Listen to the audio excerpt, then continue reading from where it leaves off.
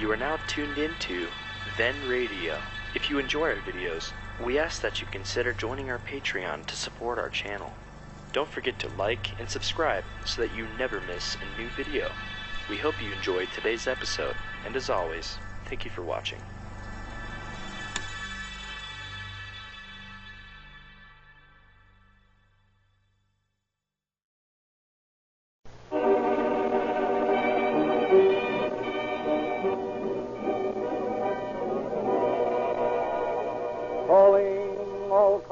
Copyrighted program created by Rio Grande. Los Angeles Police calling all cars. Attention all cars. Broadcast 266 regarding a murder.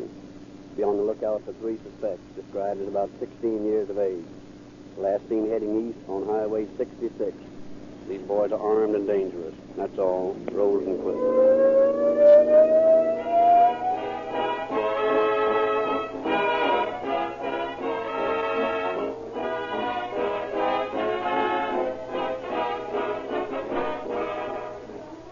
At the recent Pan-American Conference in Lima, Peru, 20 of the 21 republics were in agreement, almost from the first. But that wasn't enough. They didn't sign any declaration of solidarity until every delegation was ready, because it had to be unanimous in order to be effective. In a way, that situation is paralleled by our December test of listener loyalty, now rapidly drawing to a close. A large percentage of you have rallied to our friendly request that you make one visit to the Rio Grande station in your neighborhood, and your response in recent weeks has been heartening to watch. What you purchased, or how much it cost, wasn't important. It was the principle involved. At the same time, there are some of you friends of Calling All Cars, and we know you are friends because you seldom miss a program, who either missed the announcement or have been putting off your errand of loyalty. And there's only one day remaining in which to join Rio Grande's vast army of friends in showing our generous sponsor who puts the bills to give you this program a unanimous vote of confidence in the program, members of the cast and myself. Will you call on your nearest Rio Grande dealer tomorrow? It will be your last opportunity in 1938, and buy 1 quart of Realube or some cracked gasoline to demonstrate in the most practical way you could employ your allegiance to Calling All Cars.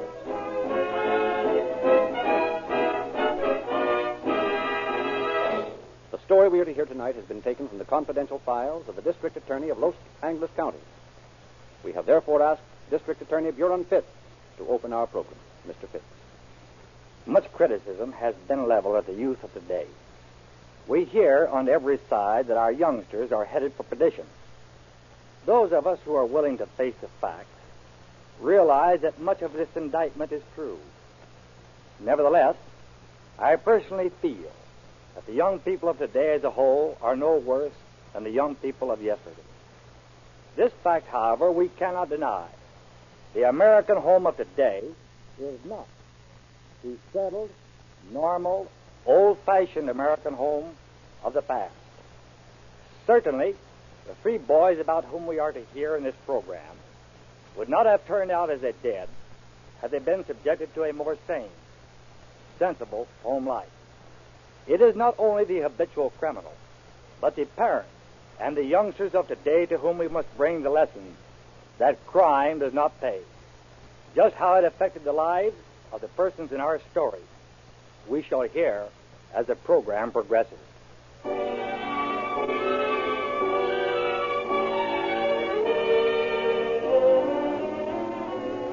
Our story opens in a small home in Philadelphia. A boy has just come home from school. Where are you, Mother? Here I am, Bill. Oh, what have we got for dinner? What? What's the matter? What are you crying about? Oh, the same thing I cry about every day, son. Oh, was Dad home yet? No. And I'm worried half to death for fear he'd stopped at some saloon and is drinking up his paycheck. Paycheck? Well, I thought he'd quit his job. Been threatening to quit for a week. But I've begged and pleaded with him to keep on working till you or I can find some kind of a job. Then he can do as he pleases. I'm through with him. You mean you're going to leave him for good? Don't ask me any questions now, Bill. Just go and see if you can find your father. The rent's due tomorrow, and he gets to drinking and spends all his money. Yeah, I'll go over to Dugan. That's where he generally stops on Saturday. Old Dugan cashes his check for him and shoves the liquor at him until he gets all the money back. But if Dad's there and he's got any cash left, well, I'll get it somehow. But don't hang around the place, son. If he's there, try to get him to come home. If you can't do that, try to get his money away from him in some way. Get back here as soon as you can, so I won't have to worry about you two. All right. I won't be long. Oh, and try to dig up something for supper, Mother. I'm hungry.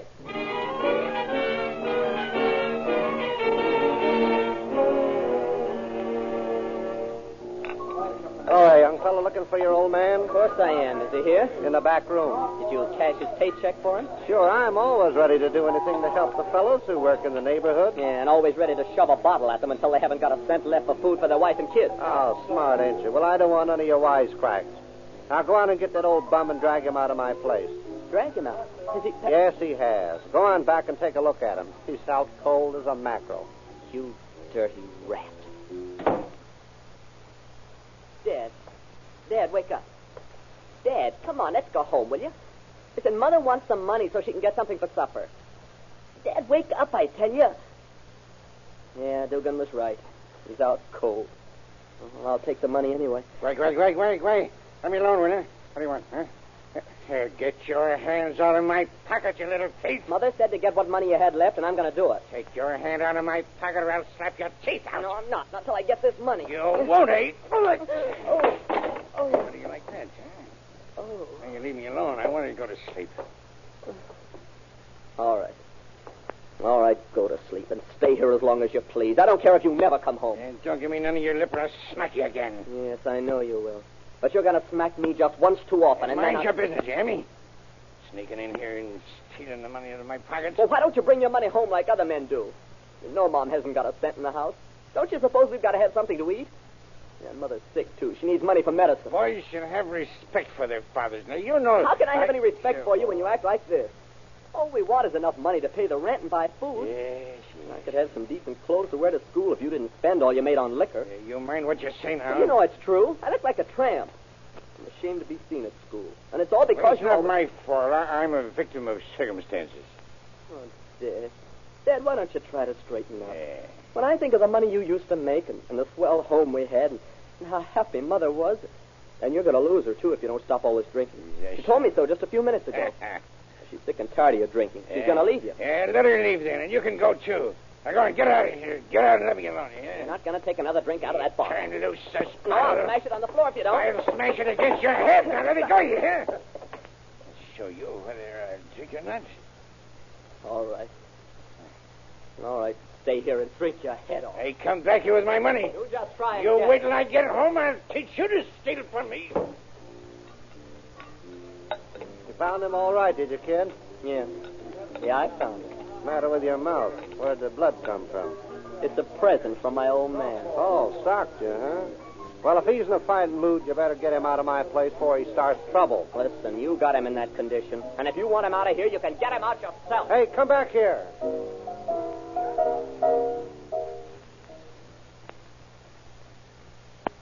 Wait now, just a minute, son. I'll have to put a piece of adhesive tape over that cut place on your lip. The idea of him striking you in the mouth with his fist. I'm just glad he didn't hit me with that bottle. I thought he was going to for a second. You know, Mom, I sort of feel sorry for Dad in a way. He has had a lot of tough breaks. Other men have had tough breaks too, Bill. But they don't just quit and let their families suffer for their misfortunes. Oh, I know. And I still respect him as my father, but... Well, when he's in the condition he's in now and starts slamming me around... Well, I told him today he's going to do it just once too often. Now, here. Let me fix that cut on your mouth. It's hard to take abuse, son. But your father's not himself when he's drinking. You must remember that. Yeah. I suppose if I ever did forget myself and hit back at him, he'd half kill me. He's big enough to do it. Yeah, and mean enough, too, when he's full of liquor. There he is now. Put that money out of sight where he can't find it. Here you are, the two of you, huh? Yes.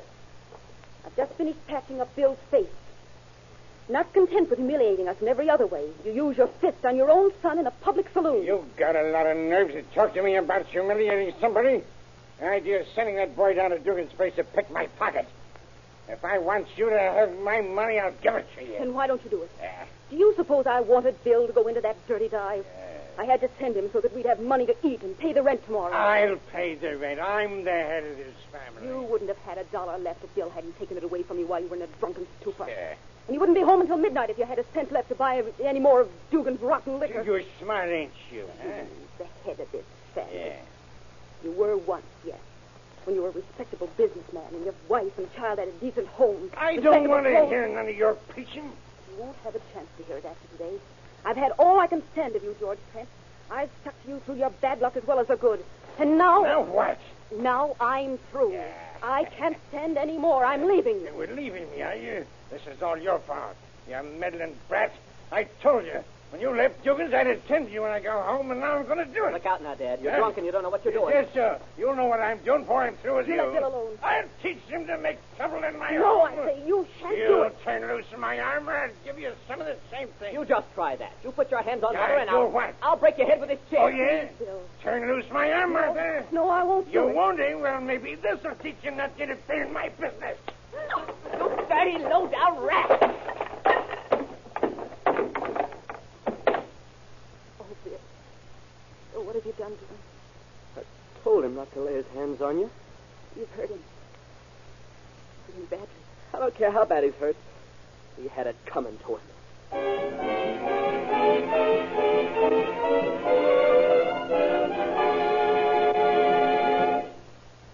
Has the police gone yet, Mom? No. They're in the kitchen. In the kitchen? What are they doing there? Investigating.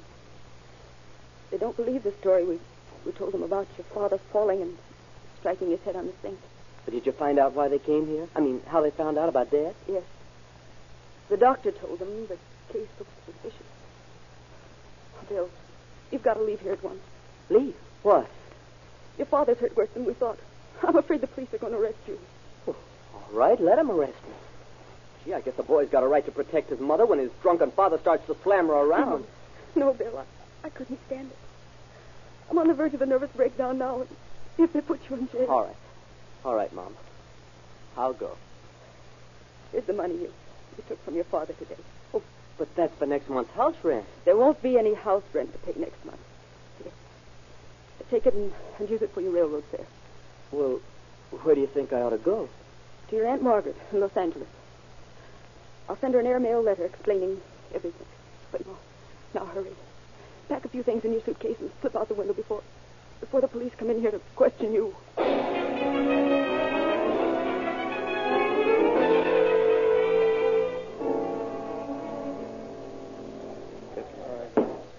What do you do at night? Oh, I got plenty to do at night. You see, I'm in my senior year at high school here, and boy, they sure do pile the homework on me, too. Boy, you sure do lead an exciting life. Well, why? What do you do? You'll be surprised. Hey, Johnny, shoot me that old fastball. Attaboy. Boy, that was a... Say, why don't you meet Johnny and me tonight and really have some fun? Well, What's the matter? Want to leave the house? Oh, sure. I can go anywhere I want to. Jiminy, my aunt's always asking me why I don't meet some of the fellas and go out sometime. She doesn't like me to stick around the house so much, but... Well, you see, I've only been out here in California about 2 months, and I don't know many people. Where'd you come from? Philadelphia. You from Philly? Yeah.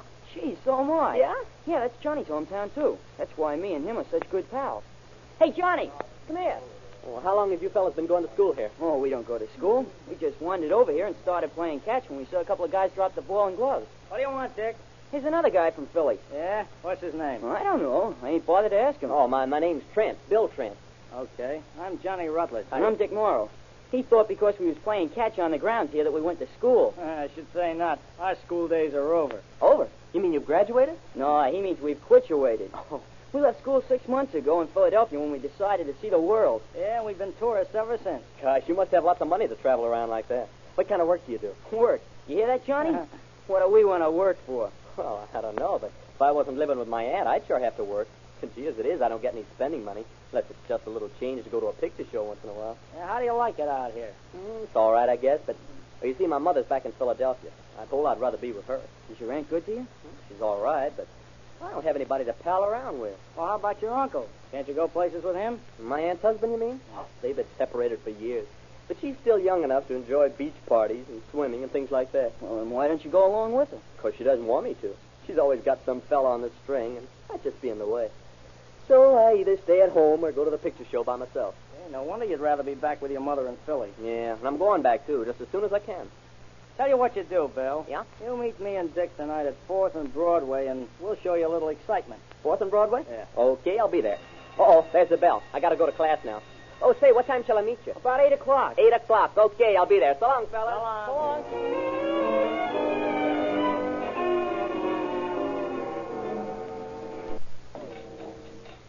What's the matter, Aunt Margaret? hardly eaten anything. I'm not hungry tonight, Bill. You're worried about something, aren't you? I had a letter from your mother today. Bad news? Very bad. Is Mother sick? No, she isn't sick. It's your father. Oh. Still drinking and making Mom's life miserable, is he? Your father is dead, Bill. Dead? Dead? Your mother sent this special delivery airmail letter yesterday. It just passed away when she wrote it. But I thought he was getting better. In her last letter, Mom said he I was... know. She didn't want to worry you. She never did tell you the worst, Bill. What do you mean? Your father never left the hospital. Never recovered from the accident. The blow on the head. Oh, no. No, you mean that I'm responsible for... The police think your mother is to blame. They've arrested her and charged her with manslaughter. She told them she struck your father. But they can't do that. She didn't have anything to do with it. She's trying to protect you. She told the police that she was entirely responsible. I'm going home, Aunt Margaret. I'm going tonight. But how will you get there? You haven't any money. Listen, can you loan me enough for railroad fare? I'll pay it back just as soon as I can. I'm sorry, Bill. You know how hard it is for me to make ends meet. I just barely have enough to get by each week. Maybe you could wire your mother. She could borrow the money from some of her friends. No, I've caused Mother enough worry as it is. No, never mind. I'll get there somehow.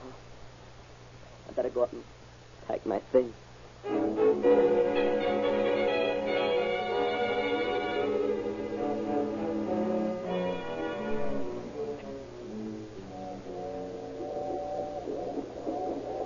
Gee, it's swell of you and Dick to go along with me, Johnny. You know, I never rode a freight train in my life, and, well, if you hadn't been willing to come along and help me out, I don't know how I'd ever get home. Oh, forget it. We're pals, ain't we? We was figuring on going back next week anyhow. Yeah, besides, it's just like we told you.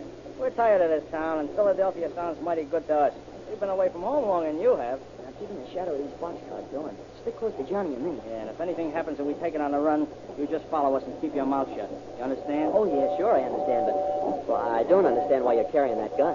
Now, look, I don't want to get mixed up in a shooting scrape. I'm in enough trouble now. You ain't going to get no trouble as long as you do what we tell you. But what are you carrying the gun for? So we can bluff our way through in case we run into any tramps or other bums in one of the cars. Sometimes they try to throw us off the train. Hey, and Dick, you don't... you and Bill come over here and see what I found. Yeah? What is it? A car loaded with canned goods, and the seal on the door was already broken. Oh, yeah? You wouldn't kid us, would you?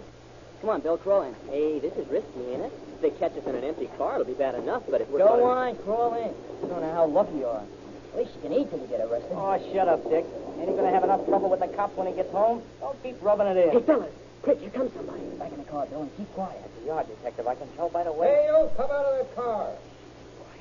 Gun ready, Johnny. Gun? No, you said you only had that to scare off tramps. Pipe down. But this man's a detective. He's an officer. You can't shoot. Come out of there. You're all under arrest. He's coming for us, Johnny. If they ever get us in a police station, you know what it means. Yeah, this Dick will never take us in a police station. Are you coming out, or do we have to come in and get you? To arrest us all. Yeah, wait and see if he does. Come on. When you hit that ground, Bill, you want to be running. Follow me and Johnny, and don't pay no attention to that copper. Let's go now. Stop right where you are. Stop, I say. He's shooting at us. Stuck in between these cars. Let him have it, Johnny. Try to plug me, will you, copper? I'll show you. He's shooting while he runs. Yeah, and I'm going to stop him from doing both. You got him. He's down, flat on his face. You killed him, Johnny. Yeah, what of it? He was trying to plug us, wasn't he? Come on now. Take it on the land before the rest of the cops get here.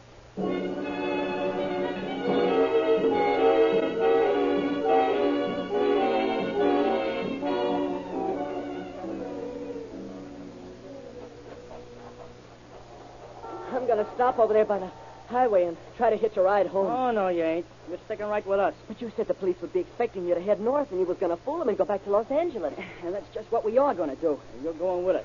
Oh, no, I'm not. Don't stop here, you fool. You want them railroad cops to grab you? I'm going to Philadelphia, Johnny. Now get this, Bill, and get it straight. I don't know whether you'd squeal about me plugging that cop or not, and I ain't taking no chances. I'm no squealer. I still say I ain't taking no chances. Cops have their own ways of making guys talk, and if they ever get their hands on you... Wait a minute. I told you fellas my mother was under arrest in Philly for a crime she didn't commit. And that's why I'm going home. You can go after me and Johnny find a safe hideout. You're not telling me when I'm going home. Do you think I'm going to let my mother sweat in jail just because you fellas want me to? Look, Johnny. Car stopping over there.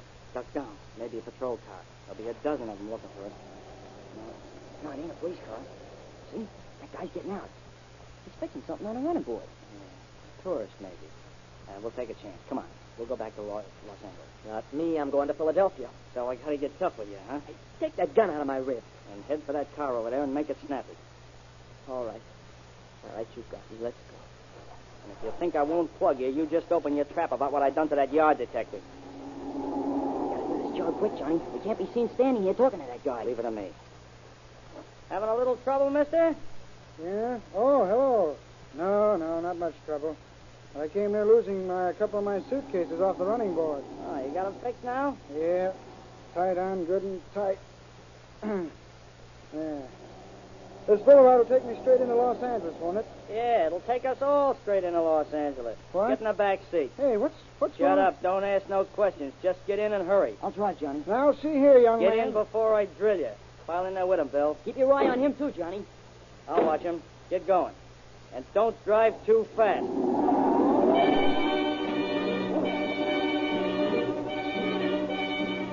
Attention all cars. Be on the lookout for 3 boys, 18 to 20 years of age, driving a Plymouth Sedan, 3X-ray 176, 3X176. This car was stolen and the owner slugged and left on the highway. These boys are thought to be the same that killed a railroad detective this day. They are armed and dangerous. That's all. Rosenquist. That fella at the filling station was telling a straight story. We ought to be spotting them 3 baby bandits mighty soon. Yeah, and I'd rather spot the toughest count in Alcatraz. Give an 18-year-old boy a gun, get him cornered, and you'll shoot quicker than greased lightning. Uh-oh. What do I see? You tell me. What do you see? Didn't that chap at the filling station say that the radiator on that Plymouth had a bad leak? Yeah. Oh, yeah, I see what you mean. Let's go get him. Of course, there may be more than one car with a leaky radiator on this highway. They're either traveling mighty fast or they're not very far ahead of us. That little trickle of water hasn't been on the road very long. There it is, miss. 3X176. Hey, it's slowing down. Pulling over the side of the road. Something funny about this, Joe. I don't see anybody in the car except the driver. The other 2 are probably hiding in the back of the car getting ready to shoot it out with us. Well, we'll know in a second they've stopped. They're ready. Nice of you to stop and wait for us, son. Now get your hands up. Yes, sir, they're up. You can have the car.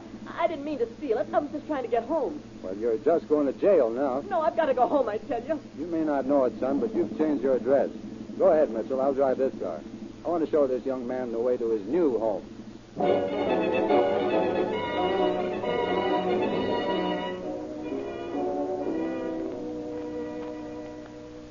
Well, I hope you can break him, Captain Wallace. Reeves and I worked on him for about 3 hours this morning.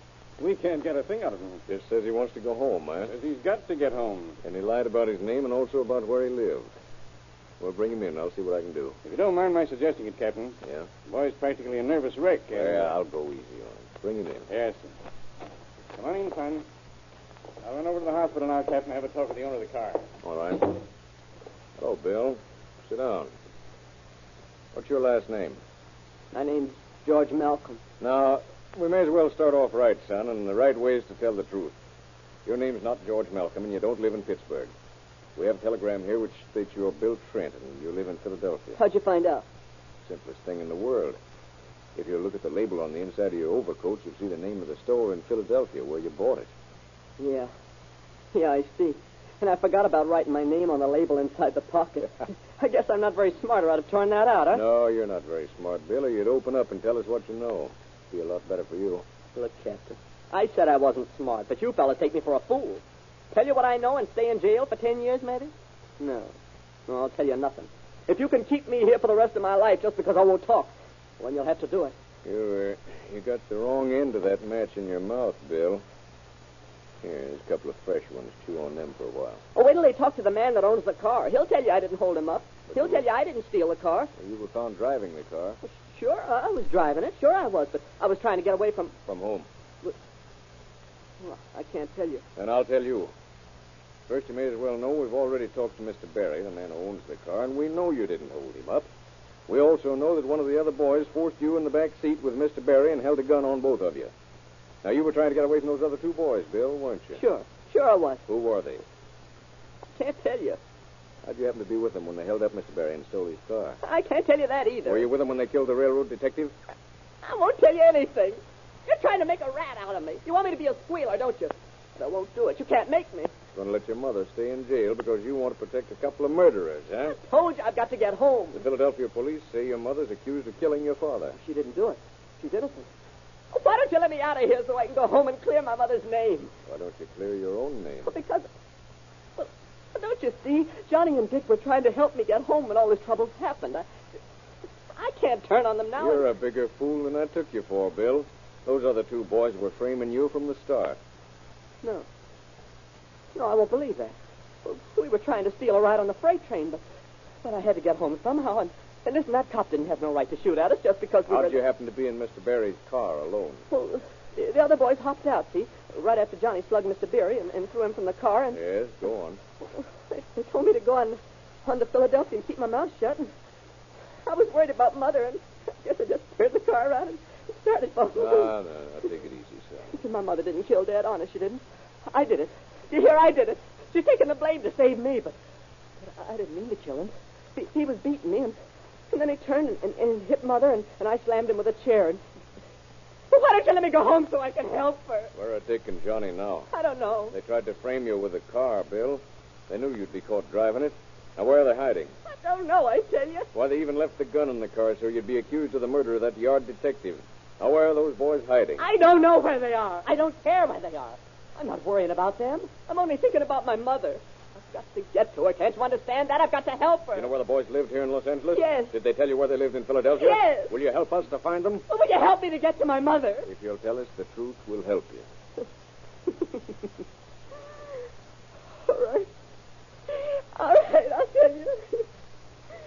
I'll tell you everything.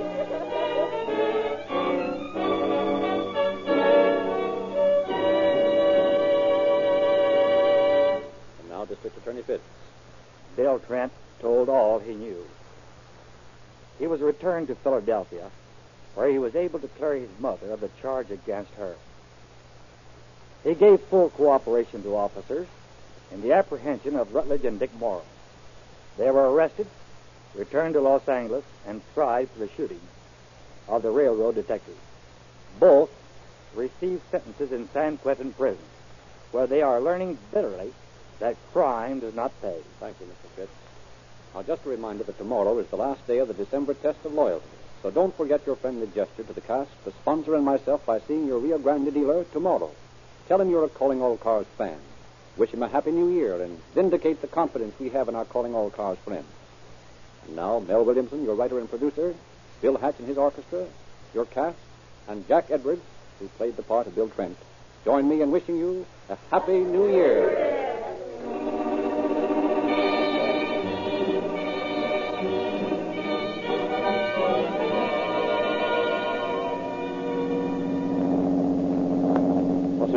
Calling all cars, attention all cars, a cancellation of broadcast 266 regarding a murder.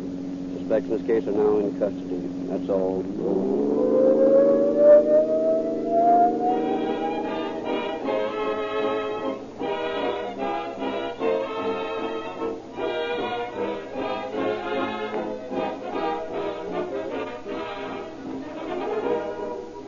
This is your narrator, Frederick Lindsley, bidding you good night for Rio Grande.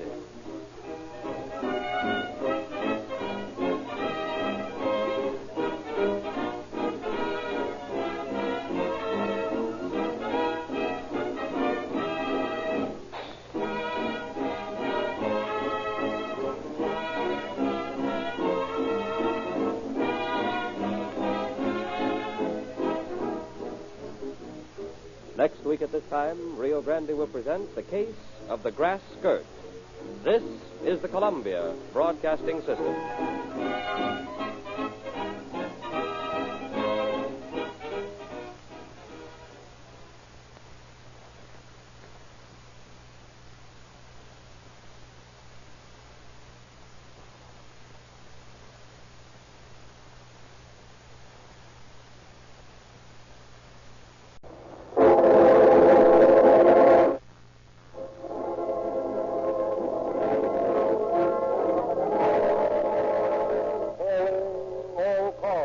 Copyrighted program created by Rio Grande.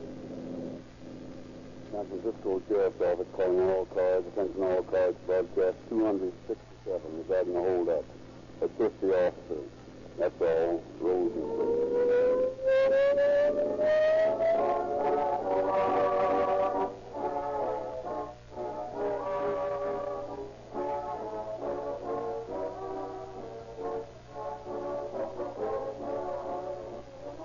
During the month of December, I asked you friends of Calling All Cars to help us in the test of listener loyalty to this program by making at least one call at the Rio Grande station. And now the sponsor, the cast, and I thank you for your generous demonstration of loyalty that carried the test to a most successful conclusion. In appreciation, we will bring you 52 of the best Calling All Cars programs it has been our privilege to produce, and to continue to make available to you the finest petroleum products money can buy.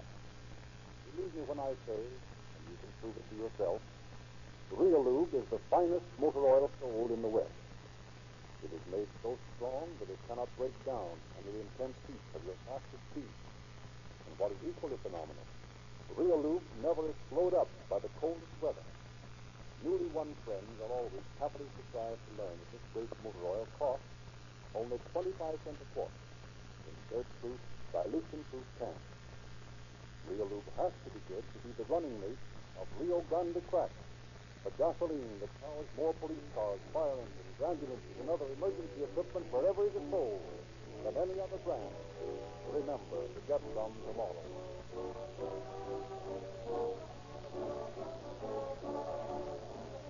As an example of the splendid cooperation existing between law enforcement bodies, San Francisco City and County are outstanding.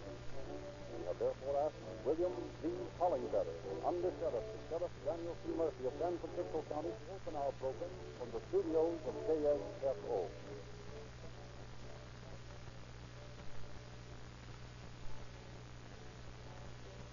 The work done by the police officers in tonight's story would fill an extensive file. It is a simple example of the unsung efforts of those men who have sworn to uphold the law, and of the seldom exploited achievements of the policemen of San Francisco.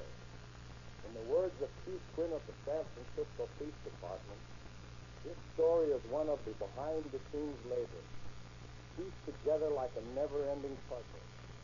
The labor that traps the burglar, catches the swindler, and brings punishment to the pickpocket, the shoplifter, the bad check artist, the petty thief, and all those other swarming features of the underworld, whose crimes are in too significant to make the headline. This is the story of a kind that police departments throughout the country are faced with every day.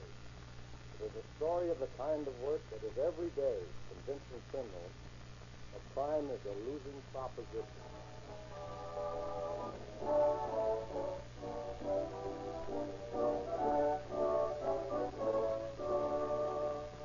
In a small nightclub in San Francisco, two men watch one of the dancers. What are we waiting over here for? Come on up to the bar and have a drink. And a word of Pat Henderson's doing a hooligan. Oh, why wait? It ain't stopping me, and I won't stop anything unless he gets another face in a different shape. Now listen, Marge, don't talk about my girl that way. She's an artist. Oh, your girl? Oh, well, maybe she just needs a new foot. Nah, it's this lousy orchestra. They don't give her nothing. Boy, I can just see her among them swinging palms of Goony Goonies. Yeah, she's doing all right among the swinging stews right here. That's just it. I'm going to take her away from all this. Yeah? The Goony Goonies? No, she ain't a real Hawaiian. She just made up that way. Oh, yeah? Pipe down. Here she comes. Now remember, she thinks I'm a big shot. Hiya, honey. I want you to meet up with my pal. Hello, baby. Hey, what's up there you was doing? She bought you a ticket or nothing? Oh, I bet that ticket's taken all the girls. Anyway, I'm pleased to meet you. What you doing tonight, honey? Nothing much. Well, I gotta get dressed. See you later. Oh, this is something. I do plenty for that dame. Yeah, there's plenty of other guys doing things for her. Maybe she's even got a husband that would do a few things for you. She's got a husband. But that don't matter none. Yeah, I get it. You're a big shot, huh? Too bad you can't prove it. Oh, yeah? Maybe I am going to prove it. just happens that I'm all ready to do some jobs and beat it out of this town. And take Pat with me. You won't even know where I got the money. Just like that, huh? What about her husband? Hey, where are you going to get the gun? Oh, have you got a special permit from the cops? The cops in this town is too dumb to worry me. We can make monkeys out of it. Yeah, they look like it if we get stuck on one of their monkey cages. Listen, we gotta catch it first. We ain't got no record here in Frisco. Okay, I'll do anything to get back to guys. But where are you going to get a ride? What does this look like? Yeah, it's like a toy picture. That's just what it is. I got it at the 5 and dime store. But it won't look like a toy when I get done painting it black. You think it'll work? Of course it'll work. Stay kind in the background and you wave that pig stick of yours under that suit. Don't be too scared to look at the gun twice. Okay, I'm with you. But there's only one angle I don't like. What's that? Big sticker business and skirts don't mix. Not even hula skirts. They say nothing of a married hula skirt. That's a joke. We don't know what it's all about. Well, I hope some little boy don't tell him. We'll give the word to the cops. Come on. Let's try out our toy gun and see how it works.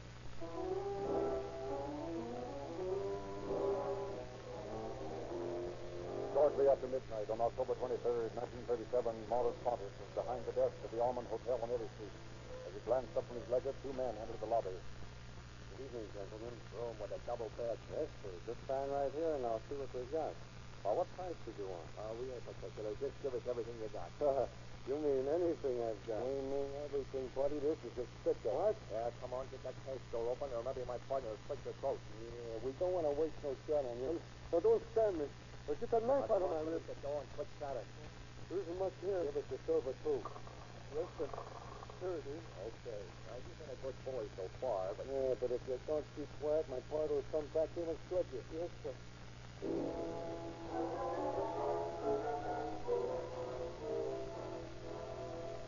24 hours later, almost to the minute, outside a hotel on 4th Street. Is anybody in the lobby? No, just a quick behind the desk. Let's go. Wait a minute. What if one of these here tricks gets stuck? That short gun of yours ain't loaded, you know. They're all too yellow. They get 50. Just stick on with that pig sticker of yours. Okay, but if I start running, crowds don't get in me way. Don't you worry. I'll be too far in front of you. Let's go. Pick him up, fella. Yeah, keep your trap shut if you don't want this knife in your ribs. No, he's doing just sense. Come on, quit your shaking, buddy. It'll all be over in a few minutes. Yeah, we won't hurt you if we have to. Kind of made me feel bad, just like that last guy that thought he was so brave. You know, I felt bad, too. Maybe you had a wife and kid. He died awful quick. There ain't much going at this drawer. That's okay. We don't want to be greedy. As long as this guy's acting so nice about it and keeping his mouth button. Yeah. It's some finger got in that nervous trigger finger. I think he wants to have a good cry. That's good. No, he ain't gonna cry. No. Not a big man like him. He's just going to have a little fainting spell. Yeah, we'll call a doctor for him when we get far, far away.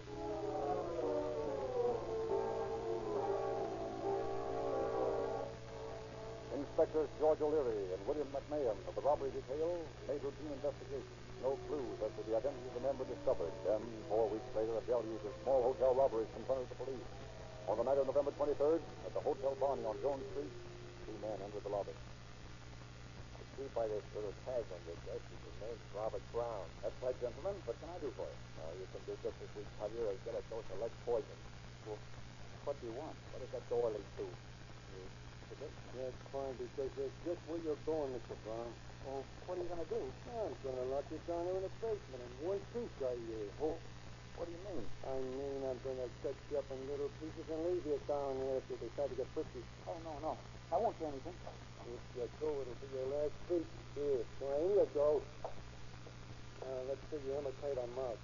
Have you got the dope out?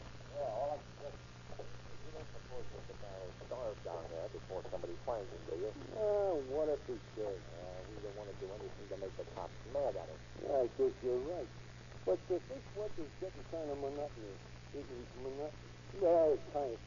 You was the guy that was afraid it wouldn't work. It's just so easy. Let's go stick of another joint. Now don't get so anxious, will you? We gotta lay low until tomorrow night.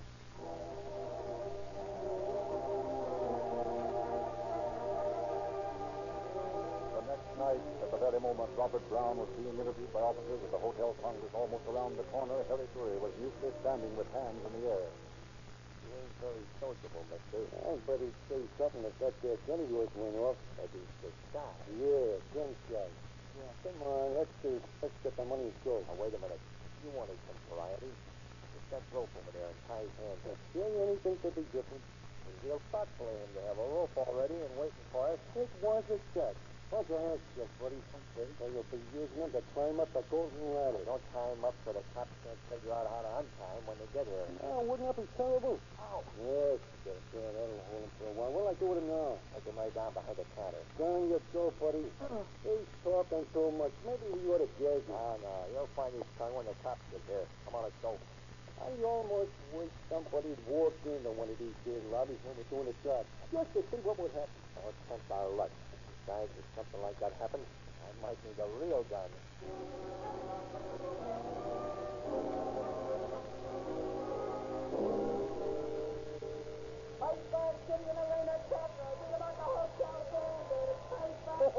Hey, listen to that there folk. Hotel, mister. We ain't paid a visit to this hotel before, have we? No, the name just don't happen to appeal to me. How many times have I told you we can't be choosy in our line of business? Well, the place looks awful deserted. Maybe they'd be glad to have our business. Hey, they could bring that rope with you. Yeah, but anybody going by in the street could see us tying him up.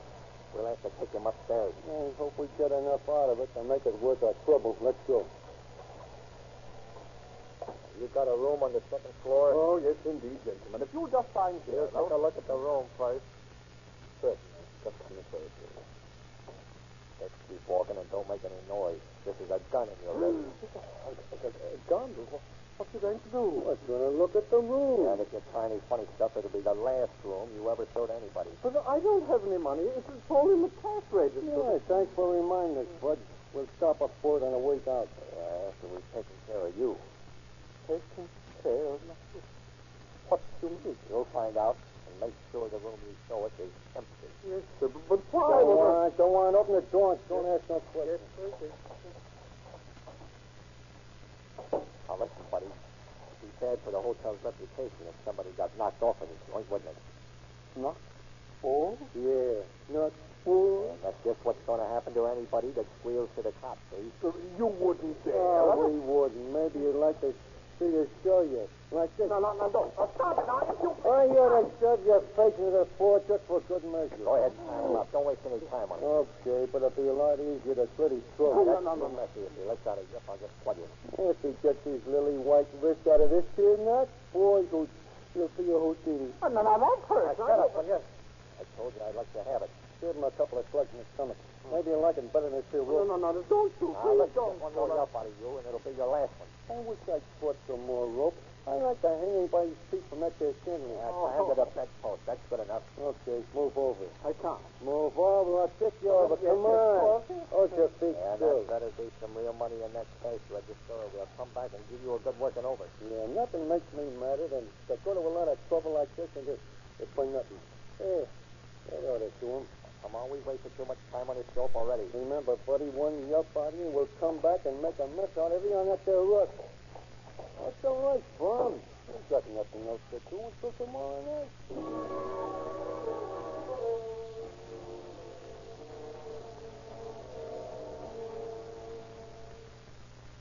Sarah, Mr. Sullivan registered in this hotel. Sullivan? Yes. Sullivan? No, there's nobody with that name here, Don. Oh, that's all right. Just open up the cash drawer and give us what you got. And make it snappy. We're in a hurry tonight. Yes. Well, $65 is all I have. That's all right. Don't apologize. Good night, guys. Good night, sir. Hey, how you doing with a hula skirt, Bob? Oh, well, he knows I'm a big shot now. Yeah, does he know how you're getting all this, Jack? No, he never will know. And neither will the cops.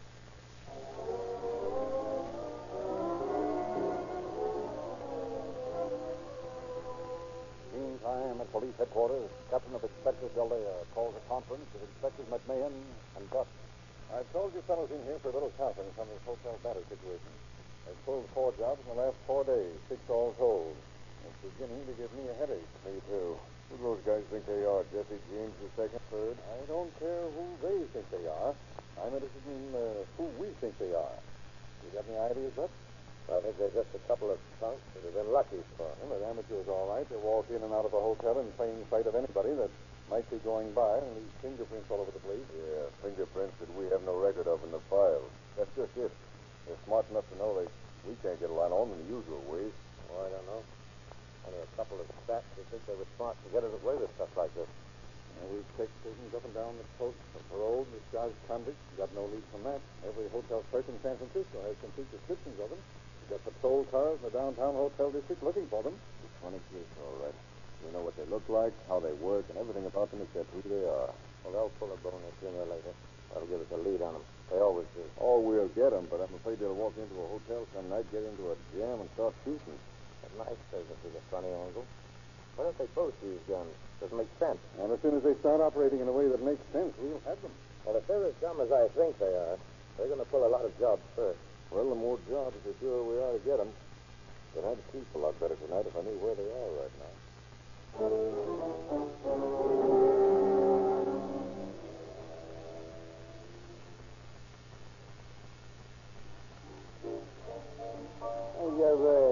Your hula dancer looks kind of tired tonight, Bob.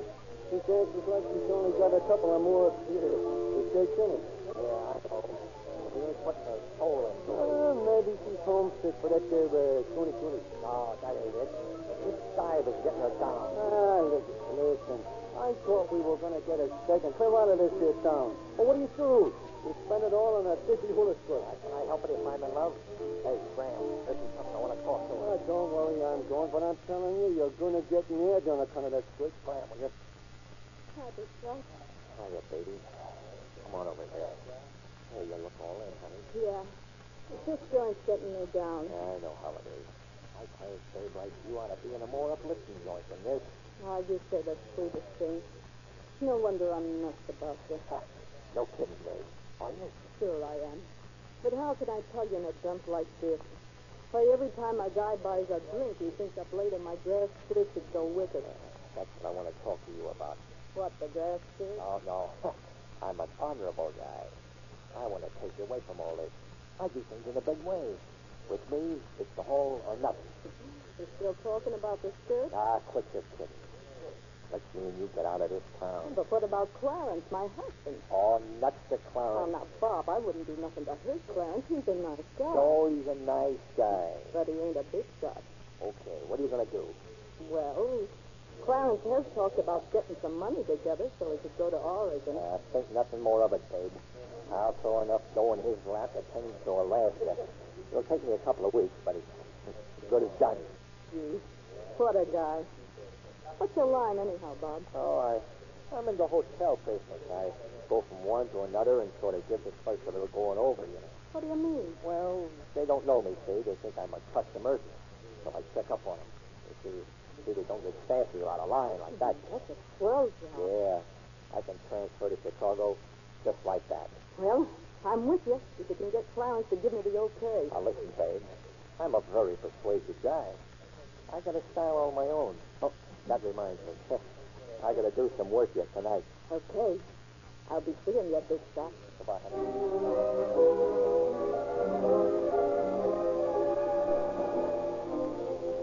In the next few days, 4 hotels and a drugstore were looted by the same bandits. Then, on November 30th, Albert Cannon, night clerk at the Apex Hotel, was reading a police circular describing the bandits as 2 men approached. Recognizing them, his hand went to a Luger automatic hidden beneath the desk. Evening, gentlemen. Wish to register? Yeah, what's this? This is his pickup. Come on, get out of here. Yeah? Well, what does this look like? Why, you. I don't do that for you. I might crack your skull, wise guy. Yeah, take his jack and drill him, Bob. No, it makes too much noise. Give me a hand and we'll lock him in that closet. Okay. Well, that was a close shave. It's a lucky thing for us his gun didn't fire. Yeah, the safety test must have been on. I told you one of those trucks would get first some night. Well, from now on, we'll have this automatic to talk back to him with. Come on, dump him in there. Okay. Let's get the don't get out of here. I need a drink. Yeah, me too, and I'll feel a lot easier not having to depend on a toy gun anymore.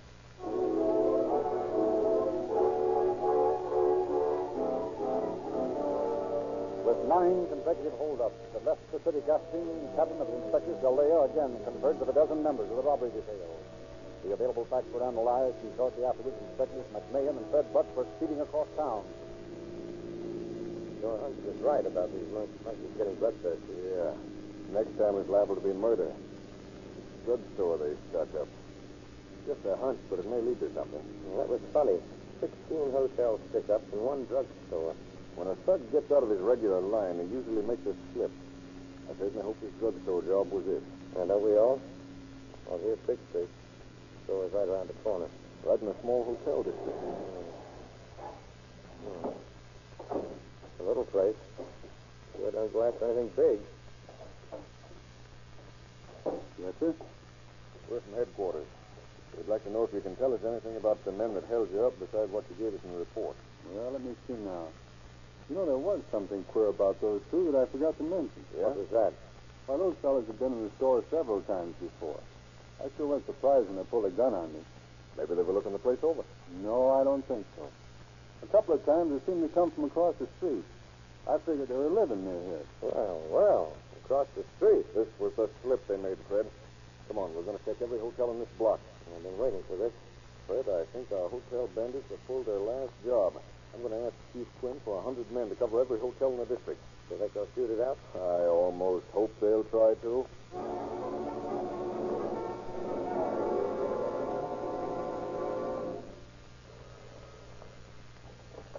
Robbery detail, McMahon speaking. Oh, hello, Merrick. Any of the boys had any luck? Hey, what? Registered there in the same names? Stick there. We'll be right over.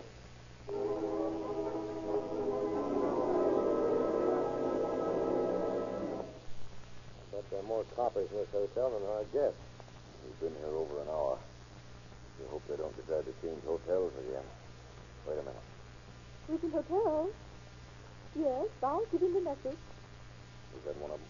Yes. I don't know which one. He left a message for his partner. What was it? Meet me at the Blue Grotto.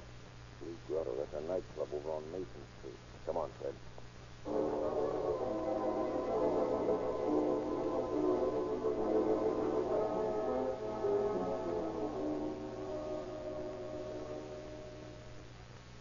So you're the hostess here at the Blue Grotto. You recognize the descriptions we've given you? Guys like that usually stick to one spot. You must have seen them lots of times. Well? Come on. You've got nothing to lose. Well, yes, I know them both. Pat Williams, one of our dancers here, is in love with Bob McGee. Well, it'll be a break for her to find out what kind of a guy he is. Well, you're too late.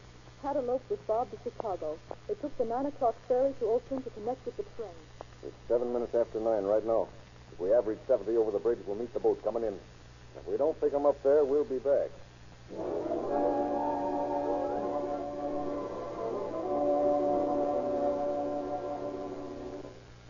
Well, we're back again, lady. What's the idea of giving us a bum steer like that? They weren't on the boat and they weren't on the train. You better quit stalling because you're trying to protect them. I'm not. Promise, please. That's what Pat told me. Okay. Maybe they decided to spend their honeymoon here in San Francisco. Maybe they couldn't wait till they got to Chicago. Where does Pat Williams live? She's been living with her husband. Her husband? No use looking for a honeymoon there. Well, there's nothing else to do now but go visit the husband. Maybe he'll be willing to talk. Did you ever see one that wouldn't? Not yet. She lives on the 900 block on Golden Gate Avenue. I don't know the exact number. That's close enough. If we scare the guy enough, maybe he'll give us something to work on. I told you those guys were dumb. I knew we'd turn into a triangle case. It never failed. Well,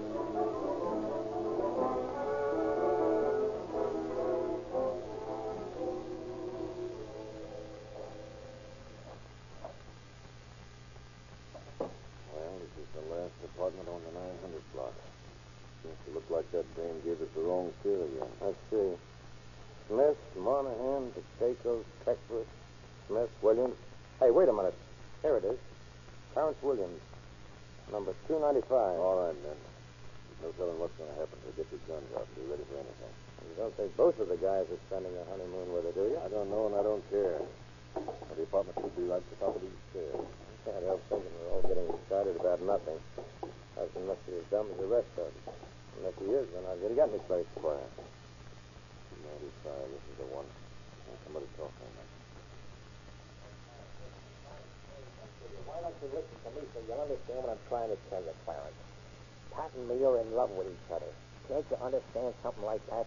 So what? She's been in love with lots of guys, even me. Oh, but this is different, Clarence. Oh, yeah, it's always different. You just don't understand, Clarence. Pat here has got a soul. She needs to be free. I want to see her in a joint with a guy who'll buy her champagne instead of rocked-up liquor. Yeah, I'm sick of doing the hula. A fan dance is much more elegant. A fan dance? You know what happened the one time you tried it. Yeah, that's just it. The guys around that place is crude. They don't know no better. Just right, Clarence. Bob and me want to go to Chicago and start life all new. No, you mean all nude. Now, you see, Bob, Clarence just ain't got no appreciation of art. Who's this art guy? Now, how do you like that? Well, maybe he's got some appreciation of this. Do you see these bills, Clarence? Mm-hmm. They're all 20s and 50s. How would you like it if they was all yours? Say, that's real money. If it's not hot, how come you mess around with my wife? Hey, God, Pat, how can I talk to a guy that ain't used to associating with big shots? He just ain't never seen that much money before. Give him a chance, will you? Okay. Now, listen, Clarence. I'll take it slow and easy. You wanted a escape to get to Oregon. Well, here it is. Now, what more do you want? Well, that means I have to go up alone, huh? My wife don't go with me. Well, what do you think I am, a Santa Claus? Well, I'd hate to tell you what I thought you were. Now, wait a minute. Clarence, don't get nasty. It ain't going to get to no place. Bob here's a big shot, and he can do things for me. Okay, I guess I know when I'm late. Now you're talking sense. This is the easiest show you ever made in your life. Yeah, I guess it is that. Well, if it hadn't been you, it would have been some other guy. I've seen this coming. Okay, here's the dough. Pat, you and me will catch the late train to Chicago. It's okay by me, big shot. What's that? Probably my laundry. Huh? Don't you know who's coming to see you? Nobody ever comes to see me. They come to see Pat. Well, nobody was coming to see me. It's the cops. I know it is. I should have got out of here long ago. Get your hands up, everybody. It's the cops. You. Get out here. No, don't shoot me. Don't shoot. All right, listen, Fred. Now, where's your partner, buddy? I've been looking for you for some time. He ain't here. Are you going to talk or aren't you? Yeah. I'll talk. There's a legal automatic, though. Fully loaded. Uh-huh. Got that from the Apex Hotel clerk. So you were going to leave for Chicago tonight, huh? Yeah. When I seen the headline in the paper that said the cops was going to shoot to kill the hotel bandits, I got kind of scared. Take a look at your big shot now, Pat. Who are you? Well, I ain't no I'm just Pat. They didn't have nothing to do with me and my partners. They're just friends. Yeah, officer. We was just casual acquaintances.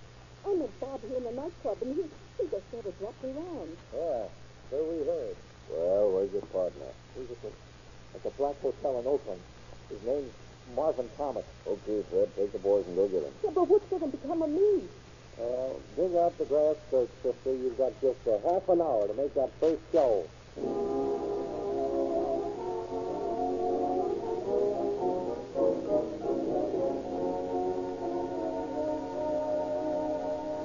In just a moment, we shall hear the concluding facts of our story.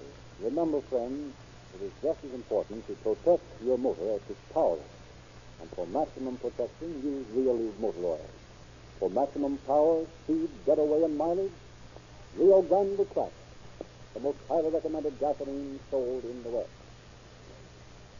Thomas was taken into custody in Oakland, and the two bandits were found guilty and sentenced to spend terms of 5 years to life in San Quentin, where they will learn most conclusively that crime does not pay.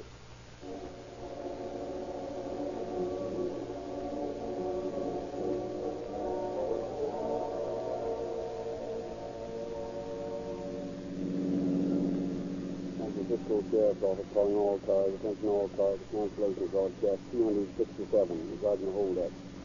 Dispatch in this case are now in custody. That's all. Rose report.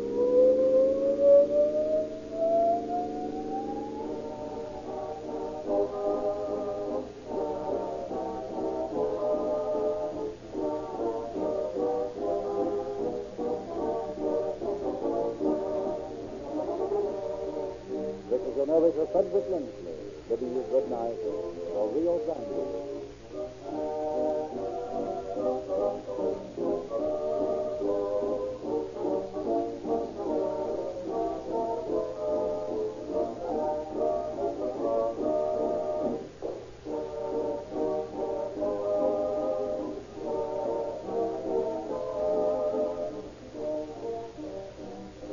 week at this time, Rio Grande will present Miss Helen DeHagen in The Case of the Silver Cord. This is the Columbia Broadcasting System.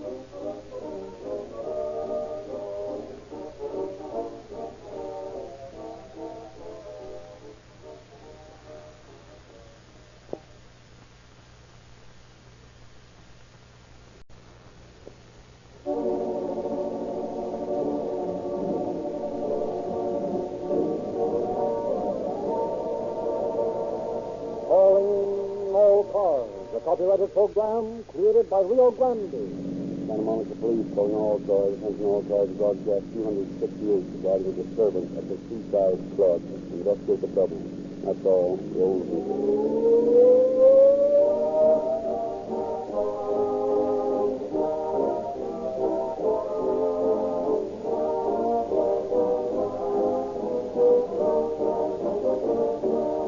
Most of us find it difficult to completely divorce ourselves from the superstitions of our forefathers. Each has his own pet superstition. Whether it's precedence to walk under a ladder, an uncomfortable feeling when a black cat crosses our path, killing salt, or today's Friday the 13th. But friends, sane reasoning and not superstition has persuaded tens of thousands of Western motorists to try Realube's motor oil. And actual experience has caused them to stop their experimenting with lubricants right there. For this rugged and very smooth and resilient motor oil is the answer to every motorist's question, how can I get maximum protection in all kinds of weather? Realube is the answer, as so many of you have discovered, because no engine heat can break it down. Because even the most severe cold weather cannot retard the quick, easy flow of this pure, 100% paraffin-based motor oil. And because Realube is kept pure, undiluted, and untainted by airtight, sealed, dirt-proof containers, that means you know what you're getting. That you're getting exactly what you paid for, and for that reason, we know one trial, and you're a Realube user for life. Of course, if some still insist on treating a superstition, just because it is Friday the 13th, they might observe that there are 7 letters in the name Realube, and 7 words in the phrase which describes it. Finest motor oil sold in the West.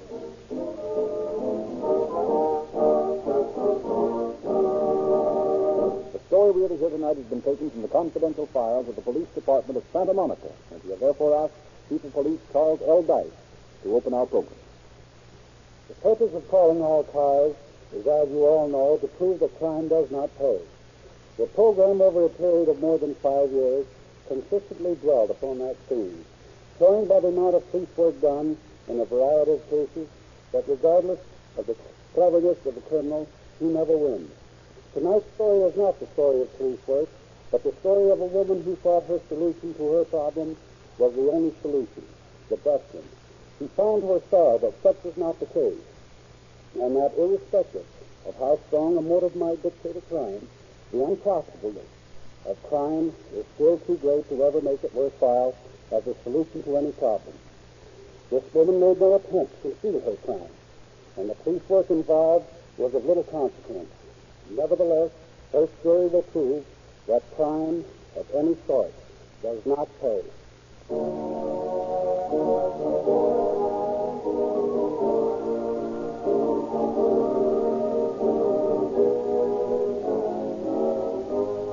This is a story of a woman in love. The story of a woman who could not meet life as she found it, but strove to transform life's realities with the colors of her dreams. What time will we get there, Harry? About a quarter of an hour, maybe a half. Ensenada. Ensenada, Mexico. Baja California. Beautiful word, aren't it? Ensenada's a beautiful word. Spanish.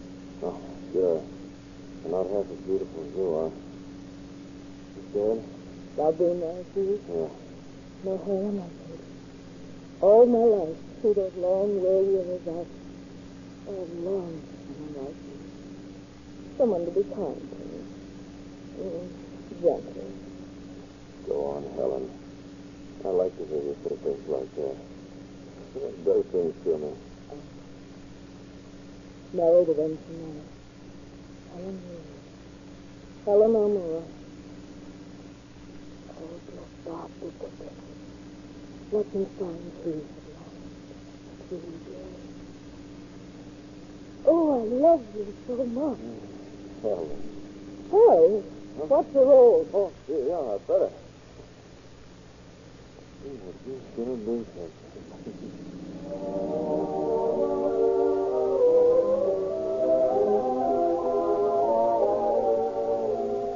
Married in Ensenada. Blissful days of secret companionship because Harry wanted it that way. Then the reality of her relationship with the man she had married forced itself into the dream world he had created. You can't talk that way about my mother. I will talk about her any way I please. I'd gladly see her hanged if I could. You must remember, my love, I am a woman of passion. And with all the passion and venom that's in me, I hate her. Shut your face, you cower. I'll shut it for you. Oh, Harry, please. Oh, for the love of God, don't you understand? I can't go on living like this. Well, what's wrong with it? I can't stand this being half married. Always sneaking about avoiding your friends and mine. But you I have left. Well, I've been seeing you weekends. Oh, and I live for those weekends. Those long days between when I was every blessed day alone, Harry. You can't understand that, can you? You've never had to live and love by yourself. Oh, I want you near me, Harry. Well, I'm near you. I want to love you and have you love me. Harry, I tell you, I can't live like this. I'd rather be dead. That'd help a lot, wouldn't it? A lot you'd care if I were. Oh, be sensible, Helen. How many times do I have to explain? Oh, I'll be sensible, Harry. Don't explain anymore. Sit down, dear. Here, beside me. Oh, that's more like it. Darling, I know how things are. The business and all that. Your mother. Now, don't start harping on my mother again. I can just see her now, sitting at home, furious. Yes, furious and jealous because she hasn't got her darling little boy by her side. Helen? Well, you're no baby, Harry, anymore. Neither of us are. You're a grown man, Harry. You can't spend the rest of your life tied to your mother's apron strings. I'm not tied to her apron strings. You're a man, a married man with responsibilities. You've got to think of me once in a while. Please think of you. You married me. You've got to love me. I can tell you one thing I won't do. If you don't stop these hysterical scenes, I'll stop coming around here and... Stop loving me. Is that what you mean? Maybe it is. Is that what you mean, Harry? Oh, please, Harry. Please never stop loving me. Oh, let go of me. Why don't you get dressed? Why should I? I'm not going anyplace. Oh, the trouble with you is you're getting old. And when a woman gets old, she goes right on loving a man. But the man... What about him? Can't even say it. Even though I knew it wasn't true. What the devil are you talking about? I just couldn't say that you stopped loving me. Oh, but I did say it, didn't I? And I'll say it again. Harry doesn't love me. Harry doesn't love me. Oh, I wish I were dead. Oh, for the love of Mike. Don't start that again. Oh, wait, Harry. I am getting old, Harry. Not as old as your mother. You love her. Oh, can't you love me just a little? So you do, Harry. Oh, Helen, you know how the setup is. Mother's given me the best years of her life. So you said. She's done her best to bring me up to be a respectable man, a good citizen. You are a good citizen. She scrimped and saved to give me everything she could. You wouldn't want me to turn against her now, would you? No, I understand. That's better. Mother's a wonderful woman, Helen. They don't make many like her. I wish you two could hit it off better. You mean you wish I were more like her? That's it, isn't it, Harry? Isn't it? I guess. Oh, never mind. You just can't grow up, can you? What are you driving at? You'll go through the rest of your life probing into the soul of every woman you meet, trying to find your mother there. No, I'm not. Oh, I'm sorry for you, Harry. Truly I am. I wish I'd realized before. Before I fell in love with you. But as much as I am. Too late now. Yes. Too late. Everything will be all right, sweetheart. Oh, you are just a great big baby after all, aren't you? I guess all men are like babies. I guess they all like babies, too. Do you have? Do I want? Like babies. Helen, what are you talking about? Oh, don't look at me that way. But why? Why? Well, don't you see, darling? It'll bring us closer together. No. It'll mean a home of our own. And you'll be... No. You'll be glad to come to me. Your baby. No. Doesn't that mean anything to you? No. Oh, dear God. Not even that. Not even that.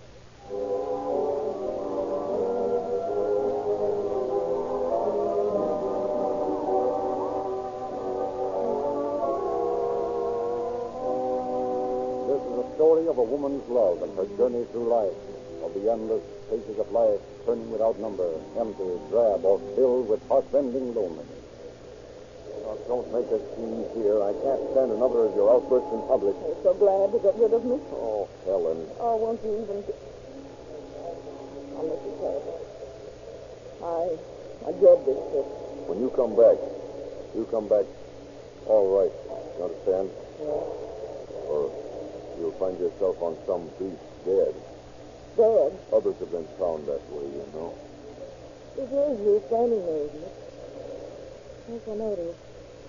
That is your voice, your face. I can't believe I'm hearing you. You, a gentle and kind.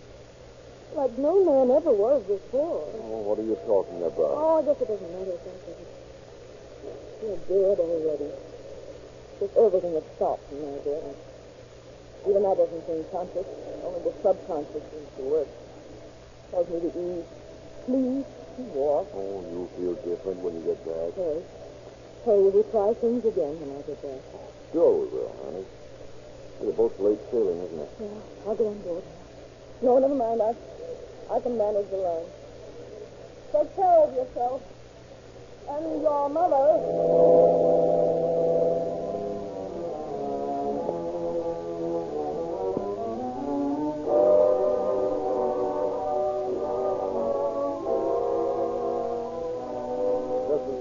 Of a woman who sailed out onto a sea of pain and despair, of a woman who sat alone in her stateroom and pressed cold hands against her throbbing head. Oh, dear God. Please, let me die. I don't want to go mad alone like this. He doesn't love me.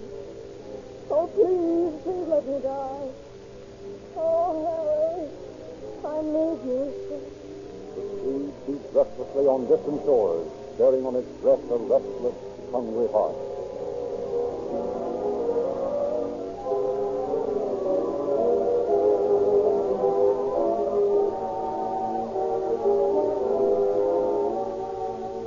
Then, as the year neared its end, the woman came back to the man she loved.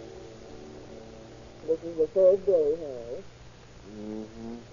Oh, these last 2 days have been wonderful. I'll never forget them. Me neither. Whatever may happen to us two from now on, we've had a little while in heaven, haven't we? Oh, you do something, Daddy. Harry. Oh, what's my baby crying about? Oh, I wish I could forget. Forget all the pain and the loneliness. Things you've said to me. I'll make you forget. No, please. I guess I just wasn't meant to be happy. Ever. Even when I'm happy, it's the old unhappiness is still there. Father. It'll go away. Oh, but we'll have marvelous times together from now on. Won't we, darling? Sure we will. Right. Let's start the New Year right, Harry. Just the two of us. Let's dance. And dance. Oh, I haven't danced in years. Oh, Helen, I've got something to tell you. Well, why don't you say something? I know what you're going to say. We're not going to have our New Year's Eve together. Well, it's not because I don't want to, Helen. I just can't afford it financially. Oh, finances. Harry, you know money doesn't mean a thing to me. I could be just as happy if we went down on Broadway and saw the old year out with the mob that's always down there. That's fun. I did it once. No, I've got to go down to the Seaside Club. Mother's decided. But she'd like to go along with me. Well, naturally, I want her to go along. Or it might be more pleasant for both of you. I sat at home and cried my eyes out while you and your mother enjoyed yourselves. Well, not on your life. I'm going with you. And Mother? All right, and your mother. It'll be fun being chaperoned with my own husband. Breathe a word about that marriage, and I'll... You what? I'm tired of you threatening me. I'll do more than threaten you if you break my mother's heart by telling her we're married. Must you break her heart? How about mine? I'm not good enough for you, is that it? Helen. She has the best of everything. Even you. I have to take what I can get. What you choose to give me. Not on your life. If we're going to share you, it's going to be equally. Be quiet. Your mother's such a wonderful woman. She'll be glad to see her son married and happy. Hey, what are you doing in my purse? What are you looking for? There, I've got it. My marriage license. Give me that. Oh, Harry, please, don't take it away from me. Well, I've got it, haven't I? Please, that's all I have in the world I value.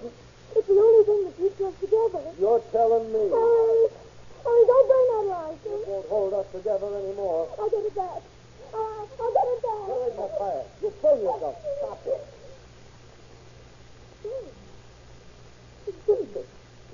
It was our bond, Harry. Gone. Now you haven't any proof, even if you do tell my mother. Do you think for a minute she wouldn't believe me? Please, no. She'd believe me. I will tell her. I'll make her believe. And I'll tell her tonight. We'll start the new year right. You remember the gun in my car? I'll get that gun and I'll kill you with it. Do you hear me?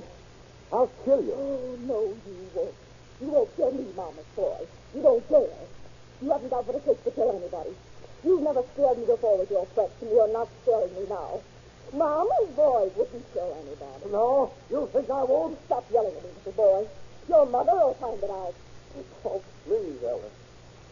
You don't understand, Mother. Why'd it break her heart to find out I've gotten married without telling her?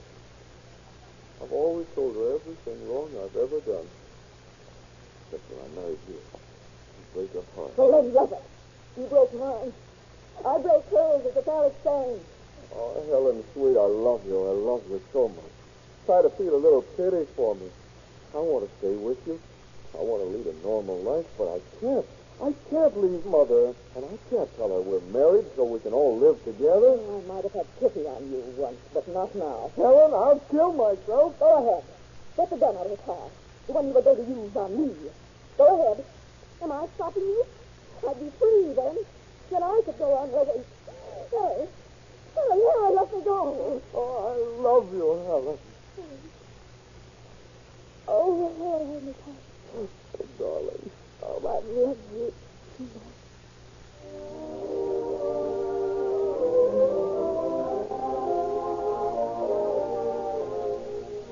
The hours passed. The year sped towards its end. Harry's mother, dressed in her best, sat proudly beside her son in his car, proudly indeed. Together through the long years, they faced the new year. Meanwhile, a taxicab bore the woman through the Carnivalesque street to her husband's club. Good evening, Mrs. Elmore. Happy New Year. Good evening, Helen.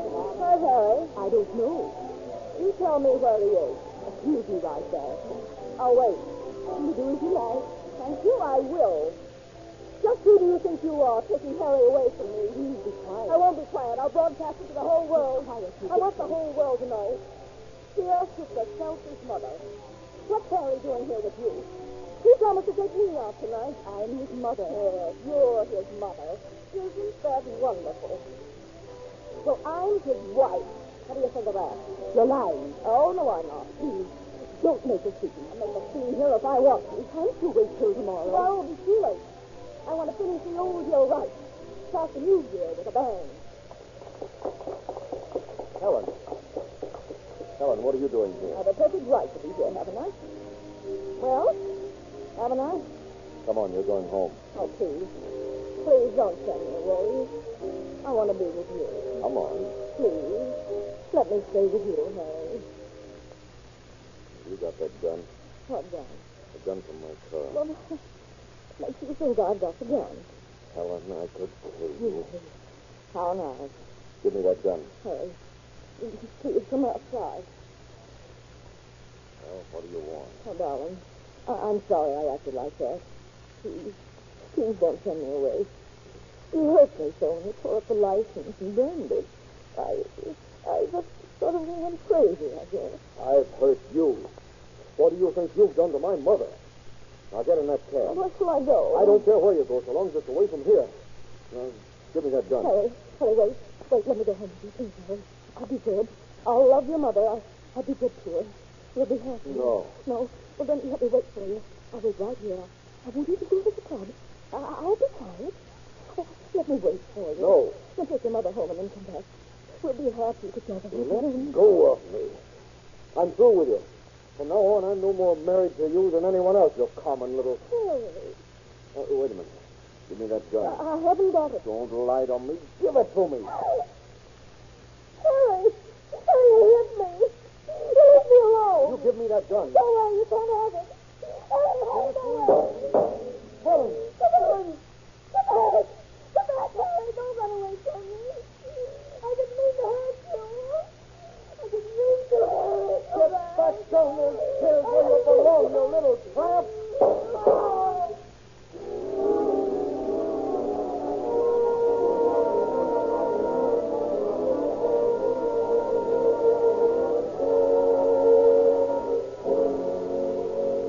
The story of a woman in love.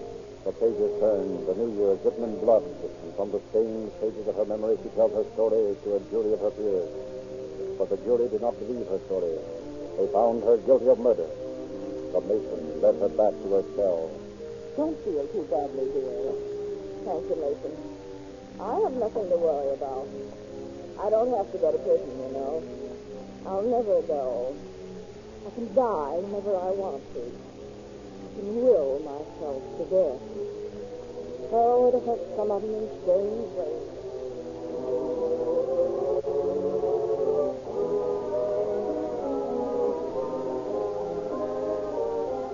The verdict had indeed affected the woman in a strange way. These were the torn and frayed pages of her life with ragged edges. Desperately, her mind strove to erase the half-conscious events before the crime and the sordid, bitter days that followed. Her brain was weary of the fight for life and freedom.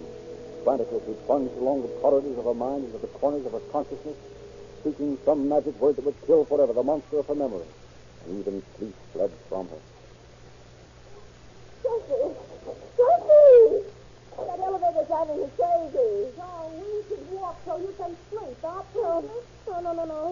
No, I'm going insane. Don't you see it? Please. Oh, please, shut the door. Thank you. Thank you, Jesse. I should say, thank you, Texas. Aloud. No. I'm too tired. Oh, sleep. I'm so sleepy. My eyes are shut. The door opens. My eyes will open. I'll be awake then. I want to sleep. I won't let you open the door. I will the door. Stay shut. By one of the strangest quirks of mental process ever recorded in the California courts, the woman was shut off from the world. The matron remembered she had threatened to will herself to death. But Trusty recalled her last words. I'm going insane, don't you see? Shut the door, please. But sane or mad, living, or near the limbo of the dead, the woman lay on her cot in the hospital ward of the jail. She would not awake. The time for her sentence arrived. Judges, attorneys, attaches crowded the little room, massed themselves around the bed, towered above the unconscious form. I've been here many a year, but I never saw anything like this before. Sometimes they were such dopes they didn't know they were being sentenced. Sometimes they fainted. But this. It's a little bit unusual, but, well, the court will come to order. I don't think this is legal. Is this legal? The defendant being present, unsure of the legality of passing sentence on one who heard, said, and saw nothing, the judge decided to await development. Doctors, neighbors were summoned. Newsboys screamed headlines. Editors exploited the case for the original issue of her guilt was lost beneath the mass of paper and print. Doctors made elaborate for the awakening. This time with stenographers scrawling, pads on knees, men carrying cameras, big and small, flashes and floodlights tried for placement, sound equipment installed. All other patients were removed from the little hospital ward to make room for the performance of the newsreel. The woman's bed was moved so that the actors would be within camera range. Meanwhile, in the agonized recesses of the woman's brain, the story of her life continued its movement before her in retrospect. I loved him. I didn't mean to hurt. I loved him. He was gentle, kind, profound. So good, like the love you living in your stage, solitary street would give you. You had laid on the legendary those are eyes that have known pain. Look at me. Remember your pain. And think of the pain in me. The loneliness, the ache, the pain that changes in love. Hungry, passionately, always I wanted a love that would give me relief from myself. I wanted to strip my soul of all my years of living. I wanted to stand beside a restless pool of love and dive. A clean-cut dive into its still water. Lose myself beneath the shining surface. Immerse myself in my love. But it was no fault of mine. He was weak. He loved his mother too much to love me enough. But weak or strong, I love him. And I need him. I'm knocking at that door. Let me in, Helen. I'm going to get in through that door. Open it for me, Helen. Oh, there's the door. Open. Now they're stronger than Open, I. Helen. And I must go back. Open the door. Oh, Harry. My love. My love. Her eyes are open. She's trying to talk. Harry. Stop the mouth. Sound equipment. We can't pick it up. Louder, Helen. Louder. Harry. Harry. Oh, my love. My lost love. Water. There you are, Helen. Oh. Thank you. You're awake now, Helen. You want to stay, don't you? Or would you rather go back? I want to go back. Let me go back, please. I haven't done anything wrong. Oh, let me go back. Please. Please let me go back.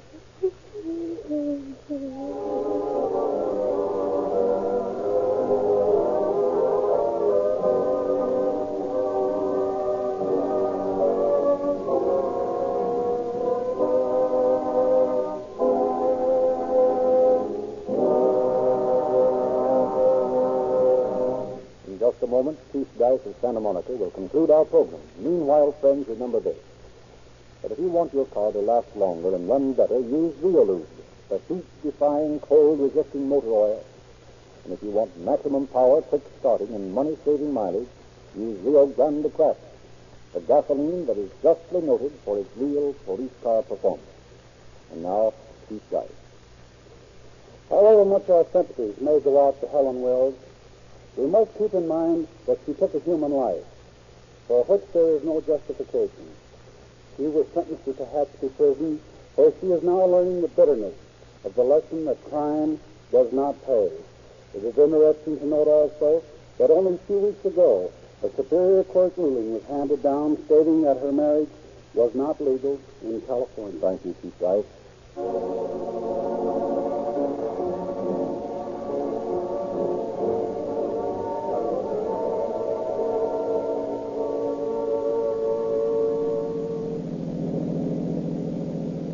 Police calling all cars, attention all cars, to cancellation broadcast 268 regarding a disturbance. Suspected case are now in custody. That's all.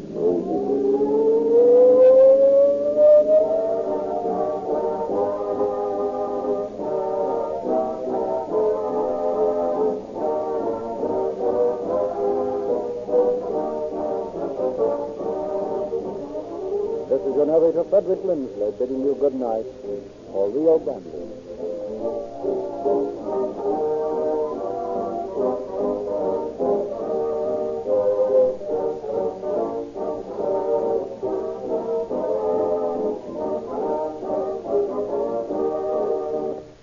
The character of Helen Wills Amore on tonight's program was played by Lorene Tuttle. Next week at this time, Rio Grande will present The Case of the Azure Ring. This is the Columbia Broadcasting System.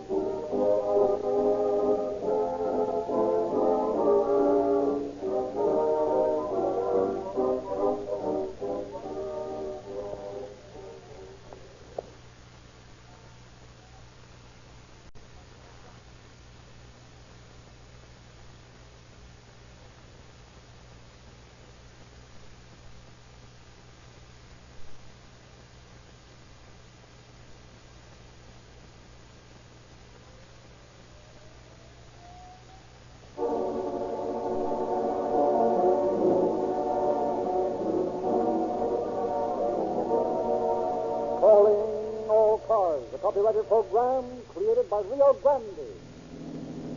Los Angeles Police calling all cars. Attention all cars. Broadcast 269 regarding a holdup.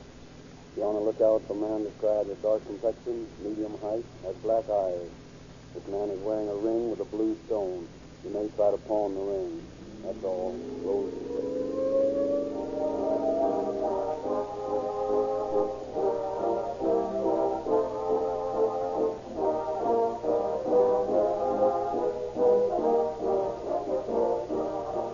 Rio Grande is justly proud of its great motor oil, Realube, and tens of thousands of you motorists throughout the West tell us that this pride is just and well earned. Yes, we are so proud of Realube that we don't want anything to happen to it on its way from the refinery to your crankcase. We insist that no dust or dirt finds its way into this pure 100% paraffin-based system. Realube is so expertly refined that engine heat cannot break down its great film strength. It's so flexible that it flows smoothly and rapidly through every moving part of your motor, even in freezing weather. It must fleece your crankcase with all the strength and purity we put into it, and without even the most remote possibility of dilution or substitution. For that reason, Realube is sealed in airtight, dust-proof, tamper-proof cans, and Rio Grande signs its name on each container. Thus, you're not guessing. You know what you're getting. The finest quality motor oil sold in the West. And if it's time you had the oil changed, get Realube tomorrow when you stop in for that tankful of Rio Grande Crack, the most highly recommended gasoline sold in the West, the gasoline of real police car performance. The story we'll hear tonight has been taken from the confidential files of the District Attorney of Los Angeles County. We have therefore asked Assistant Chief Deputy District Attorney Edwin Meyer to prepare a foreword to our program. Mr. Meyer. Although the crime we are to dramatize tonight was not recently solved, it nevertheless proved the truth of the statement. Crime does not pay. We have heard many comments from listeners to this program asking why we always deal with stories that are more or less turned into court. Therefore, we decided to dig into our records to see what we could find that would prove our point. Crime does not pay. We came across the story we are giving you tonight. I think that it proves most conclusively that regardless of how clever a man may think he is, or how carefully he is to cover his crimes, he can never hope to profit by breaking the law.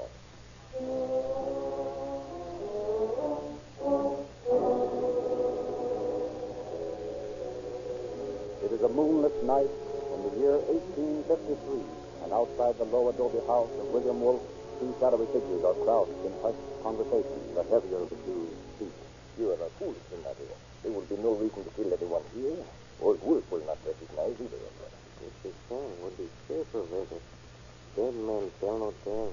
You talk as though I, the great bandit Bertie Moreno, would have failed. I say let them live. They are useful citizens of our pueblo. And besides, there is a beautiful daughter, won't I? Someday a woman will be detected. And what of that? So come, enough foolishness. All is quiet inside. We will enter by the patio door. It is always open. This is some procedure, no? Certainly. Go. Old Wolf may have a gun. What of that? He will not try to use it. He will be afraid of hitting some members of his own family. Open the door. Okay. I will go first. And remember,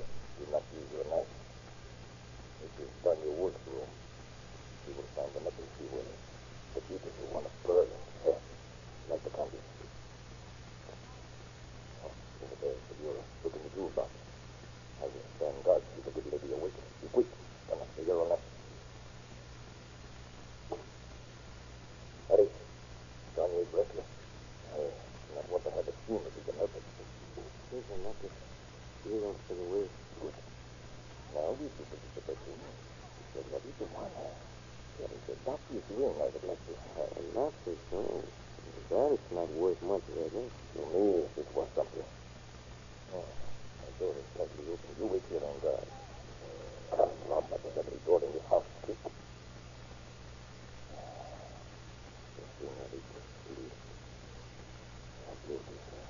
Oh, no. Candlelight is good.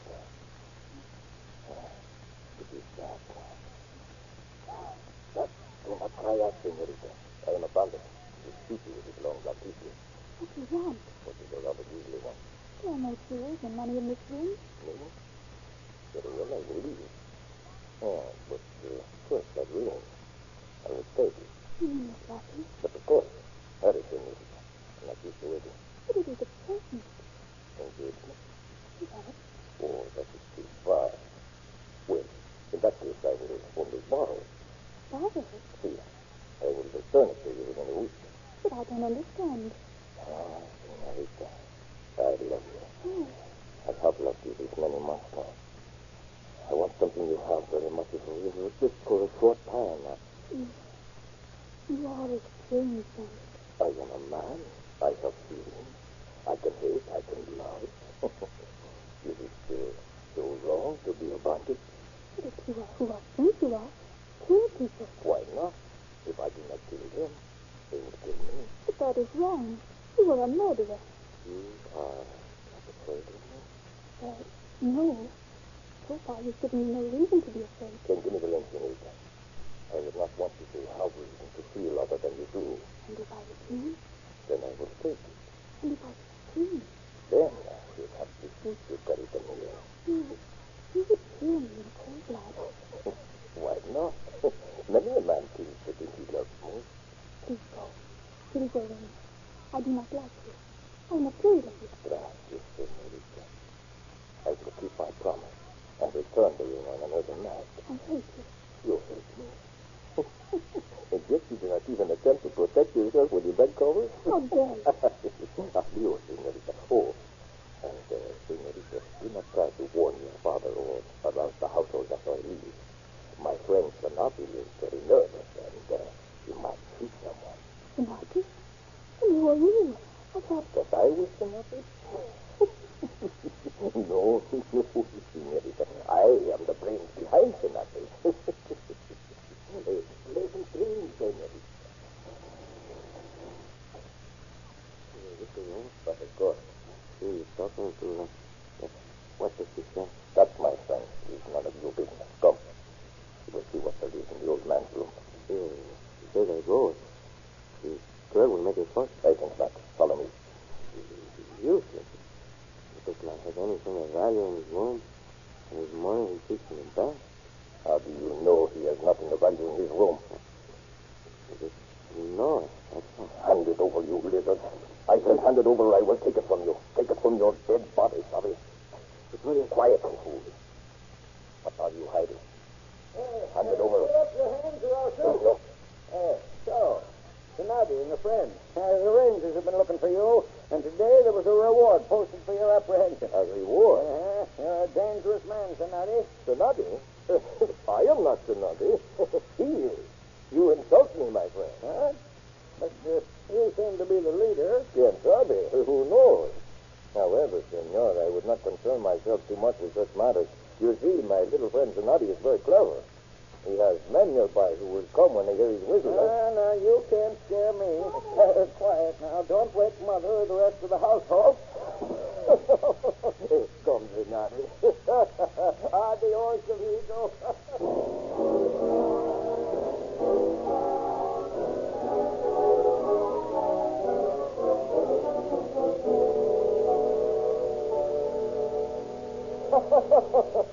Thanks to the beautiful senorita, we are saving our hideout. I still think it would have been a good idea idea was killed, senor. Pablo, bring some more wine. Jesus, you will give the horses fresh water. But I just Give them fresh water, Jesus. See. Now then, my friend, we will finish the discussion seeing your work so rudely interrupted. Ready. Put the gun down. I give it to him. Hey, that is better, my friend. I am glad to see you so generous. But I warn you, if you ever try to trick me again, I will kill you. Now get off, pronto. Yes, yeah. I'll go ready. The nice gold watch with the letter W on the bar.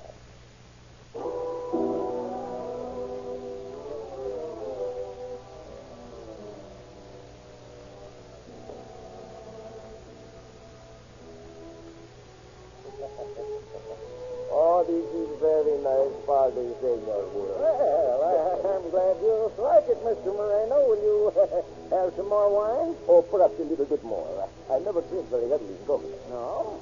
No. You see, sometimes I talk too much about business. Oh, and how is business? Oh, business is not so good. The trading is very slow. But you seem to have plenty of money. Oh, I have enough, but I am not getting to be a rich man if it were not for my outside interest. Outside interest? Yeah, my silver mines in Mexico. Yeah, I have 2 silver mines in Sonora. Well, how interesting. Oh, what is it? Hello, Father. Good evening, Miss Moreno. Buenas noches, señorita. You are more lovely than ever, too. Thank you. She's getting to be quite the young lady. You know, I expect I'll have to get her married off soon. Oh, Father. I will envy the man who wins her. Perhaps there's already someone. No, not yet, Mr. Moreno. But your ring. You are not wearing your ring. Haven't you heard the news? Oh, Mr. Moreno's been out of town. You see, we were robbed 2 nights ago. What, did you see? Oh, yes, he and a partner broke in around midnight and took my wife's pearl necklace. One has left his ring and my wife. Oh, no. Oh, that is too far. Something should be done about it. There's been too many such robberies of late. Sure. Oh, I'd like to get my hands on this bandit. See, I understand that it's a reward for his apprehension, dead or alive. Yes, $1,000. $1,000, huh? Oh, that is a lot of money. And somebody will get it, and I, for one, will be only too glad to see him die. Good evening to you, sir. I must compliment you on your parting stool. Thank you. And that's always a pleasure to have you present, Mr. Duke. We were discussing this week, Sonata. Sonata, you should be strung up and roasted like a pig. The rangers seem powerless to catch you. But they will. And especially since there's been $1,000 reward offered for his capture, dead or alive. I am in favor of the vigilante committee. Form a party and go after him. No. Then we'd be taking the law into our own hands. I say it's best to let the officers capture him. $1,000 for Sonata, dead or alive. What did you say, Mr. Moreno? Oh, nothing. I was thinking out loud. Let's talk of something else. The talk is too serious. Oh, may I have the pleasure of dancing with you, Sonata? Of course. If you gentlemen will excuse me. Certainly. There's an interesting man, that Moreno. Of course. Rather mysterious. No? There's something about him that seems remotely familiar. Yes? Never noticed it before, but he faintly reminds me of someone. His voice and mannerisms. Well, I can't agree with you there. He's distinctly individual. Perhaps, but I can't seem to get rid of that feeling. He's a very, very graceful dancer. Look at him pivot. And how gracefully Juanita follows him. They'll make a good pair, don't they? Of course, he's much too old for her. And I'm afraid a none too successful businessman. Why do you say that? He always seems to have plenty of money. Why, he was just telling me a little while ago about some silver mines of his he had in Sonora. Well, that might be so, but just the same, he comes in most frequently to my shop and sells jewels. Well, what of that? Even I have had to seek aid from you occasionally, Mr. Duke. Yes, but you always buy back your property. He never does. Huh? Well, that is odd. Yes, it is odd, but I never try to pry into my customers' private affairs. My business is selling and repairing jewelry, not town gossip. You naturally won't repeat what I just said. Why, of course not. Oh, excuse me a moment. I see my wife beckoning to me. And you know how wives are. Oh, indeed. Well, help yourself some more wine. Oh, with pleasure, Mr. Wolf. With pleasure. Thank you.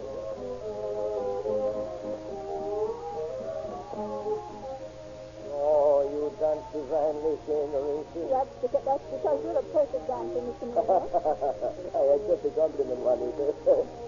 You don't mind if I call you Juanita? If you wish. That's my name. I have been thinking of you quite a bit of late. I have even dreamed about you. So? Yes. You see, I am not a married man, and... You'll have to speak to my father first, Mr. Moreno. Then you mean I have a chance, Juanita? At least I'll think about it. Oh. That is, your father would give his consent. You see, I know you better slightly. It would not take long to get better acquainted. No, but I also am not sure that I might want your acquaintance. I would rather father decide the question.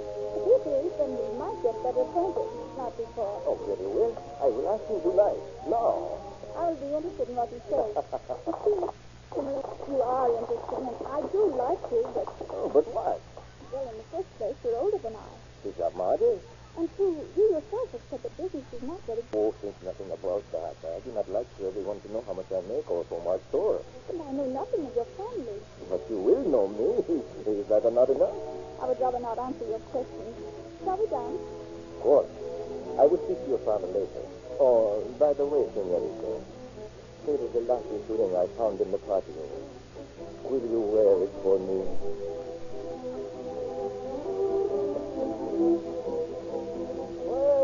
Well, Mr. Moreno. I thought you deserted me for my daughter. Oh, not entirely, Mr. Wood. Will you have some more wine? Gracias. Yes. Mr. Wood, may I have a word with you in private? About Juana? Si. I don't think that'll be necessary, Mr. Moreno. You know, I wouldn't be entirely at ease if you were to court her. But, I'm sorry, but why? I have my reasons. Very well. No harm in asking, you know. No, none. Would you have some more wine? Another time. I must be going. Oh, not so early. Very sorry. I've enjoyed your hospitality to the utmost. Adios. Well, good night, then, Mr. Moreno. Good night.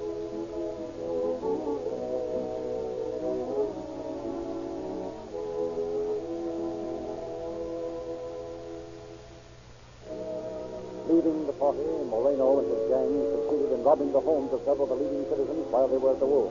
But in Moreno's mind, a thought was forming. $1,000 was a lot of money. In the mountain hideout, seated around the campfire, Bernardi and 4 others are listening to Moreno's plan. I told you it would be easy. Now, you 4 will ride and join the others in Grass Valley. Bernardi and I will raid the warehouse and draw attention away from you men. Comprende? Yeah, no. Now get going. There's little time to waste. Come on. We had better be on our way too, Freddy. I think I'll stay here. It is you who will make the trip. Alone? Alone. Sure. By the way, there's $1,000 reward posted to you. Dead or alive? It was $8,000.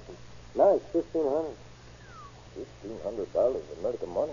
See, I am worth something, no? More dead than alive, no? You know, my friend, I like you. I like you too, Reggie. I like you. I think I killed you. And collect your $1,500 reward? That's a good idea, no? If there was a price on your head, Verdi, I would do the same for you. You are a real friend. I like you. Bueno. But, Verdi, it's time to make that ride alone. I think I'd better go. See, it's time for you to go. You will wait here for me? Thanks, Abby. You're not. You're not. You buy it today? Huh? Oh, this? I picked it up at the wood. It's very tough. Very long. You would like it? Yes. It's the kind I've always said I would like. So? Oh, very well, my friend. You may always...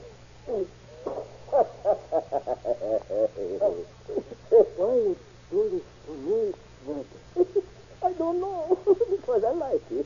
I cannot bear to think of somebody else getting the reward for you. Reward? Do not exert yourself, my friend. I will shoot you if you reach for your gun. You want some water? I want only your blood. $1,500 mailed as a hero. Maybe not the fair senorita and her father changed their minds. Now, I will load you across my saddle and ride into town with you. Verdi Moreno, you are a clever fellow. You are a great... Caramba. The fools, they are returning. So, we were not quite sure which of us was to go which way. We thought we had... Why did they look? Why not? He's so deep. Why not? He's dead. We quarreled. But if you lie, you murdered him. Why, you insulting pig, I will kill you for that. Kill Verdi. Stand back, all of you. Back, I say. Back. And now, my fine friend, since you are so good to return and try to discourage me from my plan, you four may have the privilege of riding to town with tonight. First you, Pablo. No. And you, Pedro. And Carlos. And last but not least, Jesus. No. Oh, you think you can offer a bullet, eh? Good, we will see. Run fast. Faster. Caramba, missing the first time. That is fine. Oh, Bertie. You are very foolish, Palestine. Now you let him run so far. Now you have to drive him back only farther.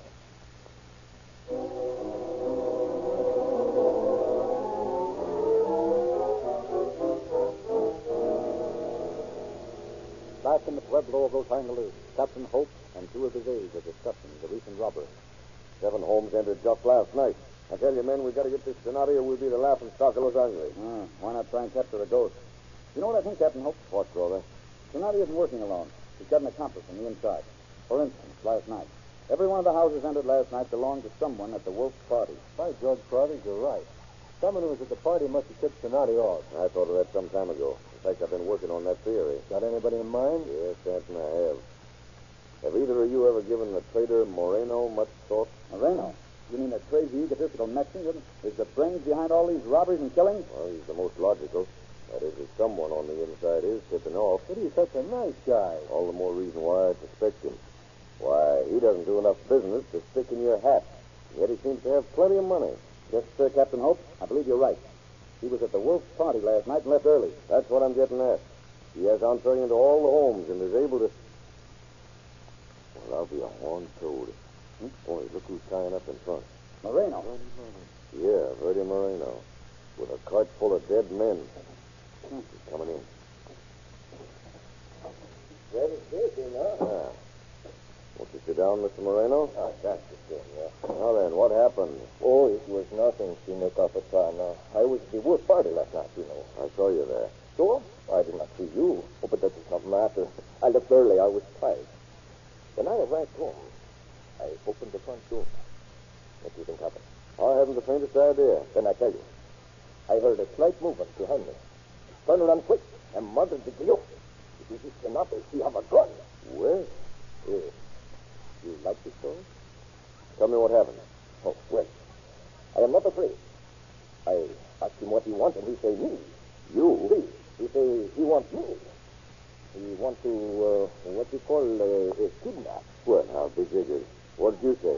Oh, I tell him I'm a poor man, but he say he don't care. He makes me get on horse and ride. There's two others with him. Where'd you ride to? Oh, well, we ride, I don't pay much attention. Well, but you must know what trail you took out of town. See, I mean, I was blindfolded. I cannot see nothing. Oh, well, go on. You like this story? Go on. Well, we go to their camp. They untie me. Oh, I forgot to tell you. They tie me with strong rope, but now I am untied. So I lie down, pretend to sleep. What the rest of the men do? The rest of the men? Oh, they lie down, too. There are 4 of them by now. Donati and 4 others? Are they the ones you brought in the cart? See, they are the ones. I killed them. Well, but how in the world did you kill them? Easy. Oh, no. It was not easy. I have a terrific struggle. I wait till I hear the noise. Snore. Then I crawl over and stab Donati. Yeah? He moaned like stuck pig and wake the others. They all jump at me. I kick at them and hit them with my fist. They hit me. Donati made a rush at me and I thought you said you knifed Donati. Eh? Oh, that's right.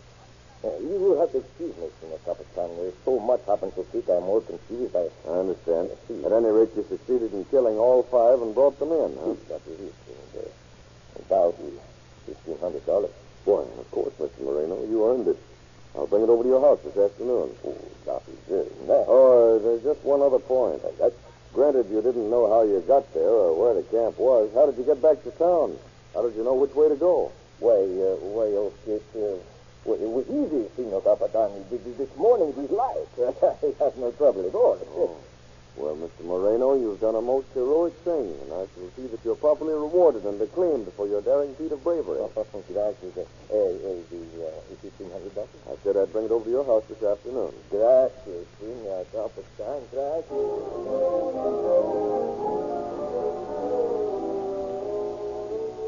Although Captain Hope was not quite satisfied with Moreno's story, he could prove nothing to the contrary, and true to his word, he delivered the reward he promised. The next 3 days were like a dream to Moreno. He was wined and dined and acclaimed by all the residents as a hero, and each succeeding day found him bolder.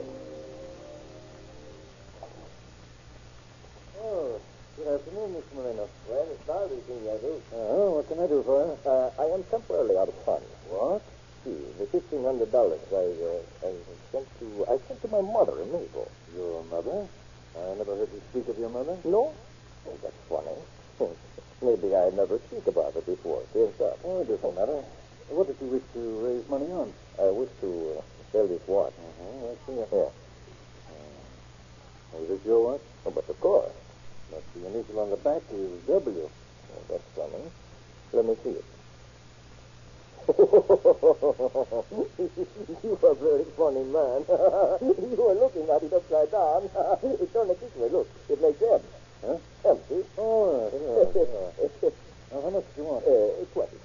$25? That's a lot of money for a watch.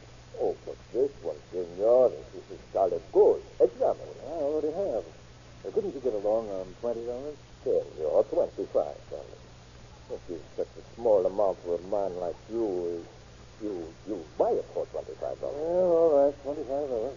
Yeah. Oh, I like you, senor. You'll have to excuse me for a minute. I don't have that much money in the till. Wait here and I'll get it for you. Yes, senor Duke, I wait. My horse is outside. I wait with him.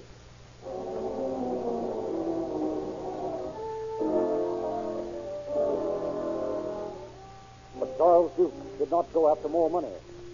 Instead, he ran straight to the ranger station and, summoning Captain Hope, returned to the store accompanied by Hope, Stanton, and Crowther. Stealthily, the four men approached the front door. Well, there's the horse. He must still be inside. Yeah, he's inside all right. Holding off the reins. See? What do they do, rush him? Might as well. You say that, Mr. Duke. Yeah, there might be some shooting. Come on, boys. Well, Mr. Moreno. Fancy meeting you here. Oh, Senor Capitan Hope. What do you want? I've come to arrest you, Moreno. Stick him up. Please, I kiss you. Grab him, boys. Grab him. Well, George, he was a tough customer. All right, boys, carry him over to the jail. Looks like our super bandit, Freddie Moreno, won't be causing Los Angeles any trouble for a long, long time.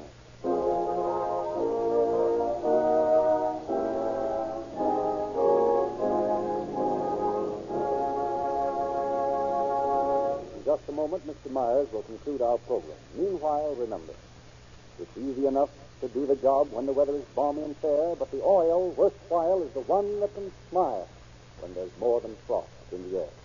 I mean Realube, which gives you full motor protection even in zero weather. And that goes for Rio Grande Crack, too, the gasoline of police car performance. And now, Mr. Myers. Moreno was tried and found guilty of robbery and murder. He was sentenced to life imprisonment. Thanks to the keen wits of Charles Duke, this story shows that gangsters were no more successful in early California than they are today. Then as now, they learned that crime does not pay. Thank you, Mr. Myers.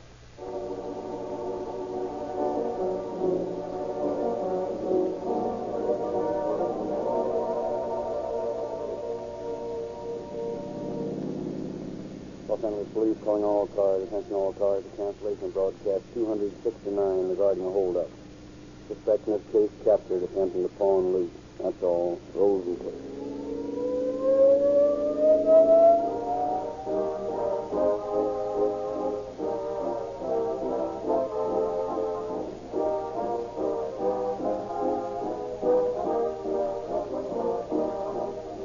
This is your narrator, Frederick Lindsley, bidding you good night for Rio Grande.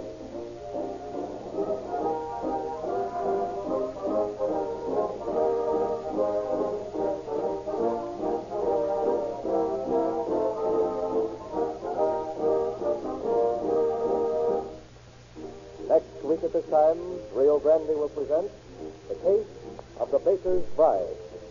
This is the Columbia Broadcasting System.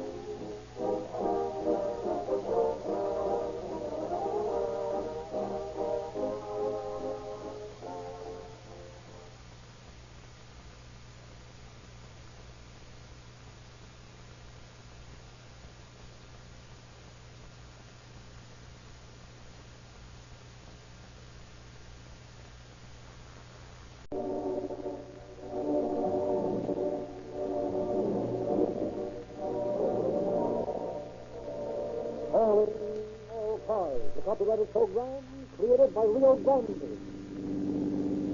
Miami County Sheriff's Office calling all cars, attention all cars, broadcast 270 regarding a missing person. Be on the lookout for Peter Silcock, who disappeared from his home this day. Maybe a murder. That's all. Roll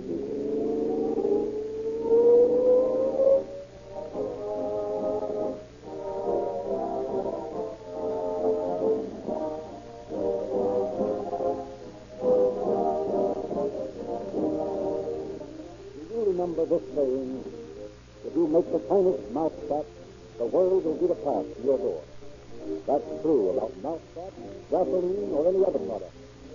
For 2 years, Rio Grande led all other gasolines in percentage of sales increase.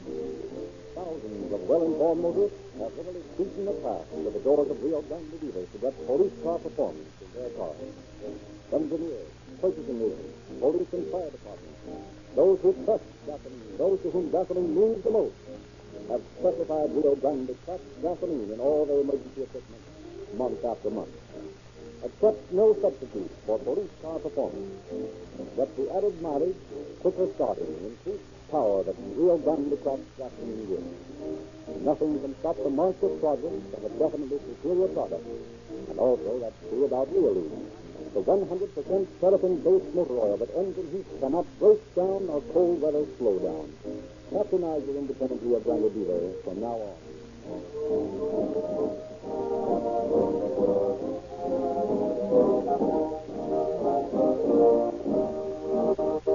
The story we'll be here tonight has been taken from the confidential files of the Sheriff of Snohomish County, Washington.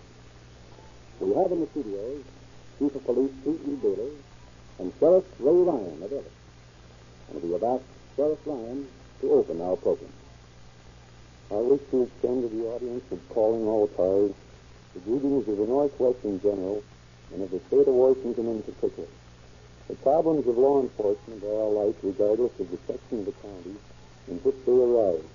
And regardless of section, crime is the same losing game in one state that it is in the other. It has always been a mystery to me why a criminal ever gets the idea that he can commit a crime and get away with it. In the story we are to hear tonight, you will see the part played by cooperative citizens in solving our crimes. It is the cooperation of such persons and the close, harmonious work of law enforcement agencies that make more emphatic the statement that, regardless of motive, method, or purpose, crime cannot pay.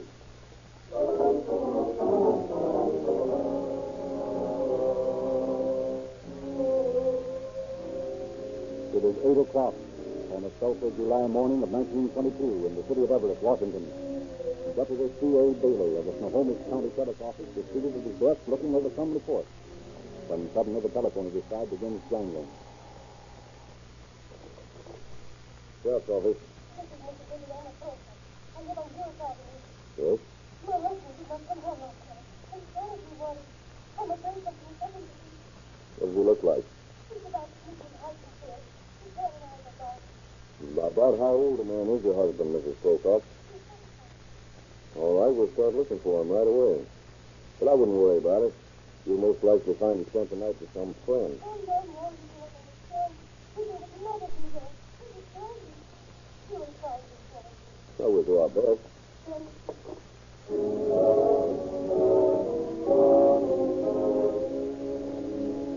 Deputy Bailey immediately makes a routine check of the jails and hospitals, but fails to find any trace of the missing man. Beginning to wonder if there isn't some real basis for Mrs. Pocock's fears after all, Bailey decides to drive over and see her. The address proves to be that of a home bakery, a modest appealing shop in the center of Riverside, Everett's expensive Greek colony. I beg your pardon, but are you Mrs. Colcott? Yes. My name is Daly. I'm from the sheriff's office. Oh, yes. You have come about my husband? That's right. Have you had any word from him yet? No, no word. Well, tell me, Mrs. Colcott, when did you see him last? It was about 10 o'clock yesterday afternoon. A telephone call came, and people said he had to deliver some goods in the country. In the country, huh? Yes. He left right away in the truck. What kind of goods was he to deliver? Bakery products? Well, not exactly. I think it was mostly sugar and raisins. Well, sugar and raisins, rather than I found his dress. His dress? Yeah. It's on the nipple to your red. Just over the cotton print. But, I don't see Pete. He was nowhere around. Oh, I knew it. I knew it. Who are you, young man? Me? I'm at Careless. Juliana de Artista. I see. Well, Mike, you better come up with me to headquarters and make your report. Then we'll go back to where you found the truck and look for your brother-in-law. Whatever you say, sir. It's my belief that there's some sort of dirty work mixed up in this business, Sheriff. I have Mike Carellis, the boy who found the truck, waiting outside to make his report. Yeah, we'll have him in a minute, David. You say this Pete Prokop is making a delivery of sugar and raisins into the country? Yes, sir. And that sounds to me like you might be mixed up in the bootlegging racket. Yeah, it does to me, too. It also puts a different slant on the man's disappearance. Just what kind of a woman is this wife of his, Mrs. Prokop? Well, she's Greek, of course. But she seems to have a fair education. Speaks very good English. Uh-huh. A young woman? About 25, I'd say.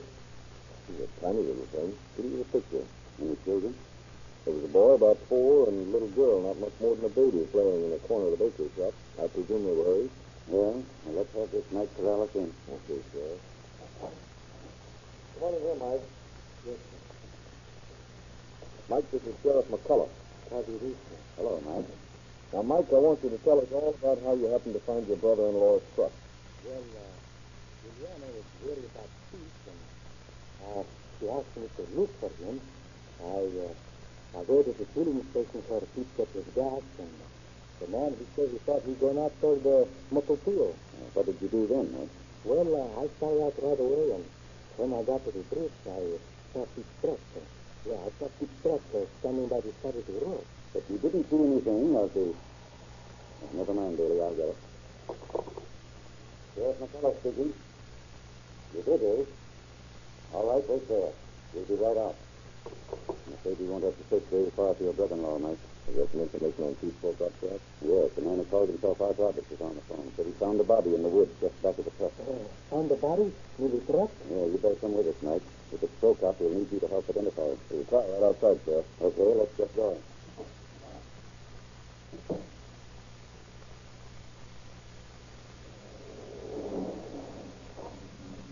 You got Pete Prokop's truck, Mike? Yes, sir. That's the one. There's a man standing beside it. That must be Robert, the man who phoned you, Sheriff. Yeah, more likely. Well, get out. You're Sheriff McCullough, aren't you? That's right. Body I called you about is right near that path leading into the enterprise there. I stumbled around it less than an hour ago. All right, go on ahead and show us the place. We'll follow. Yes, sir.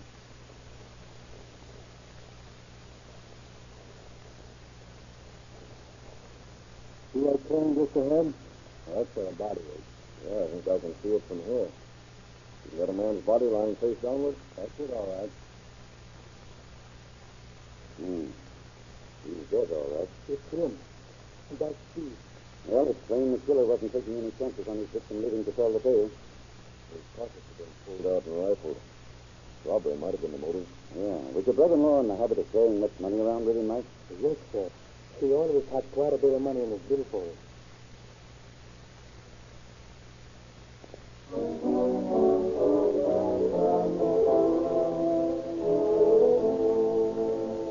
officers go back to town. An intensive search is begun for the murderer. 2 days after the finding of the body, Sheriff McCullough and Deputy A.C. Daly discussed the case in the sheriff's office. Well, it looks as if we're up against a more difficult job than you'd figured on, Daly. Yeah. Trying to pull information out of that Greek colony is like trying to pull a mule away from a hay rack. Have you been able to find out anything at all? Oh, nothing much. All my inquiries down there have come up against a brick wall. Either they claim ignorance of the whole business or they meet you with a stony silence. Yes, I know. It's in the same way with me. I was able to pick up a few scraps of information about Pete Prokop, however. Well, that's something. What did you find out? Well, it seems, for one thing, that he was considered one of the most representative young men of the colony. Pretty well thought of, then, I take it. Yeah. For another thing, I found out from a banker that Prokop had recently sent $10,000 to Greece to be placed to his credit there. $10,000, huh? Then he was considerably better off than the modest appearance of his picture would lead you to think. Yeah. And in addition to that, he had accounts of several local institutions. Now, he was well fixed, all right. I wonder if his wealth had anything to do with his being killed. It might have. I think I'll go over and have another talk with Pete's wife. Last time I was there, it was to break the news of her husband's death, and she was too upset to be able to tell me much of anything. That's an idea, Bailey. Go on over and talk with her. There's just an outside chance we might learn something we can use. Okay, Sheriff. I'll be back later to tell you what I found out.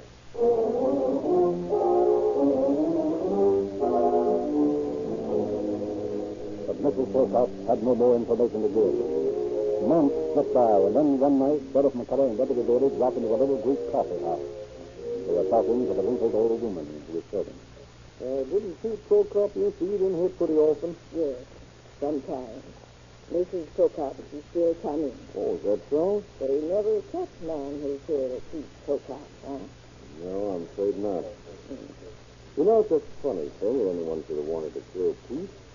After all, he was a good, hard-working man who thought only of business. You think so? Maybe that's why he got killed. Maybe he seen too much. Excuse me. I got to wait on customer. Well, what do you suppose you meant by that? See, I don't know. Well, let's get back uptown. Yeah. Well, that crack of the old woman has got me puzzled. There was a world of meaning behind the way she said that. It's just me. Now, let's go to the home bakery up the street. Isn't that Eliana Prokop standing in the doorway? Yeah. Wonder who the young fellow is standing beside her. Yeah, some friend, I suppose. Oh, we might as well say hello to her. Oh, of course. Good evening, Mrs. Prokop. Good evening. I thought perhaps you might have decided to sail for Greece by this time. Oh, no, I cannot go now. No? It would not be the same without Peter. And besides, Joe here, Peter's brother, he's helping me with the shop. Oh, I see. Well, I wish you all the luck in the world. Thank you. Well, good night. Good night, Mr. Bailey. Yeah, it seems that 3 months' time has made her forget her Greece. It's careful enough now, David. Yes, I noticed that. I wonder. Wait a minute, David. Oh, what is it? They just went into the shop together. You can see her drawing the suit across the street here. Yeah, you can see her silhouette of it. If my hunch is correct. Now, there, David. You see that? You can see both the silhouettes now.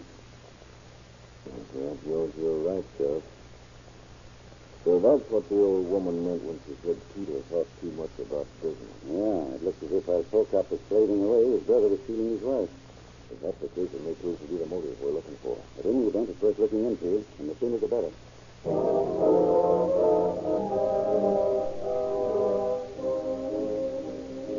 Before Bailey and Sheriff McCullough can act, however, they are called out of town on another case. And then at 2:30 in the morning, several days later, a barrage foreman in the Greek colony sees flames suddenly shoot up into the sky. The small frame house at the rear of the home bakery is on fire. Quickly, he turns in the alarm. Fire operators under the direction of Chief Carter and Lieutenant Blunt respond at once. That's the work fast, Blunt. That frame house is burning like kindling. I'll work my way around to the north side of it, Chief. The flames aren't so bad there, and I think I can force some entrance. Well, come along, then. I'll go with you. Here, this window's as good as any place, Chief. Wait, I'll smash it in. Can you see anything? Not yet. The room's full of smoke. Where do I climb in? Here. I'll give you a hand. Hey, there's something under the bed over there. Good Lord, it looks like a couple of kids. Well, get them, Blunt. Hurry. You can pass them out of the window to me. Yeah, 2 kids, all right, Chief. A boy and a girl. They're both unconscious. Suffocation from the smoke. All right, hand them out. Well, Jim, get these 2 children out for the full murder squad as quick as you can. Yes, right away, Chief. All right. Can you lift up, Blunt? I'm coming in there with you. It's like the others from the house. There you are, Chief. I think that door over there leads into another bedroom. The flames have already struck it. Yeah? Well, let's see if there's anybody in there. All right. Chief, look here. There's a man and woman stretched out of the bed. They're dead, all right, but it wasn't the fire that killed them. Good Lord. Their heads are crushed in. Yeah. This is a case of cold-blooded murder. You take charge of things. I've got to report this to the sheriff's office.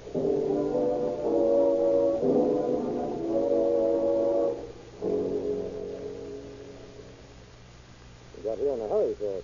Yeah, Bailey and I just got back to town and your call came in, fella. So somebody killed Eliana Prokop and her brother-in-law, eh? Yes. I took the liberty of removing the bodies from the house. Naturally. For a while there, we weren't sure we could get the fire under control. It's out now, though. How they killed him, Carl? Both dead. Everything was done to save them. They were too far gone. Suffocation. That's a shame. Something else I want to tell you, sir. And maybe it'll be connected to the murders. Yeah? What's that? This fire was no accident. It's what we call a flash fire. Set with oil in a deliberate attempt to conceal the crime. And maybe it'll be connected to the murders. Yeah? What's that? This fire was no accident. It's what we call a flash fire. Set with oil in a deliberate attempt to conceal the crime. Well, that doesn't surprise me. Well, come on, Bailey. Let's take a look at the room where the bodies were found. This sort of complicates matters, doesn't it, Sheriff? We had figured out that Anna and Joe had plotted Pete's death. Now what's the answer? Well, your guess is as good as mine. If they plotted Pete's death so they could be together, then who killed them? Too much for me. Here we are. I think it's the bedroom. Yeah, it's the bedroom, all right. Whoever did this job did it thoroughly. Yeah. I wonder how these pieces of firewood got here. They're scattered all over the floor. Yeah, I was just noticing. The bedroom's a funny place for firewood. Look here, Sheriff. I think we found the murder weapon. Eh? What's that? The piece of firewood I just picked up. The side and one end are covered with blood. By George, you're right, Bailey. There's no doubt in my mind that that's the instrument used to test the skulls of Joe and Eliana. Can I speak to you for a few minutes, Sheriff? Oh, hello, Mike. How'd you manage to get in here? I thought there was an officer posted at the door. There is, but I guess you know who I was. This is sort of a scene with me. Yes, certainly is. But what is it you want to see me about? Well, I saw you and Mr. Bailey coming here, sir. I followed. I thought you might have some idea who killed my sister. I wish I did, Mike, but I'm afraid I don't. But now that you're here, you might be able to tell us a few things we want to know. Sure, if I can. Now, this fellow, Joe Prokop, when did he come to live at the bakery? He wasn't here when Peter was murdered. No, he came just a few days after Pete was killed. And he was given a room in the house? Sure. Didn't you think that was rather strange? No, why should I? He was Pete's brother, wasn't he? Yes, I suppose he was. Now, Mike, I think perhaps you'd better leave us. Mr. Bailey and I have a lot of work to do. We'll let you know the minute we learn anything. Okay. And thanks a lot, sir. Yeah. Well, if the kid's not wise, there's no sense in adding to his grief. That's true. You know, Sheriff, I'm certain this crime and Pete's murder are linked in some way. Do you think Eliana might have had still another admirer? Someone who wanted her badly enough to have killed Pete, and then when Joe entered the picture, gone completely berserk and murdered them both? More than a possibility. I got a hunch I may be able to learn something from one of the neighbors. So while you're checking up here, I'm going to see what I can find out.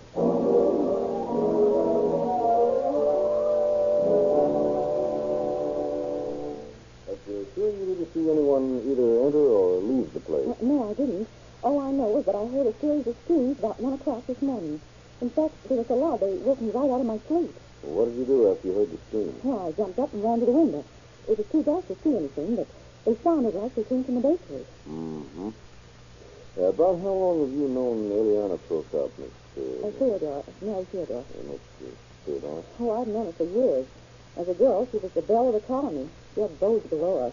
Was there any particular favorite among these admirers? Well, yes. Eliana took quite a fancy to George Venus. But George was poor, and then when Pete Prokop happened along, a steady young fellow with good prospects, her family insisted that she give up George and marry Pete. Uh-huh. And how did George, Venus, is that his name? How do you feel about that? Oh, he took it like a man. In fact, he attended the wedding and later was a frequent visitor to our house.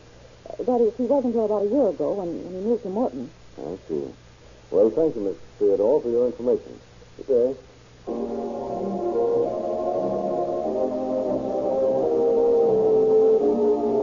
Disappointed at the exploding of his funds, Bailey rejoined Sheriff McCullough, and they returned to the latter's office. As they entered, a man who had been waiting there got up to greet them. Sheriff McCullough? Yes? My name is Perkins. I'm an attorney here in town. I just read about the Prokop case in the papers. I think I can give you some information that might be of help. If you can, we can certainly use it all. You see, Mrs. Prokop was a child of mine. Last September, about 3 months after her husband was killed, she brought a man to my office and explained that she wished to lend him $300 against his cafe. She wanted me to draw up the note. Uh-huh. It looked like a routine matter, and I did, as she asked. But when the man had gone, she showed me a letter. He threatened me, and I had to give him the money, she told me. But it's the last time I'll do it.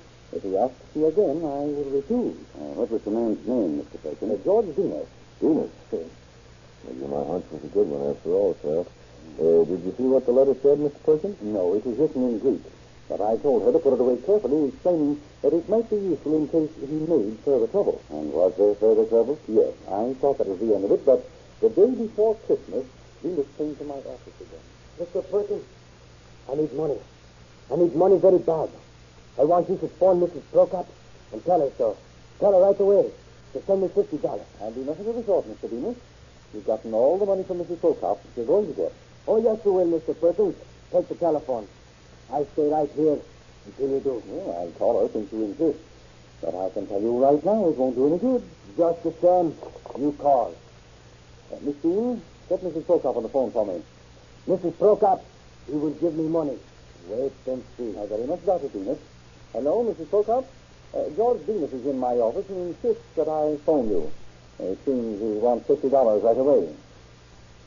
Yes, that's what I thought. Very well, Mrs. Prokop. Goodbye. She says she will not give you another cent, Venus. And furthermore, she says she doesn't want to ever see you again. She's got to give me that money. She's got it safe in the bank. Ileana, he would give me the money. But Joe, he got Ileana. I fix Joe. I fix Joe. And he was still repeating his threats against Joe when he left for my office. And that was the last time you saw him? Yes, and mighty glad I was of it, too. Any moment I expected to get a knife stuck in my ribs. Do you happen to have Judge Venus' address, Mr. Perkins? No, but it's more than likely to be contained in the letter Mrs. Prokop showed to me. If she says this as I suggested and hasn't been burned in the fire, it should still be in her house.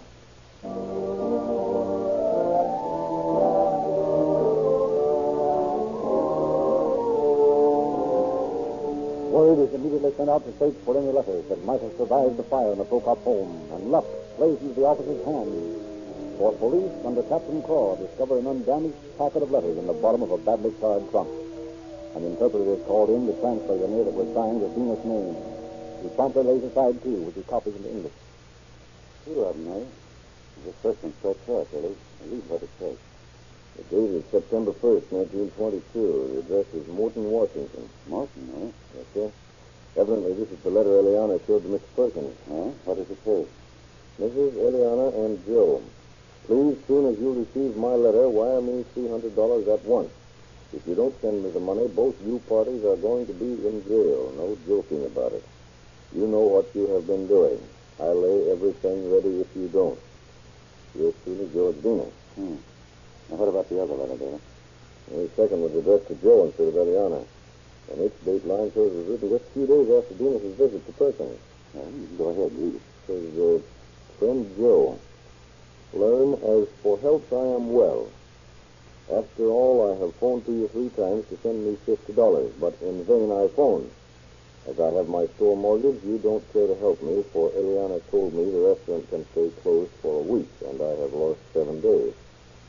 In jail have I gone, but I get out of jail, but you will never get out. You can't fool me with $5 and $10. Can you help me in this situation? The $1,000 was given to have your brother killed. What was that you just said? The $1,000 was given to have your brother killed? Right. I guess our suspicions were correct. Yeah, that would seem to indicate that Joe was in love with Eliana, all right, and that he wanted her badly enough to hire someone to lure Pete into the woods and kill him. So, but who was the man? Venus? That remains to be seen. Go on, Bailey. Finish the letter. Okay. Think that you are hanging on my neck. The head that you wear is mine. When I get my head, you will have no head. You should know that you did it all, for you didn't let Eliana to help me, and I will treat you as you treated me. Now then, send me $50 or send me the mortgage on my store, so I will put it somewhere else to get $200 to buy. George Venus. Is that all? So. Well, I think there's enough in those letters to justify our bringing him in. Arrange to get a warrant for Venus' arrest, David. On what charge, Sheriff? Arson for the time being.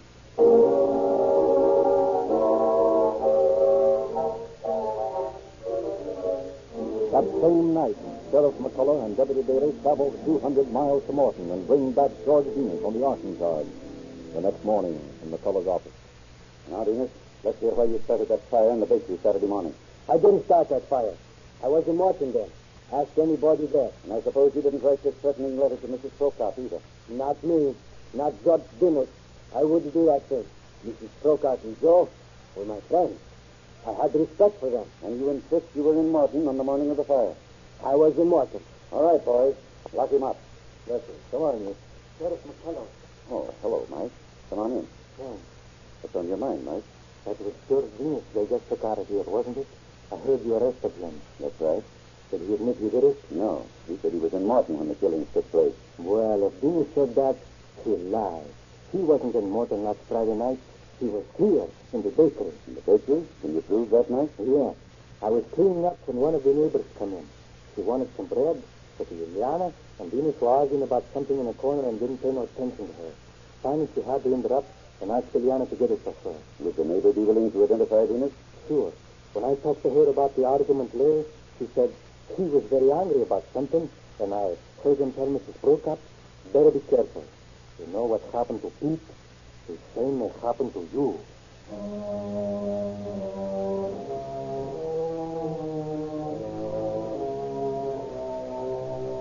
Later that day, the neighbor identifies Venus.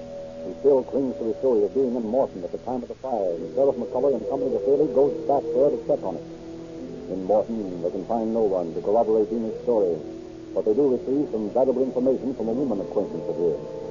Information which they turn to good account when, on returning to Everett, they again confront their prisoner. Just what made you think you could make that little bluff of yours work, Venus? What do you mean? You know what I mean. Trying to make us believe you were in Morton on the night Eliana and Joe were murdered. But I tell you, I was there. I tell you... Venus, we know better. Moreover, we ran across a friend of yours that you've been talking pretty freely to. Who? Never mind who. When you were hard up for cash, you told this friend you and Mrs. Procott in Everett would be glad to give you money. Isn't that right? Mrs. Procott was my friend, and Joe, too. Oh, your friend, eh? Then why did you say to this person, if I told what I knew about Eliana, she'd never have any money? Who says I said that? Isn't it true that Mrs. Procott once asked you to lure her husband out into the country on the pretext of buying raisins and then kill him? That's a dirty lie. You might as well come clean, Venus. She and Joe were going to give you $3,000 for the job, weren't they? All right. I'll tell you about it. That's better. Well, Juliana, she says to me, George, it's got to be done. She says she's going to do it herself in the house. Only she's afraid it's going to scare her children. I see. So you got him out there on Musclefield Road and pumped 5 bullets into him. Really? No. I lose my nerve. I couldn't do it. Then after you killed Pete and collected your money, you thought you could go on bleeding Mrs. Procott for everything she had. That Joe, he made me mad. He took Eliana. Yeah, you were jealous, too.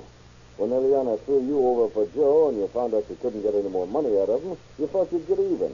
So you battered in their heads while they were sleeping, and then set fire to the house thinking you'd cover up your crime. They were not sleeping. They were. I mean, I don't know anything about it. That's all we wanted to know, Venus. Come on, Daly. What this case needs is a first-class murder complaint.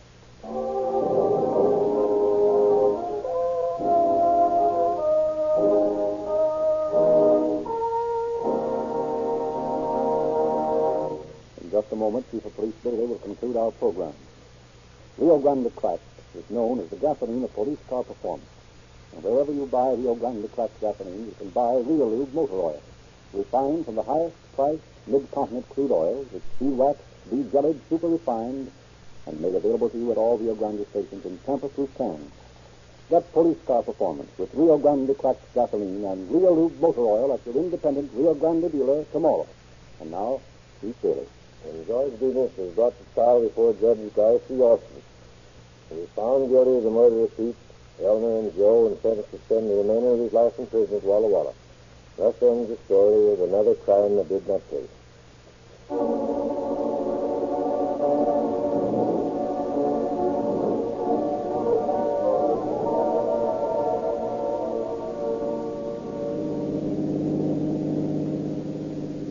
County Sheriff's Office calling all cars. Attention all cars to cancellation broadcast 270 regarding a missing person.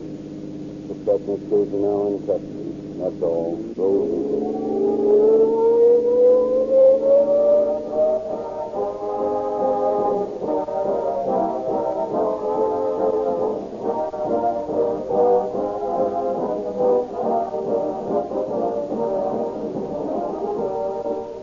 This is your narrator, Frederick Lindsley, bidding you good night for Rio Grande.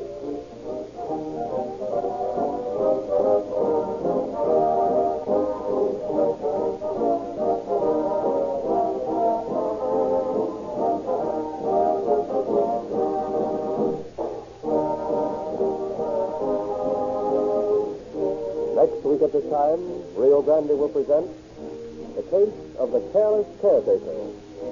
This is the Columbia Broadcasting System.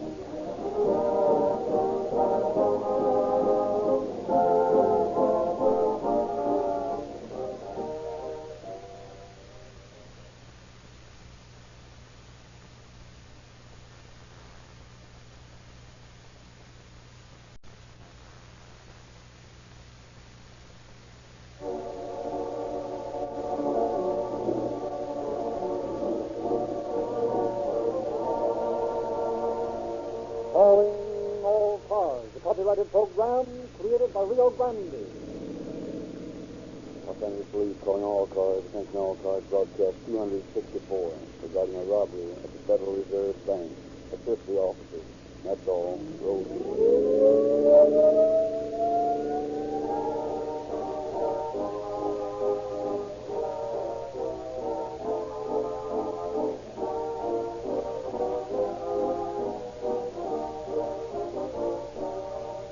Every precaution is taken nowadays to safeguard the food we eat. Rio Grande is just as particular about the health of your automobile. I believe you'll agree that we'd be very foolish indeed if, after all the painstaking care and engineering genius employed in making this pure 100% gelatin-based motor oil, we sold it in bulk, thus allowing dust and grit to get into it, sent into your motor, and eventually playing havoc with its delicate mechanism. No, Rio Lube must reach the crankcase of your motor as pure, clean, strong, and positively undiluted as when it leaves the refinery. And it does, thanks to the hermetically sealed, tamper-proof cans in which this great lubricant is exclusively sold. Because of this precaution, we can guarantee that Rio Lube does not, cannot break down under the most intense heat of your motor at its highest speed. That Rio Lube's smooth, rapid flow to every part of your motor cannot be slowed up even by zero weather. Everyone should have this maximum all-weather protection that costs only $0.25 a quart. Get it tomorrow morning when you drive in for that tank full of Rio Grande Crack, the gasoline that meets every emergency with real police car performance.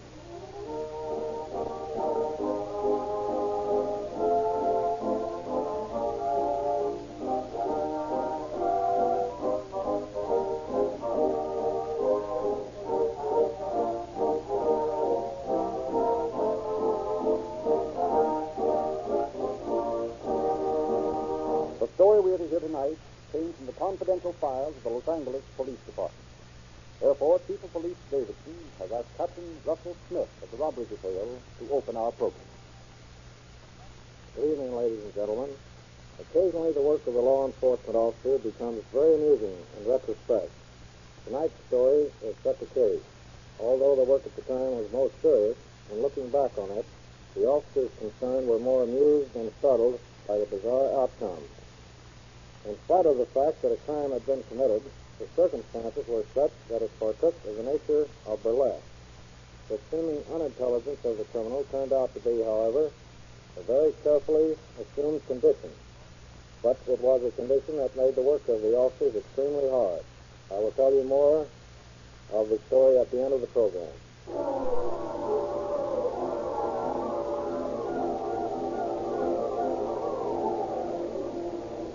At 10 minutes past 8 on the night of Friday, November 4th, 1926, three members of the Los Angeles Police Department, Lieutenant Hawtrey and Detectives Tom O'Brien and Bud Curtis, were being ushered into an office of a bank at 2nd and Spring Street. Mrs. Smith, these here gentlemen, the policemen, they're powerful anxious to see you all. Oh, good evening, gentlemen. I'm sorry I couldn't admit you quick. I've quite a problem on my hands. The books just won't balance. Are you the manager of this branch bank? Oh, dear, no, I wouldn't think of exciting a manager over such a small matter. You see, there's only $74,000 missing. Only $74,000 stolen, and there's nothing to get excited about. Now, please don't misunderstand me. I didn't say it was stolen. We just can't find it, and I've been checking the books all day to see if there had been a counting error. But I can't find that either. Do you mind if I ask what you called the police for if you didn't think it had been stolen? But the idea of anyone stealing from the Federal Reserve Bank is preposterous. I called you because I just didn't know what else to do. Oh, dear. Bud. Yeah. Go bring that colored janitor back here. All right. Now, listen, Mr. Smith. You had $74,000. Now you don't have it. Let's play a little game and pretend it was stolen. Well, this is really very serious. But I don't see how it could possibly have been Why stolen. don't you just tell us all about it, eh? We're not bookkeepers, but we can put 2 and 2 together, and lots of times we get the right answer. Well, yesterday at closing time, we checked $370,000 in gold certificates into the vault clerk. $375. There was one bundle of $74,000 that had been set aside to redeem damaged clearance sale. But it was put on the truck and wheeled into the vault with the rest of the money. When the truck was brought out this morning, it just wasn't there. I see. It's the strangest thing. I've been checking and checking all the livelong day, and I'm just stumped. You're stumped. We're given it time to get halfway across the country, and I suppose you'll think we're inefficient if we don't go lay our hands right on the crook. Crook? How can you say such a thing? Now, let's get down to business. How many vault clerks were there? 2. I thought you might want to talk to them. I'll go get them for you. What do you make of it, Tom? It's an inside job. Just got to be. But I almost wish it wasn't, because it's going to be plenty tough. Yeah, all these federal places seem to think an employee would be struck dead if he looks cross-eyed at a dollar bill. Here's the gun, Tom. You stick around, West. We want to talk to you. This is the vault clerk. They've all been here over 10 years. That's from the ring spot. What's your name? John Reynolds. And this is Frank Parsons. He came to my home for dinner and stayed all evening, and I drove him to his home. And I drove back to my home. We didn't know anything about the shortage until we came to work this morning. We'll take up on that later. Who else had access to the vault? Nobody. Who might have gotten in there after you took the truck with the money on it in there? No one came in there. We locked the vault shortly after 4:30 and left. Who saw you take the truck in there? Any number of employees. I couldn't say who they were. Did anyone come near the truck as you were wheeling it in? No. Why should they? Why should they? Listen, Mr. I'm asking. You don't understand. All of our people are completely trustworthy. They have to have the best of recommendations before we hire them. Yeah, we know all about that, but what have you got this janitor here for? Well, he was probably nearest to the truck. He was sweeping the floor. So I asked him to stay tonight until you got here. All right. Did he come near the truck or didn't he? No. No one came near it. Okay, that's the way it is. Now, I'll tell you what I'm going to do. You 2 vault clerks are the last ones who saw that bundle of money. I'm going to give you just 3 minutes to think of some tangible clue to its disappearance. If you can't tell me more than you have, I'm going to take you in. Oh, but you can't do that. I can't find the crook in what you told me either, but I'll do it just the same. Where you going? Me, sir? Yes, you. I've got some cleaning up to do. Well, you stay right here. We've got some cleaning up to do, too.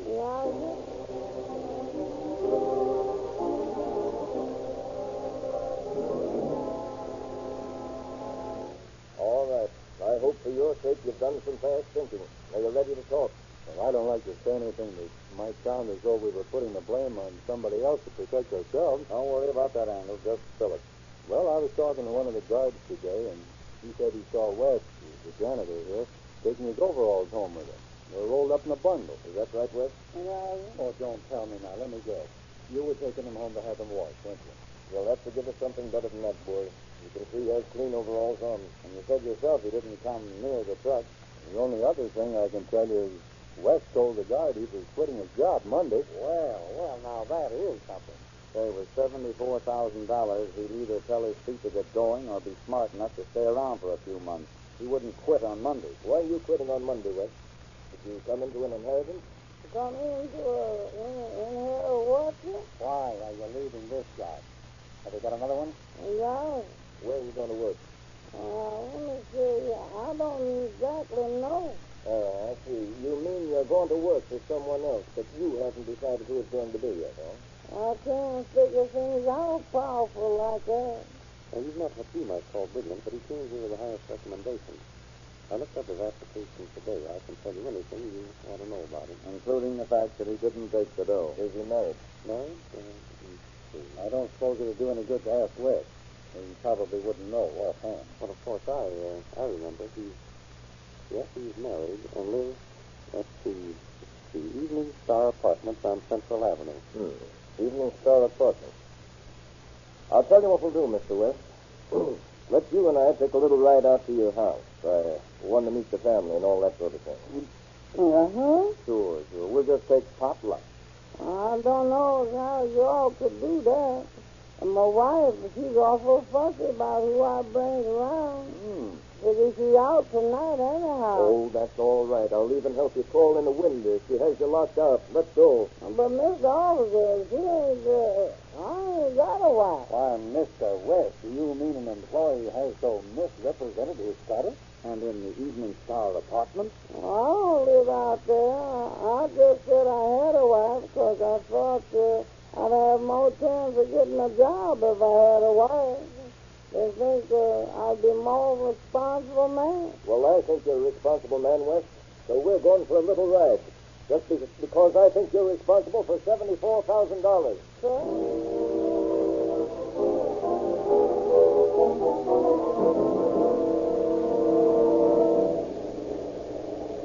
Now, look, West. We'll be at your house in a few minutes. We'll get the money and everything will be cleared up except one thing. Why did you steal it? Honest, Mr. Officer, I didn't steal nothing, nohow. Listen, West, we know how you did it. You were sweeping the floor as the truck went by. The person went looking, you took the package off the truck, you wrapped it up in your overalls and brought it home. Now, why'd you steal it? I wouldn't steal nothing, nohow. I ain't that kind of a fellow. What does your wife think about you having all that money? She don't think nothing about anything, because I ain't got a wife. Does she know you haven't got a wife? Place ought to be in this block, Parker. Yeah, it's quite a neighborhood, isn't it? Hey, what are you stopping here for? It's a vacant lot. What? Hey, you sure this is the place? This is the address you gave us. All right, now come on, Mr. West. Just tell us where you really live. We have all evening and lots of gasoline. Oh, I don't live no place here. I just sleep in empty houses and places like that. Oh, come on. Let's lock him up and find out where he lives tomorrow. This is getting monopoly. I'm going to get this cleared up tonight. Now, for the last time, West, where do you live? A place on 16th Street. I can't remember the number. I'll tell you all when we get there, though. Let's go, Hopsy. We got another clue. Let's go.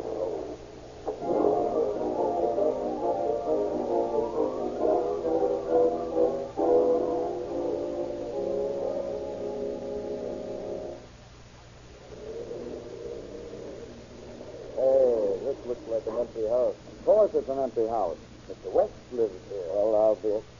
Listen, West.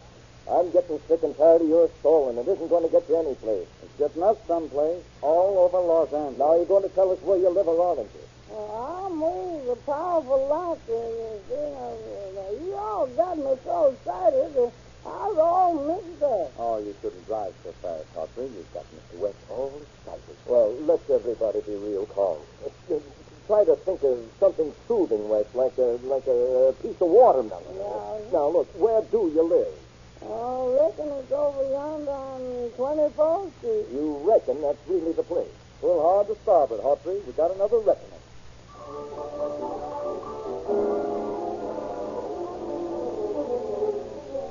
But try as he would, or wouldn't, West could not remember exactly where he lived. He led the officers all over the southwestern part of Los Angeles. Finally, their patience and gasoline exhausted, they came to a halt on a dusty side street. Stop the motor, Arthur. Let's get out and stretch our legs. You stay in the car, West. Rest that imagination of yours, because it's really going to get a working over. Yeah. I still say we should have thrown him in a can.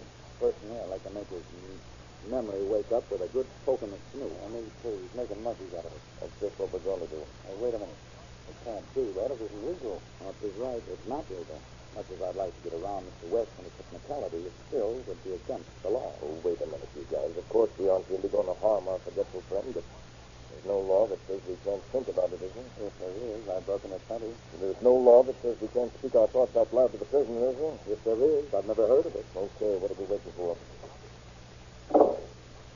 Boys, we've beaten around the bush with it long enough. Now it's our turn to do a bit of beating. What y'all getting at? We're going to get at you, sonny boy. Yeah, we tried being nice to him, but we don't seem to understand that sort of thing. Hartley, get that rope out that's under the front seat. Rope? What y'all messing around with rope for? Oh, this is going to hurt us more than it does him. Oh, I can't help it if my memory won't fumigate. Honest, I can't. If he'd only tell us where he went last night. Yeah, tell us where he put the money he stole. Oh, I didn't steal no money. I just couldn't do nothing like that. I was a good boy. All right. You're a good boy. Are you a good runner? I was a very good... Uh-huh. Is that a good boy? I was good. What you mean? Did you notice how fast this car could go? Yeah. Do you think you could run that fast? Y'all mean that fast with my own feet and legs? You can try it on your hands if you want to. No, sir. I couldn't do that no matter how scared I was. Well, that's too bad, Wes. Too bad. Because you know what we're going to do? No, sir. I'll tie this rope around your waist. Then we're going to tie the end of the rope to the back of the car and start moving it. That's just what we're going to do. Wait. Oh, Lord, y'all can't do nothing like that now, huh? Not if you tell us where that money is. We'll get it sooner or later, anyhow. But we'll get it tonight or else. I didn't steal that money. I didn't steal nothing. My mammy and pappy teach me not to steal. And if there's anything left of you after we get done leading you around where all your friends can see you, we'll take you up to a nice, spooky graveyard and tie you to a gravestone. And at 12 o'clock, the ghosts come out of the grave. And what they do to a colored boy that can't run is nobody's business. Oh, Lord. You got Daniel from the lion's den, the Hebrew children from the fire furnace. You gotta get me out of this mess.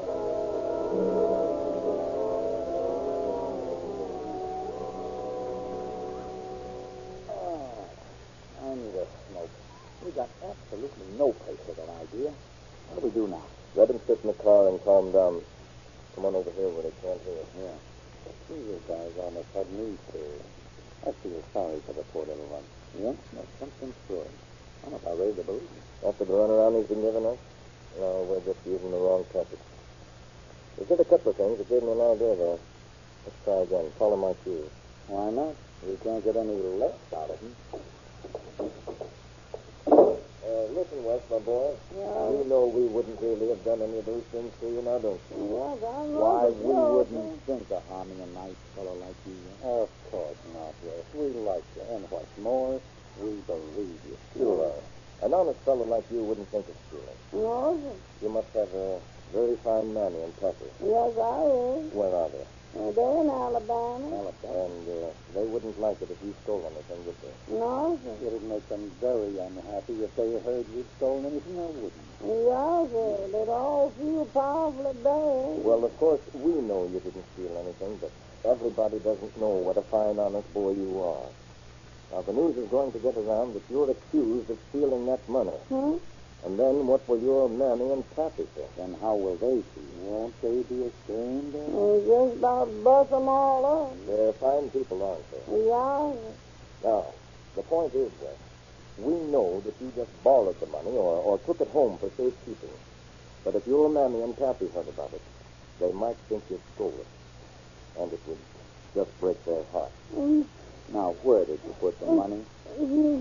Well, I reckon y'all better come on down my house and get it. I live a few doors down the street here.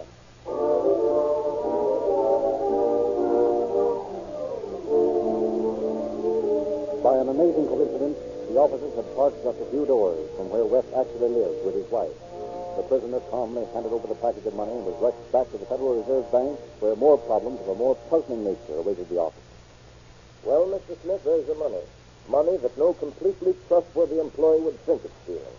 Well, Wes, I am terribly disappointed in you. Look, if you don't mind, I'd like to finish this case up and forget about it, so if you'll just count the money. Yes, of course. I guess you must be tired. You've no idea how tired, Mr. Smith. It doesn't look as though it's even been opened. Oh, yes. Yes, it has here in one corner. Any of it missing? Let's see. It was in $1,000 bundles. Yes, there's some gone. I'll tell you how much in a minute. Oh, are we going to have to start all over again? All right, Wes. Where's the rest of the money you took? I didn't take no money. Honest, I did. If you say that just once again, I'll... Oh, what's the use? Come on, Wes. It won't do any good to hold out on us now. I ain't holding out on y'all. I'll give you all the money back. Y'all think I'd keep just a little bit of money when I could have had all of it? Most $5,000, I guess. 5,000? Is 5,000 as high as you can count, Wes? It didn't do no count. It's just $2,100 short, gentlemen. $2,100, huh? Okay, let's start all over again. Why did you keep that little bitty money? Where did you put it? What did you do with it? Think of the trouble you're causing. Think of it. Blame of it. And think of your mammy and Pep. Now, listen here. Let me tell you all something. There were 21 $100 bills. Why did you have to You've broken a spell. If anybody says start over... Hey, wait a minute. Hold everything. Look at that. I got a little little in this pocket. Here, give it to me. 7, 9, 10. $1,000? No, just 10 single dollars. And a little bit here in this your pocket. Let me count this. Maybe I'll be lucky. 10, 15, 20. And a little bit in this your pocket. Let me try my luck. Maybe I'll hit the jackpot. 10, 12, 14, 15. That makes $45 altogether. At this rate, we'll be here all night if his pockets hold out. The suspense of this thing is driving me nuts. Come on, Wes. Come on. Where's the rest of it? That's all. That's all. The beautiful simplicity of it stuns me. Wait, maybe if I go through his pockets, we'll have more luck. Hold still, Davis. Don't know why we didn't do that before. Oh, $45 wouldn't prove anything. It might be his money. Well, Miss Osborne, I did take one bill out that there package, 50, and I spent $5 for some clothes. But, I'll give that back to you if you want me to. What? Do you mean to say you're actually admitting that you stole $5? No, sir. I didn't steal nothing, no. Have you asked for it? What's this? A sales receipt for a Durant automobile dated yesterday. $300 made out the West. So, you sold an automobile for $300 yesterday. Yeah, sir. Old car I've been riding around. That explains where he got the $45. But he's already admitted he stole the $50 bill from the package. I tell John I didn't steal it. In my entire career as a detective, I've never been so completely befuddled. I can't help wanting to believe the guy. Hey, look, Bud, why don't you look through my pockets? Maybe I stole it. If I may offer a suggestion... Oh, no, you don't, Mr. Smith. No, we're mixed up enough as it is without any help along that line from you. Are you sure you looked in all his pockets, Bud? Yeah, he's as clean as a whistle. Wait a minute. I take that back. Well, his overalls are clean anyway. No, I mean I missed this pocket. It's a parking lot ticket. So what? Yeah, but it's dated today. Today? And he sold his car yesterday. Wes, what have you got parked in there on this ticket? You heard me. If you sold your car yesterday, what did you park in this lot today? Let me see. I can't remember exactly. Oh, there goes his memory again. Well, that's a sign we're on the track of something. Yes, I think so. But if Wes thinks he's going to take us to every auto park in town before he remembers which one, I'm going crazy. No chance. The address is on the ticket. That's the first break we've had tonight. Let's go. You gentlemen have overlooked the psychological angle. Maybe we have, Mr. Smith, but you look at the psychology and we'll look for the money. Come, Mr. West. And this time we'll lead the way.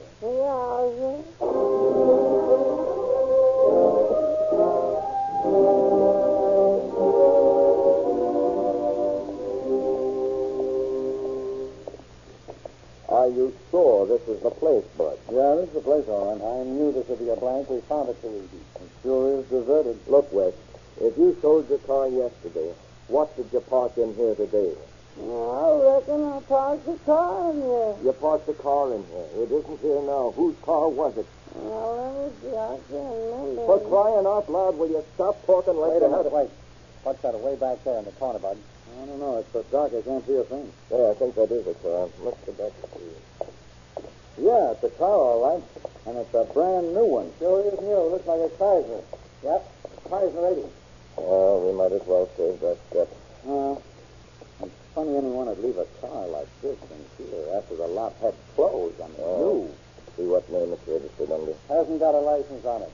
No license. Huh? You had the same idea I had. Listen, Wes, did you buy an automobile today? Yeah. You did, huh? Well, I'll see you. Why didn't you tell us so? Y'all didn't ask me. How much does a car like this cost? Well, at a guess, I'd say between $2,300 and $2,400. That's it. If it was $2,350, he'd get $300 for his old Durant. That would make it $2,050. He had almost $50 in his pocket. Making it $2,100. The exact amount that's missing. All right. Now, Wes, look. You admit you bought this car, don't you? Yeah. Well, in the face of this, you certainly aren't going to stick to your story that you didn't steal the money, are you? What y'all mean? Do you still say you didn't steal the money? Yeah. Well, who did steal it then? Nobody didn't steal nothing. Wouldn't do nothing like that, no. For the last time. Now, listen, Wes. We've been nice to you, haven't we? Yeah? Yeah, sure. We've let you lead us all around town when we could have put you right in jail and found out these things later. You appreciate that, don't you? Yeah? And all we've done is ask you little bitty questions. Now, look, if you'll just tell us the truth, we'll try to see that you get off very easily. Won't that be nice? Yeah? Then, if you're telling the truth and you didn't steal it, who did steal it? Who was working with you? Who are you trying to protect? Did somebody steal it for You you? know it was stolen. Somebody in the bank stole it. You stole it and you know you did. Yeah, wait a minute. Come on, you stole it, Wait a didn't you? minute, Come on. I didn't steal nothing, nohow.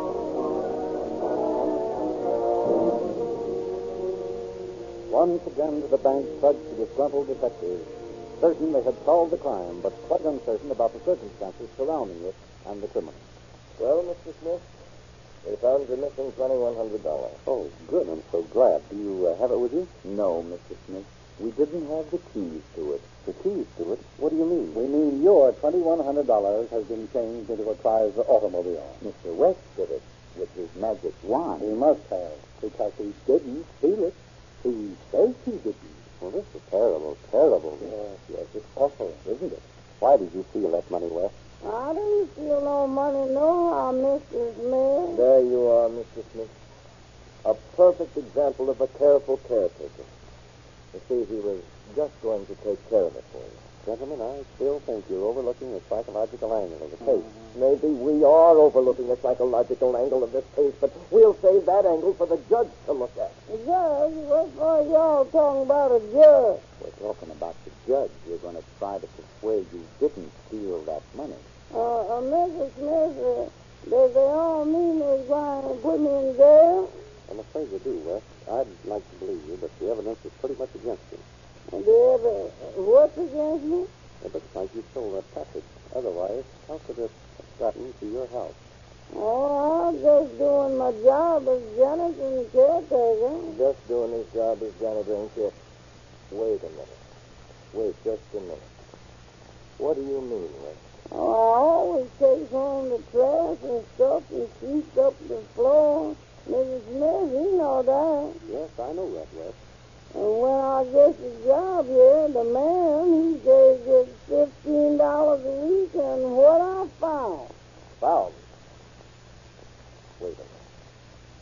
Mr. Smith, would it have been possible for that package to be knocked against the wall as the truck was being wheeled into the vault? Quite possible. And would it be possible, as it was knocked off, to have fallen onto the floor? That's the psychological angle, boys. West didn't steal it. No, I didn't steal nothing, no. I sure enough found that package on the floor. And it says I can keep everything I found on the floor.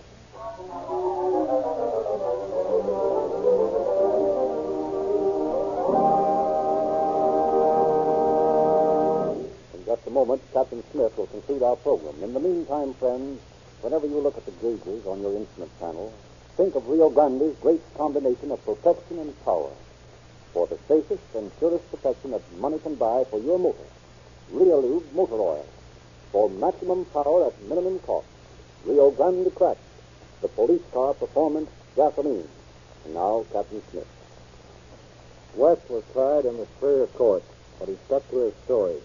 The arresting officers felt that they had resorted to methods which, in their opinion, might be construed as intimidating. For that reason, they refused to appear against West. He was found guilty, however, and sentenced to a year in the county jail. Thank you, Captain Smith.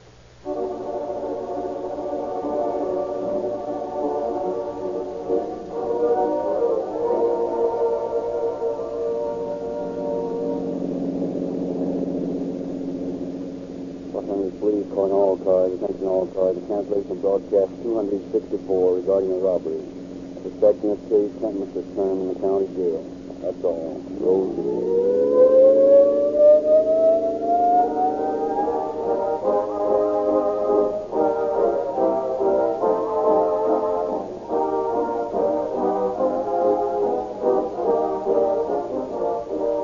This is your narrator, Frederick Lindsley, bidding you good night for Rio Grande.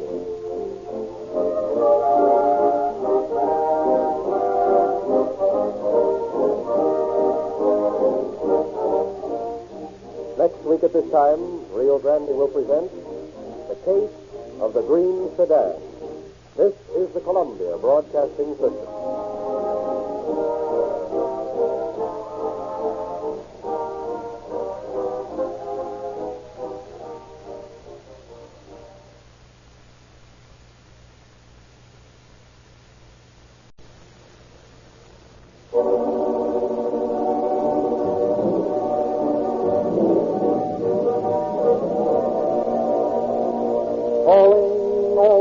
The copyrighted program created by Rio Grande. Los Angeles County Sheriff's Office calling all cars. Attention all cars, broadcast 272 regarding a holdup. Assist the officers. That's all.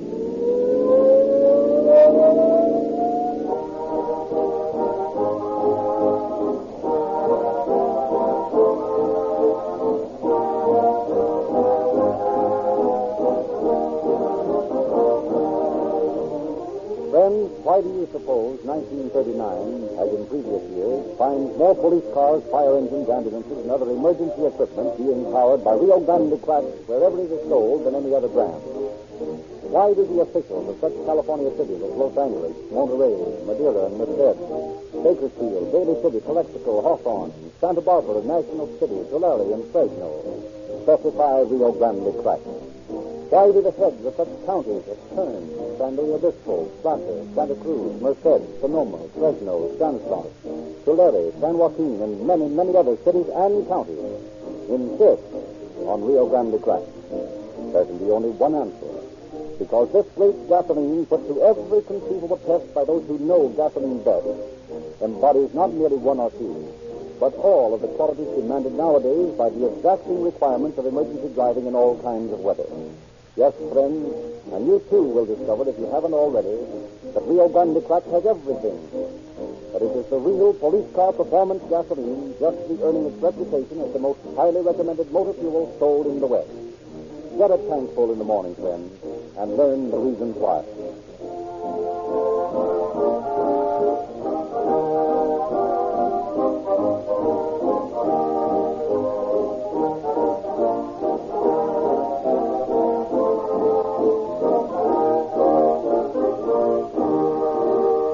The story we are to hear tonight has been taken from the files of the Sheriff of Los Angeles County.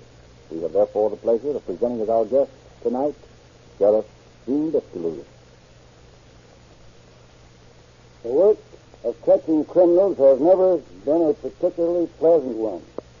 With the development of scientific methods, however, it is becoming increasingly simple to put over to the lawbreaker the truth of the statement that crime is a losing proposition.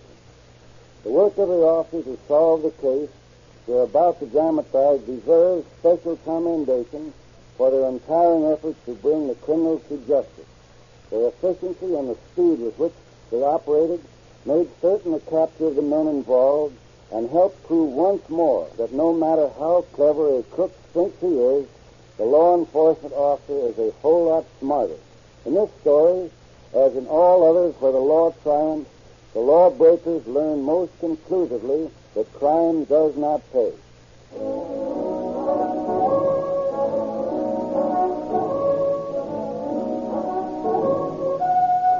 It is nearing the hour of 2 o'clock in the morning on March 20th, 1938. A dozen or more patrons are seated at the bar of the Beehive, a small Los Angeles cafe. The officer has already put away his instruments, preparatory to closing for the night. At the far end of the bar, Arnold Ross, a regular customer, is chatting with Dan Murphy, the bartender on duty.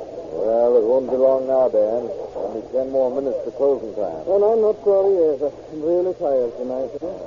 Yeah, I guess I'd be about ready to fold by this time myself if I had your job. Last call for drinks, folks. Thought I'd slip in behind the bar here and give you a hand with this last round, Dan. Okay, Mr. Phelps. Attaboy, Dan. Make the boss work for his keep. Don't you worry. Mr. Phelps puts in his full share of hours around here. Oh, why not? It's his cash register. Give me another beer, Dan. Coming right up. Say, our Raven hasn't been in for his Saturday night quarter cigarettes yet, have he? Well, I ain't seen him. He doesn't hurry up, though. He'll have to get him somewhere else. Yeah. And here's your ear. Thanks. I guess this is ours coming in now. No, three guys I never saw before. Yeah. Well, maybe I'd stop a day for something. Just won't be in, huh? Stripes, the one that just sat down at the front of the bar, Dan. He's sure got a sourpuss on him if I ever saw one. Yeah, looks as if he wanted to bite somebody. Well, don't lean over the bar. Well, the other two are coming down here. I'll move over a seat so they can get a couple of stools together. Come on, Johnny. Leave the shop empty, see? Yeah. Give us 2 beers. Coming right up. Hey, this Johnny's sure dead, ain't it? Okay. I'd have a little music, don't you think? Yeah. That's just one of them nickel phonograph machines over there against the wall. That ought to do. Well, wait a minute while I see if I can't find something good on it. Sure. Maybe it'll give the place a little light, huh? Anything special you like? No, just easy most judgment. This ought to do it. Mr. Fay, you notice the young fellow just put a nickel in the machine? Not particularly. Why, Dan? He's wearing gloves. Shows the careful ribbon. By George, you're right. Now, why would 2 young fellows be wanting to wear gloves on a warm night like this? I can think of one reason why they might. Yeah, but I'm thinking too. Look here, Dan. If I started a train, I'm going to get your hands up. I knew it. That was our Ray-Ban just come in, Mr. First. Look out, Dan. I'm fighting with that guy in the front of the bar. What you doing, Mr. First? Just thinking I just started with this 45. That bandit speaking with the bullet in his gun. Right, keep your gun on the board. All I clean out this here. Look out for that other guy behind the bar. He may be playing possum. Ah, plug him right between the eyes. Hurry it up. Okay, I got the door. Let's get out of here. Out the back way. The car's from the alley, right near the door. A few minutes after the bandits make their getaway, Captain William J. Pencray, chief of the Los Angeles Sheriff's Bureau of Investigation, arrives at the scene in company with Sergeant G.A. Morford and Deputy Larry Tarner. Well, the bandits sure made a mess of this place, Captain Pencray. Yeah, they generally do when something happens to start them off. What I'm thinking about are these 3 fellas they laid out, Cormac. Here comes the ambulance surgeon now. How's everything, Doc? I'm afraid we got a wagon load for you this time. Pick up, eh? Well, it's coming. Look 'em over, Doc, and see if we have a homicide rap along the rest. This fellow up front here is beginning to come through. Oh, my head. You'll be all right, only your scalp wound. One of them hold-up fellows hit him over the head with a peanut machine. You're a bartender here, aren't you? Yeah. My name's Dan Murphy. Tell me exactly what happened here tonight. Splendid. Okay, boys, take this chap out to the ambulance. Multiple scalp wounds and a bullet in him. You know the name of the man they're taking out, Murphy? Oh, sure. He's a regular customer here. Name's Arnold Ross. He started the fireworks by putting up a fight for him. Yeah? How do you mean? Well, when one of those birds held its stick up, a friend of his come in the front door. The guy that was hit with the peanut machine. That's when Ross made a grab at the guy sitting next to him. One of the 3 struck shot. Yes, and then what? It was too close for the guy to shoot him, so he hit Ross over the head with his gun. Every time he hit him, the gun went off. That's what busted most of the glass. I see. Now, what about the 3rd man? Oh, he's the bird that started the phonograph machine. Besides that, he's the bird that shot Mr. Phelps, my boss. Mr. Phelps owns this place? Yeah. That's Phelps who's lying behind the bar? Yeah. Say, Doc, that's the proprietor of this place who's out there in the stretcher. Yeah. Think he'll pull through? He'll be doing well if he lives more than a couple of hours. The bullet enters just above one of his eyes.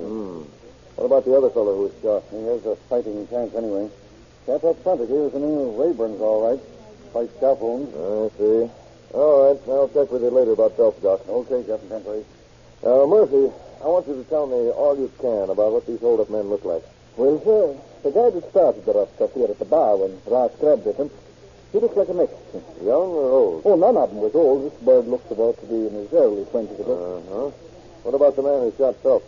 About same age, only he looks more like an American. And the bandit who sat up front, what did he look like? He looked like American, too. Maybe 5 or 6 years older than the other two, that's all. See? Do you recognize this gun we found beside Phelps' body? Yeah, it's his own, a Smith & Wesson 45. And what about 38 we found in front of the bar? I never saw that one before. It must belong to one of them stick-up guys. Anything else you can tell us that might help? Well, the guy that shot my boss called the Mexican-looking fella Johnny once or twice. Johnny, huh? Well, it might help. I hope so. I'll take a good look, Murphy. Most of your customers seem to be back here now. Is anybody missing who was here when the hold-up took place? No, I don't think so. They seem to be all back here now. Are you sure? Well, of course, I can't. What about that old geezer who was here with a blonde hair? They ain't come back. Sure, that's right now. They didn't come back. Everybody else is here. An old man and a blonde, you say? Yeah. Are they people you know? No, as far as I know, they've never been here before. Who's that woman talking to Sergeant Morford? Oh, Miss Elliot. She's a regular around here. A darn nice young woman. Yeah, she's been talking to him long enough. Let's go over and see what she has to say. I can bet your last bucket isn't hot air, Captain. She's got 2 feet on the ground and brave. She was one of the last of them out of the place. All the more reason to hear her story. Come on. You say you ran out the back way while the worst of the shooting was going on. Is that it, Miss Elliot? Yes. When I got out in the alley, I got as close to the back wall as I could, and I tried to keep out of sight. Well, that's perfectly natural. What happened then? Well, a blonde girl and an older man had followed me out of the cafe, and they were huddled against the wall with me. Yes? Then a few moments later, the bandits came racing out, and they made for a green Pontiac sedan that was parked several yards up the alley. As I leaned forward to see if I could test the license number. You getting back, Johnny? I'm driving. What are you trying to do? I'm trying to see if I can make out the license. Did I get shot off? And I'm sure that if the blonde hadn't yanked me down, I could have had those numbers for you. Well, they most likely felt they were acting for your own good, Miss Elliot. Well, maybe, but I'm not so sure. Why? What makes you say that? Well, it's just an idea. But when we were lying there in the alley while those bandits were getting away, the blonde and her friend were whispering to each other.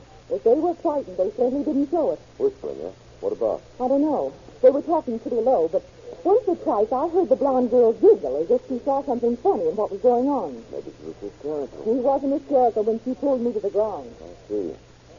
Well, you've given us a swell clue in noticing the make and color of their car, and we have a pretty good description of them. Oh, one thing more, Sergeant. Yes? That girl and her friend kept watching the door before those bandits entered the cafe, as if they were expecting them. They were sitting where they could give a signal in case there were any police officers in here or the holdup might look too dangerous. Miss Elliot, I'd like to ask you a question. While that couple were whispering together out in the alley, did you happen to catch any names? Names? No, I don't think so. Oh, yes. Yes, I did. I'm sure I heard the older man call the girl Mary. Uh-huh. But you didn't hear any other name mentioned? No, I'm quite certain I didn't. Captain Tenfreys, I have an idea. Yeah? There's an unpaved alley out there, and the getaway car is bound to have left tire tracks. You're probably right. I'll have Miss Elliot here show me where the car was parked, and if I find anything of the sort, I'd suggest we leave a deputy to guard the tracks until it gets light enough to photograph. Sure. Meanwhile, I'll make a check up of stolen cars and see if we can make anything fit. Okay, now, Miss Elliot, if you show me...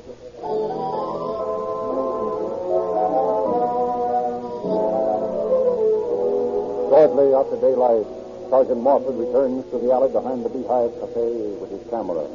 A deputy is seated on the overturned box protecting the tire tracks that had been found during the night. Morning, Sergeant. I'm sure glad to see you. What's the matter? You getting sleepy? Well, a little sunlight's not going to do me any harm. What are you kicking about? It could have been raining. Yeah. Well, let's have a look at these tracks in the daylight. Okay, I'll get this box out of there. There you go. Oh, swell. Nice clear print. Yeah. We'll take the measurements, and then I'll get this camera set. Okay. Hey, say, how are those fellows that got plugged last night? We've got homicide now against this bunch as well as robbery. Phelps, the owner of the place, died this morning. Yeah? That's too bad. Yeah. What about the other guy? Doc says he'll pull through all right. Oh, that's good. What about the money? Do you know how much those pickups got away with? Not very much. I think the bartender said it was $48. Gee, imagine killing a man for $48. The last laugh was on the bandit. There was $2,000 in an empty soda carton, not more than 3 feet away from the cash register. Is that right? Yeah. Now the camera is set up. We'll see what kind of a picture we can get. Okay. And a photograph of tire tracks, huh? Yeah. What's your interest in it, buddy? Nothing much. I work in a tire plant up the street here, and I just noticed that those tracks belong to our six-ply Yale's Deluxe. Oh, it does, huh? Yeah, it's one of the best tires we turn out. Got any idea what kind of a car might use them? Most likely one of the better ones. Yale's Deluxe are expensive. Well, you suppose a person might buy them for a Pontiac? Sure. Just the other night I saw Pontiac equipped with Yale's Deluxe over on Belden Avenue. You did, huh? Yeah, it was a honey of a Green Sedan. Just the kind of a car I'd like to own if I could afford it. You don't remember where on Belden Avenue you saw this car, do you? Well, I'm not sure, but I think it was either the 6 or 700 block. I see. Well, I've got to get going before I'm late. Thanks a lot, buddy. That's okay. That was a piece of luck you're telling me. As soon as I get these photographs, we're going over on Belden Avenue and see just what we can see.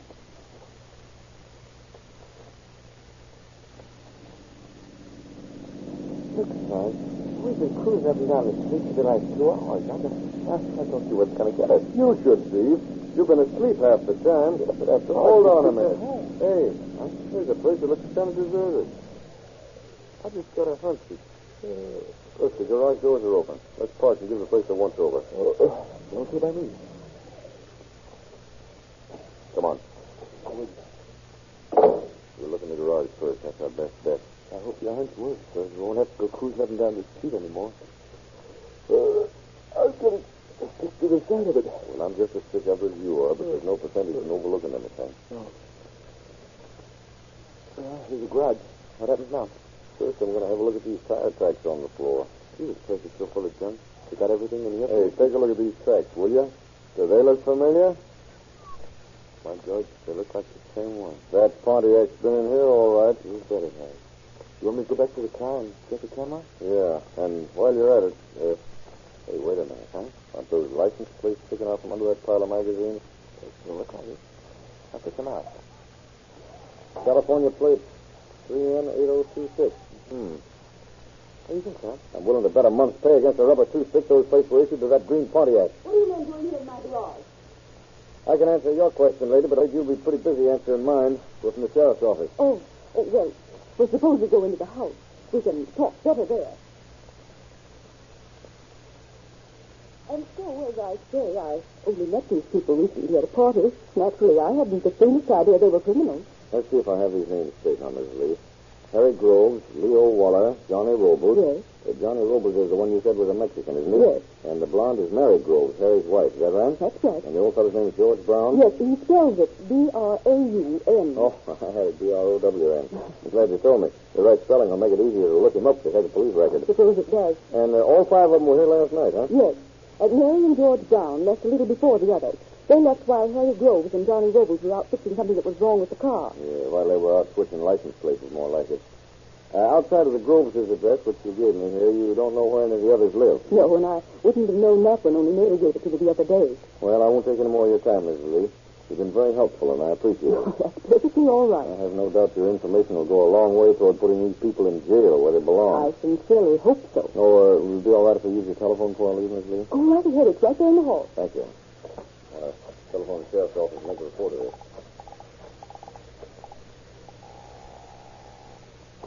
Bureau of Investigation. Captain Penbury speaking. Say, Captain, this is Sergeant Morford. Yes, Morford? Have you got anything on that Pontiac yet? Yeah, it was reported stolen a few nights ago. Why?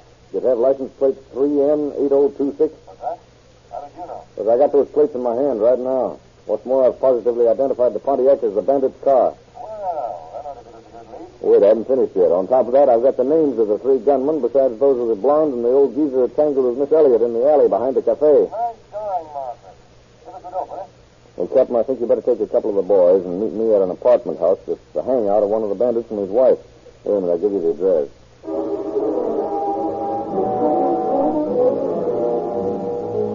The search of the apartment reveals nothing of importance, and it's decided to abandon further search for the moment while the records are checked for criminal records against the bandit suspect. You know, Carmack, there's one thing that almost always gives us fellas a break. Pretty near every time a job like this Beehive Cafe business is pulled, the suspects have a record as long as your arm. Yes, there's no question about that, Sarge. Take this guy, George Brown, for instance. His record dates back 25 years. Yeah, I know. He's been in and out of prison more times than you can take a stick at. Well, Groves is no slouch either. Been playing hide and seek with a judge since he was 12 years old. And Waller's record is nearly as bad. Oh, well, they never learn. Anyway, Groves' landlady has identified his and his wife's pictures, and Mrs. Lee has identified all five of them from their mug pictures. I don't think it'll be long now. That bartender, Dan Murphy, is coming out to put the finger on him, too, isn't he? Ought to be here any minute. Have we got anything against Johnny Robles? Drunk driving's all. Well, he'll wish it was only drunk driving when we pick him up this time. Come in. Oh, hello, Murphy. How are you? I'm still kind of shaky from that shooting last night. Well, I don't doubt it. Here, have a chair. Murphy, I want you to take a look at these photographs and see if you recognize any of the people. Oh, sure, this is the man who beat her ass over the head with his gun and then shot him. He's the fellow they call Johnny. Yeah? What about the others? Huh? Oh. This is the one who stood over by the record machine and killed Mr. Phelps. This fellow is the one who knocked out Rayburn down with the cleanup machine. What about the last two? Yeah, I recognize them, too. It's the blonde girl and the old man who was sitting at the table together last night, you know. Thanks, Murphy. That's all we wanted to know. Is it all right if I go now, Sergeant? Sure. Well, so long. Goodbye. As far as I'm concerned, that settles it. We got the right mob, Carmack.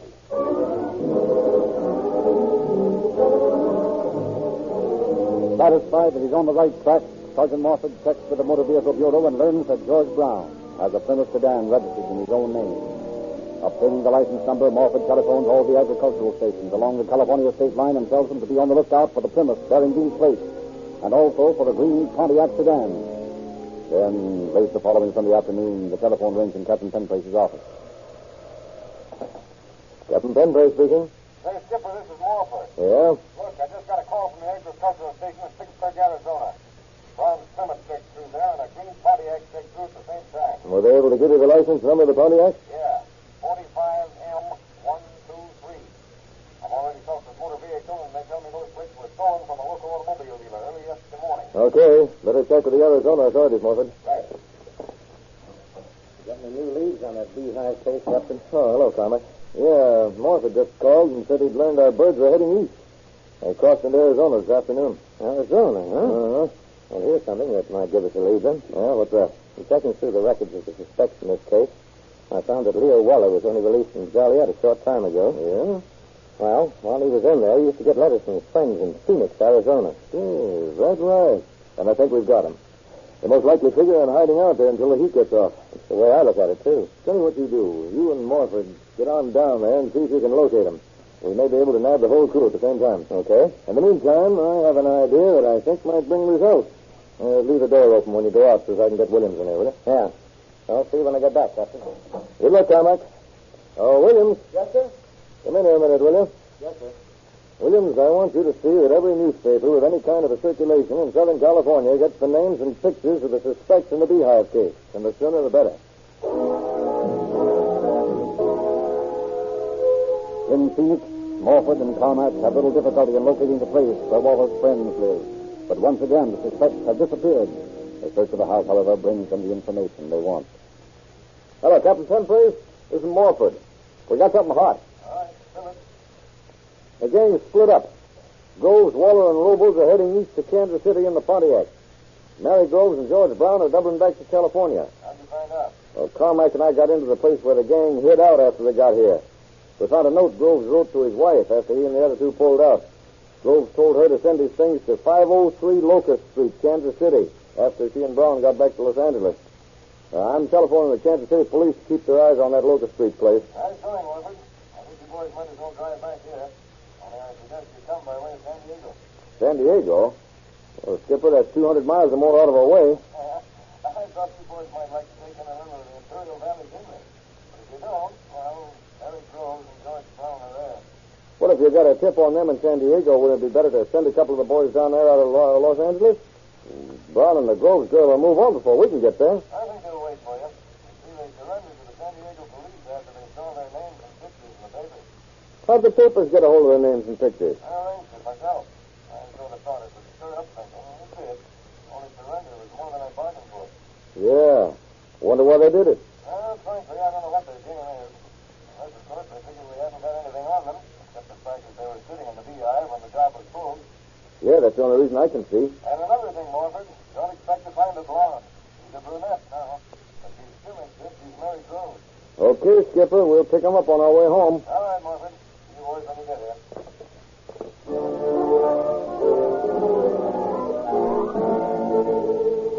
2 days later, George Brown and Mary Groves are back in Los Angeles, seated in one of the rooms of the district attorney's office. Brown, throughout a stiff drilling, denies all guilty knowledge of the beehive job. Next comes Mary's turn, with Captain Penplace and Sergeant Morford putting the questions. What do you know about this hold-up and shooting, Mary? Not a thing, Captain Penplace, honestly. Now, look, Mary, there's no sense in lying about this thing. I'm not lying. I'm not, I tell you. You were sitting in the cafe when your husband came in to hold it up, weren't you? Yes, but I didn't know he was going to hold it up. I swear I didn't. Isn't it true that you've driven the car for Harry Groves when he's made other hold-ups? No. Well, you knew he was a stick-up man, didn't you? I knew Harry'd been in trouble a lot during his life, but Yes, but what, Mary? Well, I suppose I did know that he was doing some things that weren't quite right. And you say you didn't know he was going to hold up the beehive that night, is that it? Yes. Did George Brown know it? I don't know. I don't think so. But you're sure you didn't know about it? Yes. Well, then how did you come to be sitting in a cafe while your husband was sticking it up? Well, Harry and I had been separated for several months. I didn't recognize him. I was too frightened, I guess. So I ran out of the place with George Brown. You say you and your husband were separated? Yes. Well, if you and your husband were separated, it's a funny thing your landlady didn't know anything about it. You haven't got an answer for that one, have you, Mary? And you say you didn't recognize your husband on the night of the shooting because you were so frightened. Yes. You were sitting facing the door, weren't you? I think so, yes. Well, then how is it you didn't recognize him during the 4 or 5 minutes it took him to drink a glass of beer and select a number on the record machine, which was near your table, and get the thing to playing? You weren't scared then, were you? You haven't got an answer for that one either, have you? Come on, Mary. Why don't you tell us the truth? I am telling you the truth. I haven't got anything to be afraid of. If you haven't anything to be afraid of, then why did you dye your hair? You haven't got an answer for any of them, have you, Mary? Well, Mary, I'm sorry, but I'm afraid we'll have to hold you and George Brown without bail on charges of murder and attempted murder. No, I don't know anything about it, I tell you. And how did I tell you? You can't do this to me. You can't do this.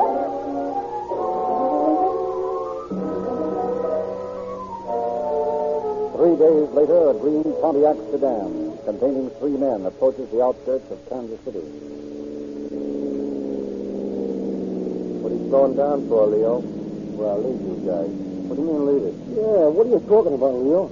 I've traveled as far as I'm going in this hot car. Hey, what's the matter with you? You getting soft? No, I ain't getting soft.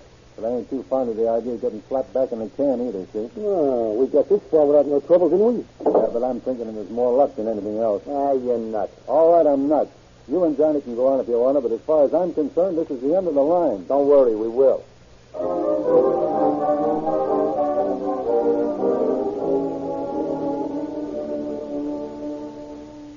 You don't suppose that was a bum tip we got from the Los Angeles Sheriff's Office, do you, Ray? We've been staked out in this Locust Street place for pretty near a week now. Maybe the guys they told us about are doing a little sightseeing along the way. Well, a job like this can get pretty tiresome. I'm beginning to think... Hey, look. Huh? Say, that's a green Pontiac sedan, all right. And they're pulling up in front of the house. Yeah. But there ain't 2 of them in it. The report said 3. Never mind that. You see the license number. Even micro license number, the California plate. Yeah, number check. It's them, all right. They're coming down the wall. Huh? Have your gun ready to slow down on them the minute it's coming around. I'm not likely to get careless and men wanted for murder. Quiet, hit a can. All right, put up your hands, boys. This is it. What's the rap, copper? I'm thinking you know as well as I do. Better maybe. Take him down for artillery, fella. Yeah. Put the cuffs on him. How'd you mugs know we was coming? Little birdie told us. Hey, wise guy, eh? You know, they're going to be mighty glad for you back there in California, you two. Almost as glad as the state of Missouri will be to get rid of you. Yeah. Those cuffs will keep them out of mischief for a while. Okay. Now, where do we go from here, Flatfoot? Right now, we'll go down to the station. After that, I wouldn't be thinking too much about where I was going if I were you. Now, come along, both of you, before I lose my temper.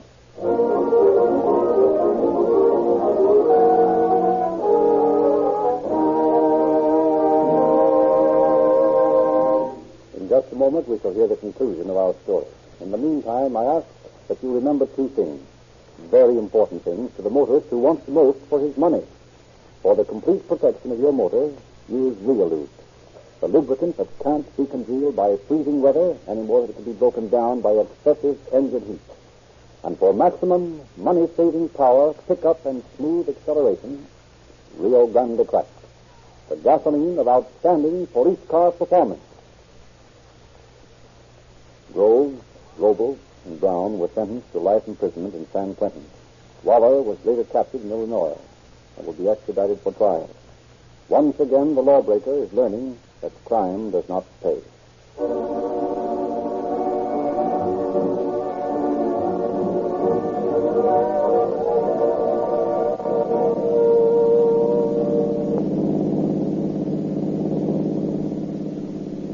Los Angeles County Sheriff's Office calling all cars. Attention all cars. The cancellation broadcast 272 regarding a holdup. Suspects in this case are now in custody. That's all. Rose Nichols.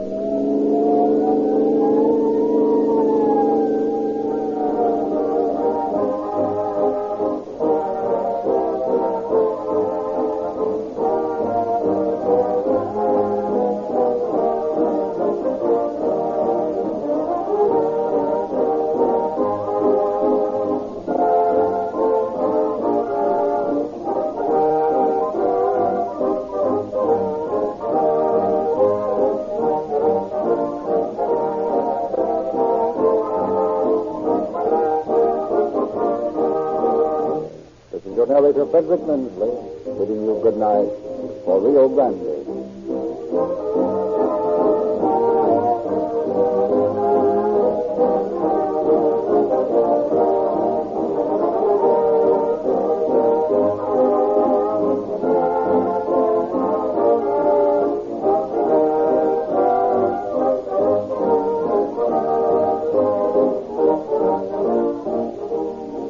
week at this time, Rio Grande will present the case of the Bloodstained Wrench. This is the Columbia Broadcasting System.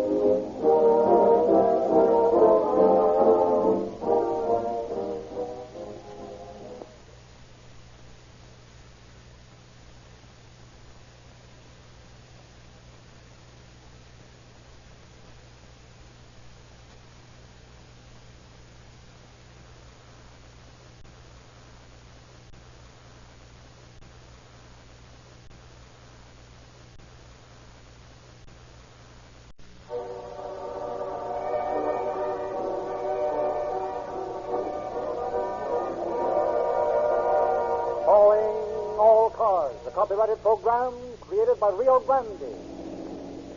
Los Angeles Police calling all cars. Attention all cars. Broadcast 273 regarding a murder at 9th and Wall Street. Assist the officers. That's all.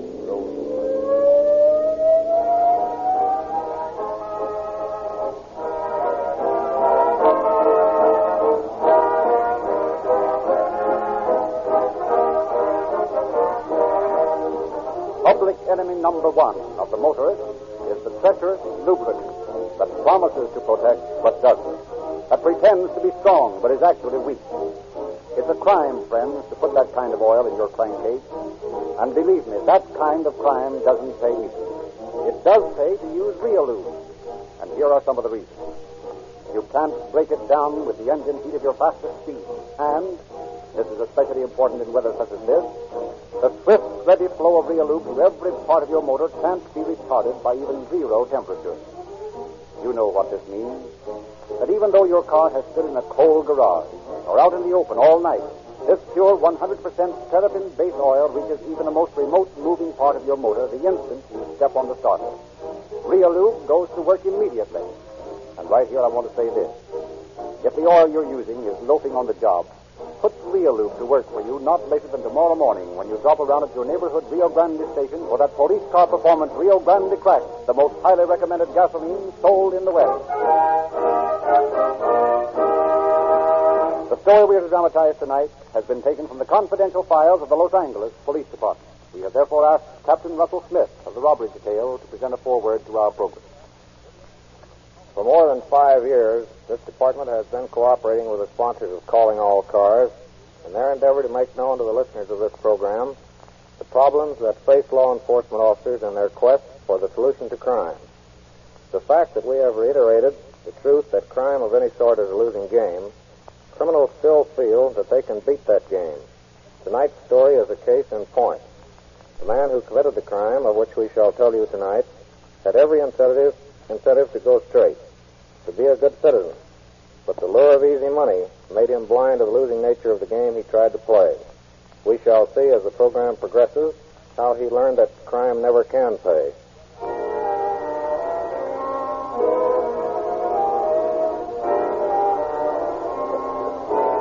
It is nearing the hour of midnight on December 22nd, 1928. Officer H.D. Ward, patrolling the district around 9th and Wall Street, Los Angeles, is just emerging from the deep shadows into the light of a street lamp when the sound of running feet brings him up short. Racing toward him is a wild-eyed youth. Officer, come quick.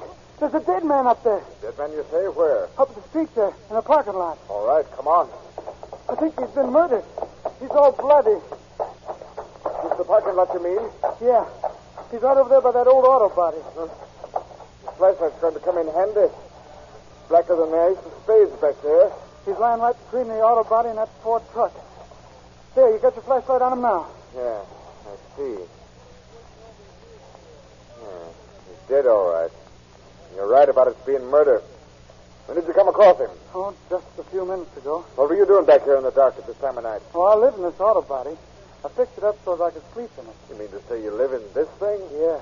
Oh, it's okay with the guy who runs the phone station up front there. It may be okay with him for you to live here, but I don't think he'll appreciate having people bumped off in his parking lot. So I think you better come along with me while I phone headquarters.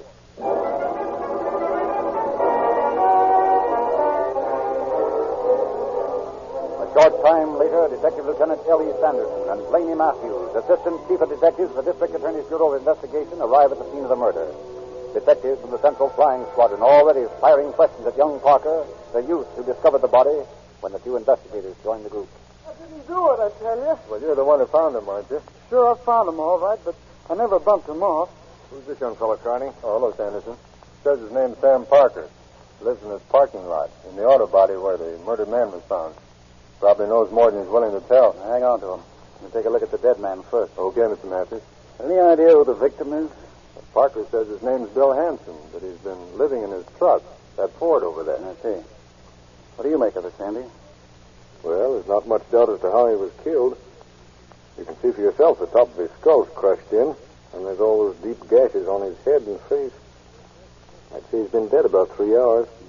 Most likely clubbed to death with some kind of a heavy weapon. Look at his hands, Matthews. They're all skinned up. Somebody dragged him over a rough surface, probably the gravel of this parking lot. Yeah. Let's take a look around that Ford truck of Hanson's, as Connie pointed out. We might find something. Okay. I wish I knew just how much that fellow Parker knows about this. Maybe if we... There. Take a look at that, Matthews. Mm-hmm. Here, at the rear of the truck. A pool of blood. And a big one at that. There's another one over there. And by George, there's a man's blood-stained hat lying right at the edge of it. Green fedora, eh? You know, Matthews, I think Hanson was struck right here at his own truck. See where the gravel's disturbed? Yeah, that's plain enough. That'd account for his skinned-up hands. He must have been dragged across the lot to the auto body where Parker sleeps. Reasonable. I'm going to show this hat to Parker and see what he says. Good idea. I wish we could find a motive for this business. One will most likely pop up. They generally do. Here's hoping this won't be the exception. Say, Parker, take a look at this hat, will you? Yeah? Is this yours? No, it ain't mine. It's Hanson's. I've seen him wearing it. How long have you known Hanson?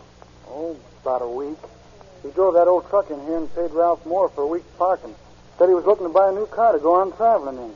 Who's Ralph Moore? The guy that runs the filling station in the parking lot. I done a little work around here for him, and he let me sleep in that old truck body over there. How long have you been here, Parker? Sleeping here on the lot, I mean. Oh, about 3 weeks, I guess. Been tramping the country, but just try and find a job. Did Hanson have any money? Sure, he carried a roll of bills fit to choke a horse. Well, how'd you find that out? I seen him when he paid for the parking space. There's not a dime in his pockets now, Sandy. Have you searched Parker here, Connie? Yeah, he's got a quarter, that's all. What in blazes is that? Looks like a couple of the boys have stopped a car out there in the driveway in front of the service station. Come on, Sandy. Let's find out what it's all about. A man and a woman in the car, isn't it? Yeah, I don't see anybody else. What's this? Who are these people? This guy started driving in here and then decided to back out in a big hurry. He says he don't want to get mixed up in anything. Oh, yeah? What's your name, mister? Henry Harper. What made you think you might get mixed up in something? Well, I saw the cops, but, well, honest, I haven't done anything. How'd you happen to be coming in here? You could see the station was closed, couldn't you? Well, sure. I wanted to see if my partner's truck was here. It's Pierce. Got a job for Monday, and I wanted to check up on it. Who's your partner? Francisco Tonelli. He keeps his truck and car here and does grease jobs and stuff like that. Where have you been tonight? Oh, that is, Miss Eubanks here and I went to the movies. We were on our way home when I said I wanted to stop here. Why? What's happened? You don't know there's been a murder? Good Lord, no. I swear I don't. Well, a man by the name of Hanson has just been found murdered. He was lying by an auto body at the rear of the lot. You mean the auto body where Sam Parker sleeps? Yeah. Tell me, what do you know about young Parker? Well, nothing much. He did some work for Tonelli and me. He dug a pit for us near the grease rack we just put in. Would you say he's the type of man who'd commit murder? Well, no. But then, of course, he was broke, hobo. If the guy who got killed had any dough, you can't tell. I see. Well, I'm sorry, Harper, but we'll have to hold you and your lady friend for further questioning. Well, now, wait a minute. I'm sorry, Harper.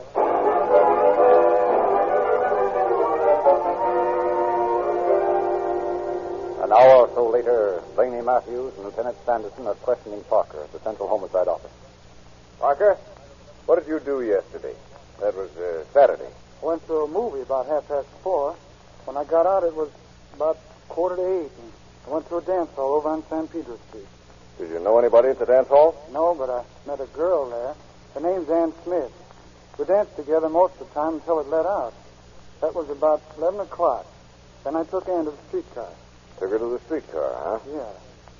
And then you came back to the parking lot and smashed in Hanson's head for his bankroll. Is that it? No, I never did. When I got back there, I walked around the corner of the truck. I seen that hat and leaned down to look at it. Then I seen the blood in the lining. I went on over to my shack and I seen a man's body lying there, and boy, I burnt the wind to get that cop. What time was that? Oh, about 11:15. And you have no idea who could have killed Hanson? No, sir. Except it wasn't me. All right, Parker. But we'll have to hold you as a material witness. Take him out and lock him up, Red. Okay, Lieutenant. Well, Matthews, what do you think? Parker's story sounds straight enough. Haley had a potential motive for murdering the old man, all right. Yeah, that's true.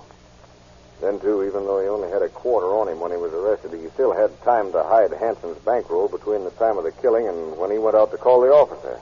What about this fellow Moore who runs the place? I don't know. Henry Harper gave me Moore's address. I think we better send a man out to pick him up.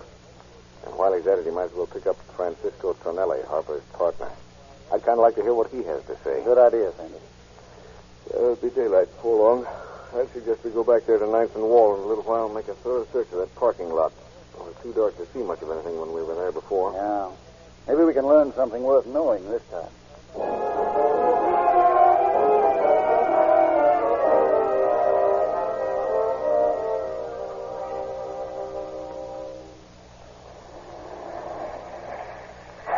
Well, this is it. Yeah. Let's hope we have better luck than we had last night. Want to begin with Hanson's truck? Yeah, We might find something that'll give us a lead to any relatives you might have, if nothing else. You know, it's a funny thing. That man you sent out couldn't locate either Moore or Tonelli. Oh, he'll pick him up sooner or later, I guess. I told him to keep looking. Well, here's Hanson's truck. Apparently, he's slept in the fact here. Yeah. That's where we better look first. If we have to, we can... Wait a minute.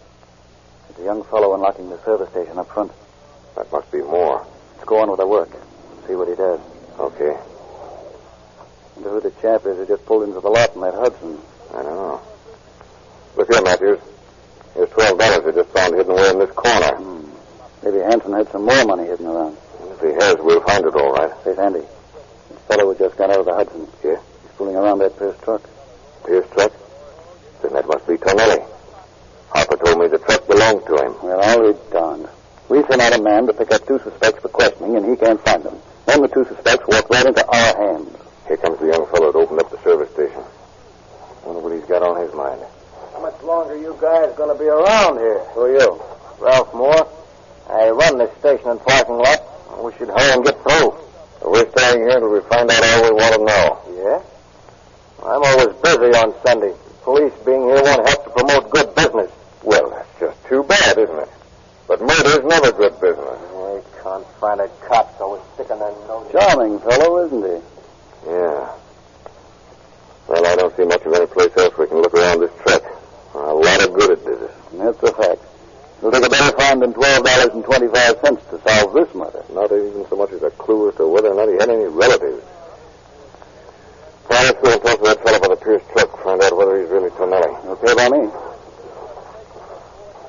Hey, are you Francisco Tonelli? Sure, that's me, all right. We're from police headquarters.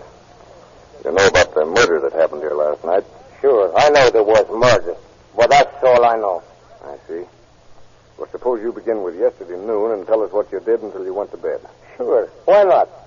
I look after the gas station in the afternoon because Ralph Moore said he want to go with old man Hanson to see about a truck. They left a little past the noon and come back about 3 o'clock. Were they alone when they returned there? No. Inez was with them. Who's Inez? That's a girl, a friend of a Ralph.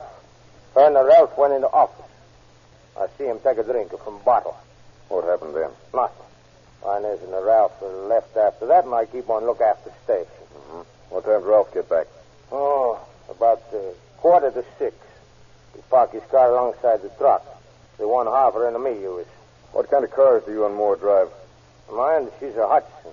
Ralph was a driver, Chevrolet Coupe. All right, go on. I went home about 6 o'clock and I clean up. Then I have a dinner with a friend of mine at restaurant. Then we make a shoot a pool until a little after 8. Where'd you go from the pool hall? I went to dance at the Shadow Ballroom on Oak in Washington Street with a girlfriend of mine, Hortensia Watson. We left about midnight. I drive her and her mother home. In the Hudson? Yes, sir. Then I went to a little eating joint on Pico Street where I met fella and I have a dinner with him. I went on home from there.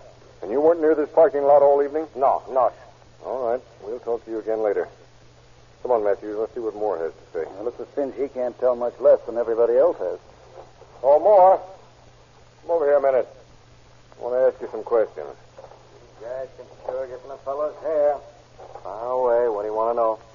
First, I want you to tell me something about yourself. How old are you, and where do you live? Not that it's any of your business, but I'm 24, I'm single, and live at home with my folks. Have you had this job long? Quite a while. Tell us what you did last night. Went out to see a girlfriend of mine last night. Her name's Inez Chapman. Lives with a couple other girls, Ruth Hill, Agnes Hamilton. Hey, they're swell girls, too. Never mind that. What did you do after you got there? Oh, fooled around, went out to get something to eat.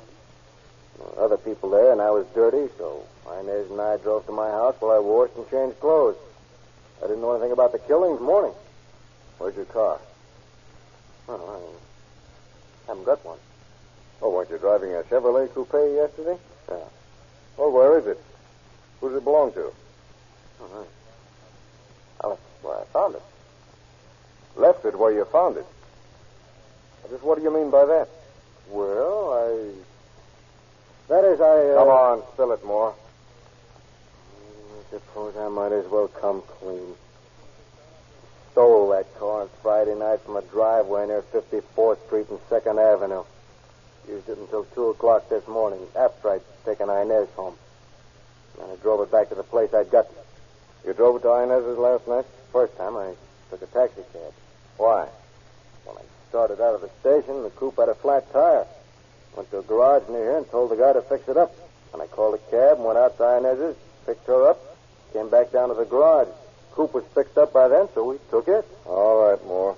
But you might as well make up your mind you're going to stay in jail until we can check your alibi. That goes for your friend Tonelli, too.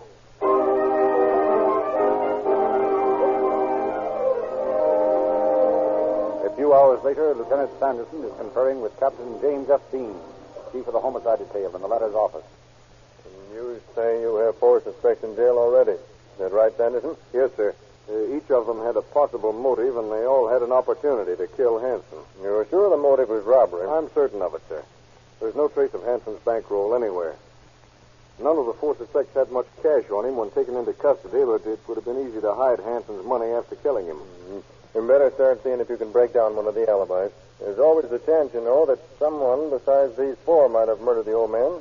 Well, that's true, but I think either Moore or Harper or Tonelli killed him and dragged the body to Parker's truck so it looked like the tramp had done it. You mean because the lad's a drifter, the killer would figure it easy to pin the crime on him, huh? Exactly.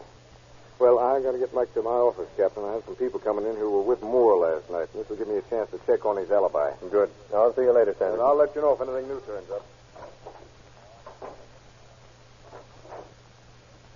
Miss Inez Chapman to see you, Lieutenant. Okay. Sure in, Red. Yes, sir. With any kind of luck, Matthews, we ought to get some sort of a lead out of this girl. Let's hope so. It's about time.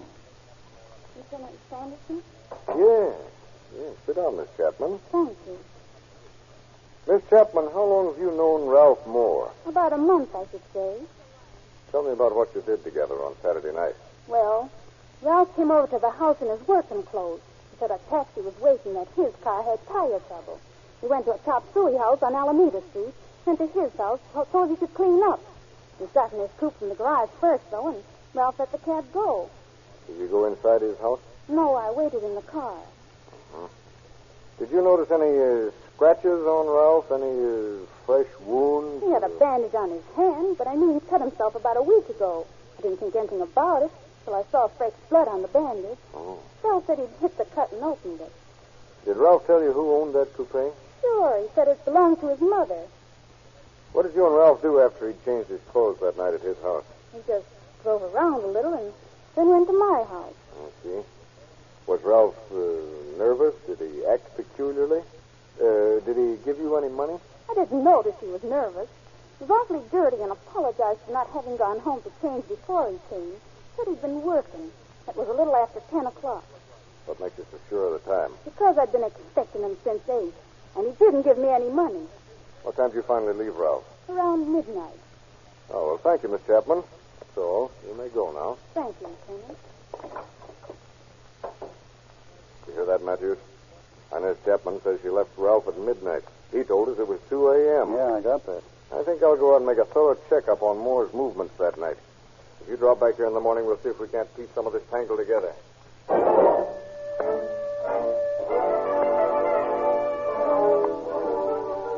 Lieutenant Sanderson checked with the garage man, where Moore had his tire repaired, and with the cab driver. Both corroborate the statements of Moore and Inez Chapman. And then a startling fact comes to light. Blaney Matthews had just entered the office of Lieutenant Sanderson on the following morning. Any new developments on the Hanson case, Andy? Plenty. It's just been reported to me that the tire tracks we found that ran through that pool of blood strongly resemble those of a tire on Tonelli's Hudson. Did you talk to Tonelli? Well, of course. But he sticks to his original story like a leech.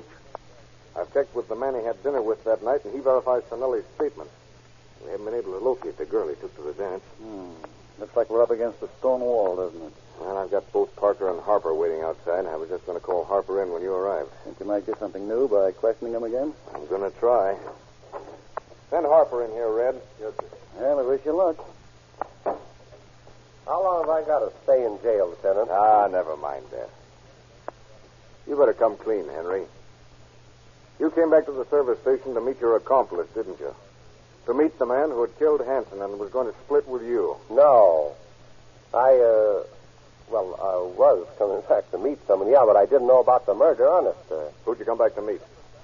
Parker. Parker? And just why were you going back at midnight to meet Parker?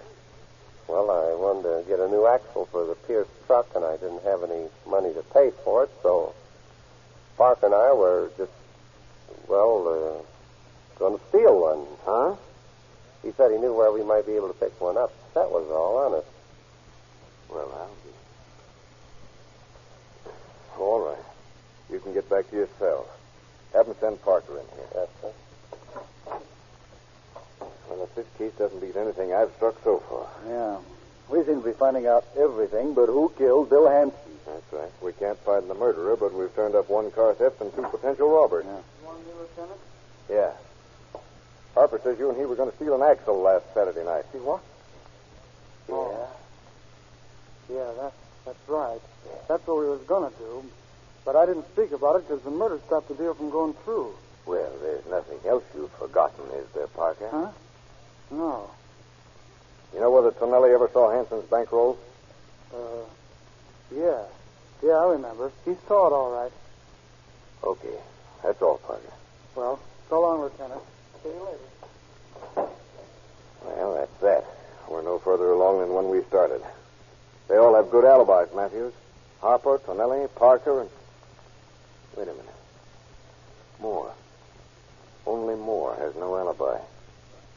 There's an hour or so the night of the murder he hasn't accounted for. One of those other alibis might be framed. Moore seems like a nice kid. Good family and all. Certainly he doesn't need to go like some of the others. Granted. But there's a few things about that young man that I intend to clear up. What do you figure on doing? First, I'm going over and talk to his parents. Then I'm going to make a complete search of that service station. I've just got an idea the murder weapon may be in there.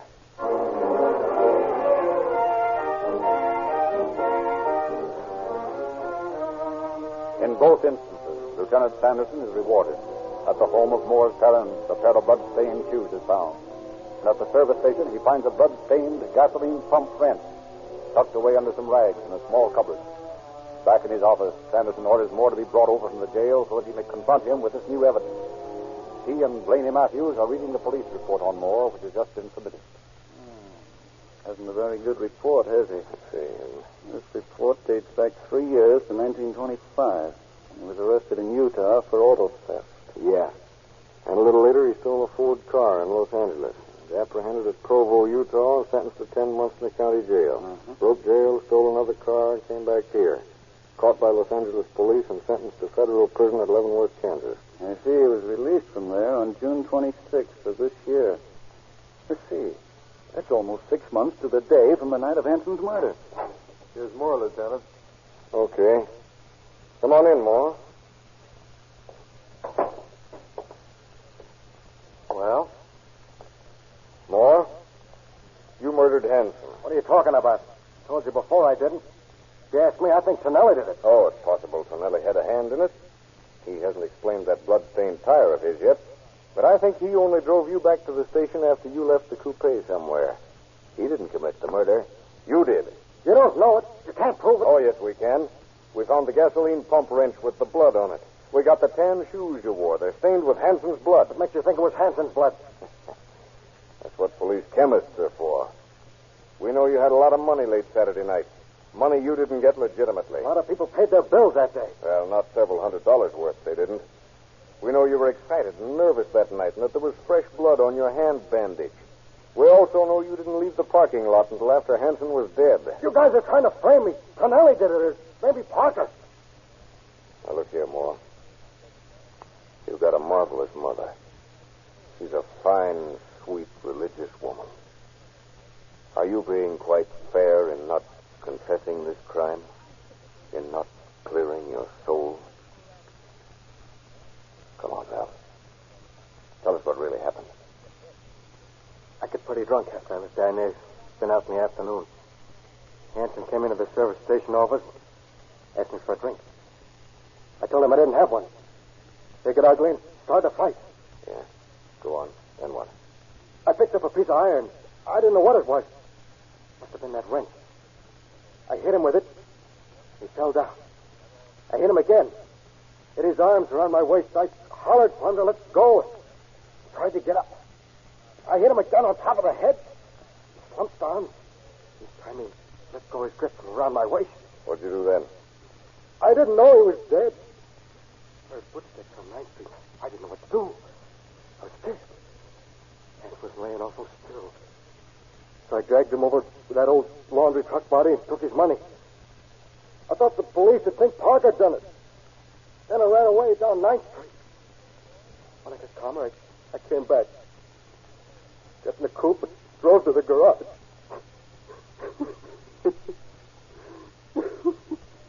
And you'd let Parker go to his death on the gallows just so you'd have some dough to blow in, is that it? I didn't mean to do it. I didn't. I didn't. I don't believe you, Moore. And I don't believe the story of the fight.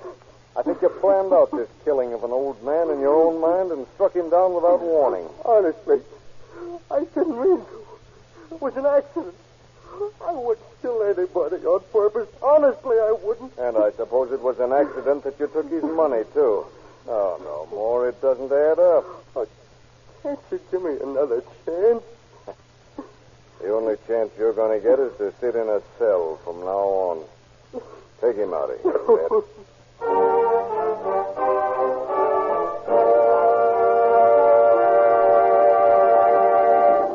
In just a moment, Captain Smith will conclude our program. Don't forget what I told you at the start of the program, friends. Protect your car and the money you've invested in it with Realoo, the motor oil that flows freely in the coldest weather and cannot be broken down at the fastest speed in the hottest weather. See your independent Rio Grande dealer tomorrow and get the money-saving power, pep, and mileage of Rio Grande Cracked, the gasoline that is famous for its real police car performance, the gasoline that is first in public service. And now, Captain Smith. Ralph Moore was brought to trial in the court of the late Judge William Tell Egler and was sentenced to life imprisonment in Folsom. The judge was careful to include a recommendation that Moore never be paroled.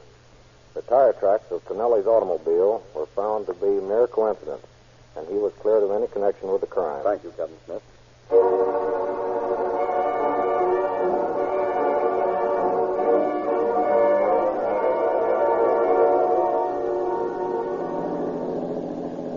Los Angeles Police calling all cars. Attention all cars to cancellation of broadcast 273 regarding a murder. Suspect in this case are now in custody. That's all.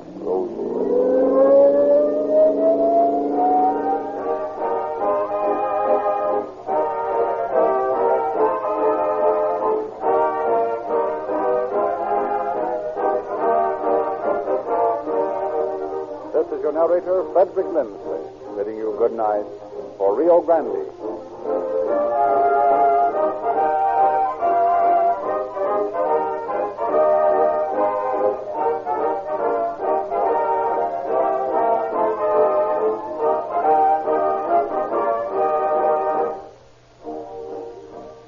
Next week at this time, Rio Grande will not be on the air. But on the 3rd of March, we'll present the Unconquerable Mrs Shuttle. This is the Columbia Broadcasting System.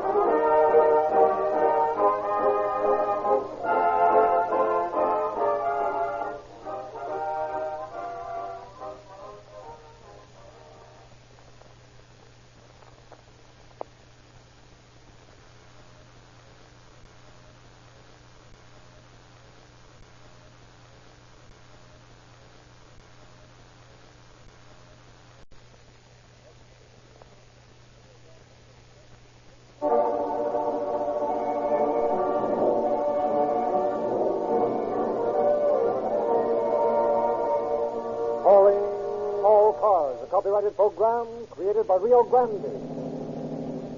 San Joaquin County Sheriff's Office calling all cars. Attention all cars. Broadcast 273 regarding a murder. Assist the Dover police. That's all. Roll.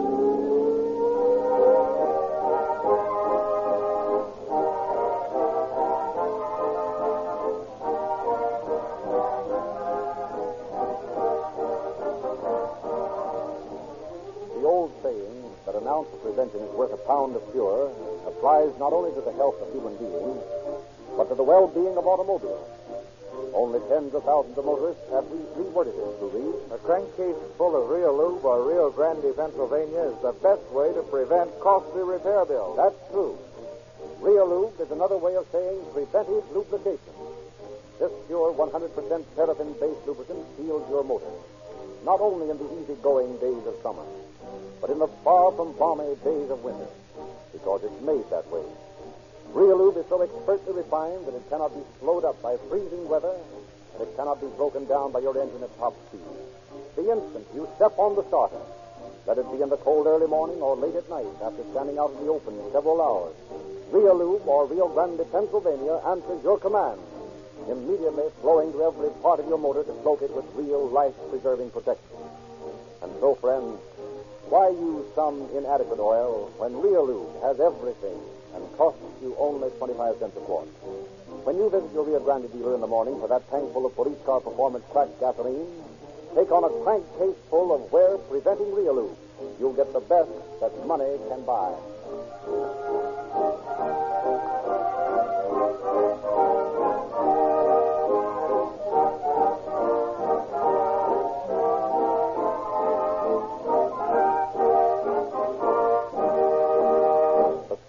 Here tonight has been taken from the confidential files of the sheriff of San Joaquin County.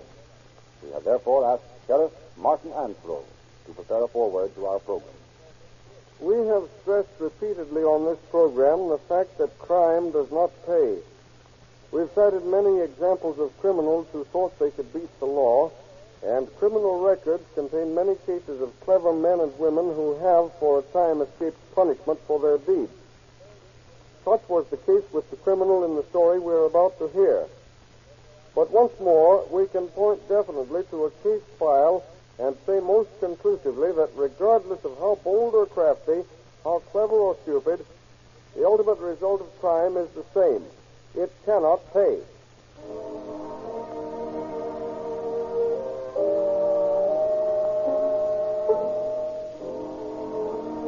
In the city of Dover, Delaware, Dr. John Reynolds had administered antidotes for poison to the daughters of Congressman Penn and his two grandchildren. It was obvious to the mystified doctor that the two women were beyond all hope of recovery. How are the children, Doctor? Well, they're doing nicely. They'll be all right in the morning. And my sister? She's a very sick woman. I can't understand what you and the children ate to have caused all this. I know it was that candy. I only gave the children one piece each, but my sister and I ate a lot. It was just before we went to bed. Where did you get the candy? That's why I feel sure it came in the mail from Stockton, California. You mean a friend sent it to you? I thought so. But I can't remember anyone I knew in Stockton. Wasn't there any message with the candy? Only a note that said, "Love to yourself and baby." I threw it in the fire. I can't remember anyone. I can't. Mrs. Dunn. Well, there's nothing to do now but talk to the police about that candy.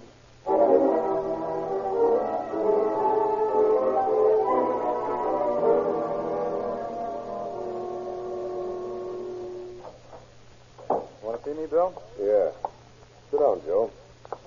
The police in Dover, Delaware want us to check up on a case for them. If we didn't have enough of our own cases here in Stockton. Well, it seems a box of candy with arsenic in it was sent from here to a congressman's daughter. It killed her and her sister and nearly got the kid. Was the congressman a Republican or a Democrat? Now, that's not the angle. If it was a case of some crank, it'd be a lot simpler. What is it, then? Well, there doesn't seem to be any angle. That's what we got to get. Don't tell me we haven't anything to work on except a box of candy that was mailed from here. Just one thing. This woman that the candy was addressed to had a husband. He was a war correspondent, and he knew a dame by the name of Cordelia Shuttle in San Francisco. She's living in Stockton now. That's all? That's all. Well, did this Cordelia Shuttle know the woman she sent the fancy sweets to? The war correspondent's wife? No, she never saw her. This is marvelous. All we've got to do is find Cordelia Shuttle and put the cuffs on her for murdering a couple of women she never saw. I admit the Dover police have a very flattering opinion of us. Of course, we could check poison sales and routine stuff, but a lead from that angle's a chance in 1,000.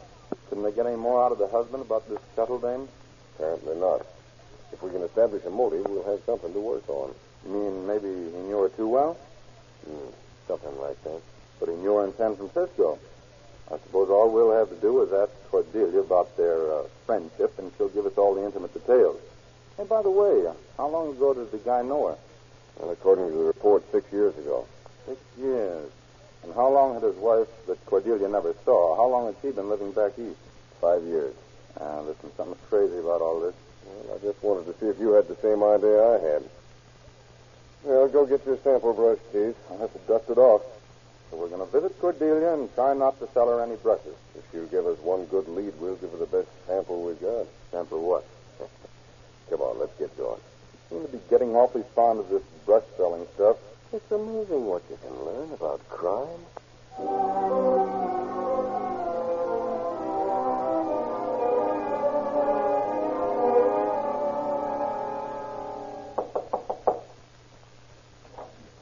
Good morning.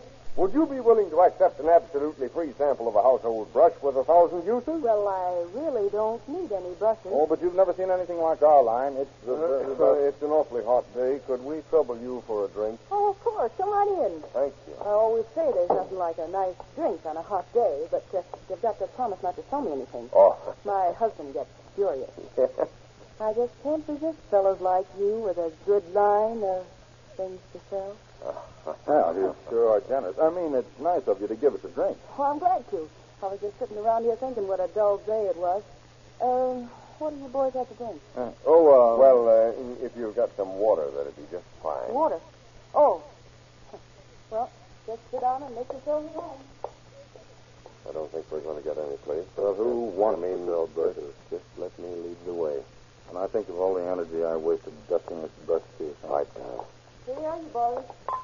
I'll drink some water with you, just to be sociable. Thank you. Yeah, I sure was thirsty. This hits the spot. Yeah, this is mighty good stuff. Don't pay any attention to him. It's the first time he's ever tasted water. You boys are terrible cut-up. I knew it the minute I saw you. Mighty nice little place you have here. Yeah, but it gets awfully lonely. I mean, tiresome. My husband's away from home a lot. Oh, you don't say. Don't tell me you waste your life in this town. Yeah, I'll bet you've spent plenty of time in San Francisco. You're just a type for bright lights and gay night spots and all that sort of thing. Oh, I've been to San Francisco. Who hasn't been? You know, I'm sure I've seen you before. Weren't you in San Francisco about 5 or 6 years ago? I might have been for a few days, but that's all. I've lived in Stockton ever since we moved from Kansas City about 8 years ago. Well, I'm sorry we can't sell you any brushes, Mrs. Shuttle. Well, how'd you know my name? Oh, we asked the lady next door. Oh. Yeah, it's one of the tricks of the trade. Well, we got to sell somebody brushes, so we better run along. Well, let's come around again, boys, when you've got another line. Yeah, maybe we'll do that. Goodbye. Bye. Ah, that baby's been around since she got licensed. What do you mean, baby? She's 45 if she's a day. Well, maybe she subtracted from her age. You can see that 6 years ago she probably was able to do a lot of subtracting. You mean distracting? Yeah.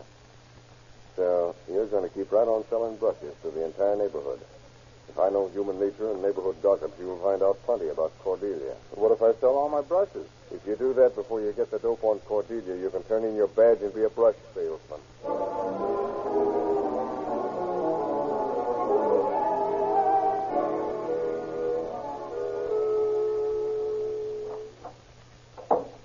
Well, I got it, Bill. Yeah? There never was a woman that people were so anxious to talk about as Cordelia Shuttle. Nice work, Joe.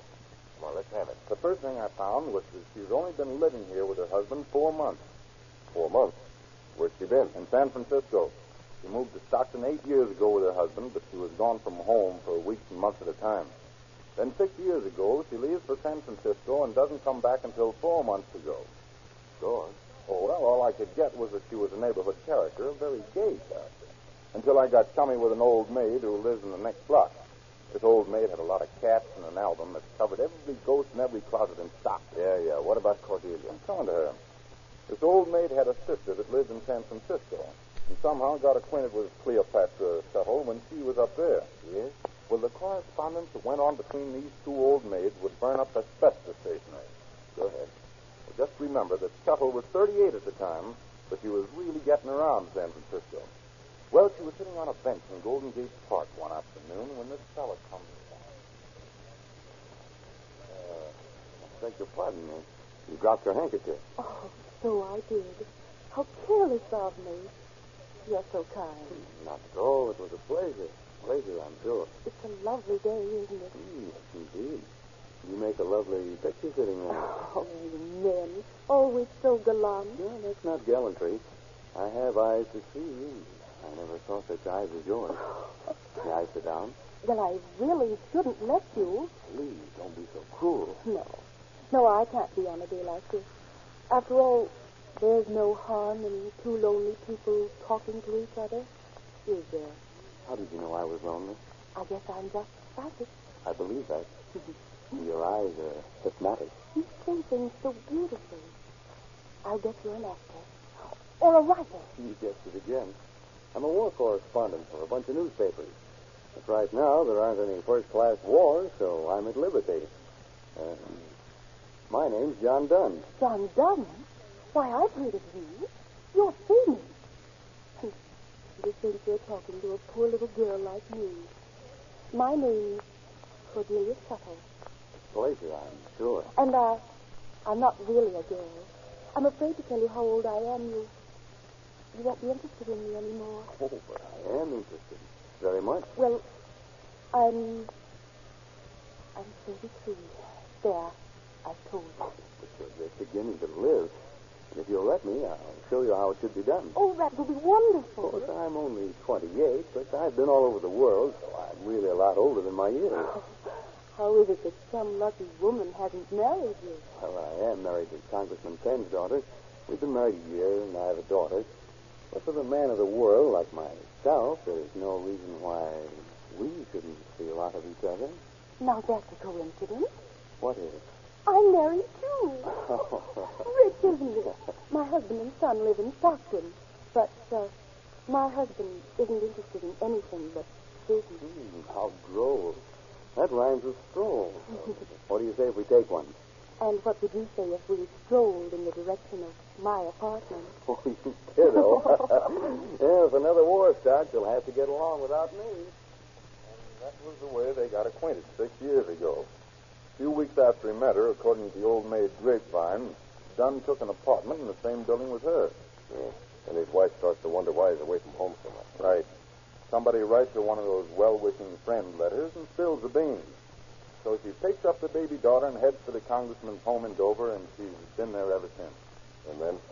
Shuttle and Dunn get really scrawny and stayed that way for 6 years. Of course, by this time, Cordelia was 44 and had grown from the full-blown to the overblown. Yeah, I saw that. What happened? Well, Dunn's eyes started to rove around looking for less seasoned cuties. Then about 6 months ago, the Amalgamated Press assigned their war correspondent Casanova to Puerto Rico. But he had a neat little war of his own when he told Cordelia. Is that you, Ducky? Yes. I have some very bad news, Cordelia. Why, what is it, darling? Tell me quickly. I've been sent to Puerto Rico. I have to leave tonight. But that's not sad. It's wonderful. I'll start the back right away. What? Oh, but you don't understand. I couldn't think of taking you to a place like that. That's what makes me so sad. Oh, John, no matter what kind of a place it is, I'll go with you to the ends of the earth. But I don't want to. I mean, it's impossible. Absolutely out of the question. John Dunn, you said you didn't want me to go. Just what do you mean by that? No, I didn't mean that. Of course I want you to go, but you must realize I simply can't take you. Why not? Well, that is, Well? Well, isn't it enough that I tell you I can't? No, it isn't. All right, you asked for it. I'm going alone, and I don't intend to return to California. Ever. As a matter of fact, I'm going to see my wife when I get back from Puerto Rico. I hope she'll have me back. Say that again. You heard me the first time. I'm sorry it had to be this way. Well, I'm so glad you're sorry. That's sweet of you, I must say. Now, don't make a scene, Cordelia. You've developed quite a penchant for that recently. Oh, of course I shouldn't make a scene. You walk in here and tell me you're tossing me aside like an old rag. Peg is the word. Why, Go no. ahead and scream. I'm going to pack. Oh, you bet your miserable life I'll scream. After I've given you the best years of my life. If you think you're going to get away with this, you're crazy, you low-down, cheap, undercutting rat. General idea of how Cordelia and Dunn parted company 4 months ago. She came back here to Stockton and has been living with her husband ever since. Just like that, huh? Yeah. She's a lady who does what she wants when she wants to, in one way or another. And we're going to learn a lot more about the bodacious Shuttle's ways. You think she sent that dose of candy to Dunn's wife? Now that we know her style of doing things, a lot of things are beginning to add up. Look here. Just plain handkerchief. Tag on it says... It was sold at a store on Market Street in Stockton. Well? That's the handkerchief that was in the box of 2 bittersweet candy that killed Dunn's wife and her sister. Didn't bother to take the tag off, Yeah. It still looks like Cordelia's straightforward style. Yeah, but we got to prove it. So you're going to that shop, and I'm going to the nearest candy store. Right. Shouldn't be hard to describe Cordelia so they'll remember if she ever bought anything. Cordelia is definitely a type.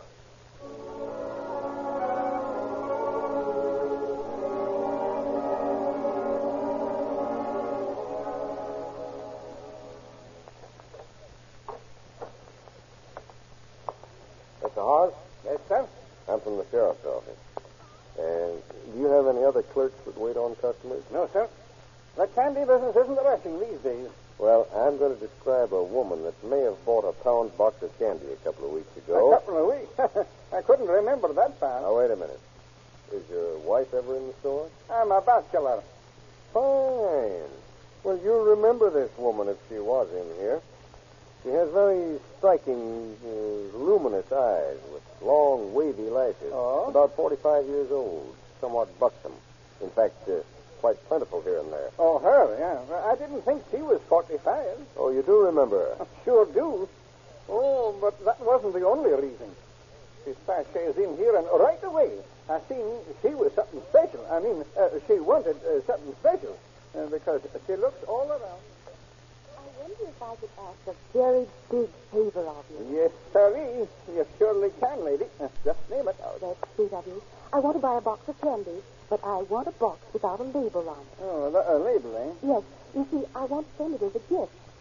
I want to send a handkerchief with it. A handkerchief, eh? Mm-hmm. Well, I reckon I can find a box for you. Something else I can do for you? No, that's all. Oh. Well, I sure hope you come around from time to time. Seems like you ought to be... You wanted to send a handkerchief, huh? Yep. She ain't been back, though. And I gave her a special price. Thank you very much indeed, Mr. Hobbs. If she comes back, shall I hold her till the police get here?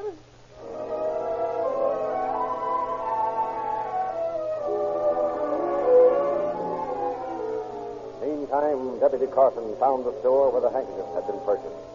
Then he and Brown began a search for the source of the poison. I got it, Bill. With my description of Cordelia, they remembered her right now. She bought the handkerchief about 10 days ago. She's a gal that's hard to forget. Yeah, it begins to look like she made it impossible for Dunn to forget her. Now all we've got to do is find the drugstore where she bought the poison. Find it? I'll bet we're heading for it right now. If I know Cordelia, she did her shopping all in a bunch. She went in here if she ran through the farm. We can't go wrong on Cordelia's farm. Keep your mind on poison.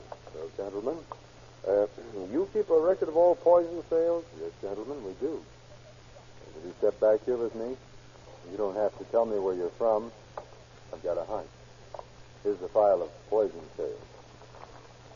Now, what name do you suppose was used in the reincarnation of Lucretia Borgia? Huh? Mister, how come you're so far ahead of us? I'll tell you, but first look at this name. Is that the one you want? Cordelia Shuttle. It sure is. What made you remember her? Well, she gave the darndest reason I've heard yet for wanting to buy poison. She came in about 2 weeks ago. I want to buy a bottle of arsenic. But, Madam, arsenic usually doesn't come in liquid form. Well, then I want to buy a box of it. We're compelled by law to ask what reason you have for buying a deadly poison, just as a matter of form. I want to clean a hat. Yes, ma'am. About how much did you... What did you say you wanted it for? I said I wanted to clean a hat. It does clean hats, doesn't it? Yes, ma'am. But I could suggest something far more effective and less dangerous to have around. If you don't care to tell me what I want, just say so. Of course. I'm sorry. And now about how much? Well, that's a lot more than we needed to know. Thank you. All right, Joe. Let's go see Cordelia again. Will you let me be the one to put a little ring around her wrist?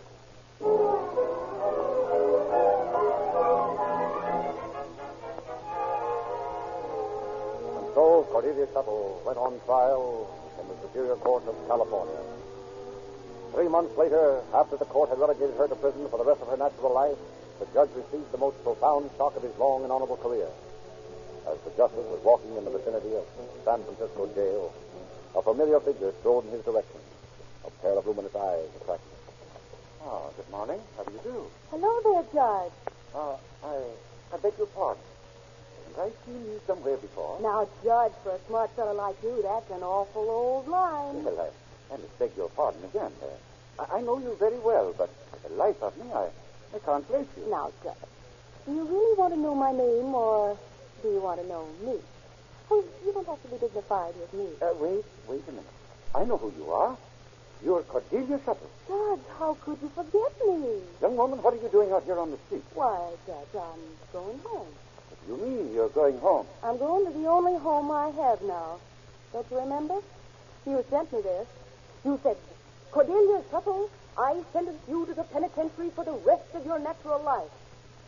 Well, that's where I'm going. Do you want to walk along with me? Young woman, nothing would give me more pleasure.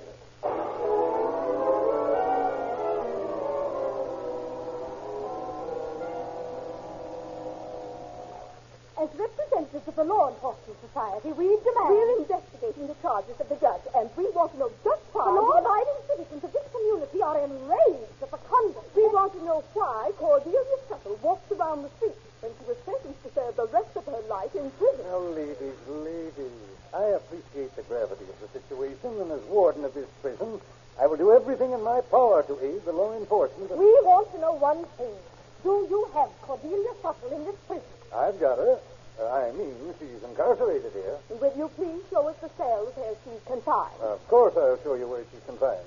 But it's not a cell. And why not a cell, may I ask? Ladies, there's such a thing as being a humanitarian even when you're a warden of a prison. Cordelia has a soul that would wither and die in a cell, and I'm only doing what I... It's true that she walks in and out of this prison, these prison walls, when and as she wants to. That's all we wanted to know. Now, ladies, Cordelia Shuttle has never left this prison. The judge is an old man. He imagines things. He never saw her walking around the street. Why, such a thing would be impossible. Her freedom ceased the minute he sentenced her to life imprisonment. I give you my word as a servant of this great state that I... Oh, excuse me, Warden. I didn't know you had company. That's her. It's Cordelia Shuttle. Of course it is. I'm very busy right now, Mrs. Shuttle. We want to talk to her. We certainly do. Mrs. Shuttle, these ladies came here to... Well, I want you to go... do you mind talking to them? Why, of course not. What is it you want to talk about? Girls? Yes, I must say that. We want to know if you have left this prison since you were... Wait a minute, girls. I was sentenced to this jail for life, wasn't I? You certainly were. Well, I'm here. You see me here. We're all here. What more do you want? I'll tell you what more we want. We want to see how you're living. Well, now, girls, there is such a thing as a person's private life. How would you feel if I asked you how you live? What? Do you mean to stand there and allow me Mrs. Shuttle, perhaps you had better conduct the ladies to your quarters. I'm sure the ladies will understand. I'm sure we'll understand a lot of things. No, that's the right spirit, girls. Just come this way. You know, we women just have to stick together. You see, it's this way, girls. The prosecuting attorney made me look like a very bad woman, but I'm not really that way at heart. I've got a lot of love for my fellow man. Yes. Well, here we are. Not what you call pretentious, but, homie. Yes, isn't it? And that is then. Well, that provides the finishing touch. Oh, that. One of the guards brought that in here for a joke. He said he liked to, anyhow, you know how guards are. We don't, but apparently you do. And it's finished. I didn't even know a warden lived like this. Well, maybe he does, maybe he doesn't. Now, look here, girls. Who are you investigating, the warden or me? Both of you. All of you. Everybody. Everything. Girls, calm down. There's nothing to get excited about. Now, one of the guards is going to bring my dinner up in a few minutes. Shall I order dinner for free? I think we'd better go. I don't think there's anything else we can do. Now, don't go away mad, girl.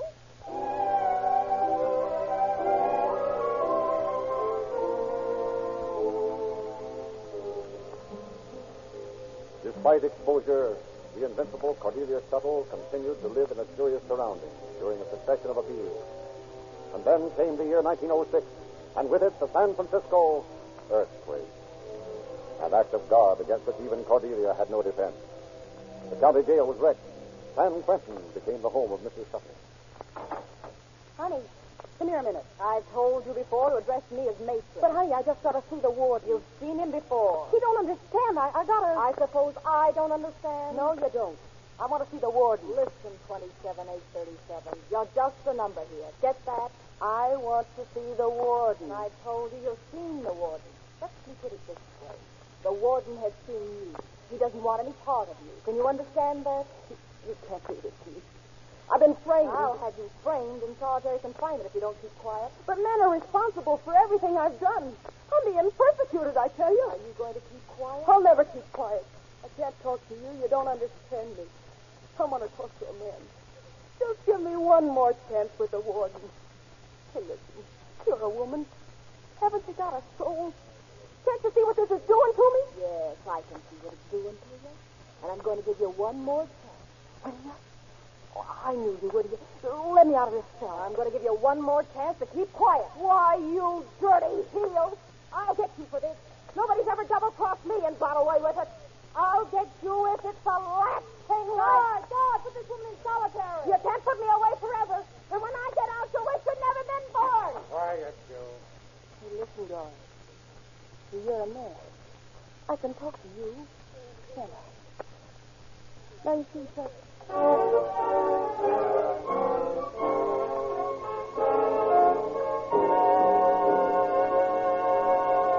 In just a moment, we shall present the concluding facts regarding our program.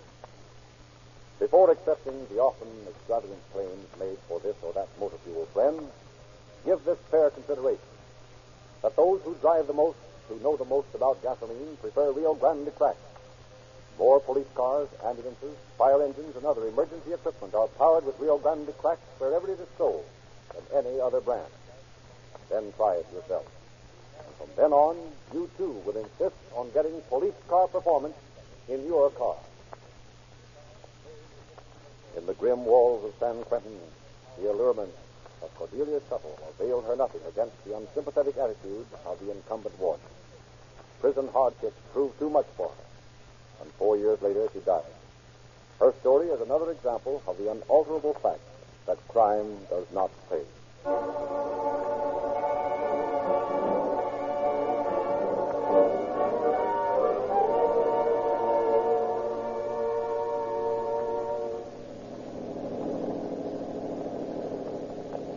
San Joaquin County Sheriff's Office calling all cars. Attention all cars to cancellation of broadcast 273 regarding a murder. Suspect in this case, Mr. San Quentin. And that's all. Roll and clear.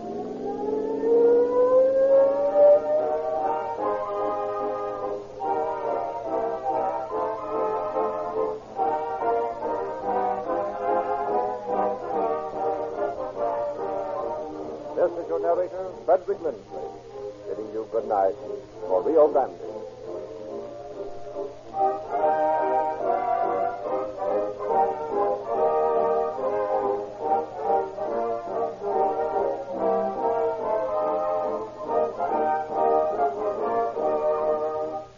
Next week at this time, Rio Grande will present The Case of a Lesson in Loot.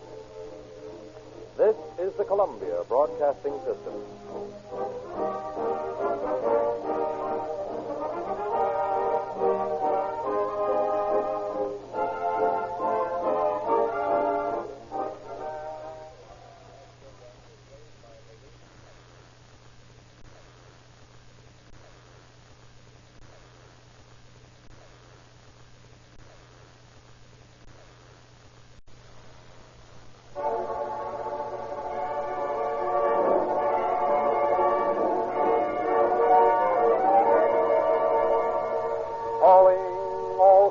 The copyrighted program created by Rio Grande. Los Angeles Police calling all cars. Attention all cars. Broadcast 275. Regarding a suspicious person at 5 and Broadway. Assist the officer. That's all.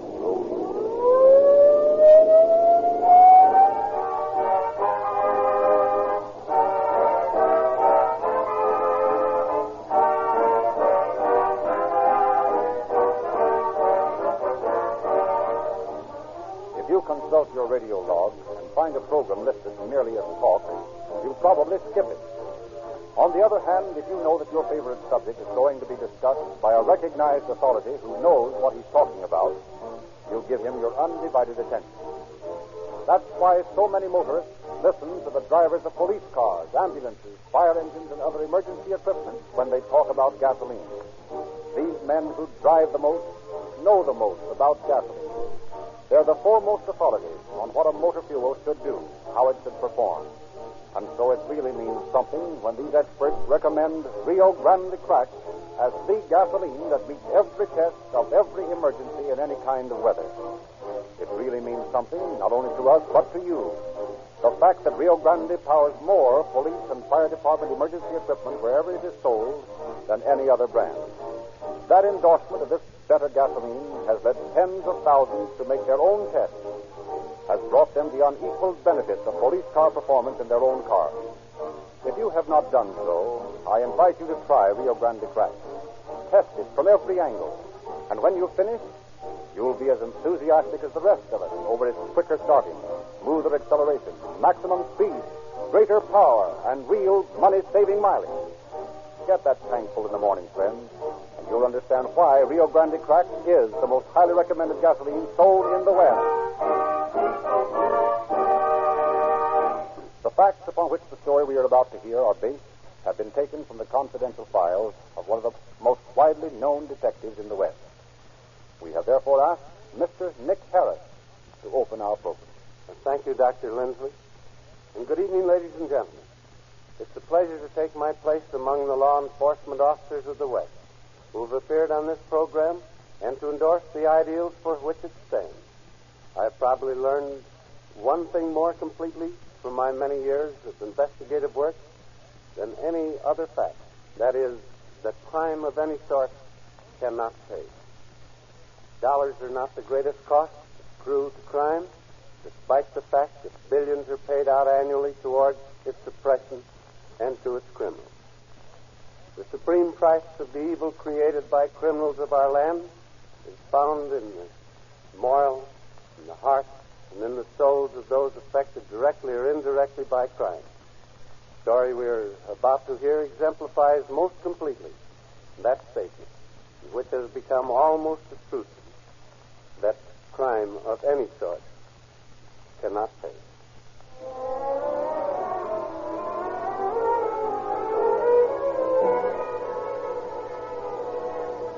Approaching the waiting room of a large department store in Los Angeles, Detective Nick Harris was wondering why his operative had insisted he personally take charge of what appeared to be a routine shoplifting arrest. Glad you could come, Mr. Harris. It's really an unusual case, or I wouldn't have asked you. What's unusual about a shoplifter? You've never had any trouble taking care of one before. It's the girl sitting over there on the bench. That girl? Mm-hmm. She's nothing but a child.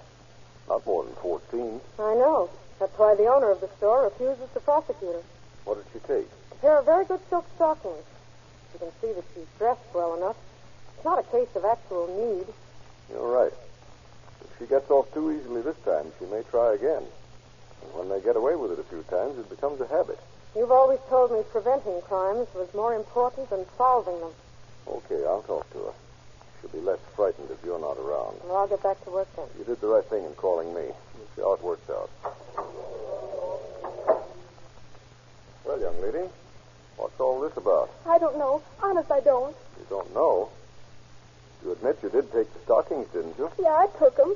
I mean, I don't know why I did it. Honest, I don't. Oh, come now. We both know that. You wanted them. And either couldn't or didn't want to pay for them. You did want the stockings, didn't you? I guess so. I don't know, I tell you. Oh, here. Now, that'll never do. What's your name, young lady? Pearl Stein. Well, Pearl, for your sake, we've got to think this thing out. The only people who get into trouble are the ones who don't think straight, or the ones who refuse to think of the consequences. Everybody's always telling me to think. In school and at home and every place. I can't do anything I want to do. Do you want to steal? I told that woman I'd never do it again. I'm telling you, I'll never steal again as long as I live. Now, believe me, Pearl, I'm not trying to be hard-hearted. But I know how easy it is to... let's talk about something else. Tell me about your home. What do you want to know about it? What? About your father and mother and what your interests are? Well, my mother's a widow. She has to work in the laundry, and we're terribly poor. Pearl, I'll check up on what you tell me. But I'm telling you the truth. Honest, I am. Okay, go ahead. Mother has to work such long hours that my sister has to take care of the baby and me. My sister's only a little bit older than I am. Uh-huh.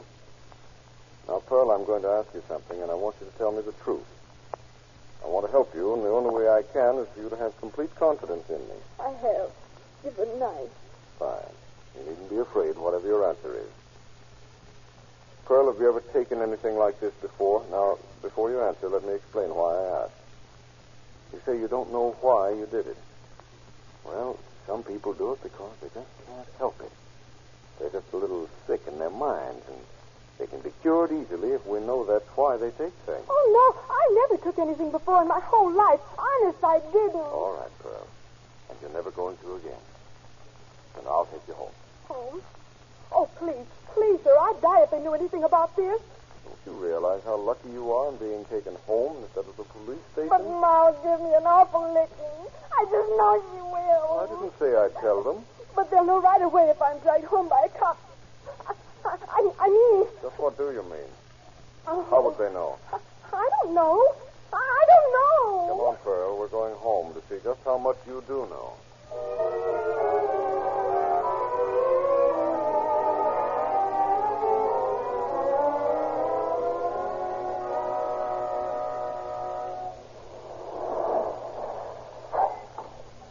There's Margaret coming to the door. Please don't tell her anything. Oh, I'm going to let Margaret do the talking. What's happened, Pearl? What made you think something might have happened to Pearl? Why, I don't know. I haven't done anything, Margaret. Don't let him scare you. Margaret, I'm not even going to ask you if Pearl has done shoplifting before. But she couldn't have. She was caught doing it by one of my store detectives. I mean, she had money with her. The stockings she took cost more than she had with her. Oh. You come in the house.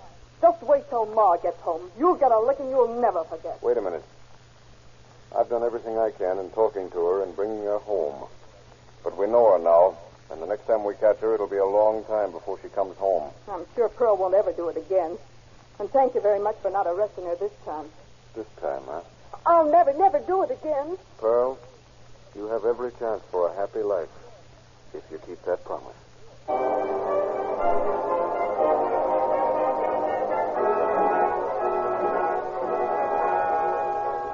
Pearl Stein was soon forgotten in the maze of police duties, many of them with a less promising outcome. Several months later, Detective Harris was called to a Fifth Street department store. With him went two of his operatives, Mrs. Lillian Brooks and Lulu Ring. This cashier's been taking money for some time. I'm going to look the situation over, and then it's going to be up to you girls. Is the management sure about it? No, that's why they called us in. Well, if they can't find anything by checking sales, she must be smart. See, they gave me the location of her desk. I want them up from the back. Yeah, there she is. You two stay here where she can't see you. I'll be back. Why, hello, Pearl. Oh, what are you doing here? Checking up on me? Just shopping, Pearl. I'm glad to see you're helping your family by working. How you like your job? Oh, I like it much. It's swell. That's fine. I want to thank you for everything you did for me. I've been behaving myself just like I promised. Well, I had hopes for you, Pearl. Oh, now you can just forget all about me. Oh, I never forget anyone I try to help. But this isn't getting my shopping done. well, I hope I never see you again, unless you're shopping. Bye, Pearl. Goodbye. She's walking ahead of me toward the exit. That was Pearl Stein. Does she have a record? Not yet, but I'm afraid it won't be long now. You can't see us from here. Lillian, tomorrow morning you're going to have a job as sales lady here. You're going to be in a spot where you can watch every move Pearl makes. And I'm going to find out what she does at night, huh? Right. I'll send Hazel Brown to work with you. Meet her outside the employee's entrance when the store closes and stay with Pearl until she's tucked into bed.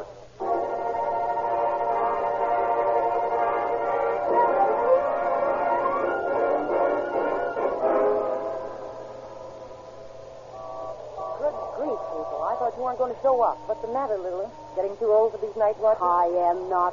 I just didn't buy these dancing slippers for some truck driver in a beer garden to walk all over. Beer? Don't tell me it's going to be one of those far into the night affairs. Hey, wait a minute. Here comes Pearl now. The one with the 3 layers of makeup. I could have spotted her without the tip. Let's look at your paper. Huh. She doesn't seem anxious to catch a streetcar. Well, she has a date. And at her tender age. Tender? Don't you know that guy she's talking to? No. He works at department stores. On the lookout for a young girl just out of school. Well, let's go get him. Listen, you know we can't touch him without evidence, and that's not our assignment. Sorry, I just don't like to hesitate with his type. Well, there they go. Will you bustle up another notch, Hazel? We've got work to do.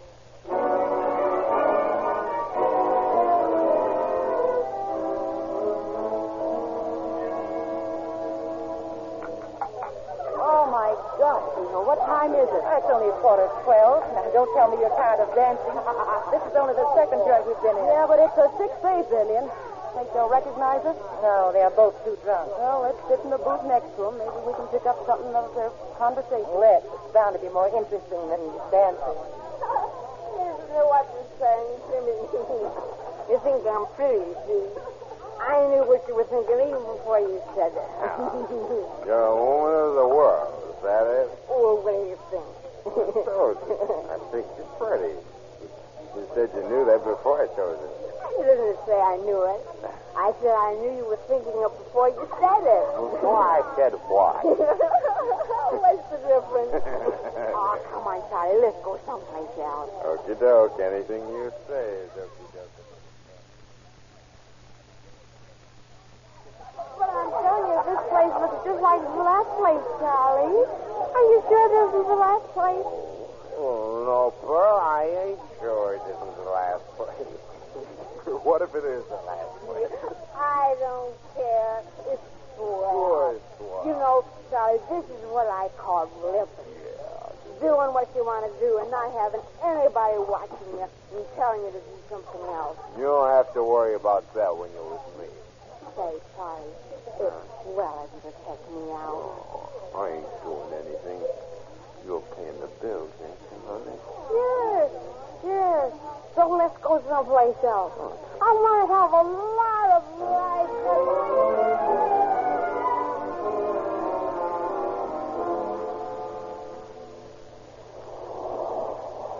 Driver, put your lights out.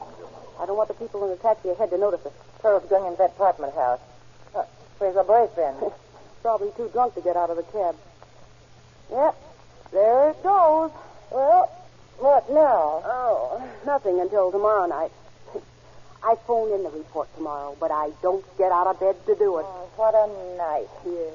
And I'll bet Pearl shows up at the store in the morning as fresh as a daisy. You mean fresh as a wildflower.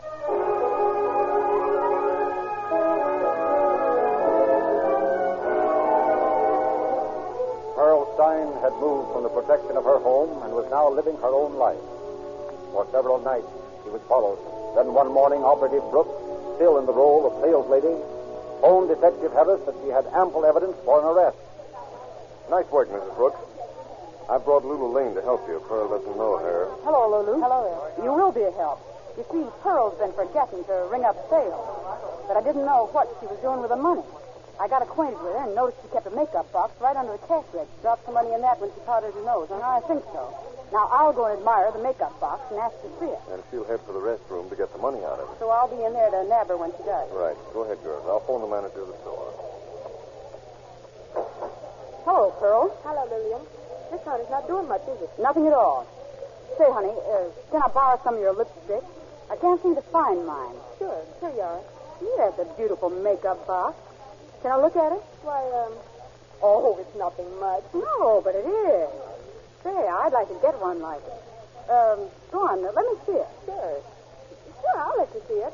But I'm going to use it right now. I'll show it to you as soon as I get back. Okay, dearie.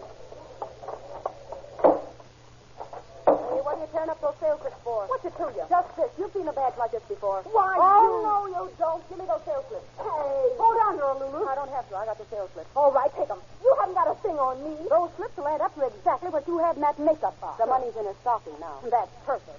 Come on, Pearl. There's an old friend of yours outside waiting to see you. That's the way it was, Mr. Harris. So what?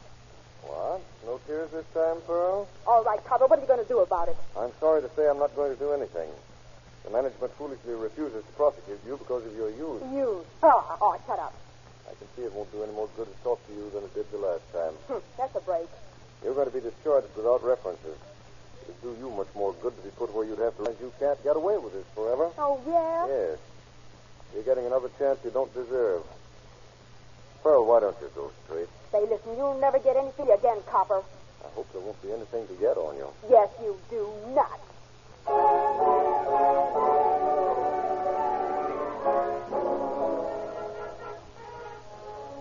Despite Pearl Stein's attitude, he was unheard of for over a year.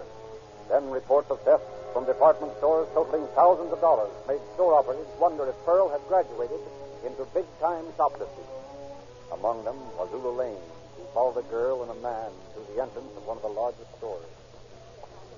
Marie, come on and take a walk with me. We may have some work to do. Sure, Lulu, but I thought this was your day off. It is. But that's Pearl Stein ahead of us. She's with the fellow with the one arm. Does she have a record? Got no price that I know of. We've been wondering about her. Hey, they're heading for the dress department. How does she work? I don't know what her style is now, but she knows me, so I'll go over and wait by the door. I get it. If she lifts something, I'll give you the business, and you nab her as she goes out. Yeah. Huh? If she goes in the dressing room, gets tummy with the boyfriend. It'll be easy to. I'm practically in his lap right now. And even though it does cost $500, it'll make me look just marvelous in my next picture. Don't you think so, Charles? Sure thing, honey. Why don't you go tie it on, maybe? I think I will. The dressing room's right over here, miss. May I help you? Oh, that's all right. It won't take me a minute. I know I'm going to like it. I'll be right back, Charles. I'll be here. Will you excuse me? I have another customer. Sure. Okay. I'll have a smoke. Oh, excuse me, but could you tell me which way the dressing rooms are? Huh? Oh, sure thing. Right over there. Oh, there. I was told to meet someone, but I don't see them. Maybe they'll come along later. You have a seat? Thank you. Cigarette? Oh, you're very kind. I don't imagine you're alone. No. Not in this department. I bet your girl's buying a wedding gown. No such luck. She is getting a swell outfit. She's got a contract for pictures. Oh, how marvelous. And here she comes now. Where's the dress, honey? I left it in the dressing room. Who's this dame? She's waiting for somebody. Clerk. Yes, sir. I'll take that dress. But I just remembered I have to be at the studio in half an hour. Will you take a deposit on it? Certainly, ma'am. Where is it? I left it in the dressing room. Here's $5 on it. The name's Pearl Stone. Come on, honey. You'll be late. Oh, may I walk to the entrance with you? I always wanted to talk to an actress. No, we're in a hurry. Just a minute, Pearl. Huh? You! Yeah, me. Up to your old tricks again, huh? Listen, you hat-to-face old... Say, you haven't got a thing on me. Well, we'll see. What you get, Marie? Plenty. It's a new gag on me. Well, I'll be... I left that dress in the dressing room, so you take your paws off me. She wasn't that fat around the waist when she went in there. Well, that's it. You wrapped the dress around your waist under your own dress. Listen, That isn't a dress under there. It's me. Okay, then you must have eaten it. And that's against the law, too. Come on.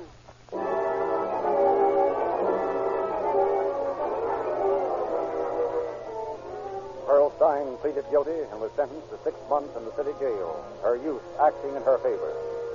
Upon her release, she was watched every time she entered a store. Pearl was now a master lifter and was fast becoming an expert criminal. If you're going to do any shopping in this store, Pearl, I'm going to come along and help you. I don't need any store to help me shop. Well, just the same, you're going to get that kind of help every time you go near anything that can be picked up. Save a lot of time.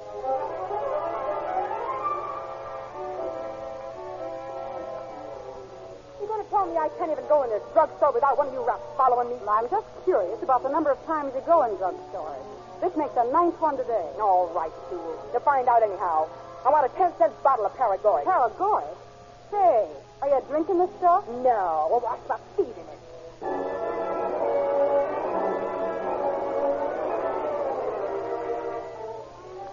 And if I remember, that wasn't the hat you were wearing when you went in the store. I just bought this hat cover, so you can get your hands off me. You didn't buy anything, Pearl. But you did put your old hat on the rack and walk out with this one that you'd been trying on. Oh, yeah? And what's this bulge under your blouse? If you're putting on weight there, it's a mighty funny place. Come on. Oh, all right. What's the difference? I might as well be in.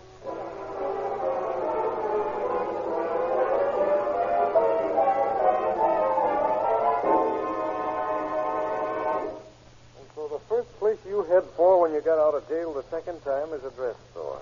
I've been out 3 months. Hey, listen, who are you anyway? I don't believe you know me at that, Pearl. You're too hopped up. Where are you getting the stuff? I don't know what you're talking about.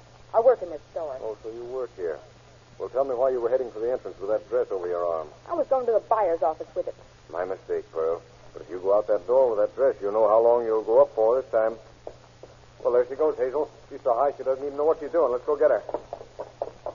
All right, Pearl, just take it easy. Hey, get away from me! Hold her wrist, Hazel. I've got her. Hey, I'll get you for this! Got Hazel? Take that! I've got her.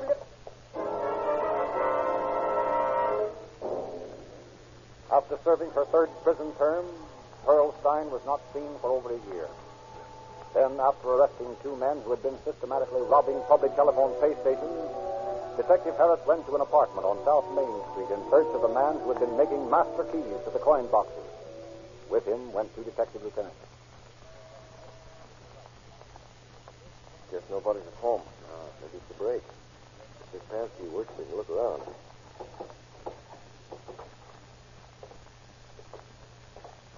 Well, I don't see any key-making machinery in this room, boys, anyway. Me neither. Wait a minute. How about in the next room? Well, I'll be. Pearl Stein. What are you doing here? Open that door, Pearl. Come on. You can't get out the back way. Well, you going to open it? All right, let's break it open. What'd you throw out that window, Pearl? What's it to you, copper? Oh, you haven't had your shot yet this morning, have you? You're in a bad humor. Well, we'll just have to go down and see for ourselves what you threw out. No, don't do that. Oh, don't do that to me. All right, then suppose you tell us what this is all about. Well, I've been living here with Ed Farley and his wife. Yeah, go on. I didn't throw anything out the window, but if you find something down there, you'll think I did. Oh, stop beating around the bush. I don't want to go up for that. Oh, you just can't send me up for it. You got to give me a break. What are you talking about? I threw about 60 of those master keys out the window. Well, you're mixed up in that racket now. No, I didn't have anything to do with it. I'm just living here with Ed and his wife. Well, what are you getting hysterical about it for, then? Because I threw something else out. Oh, you got to give me a break. If I went up for that, it'd kill me. What was it? Hypodermic needles. 4 hypodermic needles. So you're peddling dope? No, I'm not. Oh, you got to let me go. You got to. I can't stand it. Shut up. Now listen to me. First, I want to know about Farley and these keys. If you're not mixed up in that, why'd you try to get rid of them? Well, come on, talk. Him and his wife have been nice to me. I was trying to protect him. All right. Now, I'll tell you what I'll do for you, Pearl. I'll give you a break if you tell me where Farley makes his keys and where I can get him. How do I know you'll let me off? I've always been on the square with you, haven't I? Yeah, I guess so. Then go ahead and spill it. Well, I don't make the keys. A guy by the name of Jim Canless makes them. I'll give you his address. What was Farley doing with them? He was selling them to young punks for $25 a piece. He's only sold 2 so far, I know that. It's a break for everybody. Will Farley come back here? Yeah, he'll be here. Oh, but you gotta let me get away first. All right, Pearl. But we'll get you sooner or later if you keep on peddling that stuff. I won't do it no more. I promise. Yeah, I've heard your promises before. It just happens that I couldn't have sent you up for that anyhow today, or I would have. What do you mean? I'd have to get you in the act of peddling it or catch it with it on you. And you made me rat on Ed. Why, you double-crossing heel? Oh, no, I'm not. I told you you'd go in for it sooner or later, and I'm probably saving Farley and his wife from becoming addicts, if they're not already. Yeah, I guess you're right. I'm going to go east, Mr. Harris. I'm going to try to get a new start. Well, I'll hope for a miracle, Pearl. But I think you gave yourself your last chance when you decided to live your own life. You've been living it, but I don't think you're going to much longer.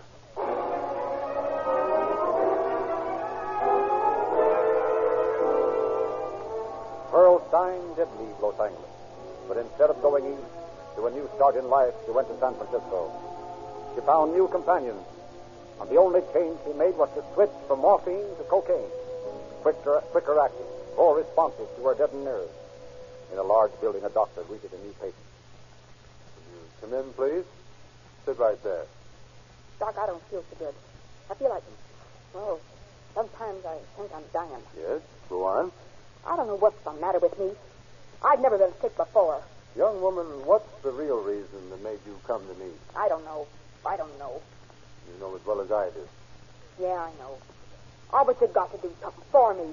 A sanitarium is the only place that can do anything for anyone in your condition. No, you've got to do something for me where I'm not locked up. The only solution to your problem. The only hope. And frankly, I can't guarantee the results of that. Oh, well, all right. I'm sorry I troubled you. Don't you even want to try to do something for yourself? Yeah, of course. My, these instruments are shiny. What do you call this one? That's a scalpel. Please put it down. I'll bet it's sharp. I'll bet you could kill somebody nice and easy with it. Will you please put that down? No, I won't. You know what I'm going to do with it? I'm going to cut your face to ribbons. You're crazy. Yeah, that's it. I'm crazy. That's what's the matter with me. I've been that way for a long time. But don't you think you'd better do what I tell you? Yes, of course I will. Anything at all. Well, then, listen. You're going to give me treatment. And you're not going to say one little word to the cops. If you do, I'll get you. I'll kill you. I won't go to the police. I promise. You promise? Yes. I'll have you all fixed up in a jiffy. Now, just go out in my waiting room. Leave the scalpel here. There. That's fine. I'll be right with you as soon as I call a special nurse for you. You're very nice, Doctor. I made a promise once, but I didn't keep it. Give me the police department, quickly. I heard that. Say you're not going to do that to me. You can tell her that when they get here that you've killed me. Come away from that window. Get back, I tell you.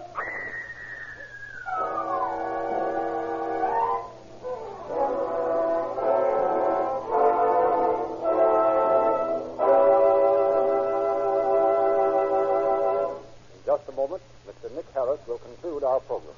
Remember, friends, all automobiles look alike in the dealer's showroom. It's what goes into the gas tank and the crankcase that makes the difference. And to make certain that the difference is in your favor, see to it that your gas tank gets real police car performance, Rio Grande cracked.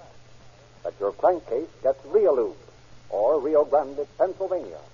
The motor oils that can't be broken down by engine heat are slowed up by the coldest kind of weather. And now, Mr. Harris. Thus, Pearl Stein ended her career of crime. Hers was a life that was completely wasted. The story proves again that crime is a losing proposition. Thank you, Mr. Harris.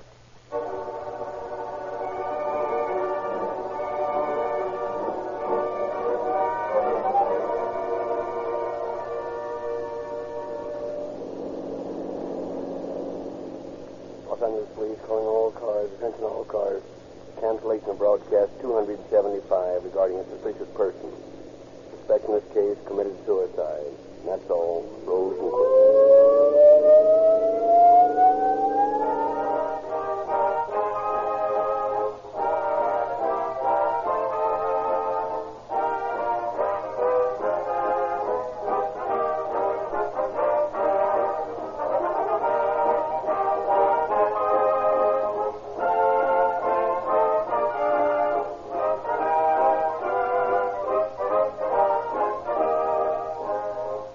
your narrator, Frederick Lindsley, bidding you good night for Rio Grande.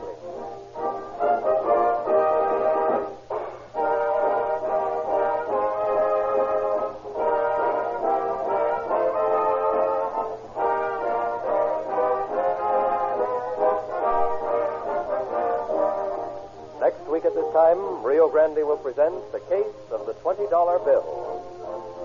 This is the Columbia Broadcasting System.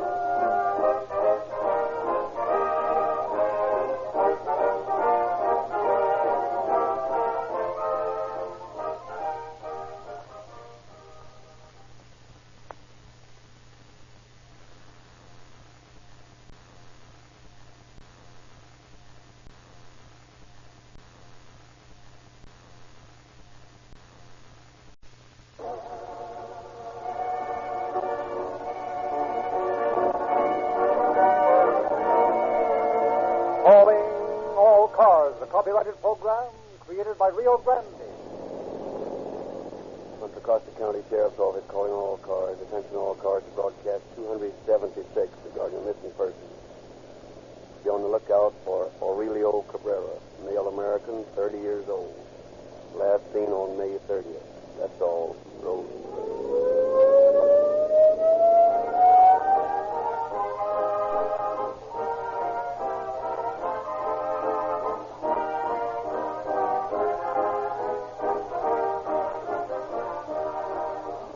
The other day, a judge in a nationally known Chicago boys' court made this statement. Crime prevention must begin in the high chair, not the electric chair.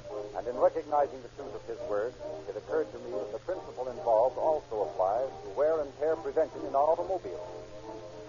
Some motorists make it impossible for their cars to give them long and loyal service because they contribute to their delinquency with Popo oil. Tens of thousands of you folks do know the wisdom of safeguarding a motor with real lube. The money-saving benefits that accrue from keeping a healthy motor in a healthy car with this infallible, indestructible lubricant. A veritable army of motorists depend on this pure, 100% paraffin-based motor oil, having learned that real lube can't be broken down by the engine heat at their highest speed. That its quick and smooth flow to every moving part is as constant in cold weather as in hot. When you drive into your tank full of Rio Grande crack in the morning, take on a crankcase full of Rio Lube or Rio Grande, Pennsylvania. Prevent the wear and tear on both your motor and your pocketbook. See your Rio Grande dealer tomorrow.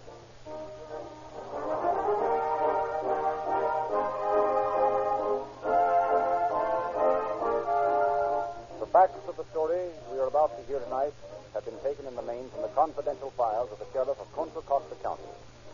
We have therefore asked Sheriff John A. Miller to open our program from the studios of KSFO in San Francisco. Good evening, ladies and gentlemen. Those of you who are regular listeners to Calling All Cars must have long ago come to the conclusion that the average criminal is a pretty sorry sort of fellow. He doesn't win, and he never can win. He never comes out ahead. For the most part, he doesn't use much originality in the planning or execution of his crime. In telling the story of crime, the work of the law enforcement officer is always the most interesting. Clear-cut cases of premeditated crime for material gain are relatively easy. But occasionally, an officer runs across a case in which the motive is entirely hidden under some complex line of thought. We are going to hear tonight how such a case proved baffling to my officers, and how its solution proved again that crime does not pay.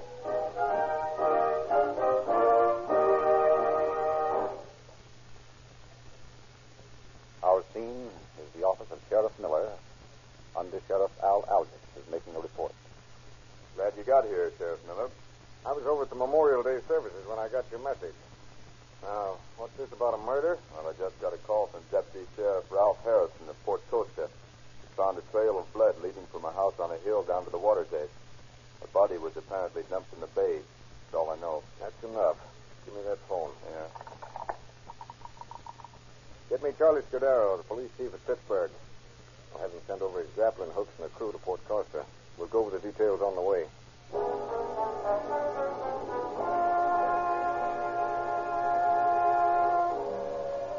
And so began one of the strangest cases on record. Sheriff Miller and his men arrived at the scene of the murder, and a few minutes later were talking it over with Harrison. Now then, Harrison, let's hear the details. Well, about an hour ago, I was crossing the SP tracks and spotted what I thought looked like blood. I examined it pretty close and was sure of it. Besides blood stains, I found a few pieces that looked like skull bones. You have them? Yeah, wrapped them in paper. Here. It's a human skull, isn't it? Yeah, that's what it is, all right. This murder sure is I'm a foot high. What's the rest of the story? Well, I followed the trail along the tracks and down to the edge of the water, and by that pile of big rocks on the shore. Could you see anything in the water? No, it's too deep. Go on. Well, I doubled back on the trail. On the other side of the tracks, the blood leads up through the oats to the top of the slope over there. The trail plain? I'll say. You see that little house up there, 180 yards from the tracks? Yeah. The blood trail ends in the backyard. Come on, I'll show you. Okay. Davis, you take the camera and scoot down to the water and get some pictures. Yes, sir. And follow us back up to the house. We'll have this case sewed up in no time.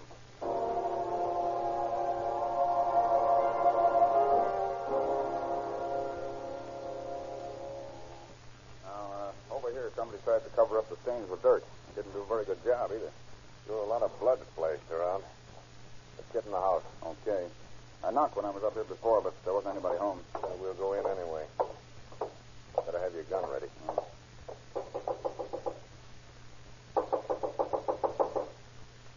Still nobody home. Try the door. Careful now. This is Sheriff Miller. Anybody home?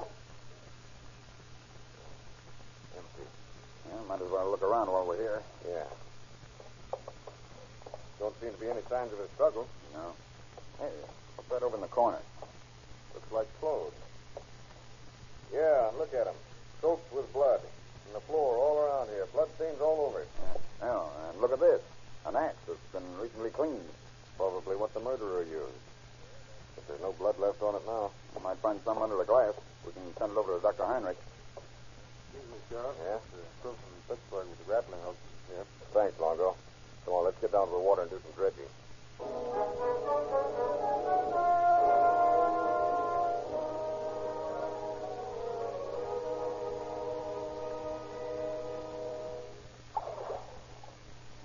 If we don't bring up anything this time, we'll be forced to give up. That house you pointed out to me belongs to a fellow named Annexator Torres.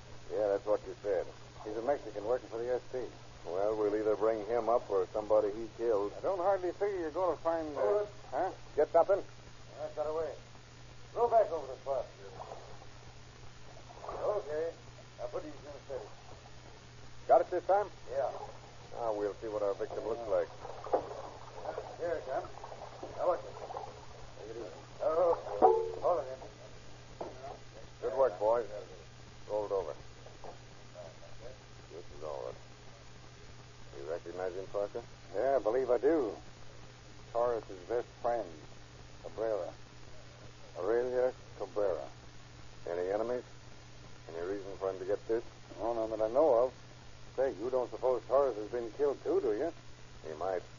But if he has, his body's been put someplace else. It isn't here in the bay, that's a cinch. Look. Yeah, I was just looking at that. Bullet holes. One in his chest and one in his back. Come on, let's get back to shore and talk to some of the townspeople. They may know something.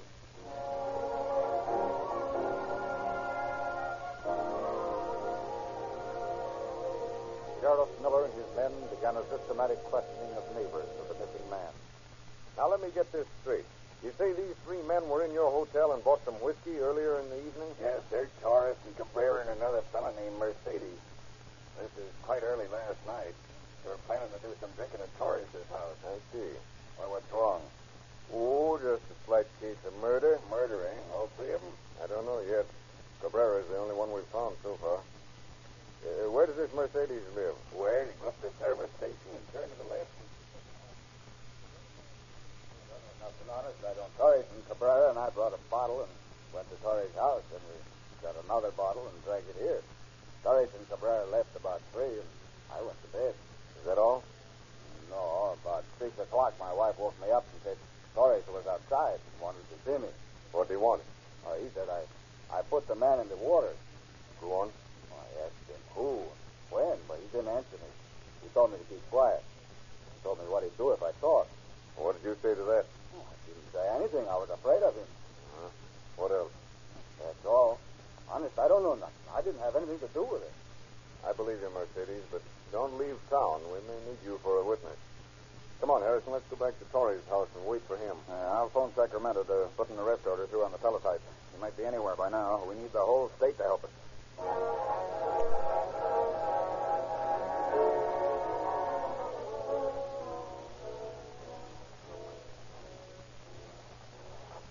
We're going to have a long wait here if Torres' ship's booked.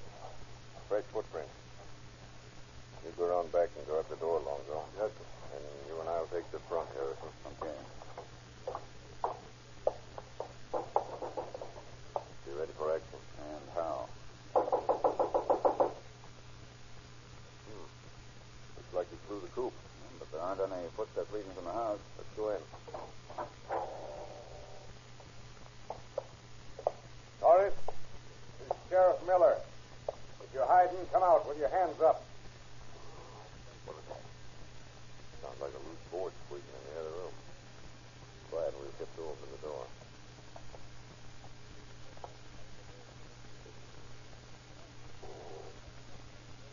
In the kitchen. Back me up while I take a look around the corner. All right, Torres. Come out from under that sink or we'll shoot.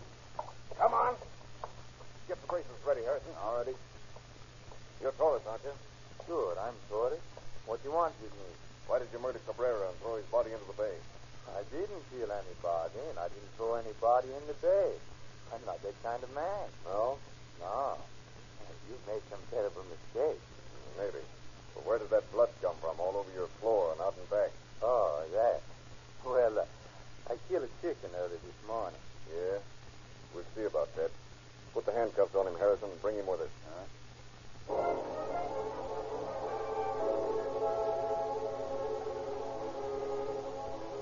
Back in his office, Sheriff Miller confronts Torres with his accusers. Now, don't be afraid, Mercedes. Is this the man?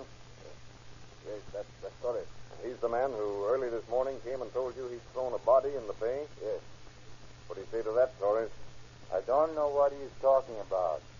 Do you deny going to the hotel and buying liquor with Cabrera and Mercedes? When? Last night. You must be misinformed. Did you drink with these men last night? No. Well, just where were you last night? I was home. All evening? All evening. Torres, you're not getting any place by lying like this. Why don't you come clean and confess? I have nothing to confess. What did you do with the gun you shot Cabrera with? I have no gun. The only gun I have ever seen was in the movie. But you shot him, once in the chest and once in the back. You must be mistaken, Sheriff. How can I shoot a man when I have no gun? Come on. We'll lock you up in the Martinez jail and let you think it's over. Maybe you'll change your mind.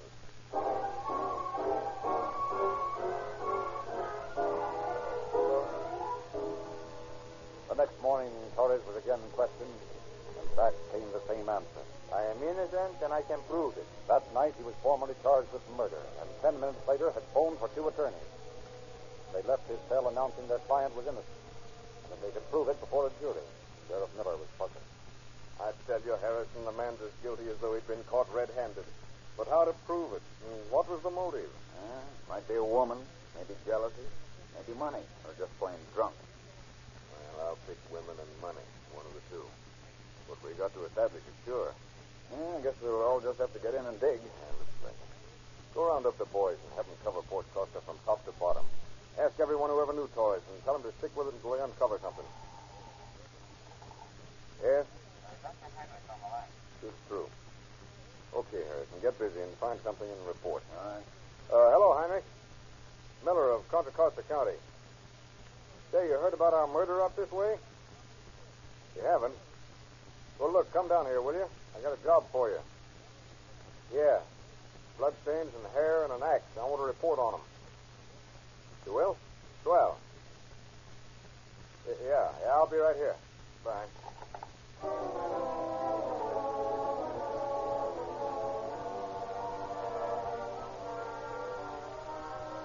Several days later, in Sheriff Miller's office. Got a lead for you, Chief. Good. Let's have it. I got to talking to one of the entertainers in a little cafe in Crockett where Torres and Cabrera used to drink. I think I found your motive. Good work. What's the story? I'll let the girl tell it. She's outside. Come on, miss. Sure. Say, is this on the level? You ain't going to get me into this. Oh. Hello, Sheriff. Good morning. Won't you be seated? Thanks. Harrison here tells me you can supply a motive for the murder of Aurelio Cabrera. Is that right? I don't know whether it's a motive, but those two guys were quarreling a few nights ago over some money. I said women or money. Hey, I wasn't mixed up in it. I was just a referee, that's all. Let's have the details. Sure. Well, I do a little singing, and I just finished my number when this guy, Torres, came over to me. Hey, you. Come over here. Well, look at that, Cabrera. Yeah, just the way I like them. Talking to me, mister? Yeah, sit down. Thanks. My name's Shorty. This is my friend Cabrera. Glad to meet you. How about a dance, huh? Can't. You ain't allowed to dance with a customer. Yeah, what kind of stuff is this? Well, then how about a drink, huh? Sure. That's better. Hey, wait. 3 gins big. Hey, what's a good idea? I didn't want a gin fizz. What's the matter with a gin big? Yeah, what's the matter with you? Okay. Where you guys from? Port Costa. What's your name? Who wants to know? We do. Here's a drink. 60 cents. Sure. Oh, that's funny. What? What's funny? I had $20 bill in my pocket when we shot out tonight. It's gone. Sure, I know. You guys always got $20 bills. But you just lost them or left them in your other pants. Hurry up, buddy. Snap it up. I'd pay for them here. Okay. Somebody took my 20. Sure. Reached in your pocket when you wasn't looking. That's it, when I was dancing. You sure you had it when you started out? Maybe you did leave it home. Nah, I had it when we came in here. Oh, you pencil. Come on, bottoms up. Sure, forget it, Dory. Yeah, you seem awful anxious for me to forget it. What do you know about it? Oh, me? Yeah, you. What you do with it? Oh, shut up. I didn't take your 20. Now keep quiet. Thought you didn't take your dough. Keep on wrangling about before you both out. Drink your drink. Okay. Okay, but remember this, Cabrera. I want that dough, see? I know you took it, so when you get through with your little joke, you give it back. I didn't take it. See? I didn't take it. If you don't give it back, I'll kill you. Get me? I said I'd kill you, and I mean it. Oh, not to you, too. I don't have to sit here and listen to a lot of hot air. I don't think there was a 20 in the first place. See you guys later. Now look what you done. Never mind the girl. There's plenty of them. But there ain't many 20s floating around. Now hand me a door. Well, that's the way the whole thing started and kept on going. They sat there and argued for a while and then left. That's all I know. That's enough, miss. Quite enough. Thanks for coming over. Oh, skip it, sir. Glad I could help you. Maybe you can do me a favor sometime. Perhaps. Well, so long. And you too, big boy. So long. Now, what do you think? I think you're right about the money angle. That's the motive, all right. Probably when Torres got tight again, the question of the missing 20 popped into his mind, and this time he carried out his threat. Yeah, imagine killing a man for $20. It's been done for a lot less. Incidentally, here's some more news that might interest you. Yeah, what? Here's a report from Heinrich. Oh, prove anything? Yeah. The blood on the axe and on the clothes and on the floor and on the ground outside are all human blood and not chicken blood. Well, that just about clinches it, doesn't it? I think it does. But how about a jury? Let's get over to the jail and have another talk with Torres.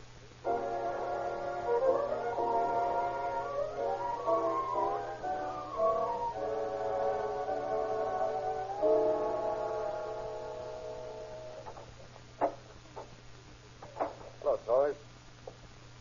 Mind if I sit down? Thanks. That wasn't chicken blood on the stuff we tested. No? It was human blood. On the axe, the clothes, the floor, and the ground outside your house. So what? Just what I said. It was human blood, which means you killed your friend Cabrera. Killed him for $20. You know you did it. Why don't you come clean? Sheriff Miller, I told you the other day I did not kill Cabrera, and I'm telling you again. I did not kill Cabrera. You're wasting your time on an innocent man. Okay, Torres. Have it your way. But remember this. I've got all the evidence I need to convict you and send you up for life. Then why waste time? Have your trial and try to convict me. You can't do it because I'm innocent and can prove it. I'm trying to save the state money. If you confess, it'll make matters easier. In fact, it might even make your sentence easier. You're wasting your time, Sheriff. I'm not going to confess to something I did not do. Okay. We'll see about that.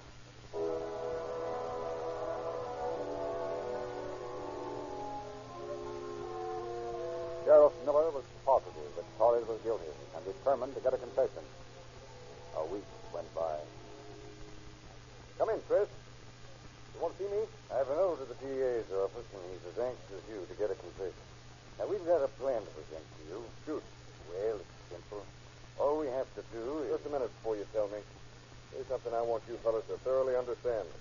There's to be no rough stuff of any kind. Now, remember that. No rough stuff. You don't have to worry, Sheriff. There'll be no rough stuff. You see, we found out that Torres is superstitious. Superstitious? Yeah. And how? Now, here's the plan. We'll get a microphone, some wire, and a loudspeaker. Get Torres out of his cell for a few minutes on some pretext. Then we'll install the speaker in his cell.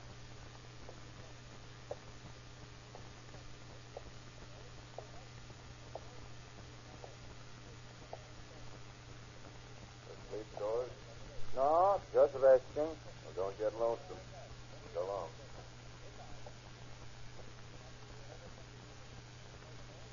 In the meantime, Deputy Harrison at the microphone.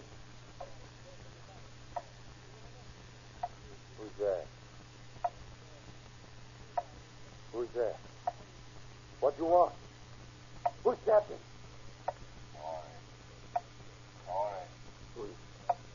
Who's calling? I'm the ghost of Cabrera. Cabrera? What do you want? You know you No. No. tell me why you Go away. I will not go away. I've come to harm. Please go away. Why the answer is Leave me alone. why you killed me. Please go away, Cabrera. You are sorry. Tell me, Lord. You are sorry. Please, Cabrera. Leave me alone. You know you hit me in the act and you shot me into my body today. Why did you do it? Tell me why. Tell me you are sorry. Murder.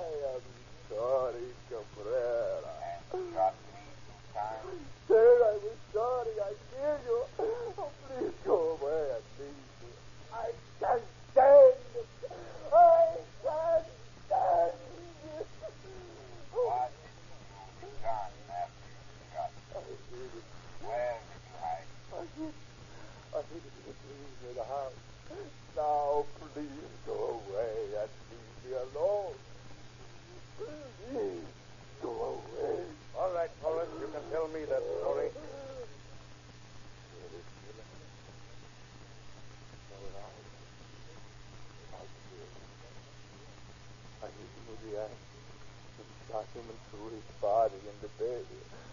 But get me out of here. Get me out of here before he comes back. Don't worry, Torres.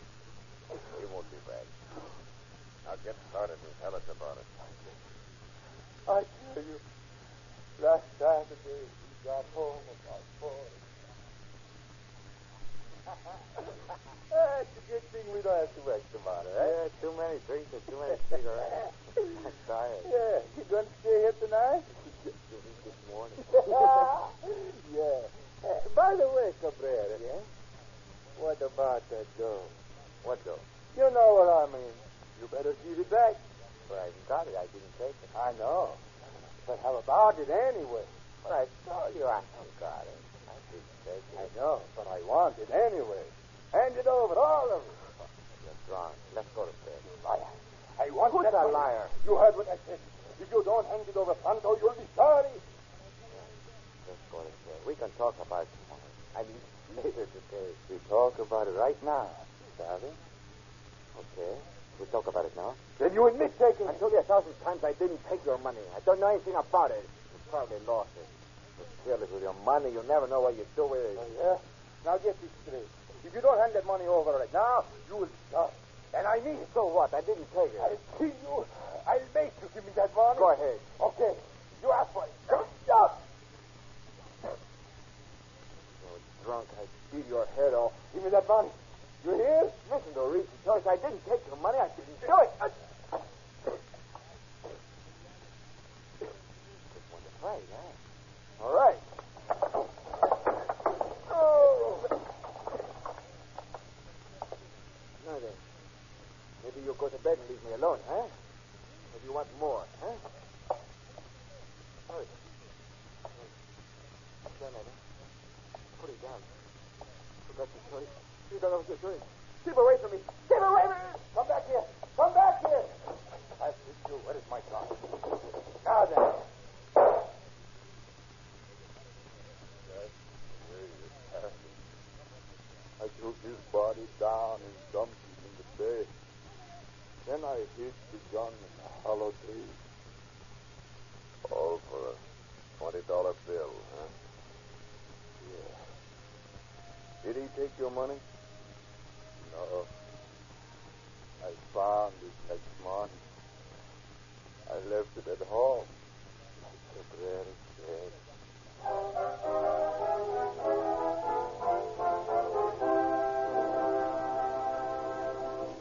In just a moment, we will present concluding facts regarding our program.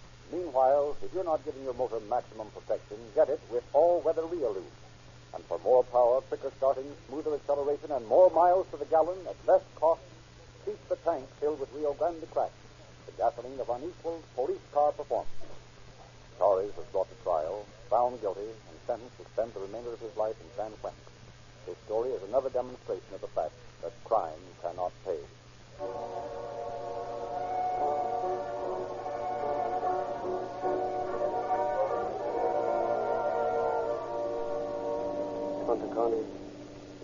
Contra Costa County Sheriff's Office calling all cars. Attention all cars to cancellation of broadcast 276 regarding a missing person. Suspects in this case are now in custody. That's all.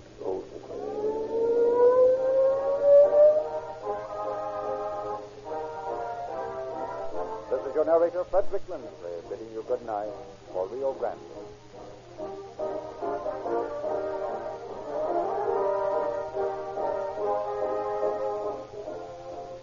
Next week at this time, Rio Grande will present the case of the rope-bound trunk. This is the Columbia Broadcasting System.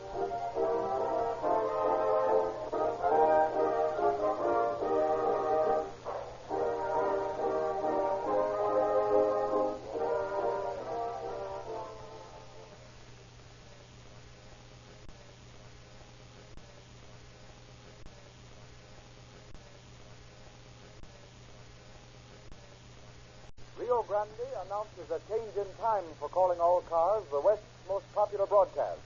Beginning Sunday, April 2nd, Calling All Cars will be heard at 8 to 8:30 p.m. on Sundays instead of Fridays. Listen to Calling All Cars, 8 to 8:30 Sunday night, April 2nd.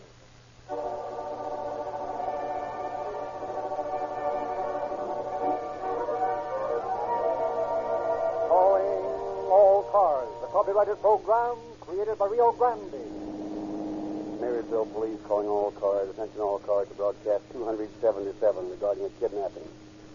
Be on the lookout for a sedan bearing 3 men and a woman. These men kidnapped a Marysville policeman this day. Exercise caution as they are armed and dangerous. That's all. Rose and Cliff.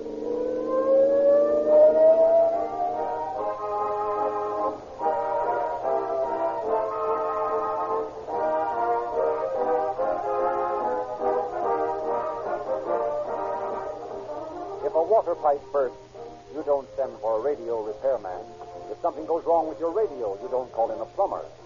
You summon the man whose training and experience have made him a specialist in his chosen line. The men who do know gasoline, whose very occupations require them to drive far more than you or I, are the men at the wheels of police cars, ambulances, and fire engines. And the way they size up the various motor fuels on the market is best illustrated by the fact that more of their emergency, public-serving automobiles are powered by Rio Grande Crack, wherever it is sold, than any other brand. Their constant reliance on this better gasoline to get them away to a quicker start, to give them top speed, maximum power, and the kind of mileage that saves the taxpayers money is the most eloquent endorsement ever accorded to gasoline. Tens of thousands of motorists who have followed the example of an overwhelmingly large number of city and county officials in California are enjoying the advantages of police car performance Rio Grande Crack in their automobiles.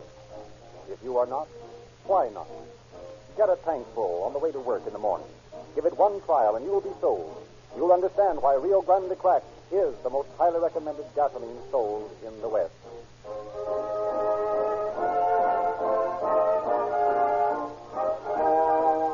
The facts in the story we are to hear tonight have been taken in the main from the confidential files of the Police Department of Marysville, California. We have therefore asked Chief of Police Darrell LaFortune to prepare a foreword to our program. Good evening, ladies and gentlemen. It is a privilege to be able tonight to greet you as a guest of Calling All Cars. It is part of the cooperation which law enforcement agencies are showing in their effort tonight to point out the losing nature of life of crime. Such cooperation between law enforcement officers and all others in this work is vital to the success of the battle against crime. If every group of authorities seek only to cover themselves with glory and refuse to cooperate with other groups, the criminal element has a distinct advantage. The story we are about to hear was brought to a successful conclusion by the splendid way in which all peace officers involved work together to prove again, and most conclusively, that crime cannot pay.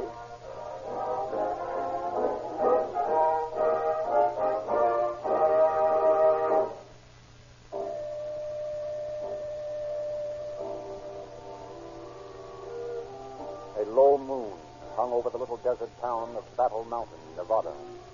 It was long after midnight, 1:30 o'clock in the early morning of July 15th, 1932. At the upper end of the town, 2 men were working furtively in the shadows as they attempted to break the lock of Battle Mountain's leading store, while a third stood beside a small sedan parked nearby. How you making out, Judge? Okay. A couple more tries won't have it.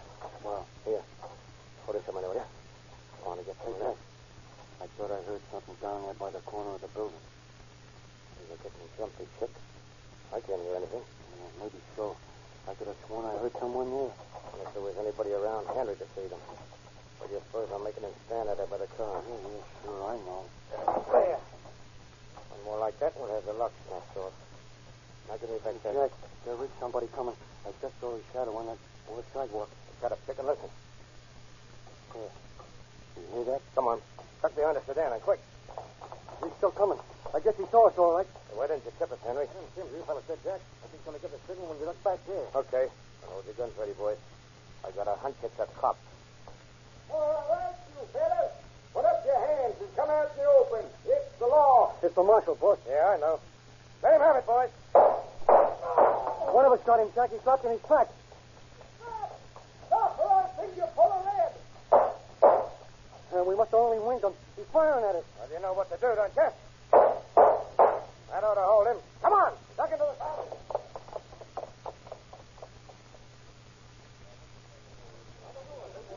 Did anybody here in the crowd see who was doing all that shooting? Yeah, I seen it, Constable. There's three guys shooting it out with some other fella. They beat it down that alley there. Okay, some of you men come with me. We'll try to head them off. Look, Constable, there's the fellow they shot lying there by the corner of the store. See if there's anything you can do for him. Yeah, I'm going to try to catch up with the guys who shot him. Can you see who it is? Not yet, but... Yeah. Yeah, it's Marshal Chiara. Good old two-gun Pete Chiara. They killed him. Looks like it to me. He got back at him a little. I saw one of the killers limping pretty bad when they run into that alley there. You think Pete might have shot one of them? That's the way it looks. Funny they could run off and leave their car standing here. That ain't their car. Belongs to some people I know. Just happened to be parked there. Well, it looks like they got away. A lot of the boys are still searching for him, but no luck so far. They got away, huh, Constable? Yeah, we'll get them yet. They left their tracks in the alley. The tracks of cowboys' boots.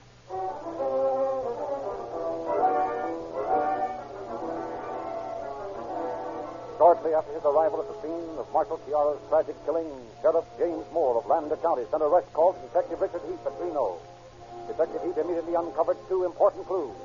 A limp, plainly discernible in one of the bandits' tracks, and an excellent palm print from the fender of the parked automobile. But it remained for M.A. Carpenter, a detective of Marysville, California, to give meaning to these clues. You able to make anything out of what he dug up, Mr. Carpenter? I certainly was, Sheriff. Plenty. You think you got a lead out of that palm print? No, not the palm print. Identifying the killer through that would be mostly a matter of luck. What, the track? That's it, exactly. Those boot prints showing the limp. What about him? Sheriff, only one man in the West makes boot tracks like that. And that man is Jack Weston. Jack Weston? You mean the man they call the last outlaw of the Old West? That's just who I mean. But how can you be sure? Besides the evidence of those boot prints, Jack Weston is the only man I know who could outdraw two-gun Pete Chiara. If that's the case, he's going to be a tough man to catch. That may be, but none of them are too tough to be caught eventually. I followed Weston's career since way back in 1900 when he and his brother Ed started out stealing horses in the state of Washington. He's been getting away with his lawlessness for a long time now, Mr. Carpenter. I don't know what... Jack hasn't entirely gotten away with it. He's done time before. And when we get him this time, he'll likely hang. And if he keeps on leaving a trail of telltale boot prints, we'll have him before you know it.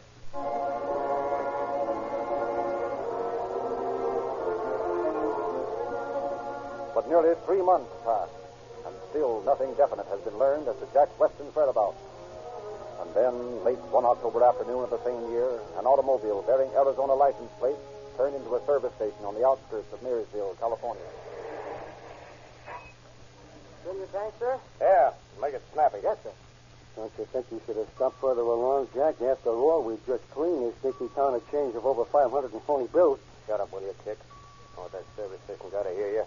No, but just the same... We were down to the last gallon. I didn't want to take no chances of running out between stations. Where to now, Jack? I'm not sure yet. Let's see how things look up ahead. And they cut east, back into Nevada. Then you're going to pass up Red Bluff? I told you I didn't know, didn't I? Now, pipe down. I wish that guy would hurry up. I want to get clear of this town. Oh, quit coughing, Chick. He's going to bother us. Hey there, never mind the oil. In a hurry. Okay, sir. That's $2.16. Here you are. Thank you, sir. Let's see, that's 3.16 out of 20. Slip that guy another one of the phonies, eh? Sure. Why not? Oh, look what's coming around the corner of the station. Jack, it's a cop. And he's looking hard in our direction. All right, so it's a cop. What of it? I swear he's the biggest cop I ever saw in my life. I bet he weighs way over 200. Jack, he's coming over here. Yeah, let's beat it, Jack. Nuts to the chain. Now, listen, you two hold tight. I'll take care of this. Just a minute there. I want to talk to you. Yeah? What's the matter? Where'd you get that automobile? What do you mean, where'd I get it? It belongs to me. Yeah? Can you see your registration slip? Sure. Right here on the wheel post. Sure. Your name, sir? All right, copper. I guess you know a 45 when you see one. Now climb into the back seat like a good boy. Tell you what, You heard me, big boy. Okay.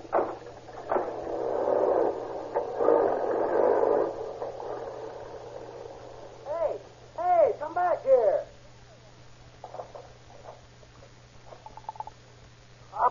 Operator, give me the police department. Hello? Say, look, 3 people, 2 men and a woman just drove out of my service station with Officer LaBouffe in their car. I think they kidnapped him.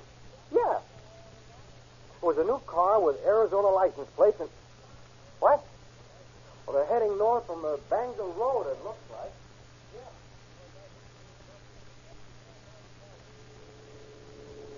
You better take it easy, Jack. We're doing close to 90. We'll have every... Oh, never mind the speedometer. Keep your gun on that cop, you fool. It's right, Jack. We can't take the Now, chance. will you two shut up? I'm heading for a turnoff in case anyone saw us kidnap the Flatfoot, and there'd be an alarm by now. Yeah, but... Oh, but nothing.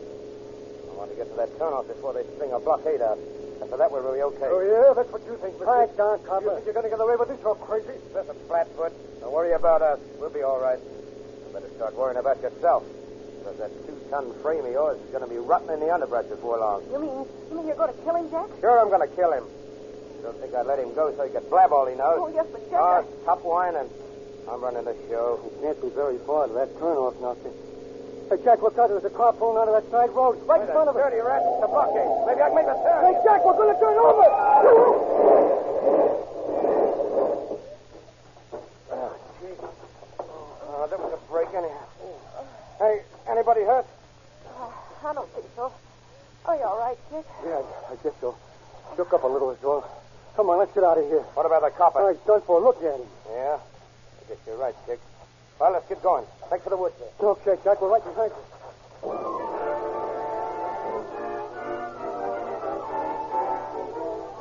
When the officers under Sheriff Toland reached the scene of the accident, the fugitives had already disappeared.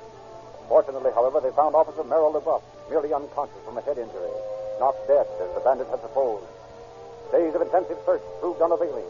Luck was again riding with Jack Weston and his outfit. The year 1932 came to an end. 1933 rolled by, and Jack Weston still remained at liberty. And then, in the spring of 1934, Sheriff Lewis R. Fife of Cedar City, Utah, decided to take the bull by the horn. I tell you, these wool robberies have got to stop. The ranchers around here have taken about all they can stand. Something's got to be done, and done soon. I'd be willing to bet my last dime I know who's behind all this. Yeah? Who? Jack Weston. By George, Sheriff, I believe you're right. I'm almost certain I'm right. He's the bandit who killed your old friend, Marshal Pete Sierra, up at Battle Mountain, isn't he? Yeah. That's something I'm not forgetting. And one of these days, if somebody else doesn't get him first, I'm going to bring Weston in, dead or alive. Pardon me a minute. Hello, Sheriff Fife speaking. This is the Stoner Ranch calling, Sheriff. Yeah? We've just discovered the theft of several $1,000s worth of wool. Any idea who did it? Well, no, unless it's those wool thieves who've been operating around here this spring. Okay, I'll be right out. Unless I'm very much mistaken, it's Weston and his outfit again. They've robbed the Stoner Ranch. Yes? Come on, let's get on out there. I'm going to bring in those wool thieves if it's the last thing I ever do.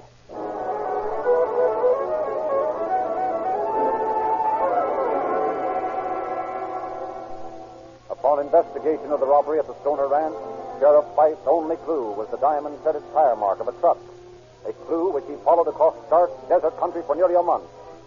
And then, early one morning, near the abandoned Home State Mine, 30 miles west of Cedar City, he came across the now familiar tracks leading to an arroyo, and knew that at last he had his quarry cornered.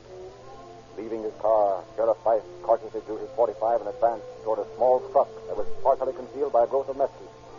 As he came up to it and peered around the front of the motor, his eyes fell on a middle-aged man and young woman lying fast asleep on the ground, almost at his feet. For a moment, Sheriff Fife studied the man's features, and then... All right, Weston, get up. Huh? Oh, none of that, Weston. I wouldn't reach for that gun if I were you. Okay, Sheriff. Your party. Leave your gun on the ground where it is and keep your hands up. Yes, and the girl, too. What do we do, Jack? Whatever the sheriff says, I reckon. I'll get on down the gully there, both of you. My car's only a couple hundred yards away. What about the truck? There's plenty of time to take care of the truck, Weston. I'm going to toss a pair of handcuffs over to you, sister. I want you to put them on him. Shall I, Jack? Sure. What else can you do? All right, hurry it up. Now then, get moving. Okay. Don't get such a stew. Yeah, just keep ahead of me there and no tricks. Yeah. I'm sorry about the handcuffs, Jack. That's all right, Daisy. Think nothing of it. I'm not going to... No, you don't, Weston. Stop, or I'll shoot. Go it, Jack. Go it. Get away from him. Oh, you killed him. You dirty rat. You killed him. Maybe I have. If I did, he asked for it. I'm going after my car. Don't try to get away because it won't do you any good. I won't be but a minute, and you take it easy. If Weston don't die, we'll get him patched up when we get back to town. Jack, Stacy. Remember what I told you now. No funny business. Stacy. Now, shut up and listen. The minute he gets out of sight, get back to the truck and bring you my shotgun. You get it? Okay, sweet. If the louse hadn't pumped a slug into my back, I'd kill myself. Does it hurt very bad, Jack? Never mind that. Is he out of sight yet? Yeah. And beat it and get that shotgun. Okay. No. I'll make that filthy sheriff pay for this. Just you wait, wise guy. Just wait.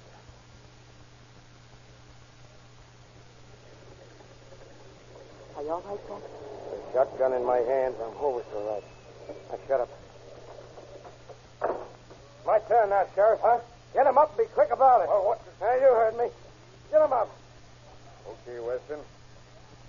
Kind of looks like your luck still holds, doesn't it? Sure, why not? Get the Casey's bracelet from Daisy. Get him. Jack, look out! Daisy, that 6-gun there on the ground. I'm getting you, Jack. All right. Get back, you, and drop that shotgun. Hand her go, Daisy. Put his other pair of handcuffs on him, Jack. Yeah, what for? Why should I fool around with him? Why not shoot him? That's what he deserves. Just the same, Jack. You were lucky getting out of the way of that shotgun charge, Sheriff. But it won't happen again. You're all through, see? Here, Daisy. Give me a gun. No, I've got a better idea, honey. We'll handcuff him around one of them trees. This lug is going to die a slow death. Swell. You've got brains, Sugar. Hey, this tree right here's as good as any. Trunks about a foot thick. Now get over there, Sheriff. The lady's going to make you nice and comfortable. You really mean you'd do a thing like this to anyone, Weston? Why, sure. Now get your arms around that tree trunk. No, not there. Under the big branch. There. That's it. Now. There. That ought to hold you for a while, Sheriff. Now, come on, Jack. Let me help you up again. Let's beat it out of here. Beat it nothing. Get some gasoline out of the truck, Daisy.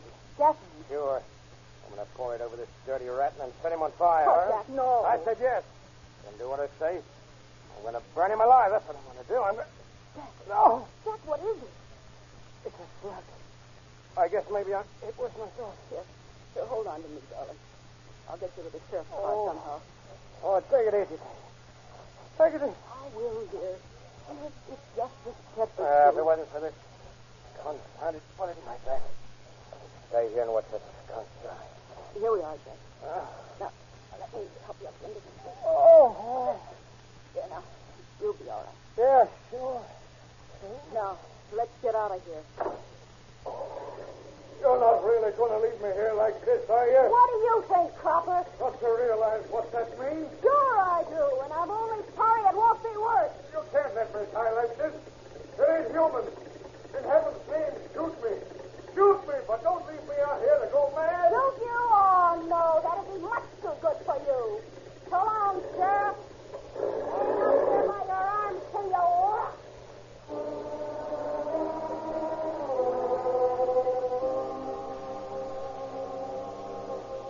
Hours dragged by.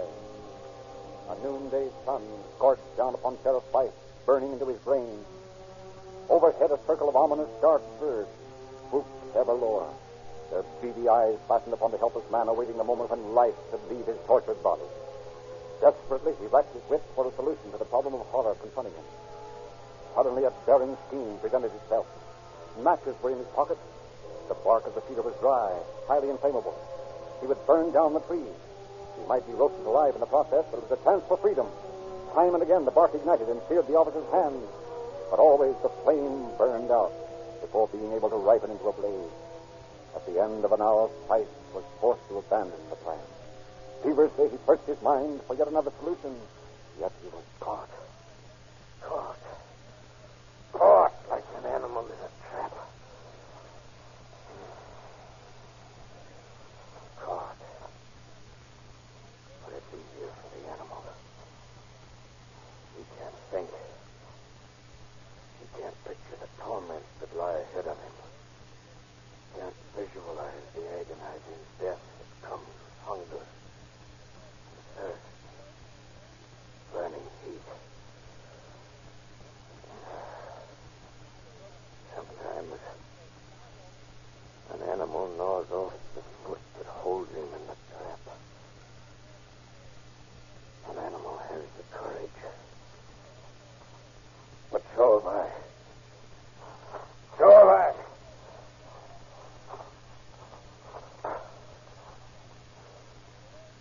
I wonder if it hurts much.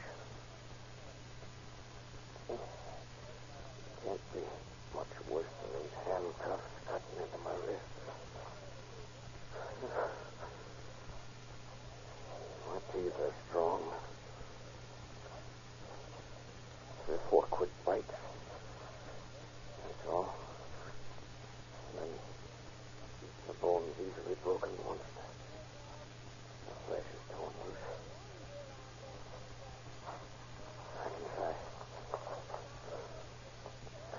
can try.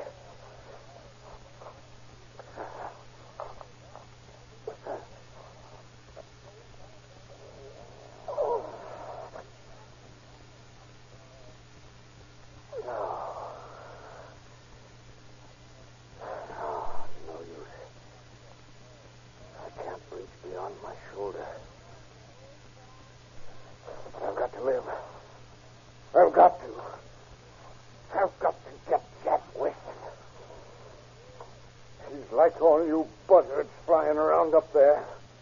Only worse. You hear me? Only worse. He left me here alone. But you're keeping me company. You keep circling lower and lower. Pretty soon you won't be much higher than the top of this tree.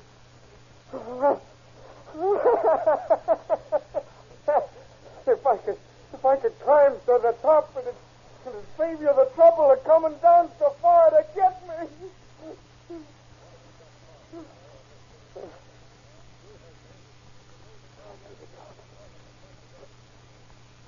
Why not? Why not climb over the top of the tree? I can knock off the branches as I go. Escape from death. I can do it.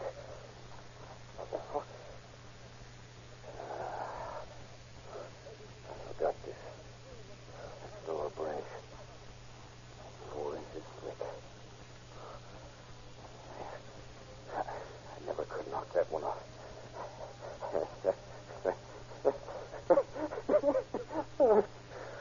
Condemned to death.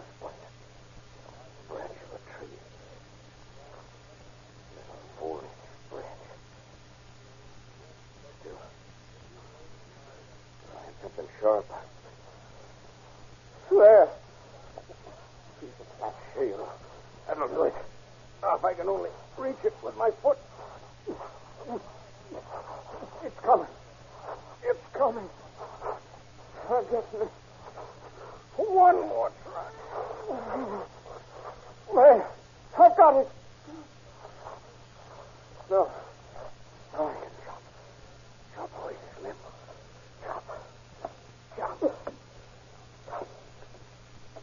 The shadows of late afternoon fell over the wasteland, followed by the blackness of night. And still the chopping continued. Long, agonized hours dragged by. Hours in which Fife often became so faint and crazed with thirst that he had to torture himself with the handcuffs to remain conscious. Once again the sun rose out of the east, searing the arid country with its oven-like blast. Silently, hungrily, the buzzards continued their patient searching of the spot. Followed more hours of pain-racking labor, and then, suddenly, the sound of chopping ceased. Slowly, tortuously, Sheriff Fife locked his legs about the partially severed limb of the tree. Straining every muscle, he pulled downward, hopefully, awaiting the result. And then, with a rending snap, the limb broke free. With almost superhuman effort, Fife then began his ascent of the tree, breaking away the smaller limbs as he climbed. An hour passed, and he was within 4 feet of the top of the 20-foot cedar. There the trunk was fragile, and his body swayed unsteadily. Trembling, he was on the verge of collapse, but somehow he managed to flounder on, higher, higher. Slowly the treetops began to bend into an arc. Bending. Just one more foot. Please, God. Just one more foot.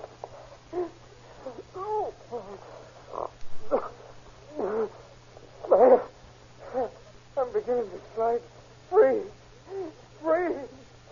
Free.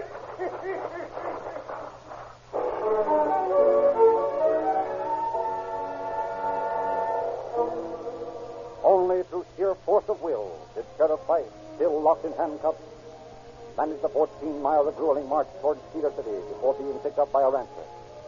And almost unbelievable as it seems, after only 2 days of recuperation, he was once again hot on the trail of the West's #1 bad man, Jack Weston. Information had come through that a girl answering Daisy's description had purchased medical supplies in St. George and had driven south in the direction of Arizona. Sheriff Fife was not long in picking up the tracks made by the tires of his car, and in company with several deputies, the officers soon came to the end of their search before a tiny shack in the vicinity of Mount Trumbull. Sheriff Fife advanced to the door. Why, it's you, but... Yeah. But I thought... You thought I'd be food for the buzzards by this time, didn't you? Instead, you're under arrest for attempted murder, young woman. I see. All right. I'll go with you. Where's Jack Weston? He ain't here. Ain't here, eh? Come on, we're going to take a look through the house. You see for yourself there's no one in this room? There's but 2 other rooms in the house. Well, we'll take a look at him anyway. What's your name? Margaret Carter. Margaret Carter. Why'd Jack call you Daisy? If you don't like my name, you know what you can do. Come on now. Where's Jack Weston? Jack is far away. Well, I'm going to find out. You were right about his not being in the house, but I got a hunch he's not far from here. One of the men just found your car, Sheriff. He did, eh? What about Weston, Captain? There's no sign of Weston. Well, let's take a look at the car. Come on, Daisy, or Margaret, or whatever your name is. Okay. See, the car's right there by that clump of mesquite. Oh, yeah. What are the men digging over there for? We found a place where the earth had been disturbed. Thought maybe Weston might have buried something there. What's that for? What's the matter with you? Oh, nothing. Hey, Sheriff, it's a body we just found in that pit. The boys are bringing it out now. A body? Whose, you know? The boys have it out. Maybe someone can identify it. Why, it's Jack Weston. Yes, it's Jack. I buried him there myself. He died during the night on the trip south from Big Shores. Well, looks like that bullet of yours got him after all, Sheriff, huh? Yeah, I guess it did. And it left the West that much better place to live in.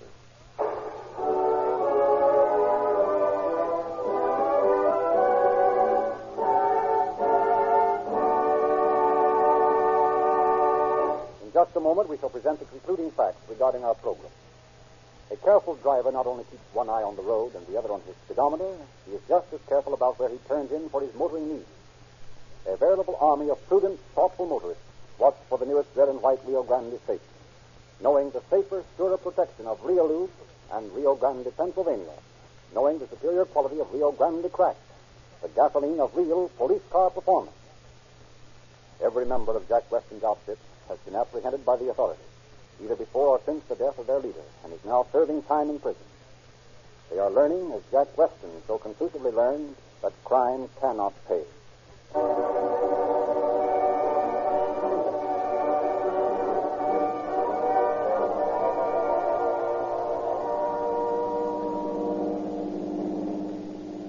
Marysville Police calling all cars. Attention all cars. The cancellation of broadcast 277 regarding a kidnapping.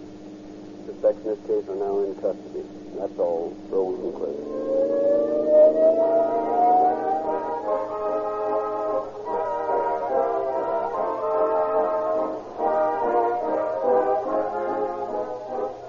The role of Sheriff Fife in tonight's broadcast was played by Frederick Shields. This is your narrator, Frederick Lindsley, bidding you good night for Rio Grande. Rio Grande announces a change in time for Calling All Cars, the West's most popular broadcast. Beginning Sunday, April 2nd, Calling All Cars will be heard at 8 to 8:30 p.m. on Sundays instead of Fridays. Listen to Calling All Cars, 8 to 8:30 Sunday night starting April 2nd, at which time you will hear the story of Earl Duran, the Wyoming desperado who was shot today. This is the Columbia Broadcasting System.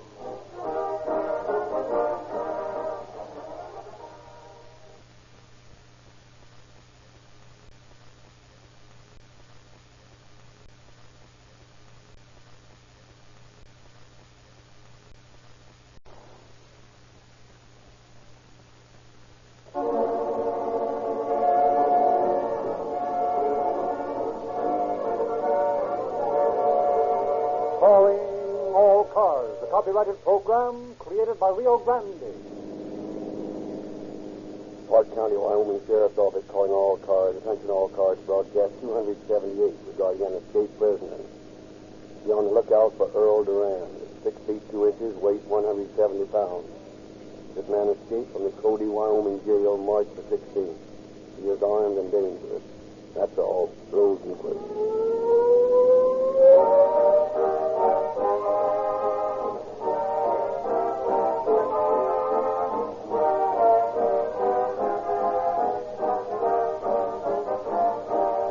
Not all highway robbery is committed at the point of a gun. Some of it is perpetrated by the unseen bandits of grit and dust. who take command of defenseless bulk oils and bore from within to undermine the efficiency of your motor, shatter its morale, and ultimately send it to the condemned road. For that reason, tens of thousands of Western motorists are entrusting the lives of their motors to Reolube, the great lubricant that wears the impenetrable armor of sealed, tamper-proof cans, making Reolube the perfect bodyguard of every vital moving part. This pure 100% paraffin-based motor oil is so completely de-waxed and de-jellied that the most severe cold weather cannot change its quick, smooth flow to every part of your motor.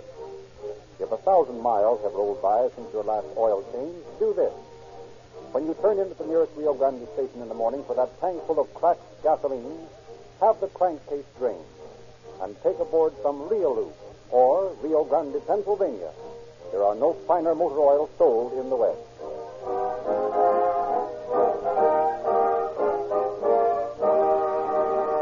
The story we are to hear tonight has been taken from the confidential files of the sheriff of Park County, Wyoming.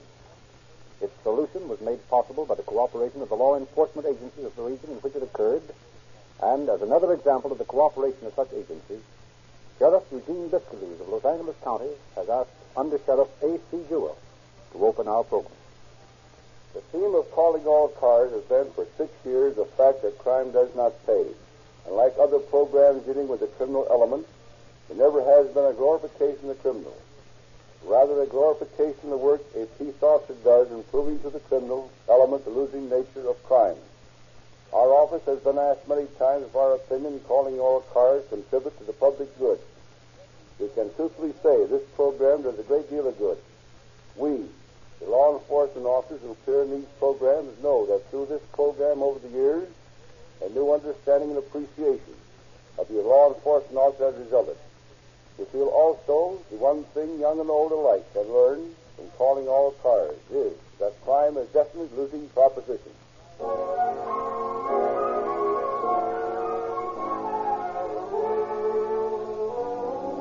In the city of Powell, Wyoming, a group of young boys are gathered about a tall youth holding a gun. Here, that's a swell rifle. Let me see it. Don't fool with it, Bill. Loaded. Nice. Savage 22, high power. Boy, I bet you could kill an elk with that one. I've done it. Killed an elk? Sure, lots of them. When? Last winter. All right, boys. Well, you take number 2 target. Bill, you take number 3. Yes, sir. Fire at will. Range 50 yards. 50's too close, Mr. Smith. Can I use the 200-yard target? No, the 50's hard enough. You do well to hit it. Yeah? Just watch me.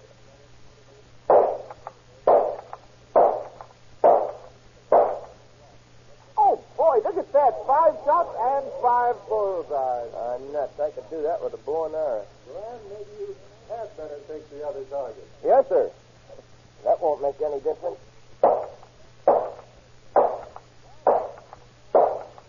Gee, 5 bullseyes again. Gee, Mr. Smith, he's the guy that can't miss. Mr. Smith, mind if I go over to the archery target? This is no fun. I never miss what I'm shooting at.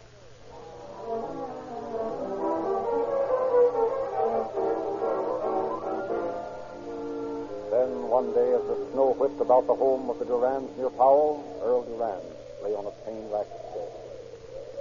Will my boy get well, Doctor? Well, I can't tell yet, Mrs. Durand. He's got to, Doctor. He's all we have in the world. He's our only son. How did he get shot like this? You tell him, will you? Well, you see, Doctor, Earl had been out hunting. He had just come in. He was sitting there by the fire, getting ready to clean his gun. Ma and I were just finishing supper. Any luck today, Early? Sure, Dad. A couple of bobcats. Didn't see much to shoot at. I don't see how you could see anything in this blizzard. I don't have to see him very well to shoot him. Aren't you hungry, son? No, Mother, thanks. I had a steak. Where'd you get a steak? Where'd you cook it? I didn't cook it. I ate it just as it was. Raw? Sure, I wanted to try it once. Some of the fellows down at school were talking about it.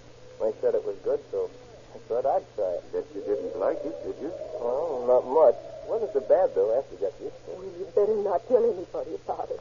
They'll think you're a wild man. What with your hair so long and that beard? You'd better be careful taking that rifle apart. It might be loaded. No, I unloaded it. I don't care what they call me, Ma. Some of the fellows already call me Tarzan of the Teton. Why, that's silly. Oh, I don't know. I do love to live outdoors as much as I can. The air is cold and crisp. I love to have the snow blowing in my face. To hear the wind howling up there among the mountains. Listen to it howling outside. You better watch what you're doing instead of gazing at the rafters while you're loading that gun. Well, that's that till tomorrow. I'll just leave her here on the mantel. Oh, my side. Mother, Dad. Oh, he dropped the gun. He's shot. Put him in bed. Then we called you. I'm so afraid he's going to die, Doctor.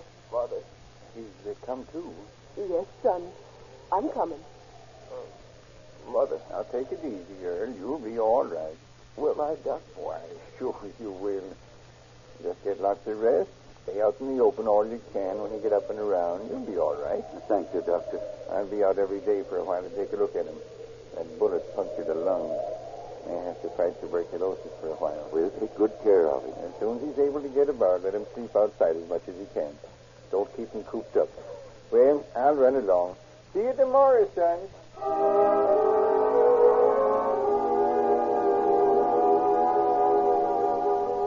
Months rolled by. Gradually, Earl Durand recovered, but his point of view toward life had changed with the passing days. The faraway hills, the streams, called to him more strongly than ever. Early? It's about time you got back to school, don't you think? I'm not going back to school, Dad. Oh, that's nonsense. Well, you've only finished the first year in high school. I'm not going back. But, son, I want you to have a good education. I want you to have every chance you can. Dad, I couldn't stand to be cooped up in the schoolroom again. Well, what are you going to do? Well, I don't know. Work around some of the ranches, I guess. Hunt a little. I can keep from starving. But you'll never amount to anything that way. So what? What difference does it make? What's the use of struggling to make a lot of money, raise a family? What does it get you? Well, it's mighty comforting to know you're a good citizen. Oh, nuts. I don't care anything about being a good citizen. I don't bother anybody. I don't want to be around a lot of people. I just don't like crowds. I'd rather be off in the mountains by myself. Well, Early, you know your own mind, I guess. When you decide to settle down, there'll always be a place for you here. Oh, gee, Dad. You talk like I was going to run away or something. I'll be in every week or so to get some fresh clothes and some salt and stuff. Where are you going now, son? Oh, Gus and his kid and Tom and I are going up above Wapiti to see if we can get an elk or two. Well, don't you know you're not supposed to shoot elk up there? Sure, but Gus has got to have some meat to last until spring, and it's the only way to get it. Besides, it'll be a lot of fun. Sometimes you worry me, son. Ah, cheer up, Dad. I'll be all right. See you Sunday.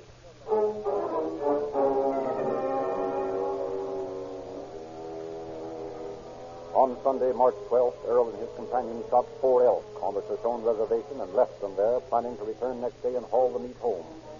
Game wardens discovered the slaughtered elk and placed a stakeout at the scene to capture the poachers. Through the long, icy day, Deputy Wardens Dwight King and Boyd Benyon waited for the men to return. See anything of them, Benyon? No, not a sign. They'll be along before dark. I'll bet a buck on it. You know, it wouldn't be so bad if this wind had let up a little. Wait a minute. Thought I heard a car coming. Huh? Oh, you're right. There's a car coming up the trail. See it yet? Yeah, there it is. Stopping over there where the elk carcasses are. They're going to load them on. Let's take it. Okay. Stay right where you are. We're game wardens. So what? Need it, son? Oh, no, you don't. Get on the running board, Benyon. I got it. All right, you birds. Get him up. Just to you, Warden. I'm leaving you at this point. Try and catch me. Hey, get that guy, King. He's running away. Hey, stop. Stop or I'll shoot. Now let him go, King. We'll take these fellas in and get him later. Okay, get this can started and let's get into town. Well, they got away. Couldn't see very well. Missed him every time, I think. Well, never mind. We'll get him in the morning. I know where he was. That Durand boy, Earl.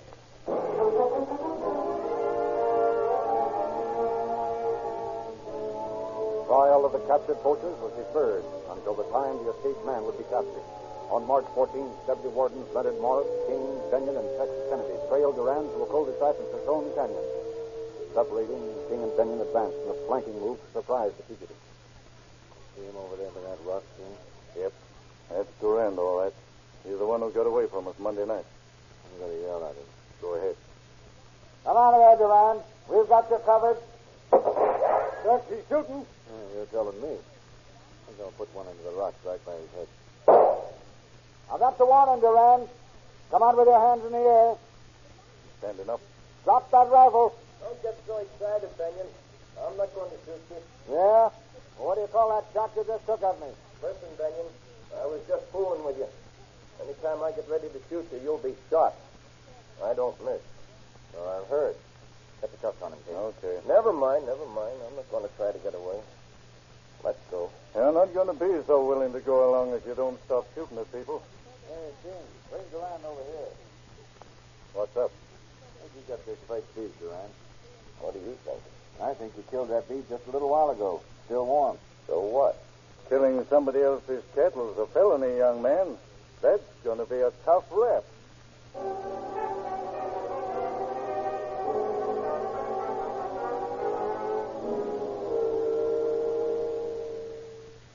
It is the sentence of the court, therefore, that you, Gus, be confined in the county jail for a period of 60 days, and that you pay to the clerk of the court a fine of $100. Your honor. I'm going to put you two younger boys on probation for a period of 6 months. You, Earl Durand, I hereby sentence to a term of 6 months in the county jail and a fine of $100. 6 months? Yes, young man, 6 months. Why? Didn't you admit you did the shooting that killed the elk? Well, yes, but... And didn't you admit that the other men with you were merely in illegal possession of the meat? But 6 months, Judge. I can't stand being in jail for 6 months. In addition to that, young man, you'll be tried on the charge of beef killing. And I might remind you that is a felony. You'll receive a much longer sentence for that offense. Longer sentence? Longer than 6 months? Oh, you can't do this to me. I won't stay in jail. You can't keep me in jail. You can't!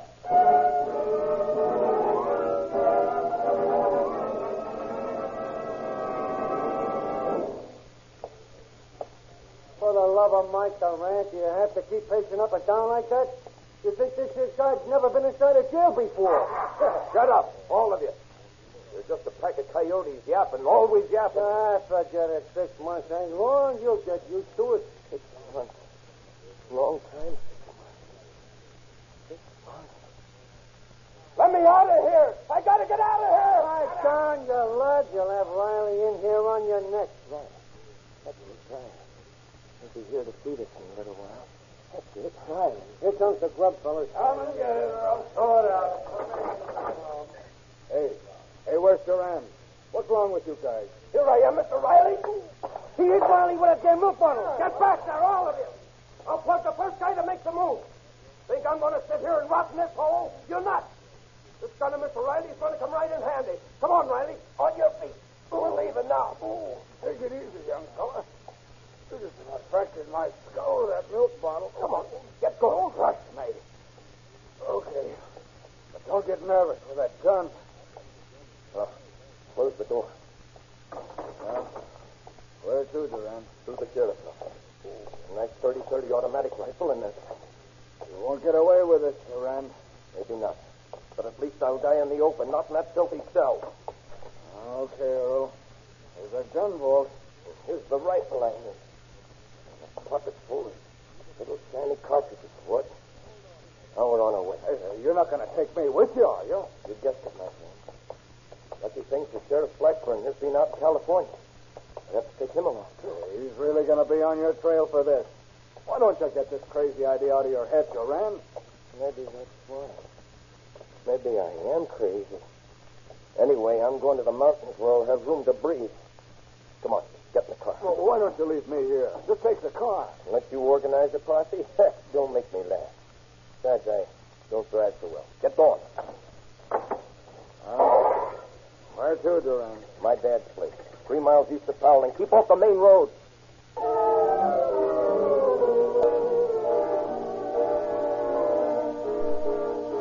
But Duran's precaution had come too late. Merle Prue of Cody, passing by, had seen Riley come out of the jail, hands in the air. As rapidly as he was able, he pursued the fleeing prisoner and his hostage. But Duran discovered the car behind him. Hey, there's a car following it. Slow down. Take it easy now, Earl. Go on, Nosey. Beat it.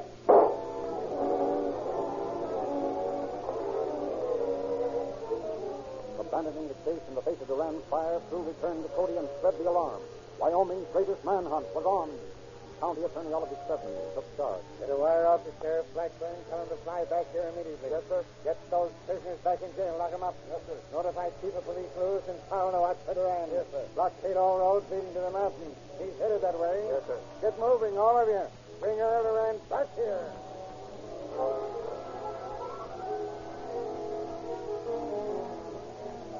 Meantime, Duran forced Riley to drive him by a circuitous route toward his home near Powell. Okay, Riley. The end of the line, all out. Oh, my head. You'll get over it. Come on in the house. Maybe Ma will give you an aspirin. Hey, you don't mean to say you're going to stay here? Well, this will be the first place they'll look for you. Oh, no, they won't. I think I've headed for the mountain. Inside. Okay. Ma! Dad! I'm home again. Oh, my boy. What? Mr. Riley, what are you doing here? He's been kidnapped, Ma. I brought him along when I broke jail. Oh, Early, how'd you... What's that gun for, son? He broke out of jail, Mr. Duran. I tried to get him not to come here. I had to have some things. Do I get him without an argument, Dad, or do I have to take him? This is your home, son. You're privileged to do whatever you want to in it. Oh, Earl, I hardly know you. You look so strange. Not tall like my Earl. Forget it. Dad, pack my knapsack with some meal, some salt. Get my rifle and some more cartridges. Son, I'll not be a party to this escape of yours. You'll do what I tell you or else. Earl, don't point that gun at your father. Gotta do what he says, Mr. Duran. He's gone plumb loco. Never mind the reasons. Get it done, Dad. All right, Early. Oh, my poor little boy, what have they done to Quiet. you? Heard a car. Look out that window and see who it is. Why, it's Chuck Lewis and another man. Chief of Police Lewis, eh? There's Jay Baker with him. One of your brother deputies, eh, Riley? I told you they'd come here. Well, come out if you're in there. Mr. Baker's coming in. Oh, no, he's not. Open that door, Riley. What are you going to do? I said open that door and stand in it. Don't come any closer, Baker. You either, Lewis. Why, you killed them both. Come back here, Riley. Stop, Riley. Oh, please don't shoot him. Please don't shoot anymore. Look at him go. He's running through that timber like a scared rabbit. What happened? I heard shooting. I just shot a couple of more skunks out in the yard, Dad. Better haul them off.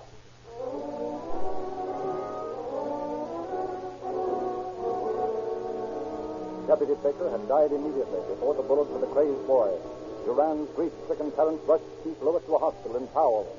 But the wounded man died without regaining consciousness, and Earl Duran fled to the hills. 2 hours later, he approached the home of a rancher. Well, howdy, Duran. Heard you was in jail. I was. I broke out. Oh, you broke out, huh? Well, don't be hanging around here. I don't want no officers coming around my place. Just stop talking and give me what guns and ammunition you got around here. No, sirree.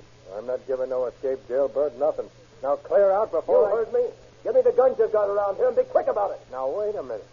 Don't go getting hot under the collar, young fella. Sure, you can have all the guns I've got. I've just got a couple of rifles and a box or two of cartridges. They'll do for a while. Sell them out here. Sure. Here you are, Earl. Drop around again sometime when you can't stay so long. Goodbye, Andy. See if you can't stop your teeth from chattering. Drop around to Clark's Fork Canyon sometime and see me. I'm living on Old Veracruz now.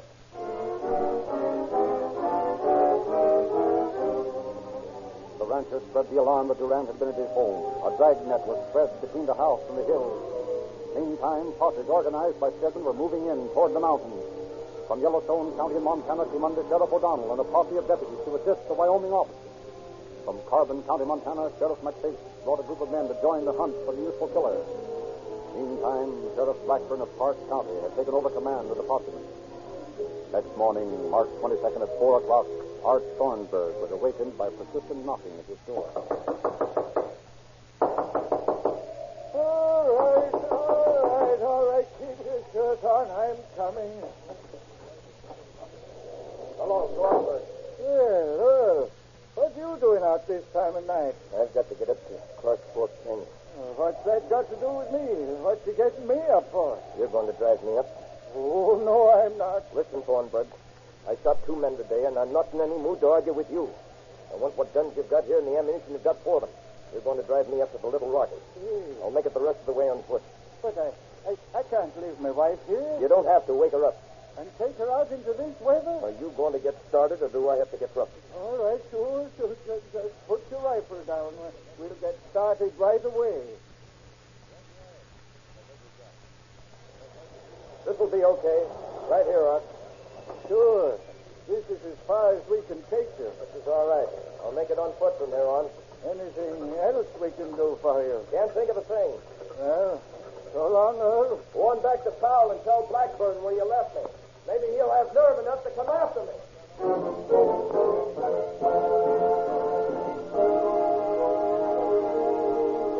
Speeding back to Powell, Thornburg reported the abduction to Sheriff Blackburn. Obtaining bloodhounds from the prison at Canyon City, Colorado, Sheriff Blackburn and his party again took up the trail of Earl Durand. Looks like the hounds are having a hard time sticking to the trail. I'm afraid they're not going to be much good, Sheriff. Durand's wearing overshoes. The chemicals in the rubber kill the human scent the hounds need for trailing. Yes, I was afraid of that when I sent for them, but at least it was a chance. Well, might as well call them in. Start trailing them Indian fashion. I guess so. Hey, Ben! Take the dogs back to camp. We can't use them. Looks like the trail leads straight up here a ways, and then it disappears. Maybe Tarzan took to the trees. That's a good newspaper behind that Tarzan and the Teton stuff. But I know the boy pretty well. He's just a mixed-up fellow who doesn't know what it's all about. Personally, I think he's crazy. Probably went off his base when he realized he was going to be penned up for a while in jail. Yeah, I've seen him do that lots of times. In the big house, they call it stir-crazy. I think you'll find it's different with Durand. He loved the outdoors too much to think he'd spend a part of his life in jail. I'm afraid he'll spend a lot of it in jail if we catch up with him now. Well, I don't think we'll ever take him alive. Neither do I, for that matter. Uh-oh. There's the trail again. Looks pretty fresh. He couldn't have gone very far in the 3 or 4 hours since he got out of Thornburg's car. Hey, wait a minute. There's a clearing ahead. The trail seems to skirt that clearing a little to the right. That's a swell place for an ambush. All right, men. Durand may be hiding just beyond that clearing there. There's a good place to hide just behind those rocks on the other side. Joe, take it a dozen or so of the men and spread out on the right side of those rocks and keep out of sight. All right, Sheriff. You and Tom... King, you take a bunch and cover the left of the clearing. Benyon, you and I can keep the rest here. Sure. Keep quiet, and if you see Durand, use your own judgment. You think he's up there, Sheriff? I've got a hunch he is. Hey, Linneberry, where do you think you're going? Heck, I'm not going to stand around in the snow all day. I'm going out there and get that bird of his behind those rocks. Come back here, you fool. If he's there, he'll shoot you so full of lead, we won't be able to turn you over. Don't worry about Linneberry, Sheriff. He'll take care of himself. He's a friend of yours, isn't he, Argento? Sure. We're like brothers. You better persuade him to stay here. No, don't worry. He'll be all right. What was that? Sounded like a rifle shot. Linneberry's down. I saw him fall. Durand's up there all right. That makes 3 men he's killed. 4 shots. 3 men. Hey, come back here, Argento. Do you want to get killed, too? They killed my friend. I'll kill him with my own bare hands. I'll tear him apart. Oh! 5 shots. 4 men. Argento fell right across Linneberry's body. You've got to get Durand out of there. All right, men. He's behind those big rocks. Start blasting.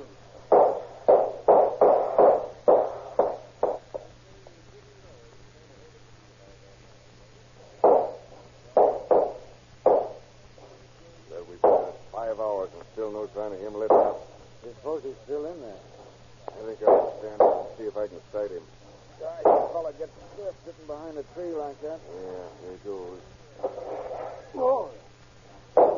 He's there. No wonder he can see in this light. That boy went right between us. First time he's ever been known to miss. It's a miracle. Thank the Lord it's practically dark. You know what I think I'll do? No, what? I think I'll see if we can't get some artillery from the National Guard.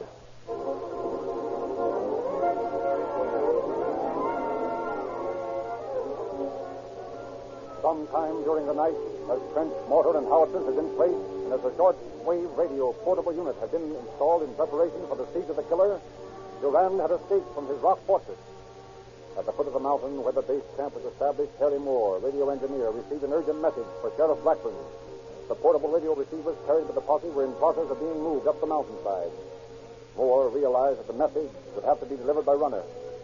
With 2 companions, he drove toward the advanced camp. Nearing the scene, he was stopped by a man dressed as a deputy sheriff. Hey, how about a ride up to the camp? Sure, hop in. Nice car you've got here. New one, eh? Yep. But it looks better going the other way. Yeah? I got a message from the sheriff. What's in it? I don't know. Sealed telegram. You better turn around and take me back to town. You nuts. Thought you were supposed to be chasing Duran. I am Duran. You'll never catch him. What did you say? I said I am Duran. Turn around. Yes, sir. Drive me back to Beaver. I've got to pick up some rifle cartridges at the express office.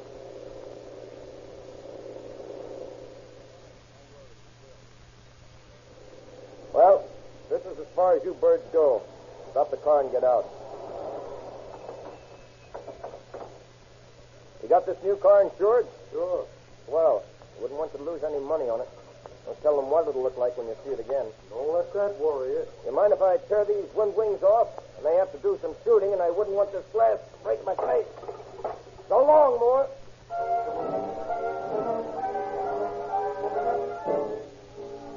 Leaving Moore and his companions stranded near an abandoned mine, Duran drove directly to his hometown, Powell, and to the First National Bank. Morning, Mr. Nelson. Good morning, Les. Why, Earl Duran, what are you doing This here? is a stick-up, Mr. Nelson. Just tell everybody to do what I say, and nobody will get hurt. Oh, you can't get away with this, Duran. That's what they've been telling me. Don't worry about me. Oh, what do you expect to get out of this? Whatever money you've got here. Line up against the wall. All of you, and don't do any talking. Be careful with those guns, Duran. Okay, Nelson. Open the vault and let's get going. We can't. The time lock's on, and the vault won't open. You're lying, Nelson, but I don't care. I won't get out of here alive anyway. I'm glad you realize that. I'll just take what you got here in the cage and tie you and the other two boys together with these bootlaces and use you to help me get away. Well, there's a couple of $1,000 there. That ought to do you a while. Sure. Hey, Gopher, you and Newton, come over here. All right. Stand back to back with Nelson here. That's it. We'll just tie you together like this and walk you to the front door with me. Ahead of me. Rest of you people stay where you are. Don't you realize that if anyone sees you in here, we might get killed, too? That's a chance you'll have to take. By the way, I think I'll shoot up the place a little, just for excitement. You crazy fool. You'll have every man in town on your neck. So what? Go on, move. Wait a minute. Let me take a look out that door. Oh. So that bird in the drugstore is going to stick his head out, is he? That'll discourage. Look out! Oh, for God's sake, Duran. You shot Johnny. No, I didn't. Some bird across the street did it. I'll get him. Oh! Nelson, come on. They got Duran. He fell back into the lobby. Well, I'll do it. He saved his last shot for himself. And he was the guy that couldn't miss.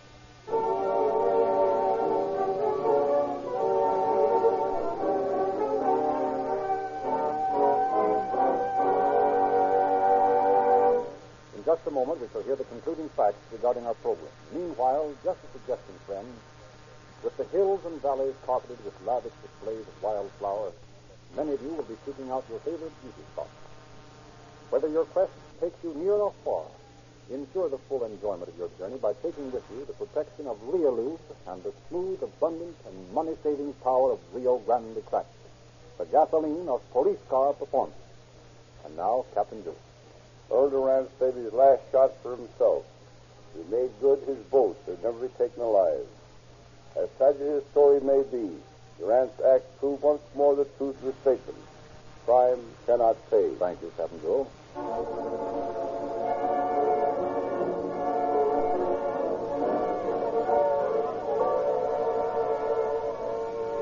Park County, Wyoming Sheriff's Office calling all cars, attention all cars, to cancellation broadcast 278 regarding an escaped prisoner. Suspect in this case committed suicide. That's all. Old and quick.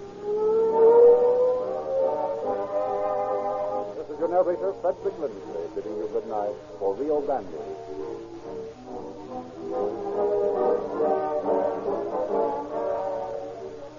Next week at this time, Rio Grande will present The Case of the Rope-Bound Trunk. This is the Columbia Broadcasting System.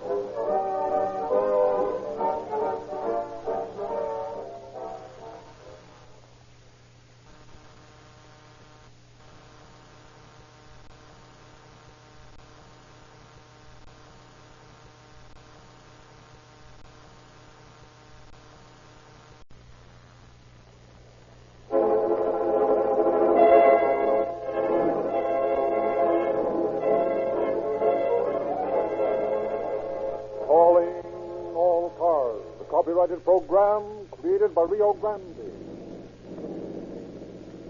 San Joaquin County Sheriff's Office calling all cars. Attention all cars to broadcast 279 regarding a murder. Be on the lookout for a woman described as 5 feet, weight 102 pounds. Has black hair, brown eyes, maybe ours. That's all. Roll and quit.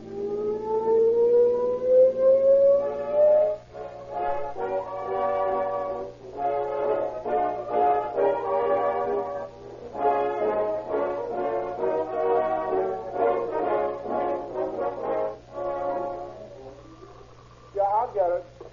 Hello. Hello, George? Yeah, it's George. Who's calling? Why, George, can't you guess? I could, but I'm not in a guessing mood. That's the way thousands of motorists feel about gasoline. Why guess about a thing so important when you can know? Why experiment, trying to find out if the extravagant and prejudiced claims made for this or that motor fuel are on the up and up when the disinterested testimony of the men who drive the most and know the most about gasoline tells you that Rio Grande Cracked has all the qualities they demand for emergency driving under all conditions. Rely on the word of the men who drive your police cars, ambulances, fire engines, and other must-get-there automobiles. They say that no gasoline equals Rio Grande Cracked when it comes to quick getaway, immediate acceleration, maximum power and speed and mileage. It's a fact, not guesswork, that more emergency cars are powered by this better gasoline wherever it is sold than any other brand. Quit guessing, friends. No. Get the most your automobile has to give you by tanking up with Rio Grande Cracked, the most highly recommended gasoline sold in the West.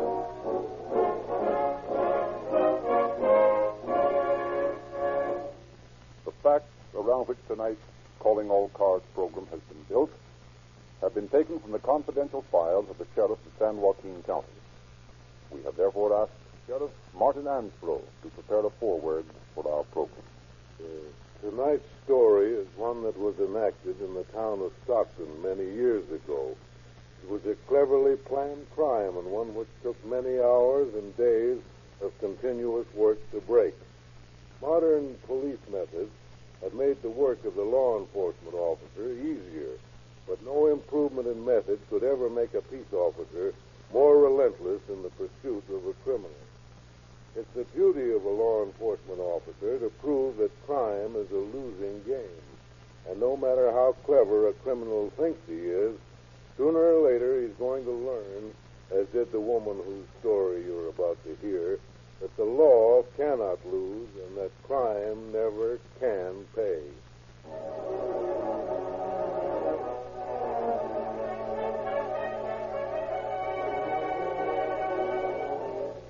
On the early evening of Saturday, March 24th, 1906, two baggage men employed for the Southern Pacific Railway of Stockton, California, were preparing to weigh the incoming mail. Come on, Al. Let's weigh this mail and get it over with. Just a minute, Fred, while I pull this trunk off the scale. What's the matter, Al? Getting sore? No, I'm not getting sore. If you bothered to look, you could have seen for yourself this blame thing weighs 225 pounds. Yeah? Sure. Whoever belongs to this trunk must have filled it with anvils. Oh, well, people put funny things in trunks sometimes. Come on, let's get at this mail. Hold on a second, Fred. There's something funny inside this thing. Listen while I rock it. Sounds like something's loose in there. Something pretty big and heavy, too. Yeah. You don't suppose somebody's shipping a trunk load of meat somewhere, do you? I don't know. People do crazy things. Anyway, I guess the weather's cold enough to preserve meat for a few days if somebody wanted to ship it. Why, golly, Fred, this thing's got my curiosity up. Uh-oh. There's something dead in that trunk just as sure as you're born. Suppose it could be a human body? Oh, gosh, Fred, for the love of Mikey, give me the chills. Just the same, I wouldn't be a bit surprised if that's what it is. Well, what do you think we better do? Call the cops, of course. Here, let me at that telephone. Say, operator, get me the police station, will you? Yeah. Hello? Listen, I'm calling from the baggage room down at the Southern Pacific Depot. Say, we got a trunk here that we think has a dead body in it.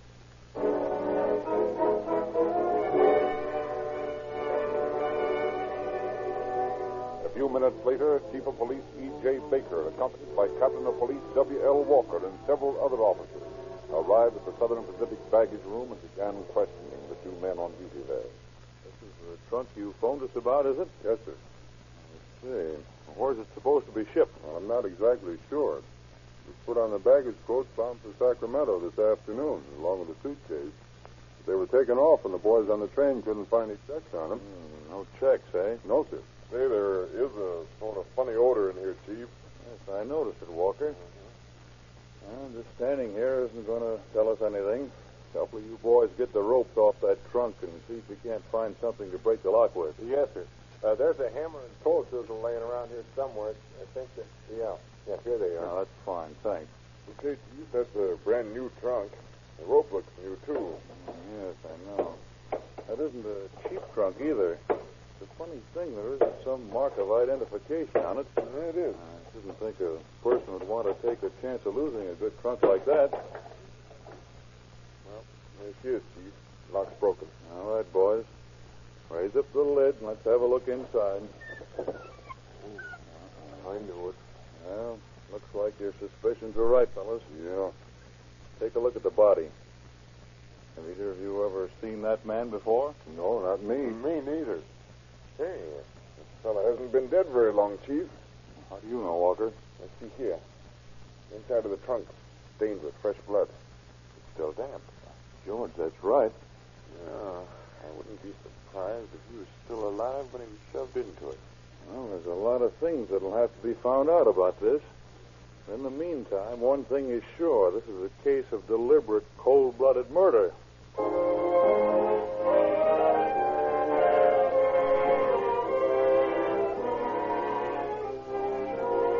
The following day, Chief Baker and District Attorney Norton were discussing the case with Sheriff Walter F. Sibley in the latter's office while awaiting a report on the unidentified body from Coroner A.T. Southey. And you say this man was neatly dressed, Baker? Yes, his coat and shoes were missing, Sheriff, but there was nothing to indicate that he'd struggled with anyone. His clothes were in perfect order, even to the crease in his trousers. I see. Tell me, just how was he lying in the trunk? Well, he was on his back with his head down in one corner. The body was doubled up at the hips and the knees pressing downward on the chest and the legs and feet pushing up against the inside of the trunk top. Uh-huh. Was there anything besides the body in the trunk? Yes, there was quite a bit of men's clothing, presumably his. We searched this stuff thoroughly, as well as the clothes he was wearing. But there was no mark of identification on anything, nor anything in the pockets to give us a clue as to who he might have been. Was it the kind of a trunk that would ordinarily be fitted with trays? Yes, that is, there was a place for a large tray at the top. Naturally, the tray had been removed to make room for the body, Mr. Norton. Well, then it strikes me it'd be a good thing to locate that tray. Maybe we'd learn something. I've assigned Officer Frank Briari to the case. I'm hoping you'll have something to report by this evening. Yes, I hope so, too. This business has already gotten enough publicity for 4 murders. Well, that's probably the coroner. He called to see. He'd be right over. Come in. Oh, hello, Southworth. Got anything for us? Hello, Chief. Sheriff. How are you, Mr. Norton? Oh, fine, thanks. Sit down, won't you? Well, Southworth, what'd you find out? Gentlemen, this case has got me stumped. Well, what do you mean? Well, in the first place, we couldn't find a sign of a wound except a few slight bruises near the top of the head. Later, when we examined the skull and brain, we found conclusively that these bruises held no significance whatsoever. That's odd. And how do you account for the blood we found in the trunk? It evidently came from the man's nose. Probably as a result of being knocked around while he was in there. What about poison? I'm getting to that. Minute examination of the vital organs is made, and no stain or odor of any poison is found. Did you test for potassium cyanide? That sometimes is rather hard to detect. Yes, but the results were negative. As a matter of fact, every organ in the man's body was found to be in a normal, healthy condition. Frankly, we're completely mystified as to the cause of death. It couldn't have been suffocation. Oh, no. We'd have known that at once, Mr. Norton. You're sure that your analysis is correct, Coroner? Positive. However, to make doubly certain, I'm taking the vital organs to San Francisco for an expert chemical analysis. That's a good idea. So now, gentlemen, all we have to do is find out not only who this man is and who killed him, but also how in the world a perfectly healthy, vigorous young man could come by his death without a mark on him.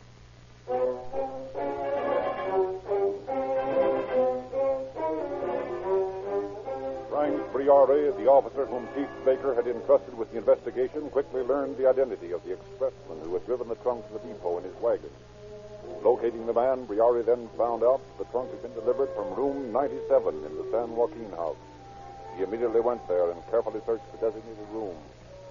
Finding little of interest, he questioned the proprietor. So, McVickers was the name of the people who occupied room 97, eh? Yes, sir. Mr. and Mrs. Albert and McVickers. They registered here on Friday evening. That would be day before yesterday, wouldn't it? And you say they checked out yesterday afternoon? Yes, that is, Mrs. McVickers checked out for the two of them. I didn't see anything of Mr. McVickers. What did you say they registered from? Jamestown, California. Jamestown, eh? That's the little mining town east of here, isn't it? I think so. Well, did you see anything of a new trunk among the McVickers' belongings? Why, yes. Mrs. McVickers had one sent up to the hotel yesterday morning and then had it checked out early in the afternoon. I see. And did these people leave anything behind them, in their room, I mean?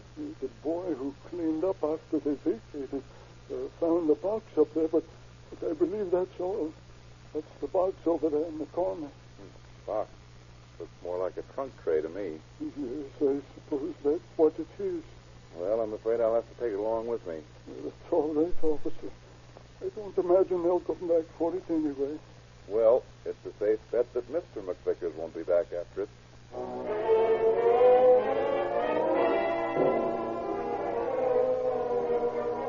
Several hours after Officer Briari reported the results of his investigation to Chief Baker, there was a conference in the office of Sheriff Sibley, at which District Attorney Norton and Under Sheriff Carlton Case were present. Have those baggage men located the suitcase that was taken off the Sacramento train along with the trunk, Baker? Yes, they did, Mr. Norton. It was brought to my office this morning. Yeah? What was in it? I have a notation of its contents right here. Let's see. Oh, there was some woman's wearing apparel and several letters from a man in San Francisco addressed to Mrs. Emma Ledoux. Some photographs of both the dead man and Mrs. McVickers, shaving mug bearing the initials A.N. McV, and a bottle of beef iron and wine tonic. You have the photographs with you? Oh, yes. Here they are, Miss Norton. Mrs. McVickers, a pretty little thing, isn't she? Oh. You have the people at the hotel come down to the morgue to see if they could identify the body? Oh, yes. They positively identified it as that of Mr. McVickers. They also identified Mrs. McVickers by these pictures. But nobody seems to know where she is, huh? No, we haven't been able to find a trace of her, Mr. Norton. You know, something happened a little while ago that really has me puzzled. Yeah? What's that? Well, some fellow who comes from Amador County was in the police station and had a look at these photographs. He instantly identified Mrs. McVickers as a Mrs. Ledoux, the same name that's on these letters. He says she lives on a ranch up at Martell Station between Jackson and Sutter Creek. Oh, he did, huh? Do you suppose that could mean that Mrs. McVickers and Mrs. Ledoux are one and the same person? That's what I'd like very much to know. Well, one thing is certain, gentlemen. We've got to find her, and just as quickly as we possibly can. Any suggestions, Sheriff? Yes. We know that trunk was originally put on the train to Sacramento. So I think we'd better send Captain Walker up there to see what he can find out. The letters we found in the suitcase came from San Francisco. I suggest Case go there and see if he can get a line on the woman. Well, that's reasonable. Chief Baker can concentrate on Stockton here.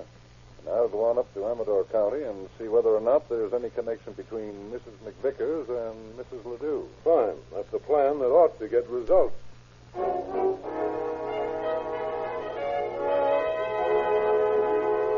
Each of the officers left immediately for his destination as outlined by Sheriff Sibley. Under Sheriff Case, arriving in San Francisco late Sunday evening, had just returned to his hotel after several hours of unsuccessful search when the telephone in his room suddenly jangled. Now, who in blazes can be calling me at 1 o'clock in the morning? Hello?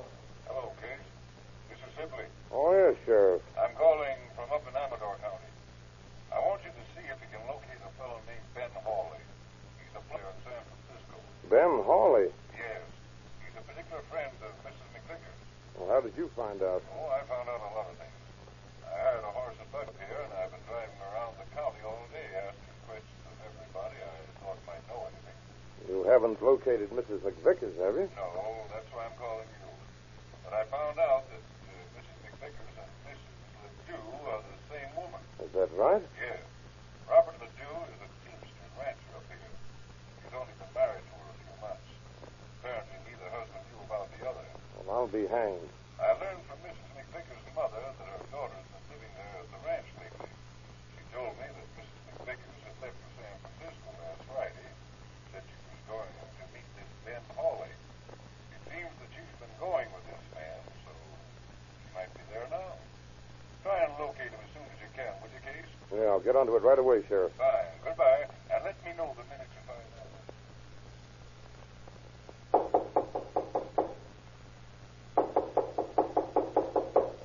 All right, I'm coming. Oh, what's the idea of waking a man up at 3 o'clock in the morning? Well, you'll know in a minute. I'm an officer.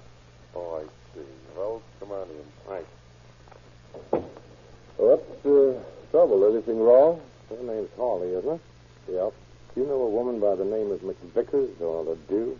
McVickers or Ledoux? No, I can't say I do. Sure about that? Yeah. Yeah. Take a look at these photographs. You see this woman before? Why, yeah. I thought you said you didn't know her. Well, I wouldn't know her by the name you gave me. This woman is Mrs. Wilcox, Emma Wilcox. Mrs. Wilcox? You must be mistaken. No, that's Mrs. Wilcox, all right. I know her very well. She lives up in Amador County. See, I was engaged to marry her last year. Her husband had just died in Arizona a short time before. Mr. Wilcox? Yeah. When did you last see Mrs. Vickers or Wilcox or whatever her name is? Yesterday afternoon. Yesterday afternoon? Yeah, I got a telegram from her, from Stockton last Saturday morning. She said she wanted to meet me at the Regent Hotel, that she was leaving Stockton on the 2:55 train. And did you meet her? Yes, sir. I met her at the corner of 5th and Market Street. We went to a restaurant and then danced for a while. And I met her again yesterday afternoon and took her across the bay to Point Richmond, where she caught a train for Stockton. I see. Well, I won't keep you up any longer, Mr. Hawley. So thanks a lot for your information.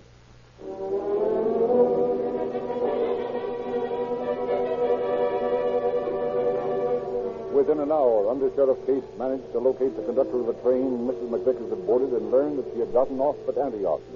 Then he immediately put in a long-distance call to Sheriff Field of Contra Costa County, in which Antioch is located, describing the woman and suggesting that a check of the hotels be made. A short time later, Sheriff Field called back and informed Case that a woman answering his description had been located and was being held until his arrival. Case then telephoned District Attorney Norton in Stockton, telling him that Mrs. McVickers was in the custody of Antioch officers and arranging to meet him there. Shortly after noon of that same Monday, Case and Norton met Sheriff Beale in the lobby of a small Antioch hotel, and together they confronted a tiny and very attractive brunette. You're Mrs. Albert McVickers, aren't you? Yeah, that's my name. I'd like to ask you some questions, Mrs. McVickers. Sure, why not? You know these men are police officers, don't you? Certainly. Do I look that stupid? Sheriff Veal tells me you signed the register here as Mrs. Jones from San Francisco. Why did you do that? I had my reasons, but they aren't what you think.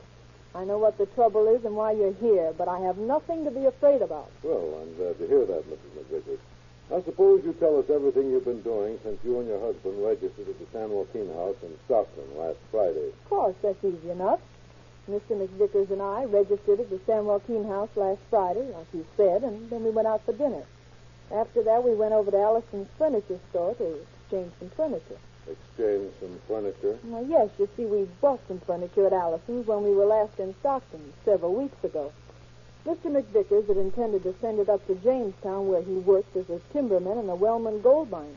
You mean you were going to start housekeeping up there? No, sir, not me.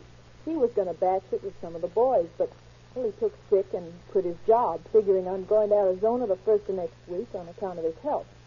He'd drawn all his pay and was settling up his accounts before he went. He wouldn't need the furniture in Arizona, so he told me I could have it. I see. You weren't intending to go with him. I was going to take the furniture and go back to the ranch and live with my mother. Well, what happened after you left the furniture store? Well, we ran into a friend of Mr. McVicker's, a man by the name of Joe Miller. He came up to our hotel room, and we sat around for a while, and then he and Mr. McVickers went out somewhere together. They didn't get in until, I'd say about 4 o'clock Saturday morning. And what happened then? Well, they woke me up when they came in, making an awful lot of noise. Both Miller and McVickers had been drinking.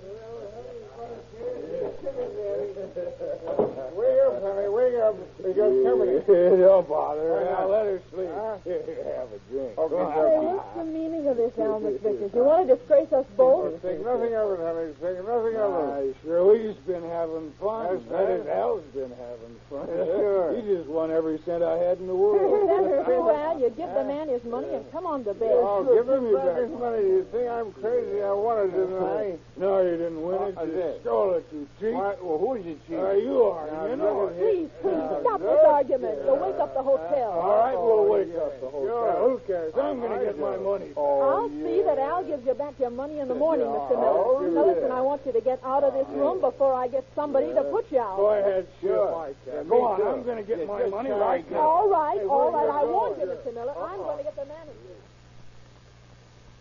And you did call the manager, Mrs. McVickers? No, I started to, but he thought better of it. After a few minutes, I came back to the room. It was all upset, as if there had been quite a tussle. Mr. Miller had gone, but Mr. McVickers was on his knees on the floor, awfully sick.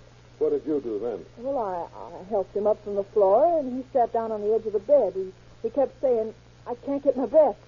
Then I started to get a paper to fan him with, but before I could do anything, he fell over sideways on the bed, like this. I see. Go on. Well, I got a glass of water and tried to give it to him, but he couldn't drink it. It all ran down his face. Then I went out into the hall to try and get help and met Mr. Miller coming out of his room. Where do you think you're going? Albert's fainted. I'm going to get help. No, you're not. Come on back in your room with me. But I got to get help for my... No, you don't have to do anything but keep your mouth shut. Now, come on in here. Yeah, all right. Wait a minute while I have a look at him. I'm afraid, Mr. Miller. He's lying awful still. Shut up and let me handle this. Well, look here, Mrs. McVickers. We got to use our heads. Your husband's dead. Dead? Yeah. Let me out of here.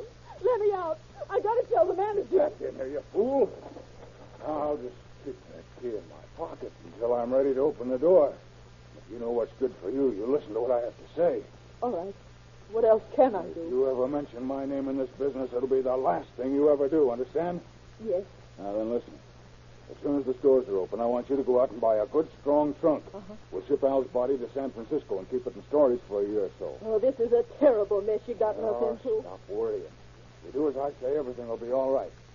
Here's some money to get the trunk with. And be sure it's a deep one. You might as well get some rope to tie it with, too. All right. And tell the expressman who sends the trunk over to call for it again about noon. Then all you have to do is check out of the hotel and leave the rest to me. So you went out and bought the trunk and the rope, huh? Yeah. Then after I checked out of the San Joaquin house, I took the train for San Francisco, where I was to meet Mr. Miller the next day. Did you meet anyone in San Francisco you knew? Yes. While I was eating in a restaurant Saturday evening, Mr. Hawley came in. He's a man who did some work for my mother once. After dinner, he took me to my hotel, where Miller had told me to register as Mrs. Wilcox. I see. Did you meet this Miller on Sunday as you'd arranged? Yes. I wanted to get home to Mother's ranch, but Miller was watching me. In the afternoon, he took me across to Point Richmond on the ferry and told me to go to Antioch and register at this hotel as Mrs. Jones. He was to have met me here this morning. Did you telephone or telegraph from Stockton to anyone in San Francisco telling them that you were coming there?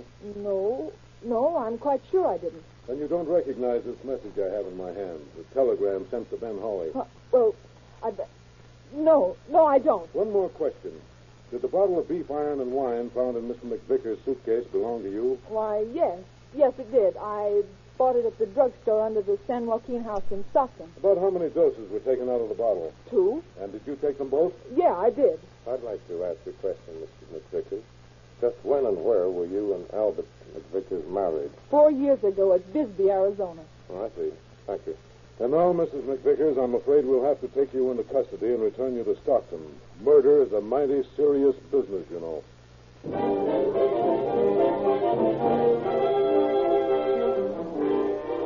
Mrs. McVickers Ledoux was returned to Stockton by the officers on the same day of her questioning and lodged in jail. At the same time, an intensive search was launched in an effort to apprehend the mysterious Joe Miller. Then began a systematic checking of the statements made to the officers in Antioch for the prisoner. For several days, an almost constant stream of prospective witnesses filed through the office of District Attorney Norton, telling what they knew about the case. When I delivered the trunk, she told me it was going out on the 1 o'clock train, that it would be heavy because she was going to pack it full of dishes. So I came right back at noon.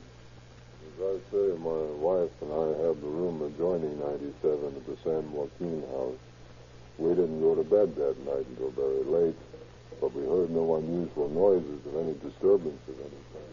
And McVickers never said anything to me about quitting at the mine because he was sick.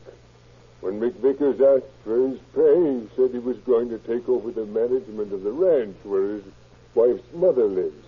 Said he'd make $4 a day at the ranch, where he only made $3 at the Wellman mine. Even as Mrs. McVickers Ledoux's statements had conflicted with those of Ben Hawley, so it was the case in many other instances.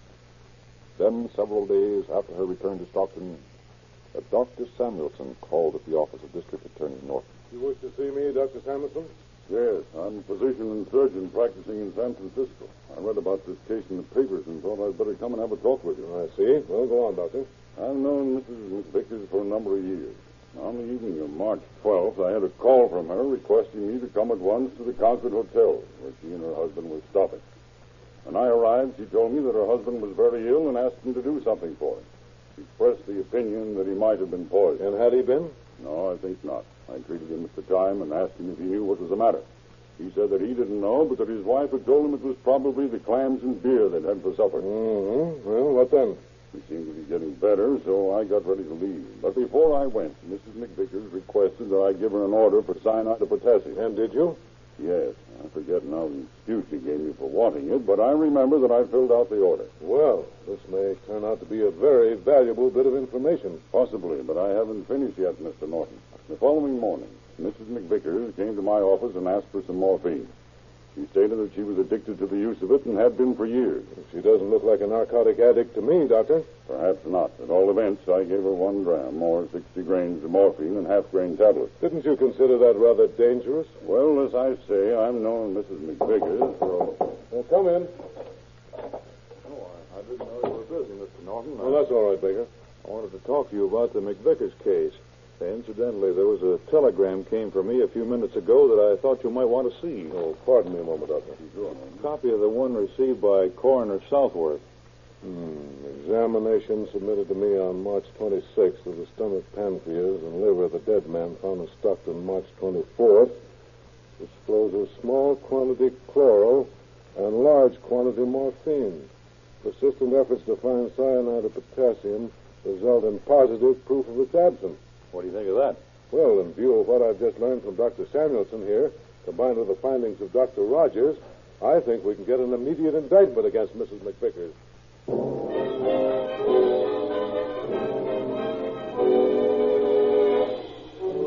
A few moments later, District Attorney Norton and Chief Baker were confronting Mrs. McVickers Ledoux with this new evidence in her cell at the Stockton jail. Now, you might as well tell us about it, Mrs. McVickers. We know you did it, and we know why. I didn't, I tell you. I didn't. It was Miller. Oh, come now. We don't think there is any such person as Miller. You just made him up. Oh, that's not true. Miller killed my husband. No, Miller didn't, and nobody else except you. You were afraid that your secret of having 2 husbands would be discovered.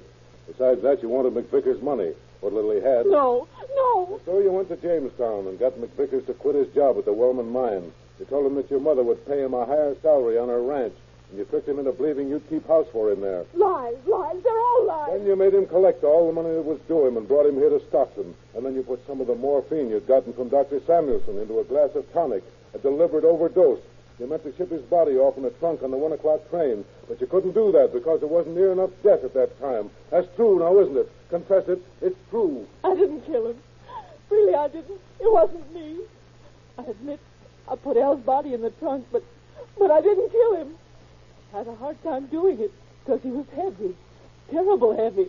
But I didn't kill him. All right, Mrs. McVickers, that's all we wanted to know. What about this fella, Joe Miller?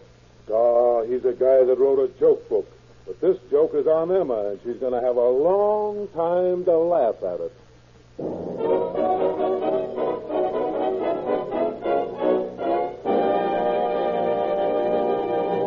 In just a moment, we will give you the concluding facts regarding our program. Start the work week right, friends. Make the business of driving a pleasure and a car saving, money saving satisfaction by taking with you wherever you go the safe and sure protection of Rio Lube motor oil and Rio Grande cracked. The more power, more miles to the gallon gasoline of police car performance.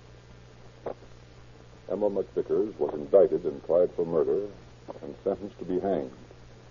But her sentence was commuted to life imprisonment. Through the bitter years of a long life, she is learning that crime does not pay.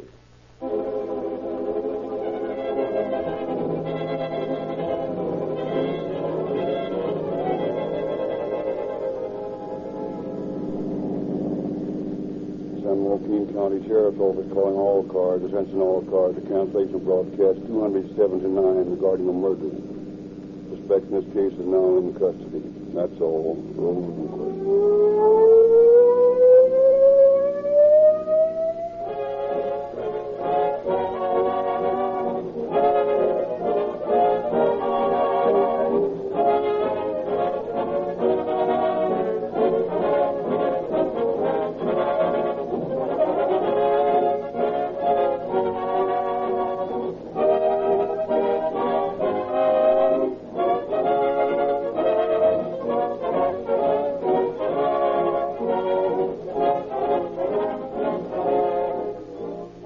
Narrator Frederick Lindsley, bidding you good night for Rio Grande.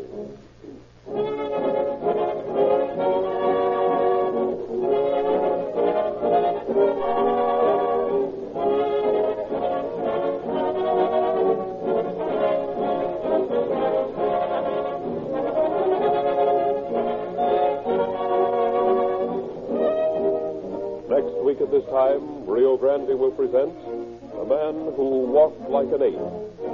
This is the Columbia Broadcasting System.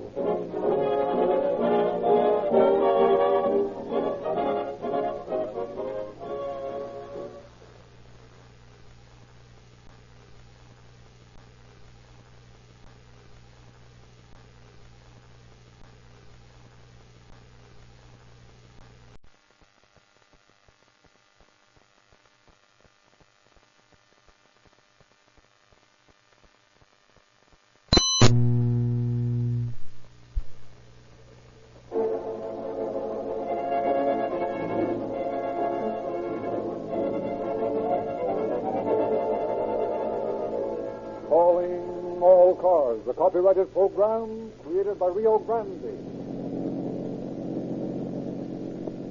Los Angeles Police calling all cars, attention all cars, broadcast 280 regarding a man abusing a woman.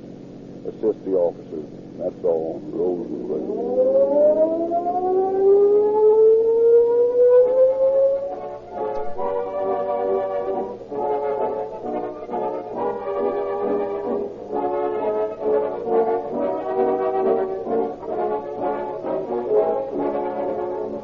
Why wait until the crime has been committed? Until your motor has been broken down with inferior oil? When you could keep your car on the straight and narrow, making it impossible for it to go wrong by protecting it with Rio Lube. I say Rio Lube, and so do tens of thousands of motorists. Because this pure 100% paraffin-based lubricant covers every vital moving part with a bulletproof vest. So impenetrable that the machine gun fired at your highest speed, plus the heat barrage of the hottest weather cannot break it down. It's the way Rio Lube is made, friends, that makes it a better motor oil. First of all, it is tempered, refined, and purified in one of the nation's most modern and scientific refineries. Then, before it is sent on its way to the Rio Grande station in your neighborhood, Rio Lube is purged of all sludge and carbon-forming elements which are allowed to remain in varying degrees in many of the so-called good motor oils. Have you driven 1,000 miles since the last oil change? then now is the time to have the crankcase drained and put in Rio Lube, or Rio Grande, Pennsylvania. Have it done in the morning, friends, when you get a tank full of Rio Grande cracked gasoline, the gasoline that is first in public service.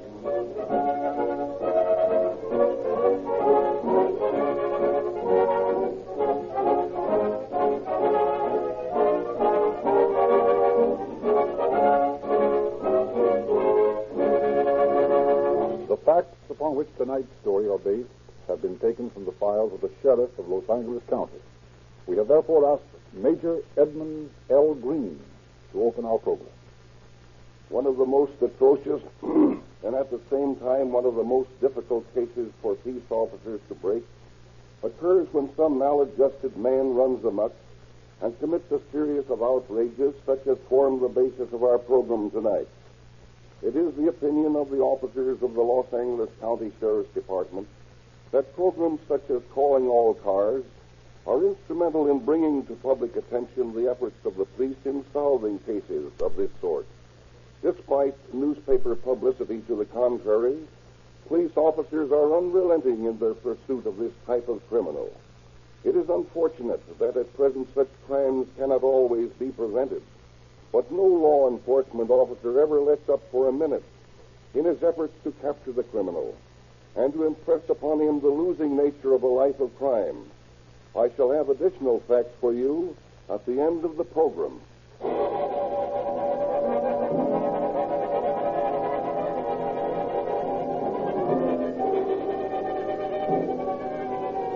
On the night of March 14th, 1935, newsboys in Los Angeles echoed screaming headlines.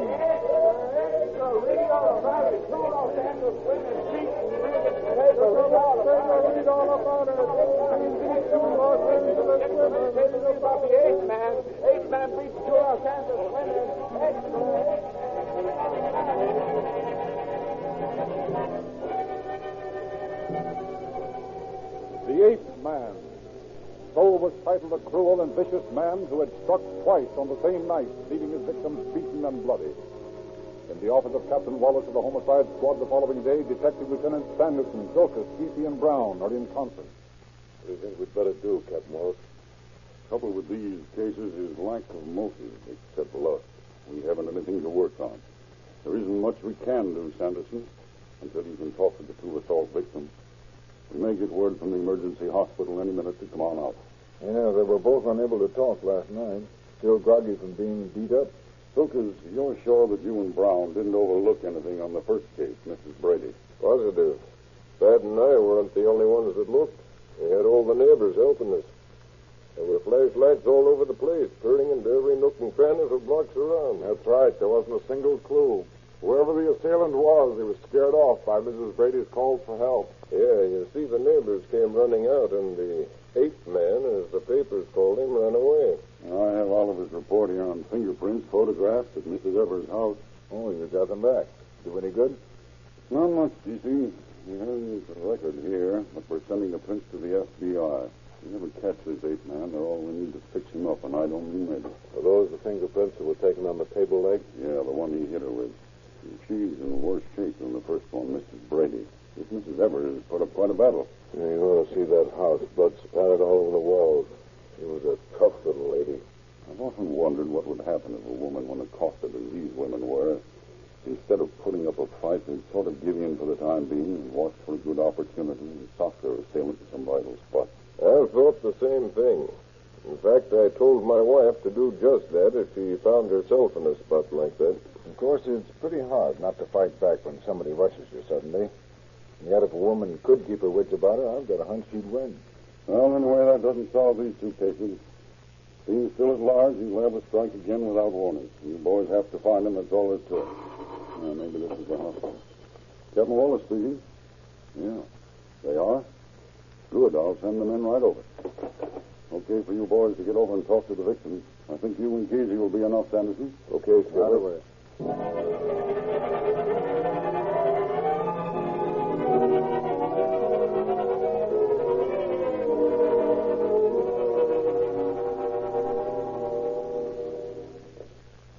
have to ask you fellas to go easy on these women. They're suffering terribly from shock as well as from the beating they were given. Just don't tire them. Okay, we'll talk to Mrs. Brady first. Sleep, Miss Brady?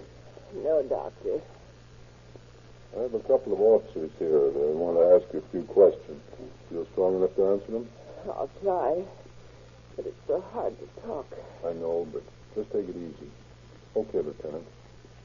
Sorry to have to bother you at a time like this, Mrs. Brady, but we're very anxious to solve your case. Please tell me in your own words just what happened. Well, I was coming home last evening around 7 o'clock. I was walking down Russell Avenue. I was just about a block from my home when I noticed I was being followed. I tried not to appear nervous or quicken my pace, but it was getting dark, and I was a little bit afraid. Was it a white man? Yes. Do you know where he came from? No, I don't. He must have stepped out from behind a tree or a bush. I see. I guess it was just by sheer willpower that I kept from breaking into a run. I could hear him closing in on me. Suddenly, he made a rush at me. Oh, you're hurting me. Let loose. Shut up. Please. Please. Let me go. Keep quiet. Let me go. You're hurting my arm. Please. There. Oh, Yeah, out like a light.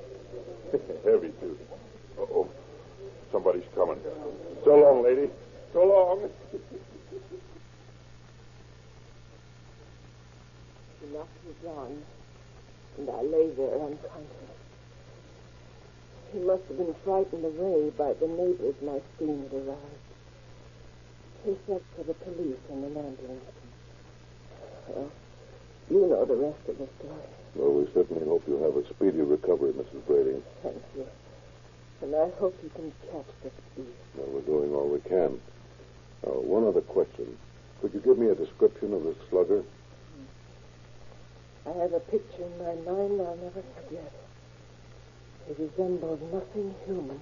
And what is that description, Mrs. Brady? Well, he was short, slender, and had a face like some animal. He had dark, swarthy skin, and his lips were cruel and snarling like a beast. He had large hands and long arms like an ape. They were awfully strong. They made bruises on my arms. Mm-hmm. Well, I think your description will help us a lot. Oh, I hope so. Hanging would be much too good for him. Much too good, Miss Brady. And thank you so much. Just rest and try to get well. Thank you. She's in pretty bad shape, isn't she, Doctor? Yes. She doesn't know it yet, but she's going to lose her eye. The man hit her that hard. I'd like to get my hands on that beam. Me too. Here's Mrs. Evers' room. She's older and in much worse shape. We'll be as quick as we can. Yes, please do. Mrs. Evers? Yes, Doctor. Do you feel strong enough to answer a few questions? There are two officers here from headquarters who wish to ask a few. Oh, try, Doctor. Could you give us a description of the man, Mrs. Evers? Yes. He was dark and short. He had long arms like a monkey. And his powerful hands that gripped like a steel trap. And what did his face look like? It was horrible. Not at first. But when he struck at me, it was like an animal. Sharp white teeth and a cruel mouth that seemed to be snarling. I'll never forget his face as long as I live. Well, your description checks with Mrs. Brady's. Now, if you can, will you describe what took place? I'll try. I was sitting home alone. It was about 8:30 or 8:45 when I heard a knock. That must be Henry. Mrs. Key. All right, I'm coming. I wonder who it is. Yes? Is the man of the house here? Why, no, he's away. Is there anything I can do for you? Yes, ma'am. If you will, please. I was wondering if you had any work I could do in the yard or the garden. I haven't had anything to eat all day. Oh, you poor man. Come in. I'll fix you something in a jiffy. Gee, thanks, lady. I sure appreciate this. Oh, don't mention it. Just sit down and make yourself comfortable. Maybe you'd like to come out in the kitchen and talk while I work. Don't make no difference, lady. I'll wait in the front room. Whatever you wish. I won't be long. I'll brew up some good coffee, and I think I've got some things in the bread box. You go ahead and use this one.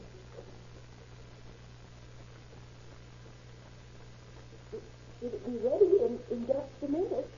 The coffee's almost done now. I'm sorry I don't have much else to give you besides cake. It sure smells swell. You might as well come on out. You can begin on the cake. You sure must make good coffee if how many judge of smells. Oh, I don't know. I make it just like anybody else does it, yes. Now sit down over there at the table. I don't know how to thank you, lady. Don't try to. Here, help yourself to some bread and cake. I found a piece of pie, too. Oh, good. I'll just set the coffee pot here on the table and you drink all you want. You sure are swell to do this for me. I'll go on in the front room and take your time. Yeah, you sure will. It ain't very often the fellow runs into a lady like you. When you're as hungry as me, you begin to think everybody's against you. I'll be glad to make more coffee for you if you want it. No thanks, lady. That was swell. But, yes? Well, if you could spare a dime, lady, for coffee. Why, of course. My purse is in the bedroom. I'll go get it. Gee, thanks. I think I've got a loose quarter here.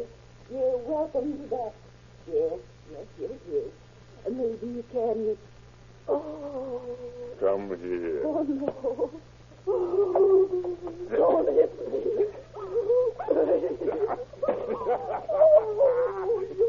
Don't let me go. Oh, no. No, you don't. Well, for a gal your age, you're sure pretty tough. But that table leg stopped you. Yeah. Well, it knocks out two of her teeth. You're coming too, are you? Well, I'll just take some money out of your purse and feed it. Well, so long, lady, and thanks for everything.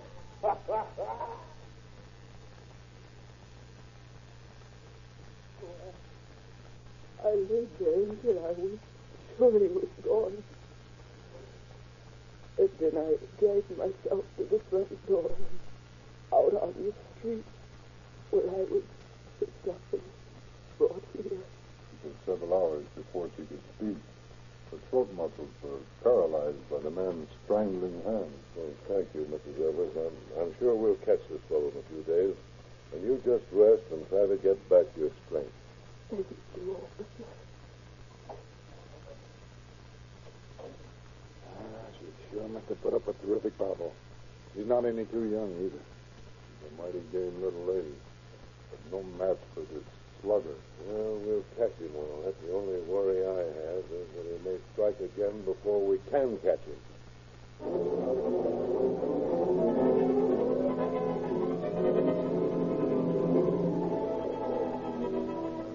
The officers made several trips back to the hospital for additional information. They took logbooks from headquarters, hoping the injured women might recognize their assailant among the many pictures of known criminals. But they were doomed to disappointment. The fiend was not among them. And then, on the third day... I'd like to see Captain Wallace. Who's calling? Tell him, Mr. Evers. I'm the husband of one of the women that was beaten by the ape man. Just a moment. Mr. Evans to see you, Captain. Okay. Go right in, Mr. Evans. Yes, dear. Morning, Mr. Evans. Have a chair. Thank you, sir. Now then, what can I do for you? I'm the husband of Mrs. Evers, one of the women who was beaten by the ape man, if the papers referred to him. Yes, I assumed as much. I have some information I thought you might find of some value. Regarding the assailant? Yes. Can you know who it was? I know of a man who might be the one. You see, I keep a diary of everything that happens each day, no matter how trivial. That's interesting. Yes. Now, I have here an entry on July 17th of last year that a man came to my home and applied for work as a gardener. I employed him for the day, and while he was there, we engaged in several conversations. He appeared deeply interested in religious matters, and of course I'm about to represent it too. Yes, go on. Well, I noticed that he quite frequently digressed from the subject of religion to make some inappropriate allusion to other matters. His mind seemed to dwell on such things. His viewpoint struck me as rather extraordinary. You see, I've made somewhat of a study of human nature. Do you know if Mrs. Evers was acquainted with this man? Did she see him at any time? I believe not. What gave me the idea was that my wife's assailant asked for some kind of gardening work, and it all seems to fit together. You're positive your wife never saw this man or that he saw her? Oh, positive. At that time, she was in a sanitarium recovering from an illness. Now I'll come to the point. The description my wife gave me of her attacker is very similar to that of this man Duggar, and I'm quite... Just a moment, Dr. Evers. Did I hear you say his name? Of course. I have it right here. T.E. Duggar. I have his address here, too, I believe. Yes, here it is. Here's the exact address. I'll write it down for you on a scrap of paper. I think we'll get our man, Dr. Evers. Your story seems to fit the sluggard to a T. I'll send two of my men out to this address right away. If he still lives there, he'll be in jail within an hour. A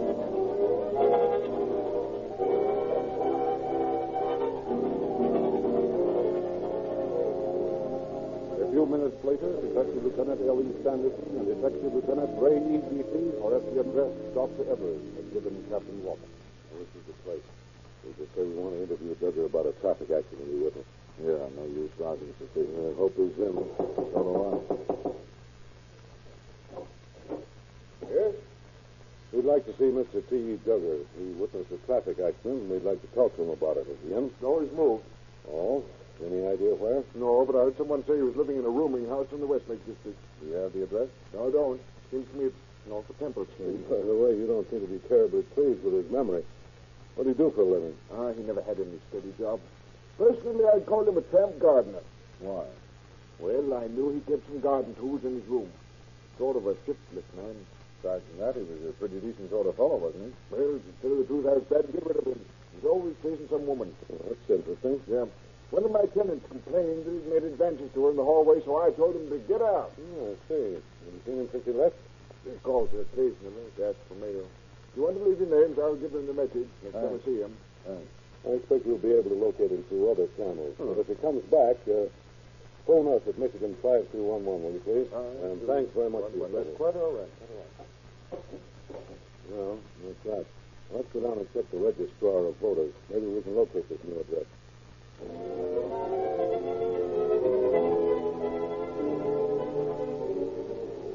The list of registered voters showed the name of T.E. Duggar with an address on Lake Shore Avenue in the Westlake District. The trail was getting warmer, but a few minutes later, as the two officers talked with the manager of the apartment house, their address. I'm sorry, but Duggar moved away from here about 2 weeks ago. Oh, well, the man we're looking for is rather small and very dark complexion. That's the fella. He got frights with a nurse who lived here, and I kicked him out. That's Duggar, all right. Any idea where he is now? Not exactly, but I'm pretty sure he lives out this way somewhere. Still does a little gardening for some of the neighbors around here. Well, I guess we've done all we can here. Thanks for the information. You're quite welcome.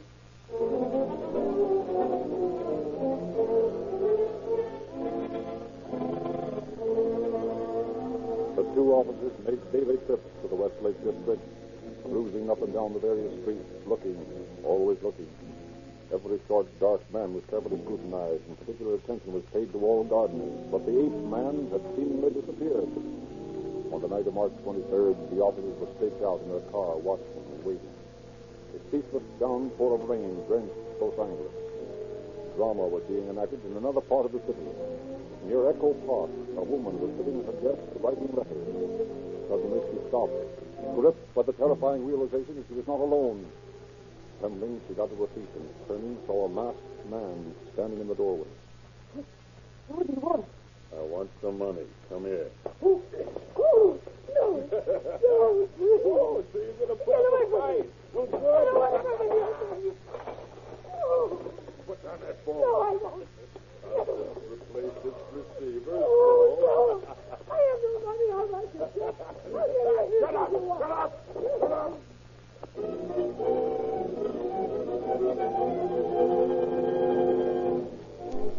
Hours later, the woman revived and called the police. Officers Sanderson and Heath answered the call. A thorough search of the house revealed little of interest except that the intruder wore gloves. As soon as the woman was able to talk, the two officers were at her bedside, asking questions. When you were sent to the emergency hospital, you said you didn't have any idea who your assailant might be. Are you still of the same opinion? My mind's a little clear now. He wore a mask all the time, but I'm sure I recognize him. You know the name? I'm almost positive. The name he gave me was Rudder.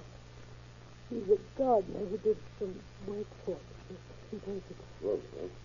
What else do you know about him? He tried to get in my house, but I refused to admit it. When I gave him his lunch, he said it was too hot to eat outdoors. I'd insisted on coming inside. And did you let him in? No. You didn't get any address, did you? Oh, not the exact address, but he said he lived in the 700 block on Bonnie Drive. Oh, you'll find him, won't you? We'll find him all right, don't worry. We only want you to get well as soon as possible so you can testify against him in court. You can count on me. Good. Come on, Ray. Let's have a look at that 700 block on Bonnie Bray.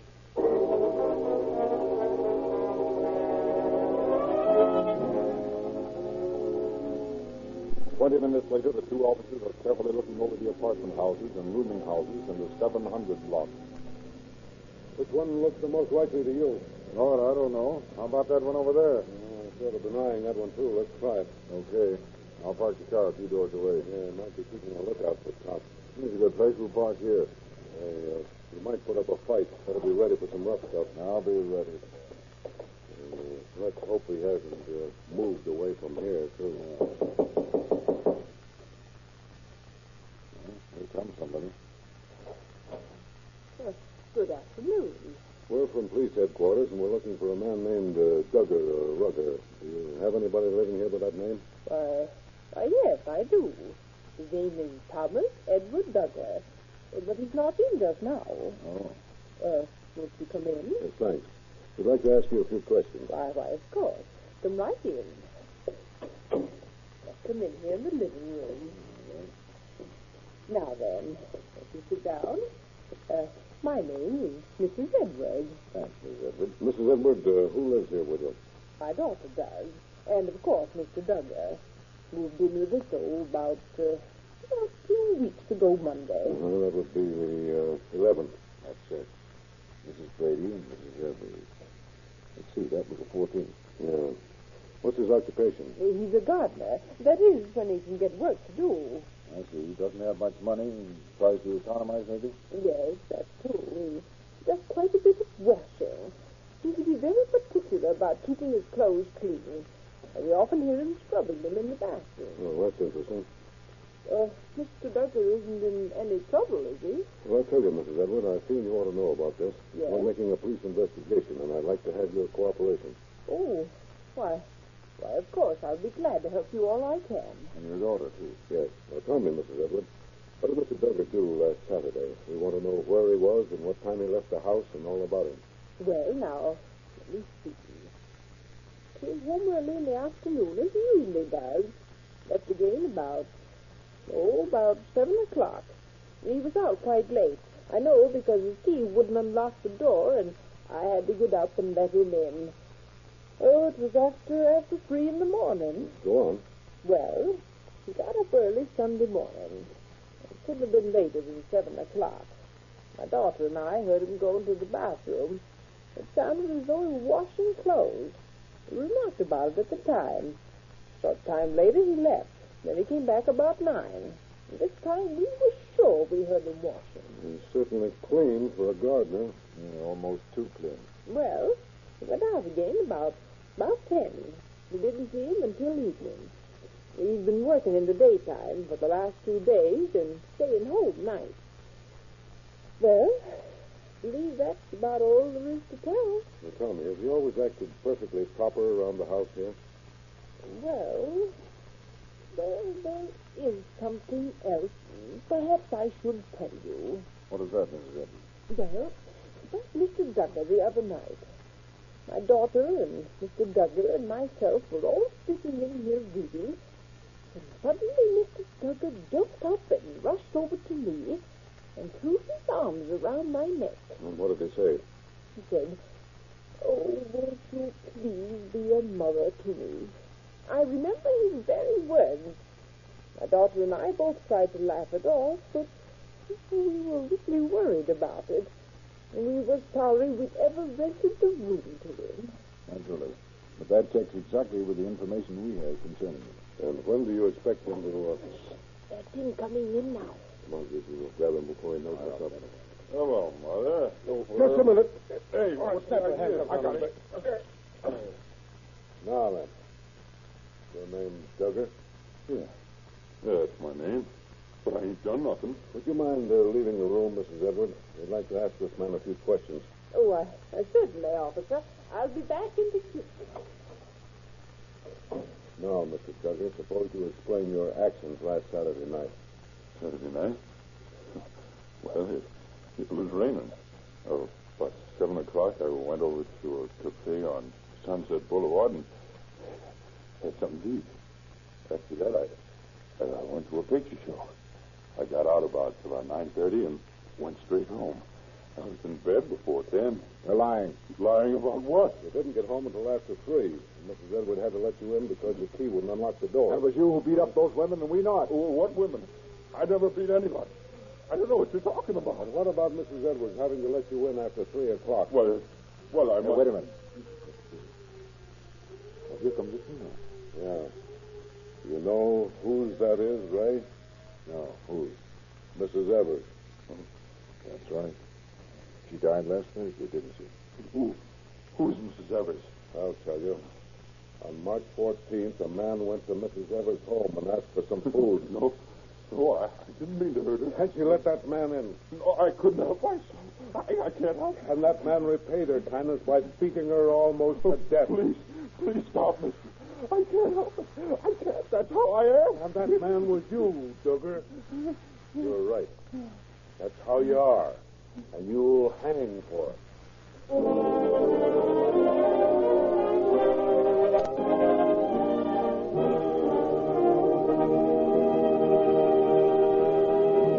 In just a moment, we shall hear the concluding facts regarding our program.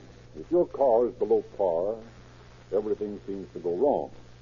Make the week ahead run smoothly by ensuring the maximum efficiency of your car with the sure fire protection of Rio Lube motor oil and the money-saving power of police car performance Rio Grande Cracked, the most highly recommended gasoline sold in the West. And now, Major Green. Duggar's trial developed nothing new regarding his crimes. He was speedily convicted and was later hanged at San Quentin.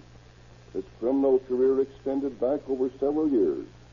But like all criminals, he found that crime cannot pay. Thank you, Major Green.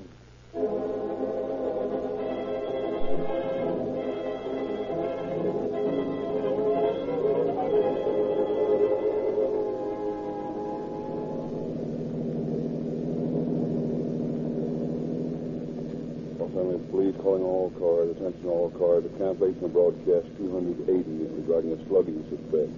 This man apprehended and hanged. That's all. Those who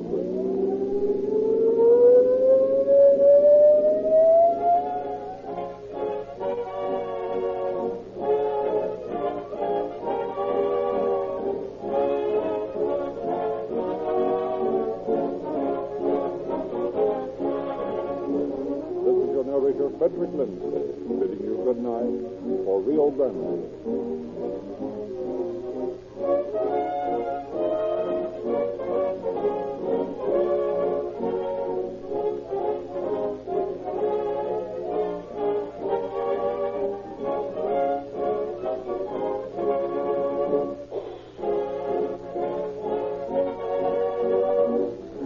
Next week at this time, Rio Grande will present Death in the Canyon. This is the Columbia Broadcasting System.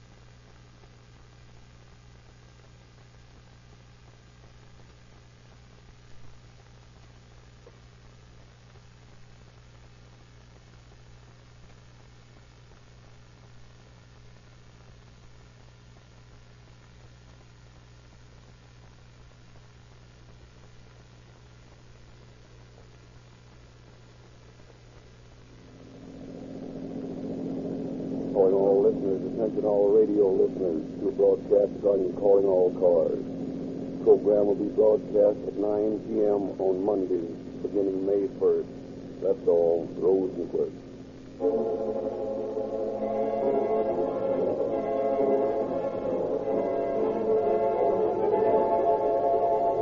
Calling All Cars, a copyrighted program created by Rio Grande. Ontario County Sheriff's Office calling all cars. Attention all cars to broadcast 281 regarding a murder. Be on the lookout for 3 Filipinos. These men shot and killed a man near El Centro, this state. No description of suspect. That's all. Rosenquist.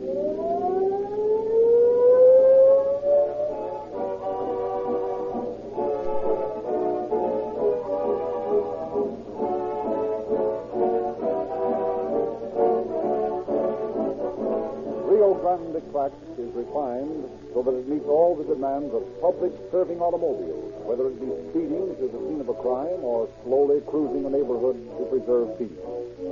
It is the money-saving gasoline of superior performance at any speed. When I point out that Rio Grande Crack powers more police cars, fire engines, ambulances, and other emergency equipment wherever it is sold in any other brand, I always remind you that this great gasoline has a quicker start, appreciated by fast and slow drivers alike, that Rio Grande Crack accelerates more smoothly, provides more power and miles per gallon regardless of the rate of speed. So, come on, join the army of motorists who are getting the most out of their cars at the least cost with police car performance Rio Grande Crack, the most highly recommended gasoline sold in the West.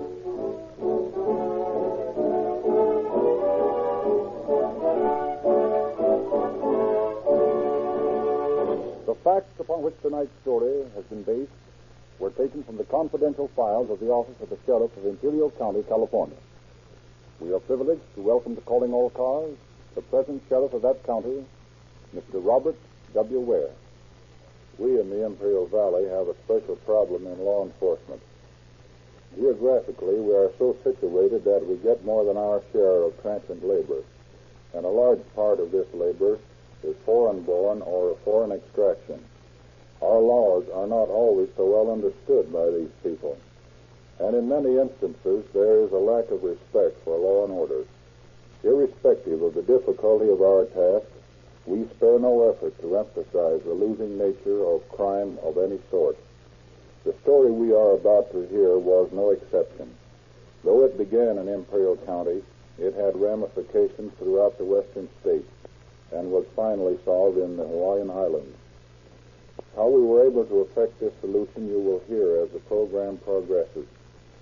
And I will be back at the end of the program to explain further how we brought home to a group of lawbreakers the lesson that crime cannot pay.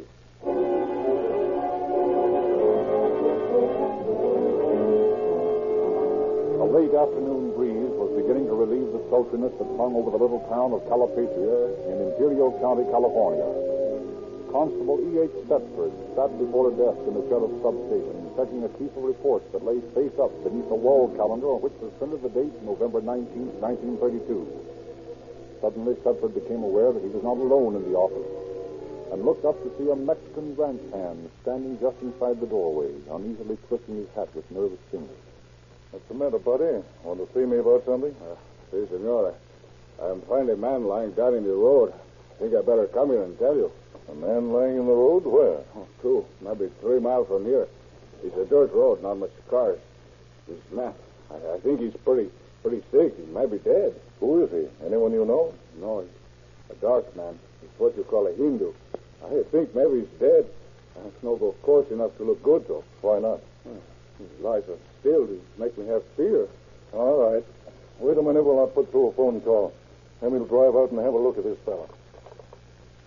Okay. Put me through to Sheriff George Campbell's office in El Centro, will you please, operator? See here, buddy.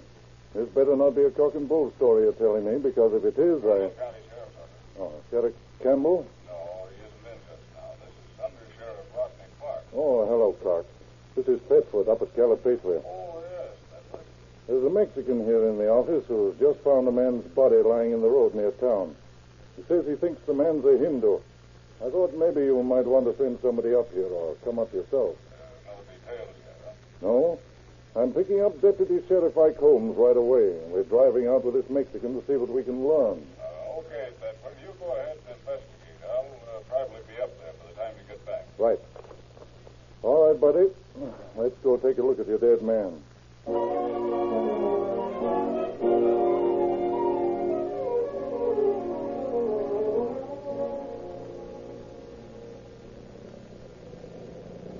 This is certainly a lonely enough road, Holmes. Not much more than a wagon trail. Yeah, that's what makes me think this Mexican might have really stumbled onto something. But how much farther is it, buddy? Oh, it's just a little way now. You see those bush where the road turns? Yeah. I find this man lying down in the road just around that turn. Then we'll know in a minute, Thetford. Uh-huh. I'll slow down a little so we won't run over him if he's still there. This is the turn. Just a little bit more. There, you see, he's still lying in the road. By George, that's right. Hey, I know this fellow. It's Cham Singh. He and another Hindu own a ranch not far from here. Looks like he's been shot. Yeah. As far as I can make out, he's still alive. Better get him to a hospital right away. Here. I'll give you a hand and we'll get him into the car. Okay. I'm going to stick to this man like a leech, Thetford. If he regains consciousness and we can get him to talk, we'll be able to clean up this case in no time.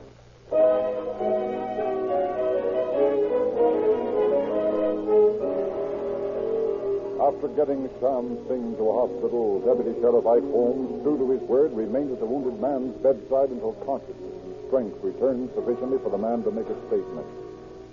You have a ranch somewhere near Calipatria, haven't you, Mr. Singh? Yes.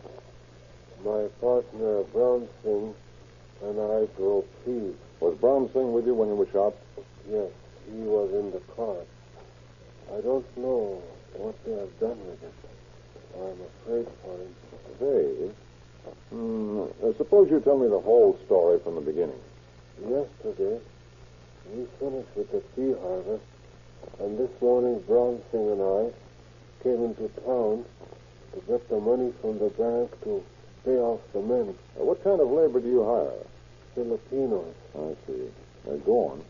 The crew foreman at the ranch, he's a Filipino we call Pedro, knew that my partner and I were going into town and offered to give us a ride in an automobile that belonged to one of his helpers. It looked good to us, and so we said yes. And then this fellow Pedro drove you into town, eh? No, he went with us. But the boy who owned the car drove. Do you remember the boy's name? I think they called him Prudencio. Anyway, we got into the car and were just ready to drive away from the ranch when... Come on, Prudencio. Let's go. Don't you think we better wait for Leon? Leon? No, let him get to town some You other make way. a promise to him. Are you trying to leave without me? Hurry up, then. You keep us waiting. Where are the two Mr. Sings in the box seat? I think you try to leave me behind. No, we're not trying to leave you. You get in the middle here. between me and Prudencio. Oh. Now let's go. Suitcases back there getting your way, Mr. Singh? No, not at all. We are very comfortable.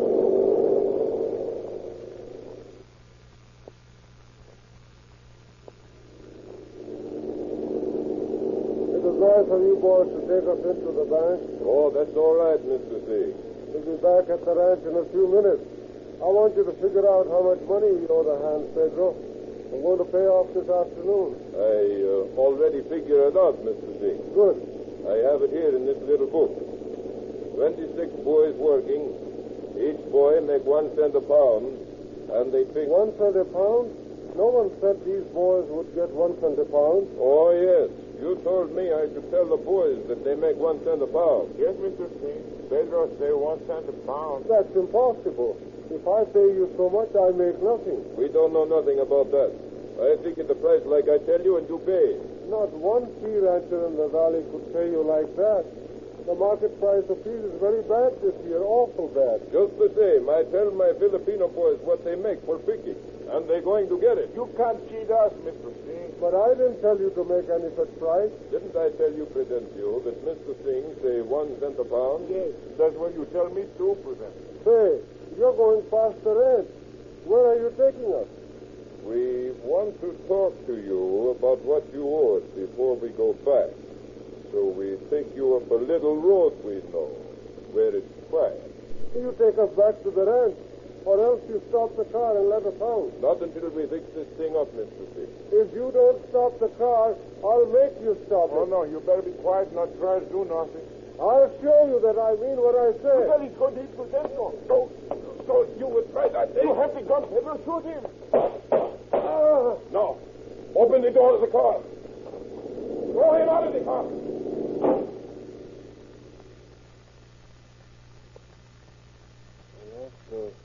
I heard the shot. I don't remember anything more. I guess they threw me out of the car. And you have no idea where they took your partner? No. And I'm very much afraid for him. You see, he had in his pocket the $600 payroll we drew at the bank. $600 in cash, huh? About what time would you say all this happened? I think about 11 o'clock this morning. The bank closes at noon on Saturday, and we wanted to be in plenty of time to get the money. Yes, of course. Now, just one more question, Mr. Singh. Do you know what kind of a car these 3 Filipinos were driving? Pedro called it an Auburn. It's the kind that is all closed in. Oh, yes, an Auburn sedan. Well, I'll leave you to get some rest now, and we'll start looking for your partner right away.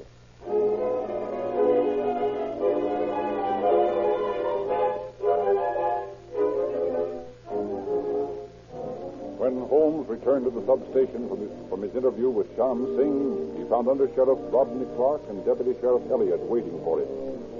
Then, as they were discussing the details of the crime... So it looks like our best bet is to locate that Auburn sedan, Clark. Yeah, the sooner we get started, the better. Did Sham Singh know the names of those 3 Filipinos who held him up and shot him? He knows their first names, that's all. Prudencio, Pedro, and Leon. Pedro seemed to be the ringleader. That's not much good. All 3 are common Filipino names. Well, let's... Oh, wait a minute. Looks like one of those 2 Japanese who just came in wants to talk to you, Holmes. Do you want to see me? Oh, yes, please. Very important. All right, spill it. My friend and I are finding very strange things. We are finding some automobile having dead man. A dead man, you say? Oh, yes, please. Same being very dead. Tell me, was the dead man a Hindu? Also, you already knowing, eh? Not exactly. What kind of a car was it? Automobile being open. Him have license plates from Arizona. Also have 3 suitcases in back. We're taking good look.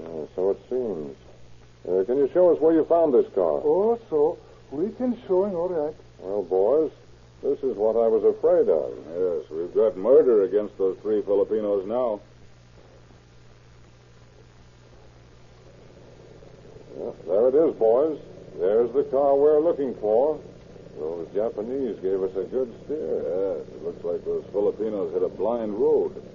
That irrigation canal running across there only has a footbridge over it. I think I know what happened. They meant to take a road about a half a mile farther up the highway. It looks just like this one when you turn off onto it, but I guess they were excited and turned off too soon. Well, here we are. Let's see what we can find out. That's sure a break. They're hitting the wrong road and having to abandon the car. Well, let's have a look in the back seat here. The poor fellow's dead, all right. It'd be a good idea to open those suitcases and see what's inside. Yeah. I'll hand them out to you. All right.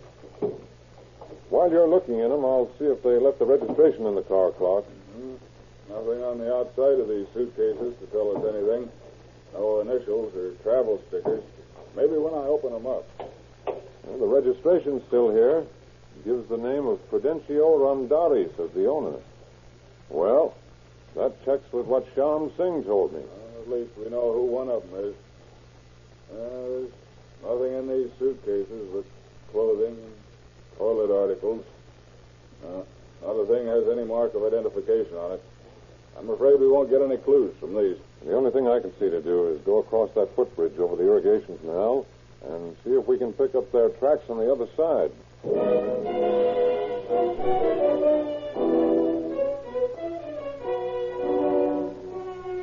But night closed in on Under Sheriff Clark and his two deputies without sight of the fugitives.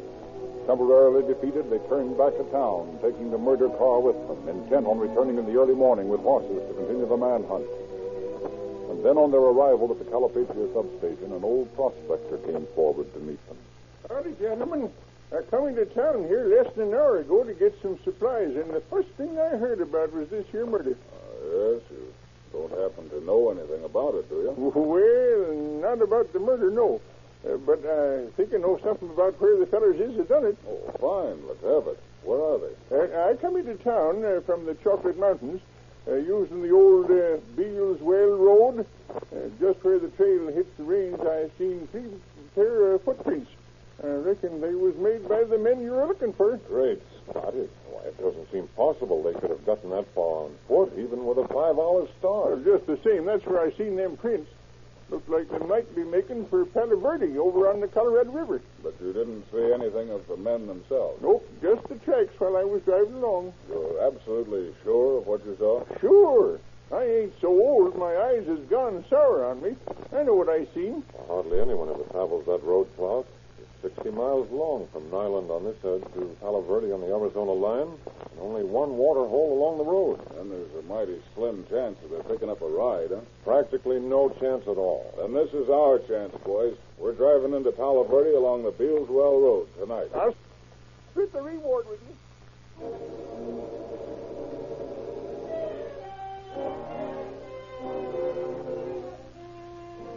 Leaving Holmes in charge at the substation and taking Constable Thetford in his place, Under Sheriff Clark and Deputy Elliott made the journey to Palo Verde. It was midnight when they reached their destination, for they had encountered no sign of the fugitives. Meanwhile, Clark contacted the Mexican passport photographer and obtained a print of every Filipino he had photographed for passport purposes. Clark and Thetford then presented the handful of photographs to Shyam Singh at the county hospital. Mr. Singh, we have reason to believe that the men who attacked you and killed your partner have their pictures among this group. Would you mind looking through them and see if you can identify any of the lot? Sure. I will know these men in an instant. Yeah. There's one of them. Let me see. Not this one. Not this. Not this. Here's another. Let me look for more. Here, let me find the rest of these out for you so you can see them easier. There now. No, we have them all. That man is the third. You're sure of these identifications, Mr. Singh? I'm positive. Well, Thetford, they all agree on the same men. Yeah. This is the one who drove. The one they call Prudencio. Yes, we know. Prudencio Rondaris. We found his name on the car registration. And this one is Pedro. Gives his name as Gavino Manzano here, but we'll soon check up on that. He was the bad one. The one who had the gun. The father is the one they call Leon. Uh-huh. It gives his name here as Pantaleon Rengor. Anyway, we know the men we want now, and thank you very much for your cooperation, Mr. Fink.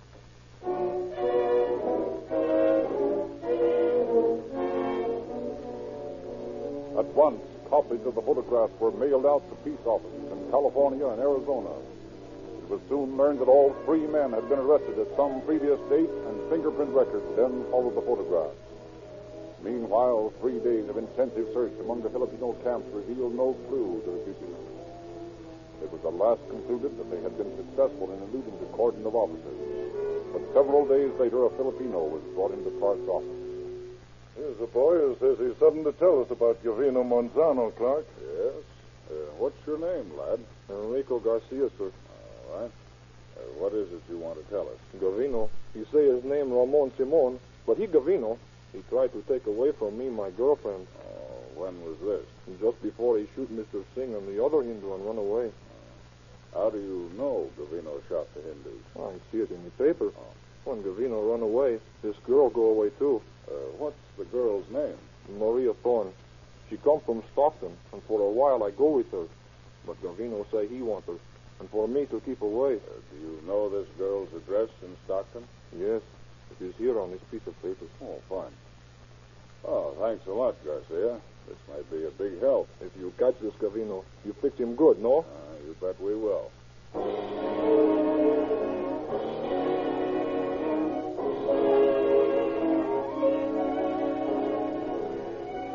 But nearly 2 months went by, and the fugitives remained at large. And then police at San Jose telegraphed that Pantaleon Rengo had been seen and identified there. Instructions were wired back to arrest and hold him, and Sheriff George Camel left immediately by automobile for that city. Upon arriving, the prisoner was brought out for transfer back to El Centro. Who's your man, Sheriff Campbell? Huh? Why, well, that's not Rengor. Not Rengor? What do you mean? Just what I say. That's not the man I want. Are you sure? Positive. Here's a photograph of Rengor. Look for yourself. By George, I believe you're right. You'll admit there is a strong resemblance, though. Well, sure, but that doesn't help me any. Well, I'm sorry, Sheriff, particularly after your long ride up here. Oh, well, these things happen once in a while. When are you leaving to go back to El Centro? Well, might as well go right away. I think I'll drive out to the highway by way of the foreign quarter, just on the slim chance of seeing the man I'm looking for. That's asking for a lot, Sheriff. I guess maybe it is. Well, goodbye. Bye, Sheriff. Sorry things worked out the way they did.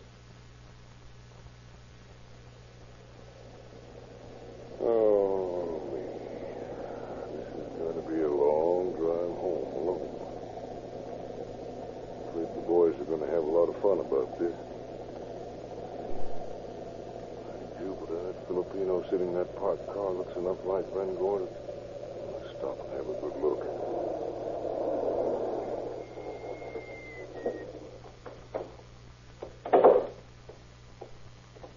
Hey, young fella. I think you're the man a friend of mine spoke to me about. Me? Why should somebody speak to you about me? Well, I'll tell you. He thought maybe I could use you. Huh? Hold out your arms a minute so I can see how strong you are. No, in front of you. Well, what's the idea? Well, why you want to put these handcuffs on me? I think you know why without me telling you, Rengor. Now walk on over here to my car and don't give me any trouble. You made a big mistake, senor. Oh, no, I haven't. What is it you arresting me for? For murder. Murder? Yep. The murder of Bram Singh. But I didn't kill him. It was Gavino Manzano. Oh. But you admit that you were with Manzano at the time of the killing, do you? Oh, yes, but Gavino, he did the shooting. How'd you fellas get away? So some Filipino boys hid us on a ranch for 2 days. Then they took us to Broadway at night, and we hid 2 more days. Then we come up here to San Jose. What happened to Manzano and Rondeles? I don't know. They went away right after we got here. You don't know where they went, eh? No. Well, maybe you do and maybe you don't. But I know where you're going, and I know where you're going to stay for a long, long time.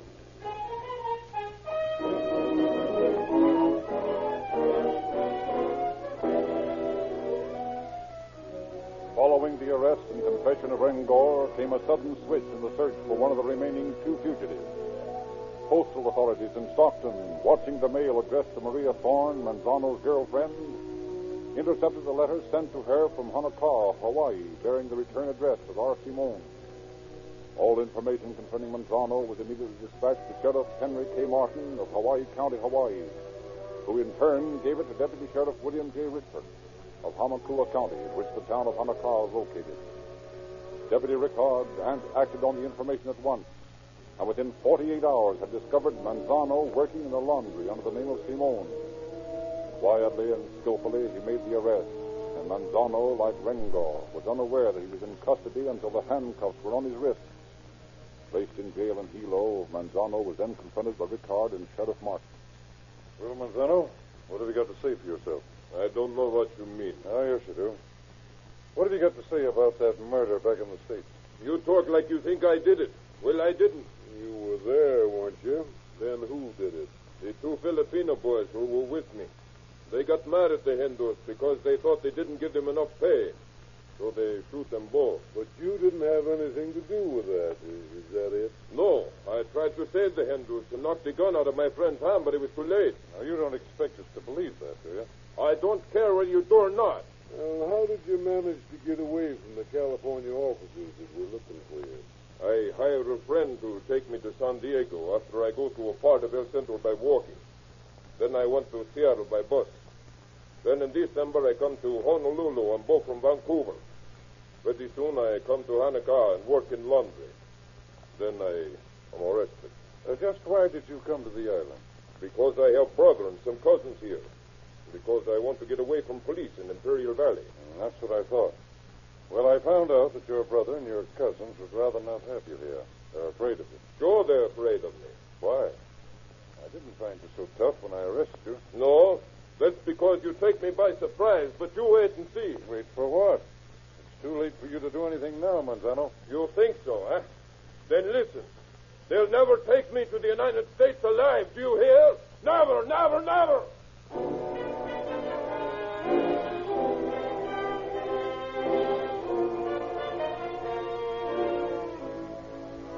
Word of Manzano's arrest was sent by Martin to Sheriff Campbell at El Centro, and Under Sheriff Clark was detailed to take the next boat to Honolulu in order to bring back his prisoner. But before the ship was 4 days at sea, Manzano had broken jail during the early morning hours of February 21st under the protection of a downpour of rain and disappeared into the island's dense morass of vegetation. Sheriff Martin immediately took personal charge of the search, assisted by his chief deputy, Peter N. Pakela. Oh, it was the pounding of this confounded rain that made it possible, Peter. How could anyone hear him sawing away in this downpour? It's just one of those things, Sheriff. He's been in jail just 3 weeks, and under our very noses he made a saw blade out of a flat bucket handle. Well, we got to get him again, that's all. You bet we've got to get him again. He's only been free a little while. We throw a cordon of motorcycle policemen around Hilo, say around territory 6 miles square. We ought to have him, sure. Sounds a very good idea to me. All right, then give orders to have this done right away. Then have as many police as can be spared search the territory between the lines. Won't be much chance of finding tracks, though. This rain will have washed them all out. I'll give orders at once, Sheriff.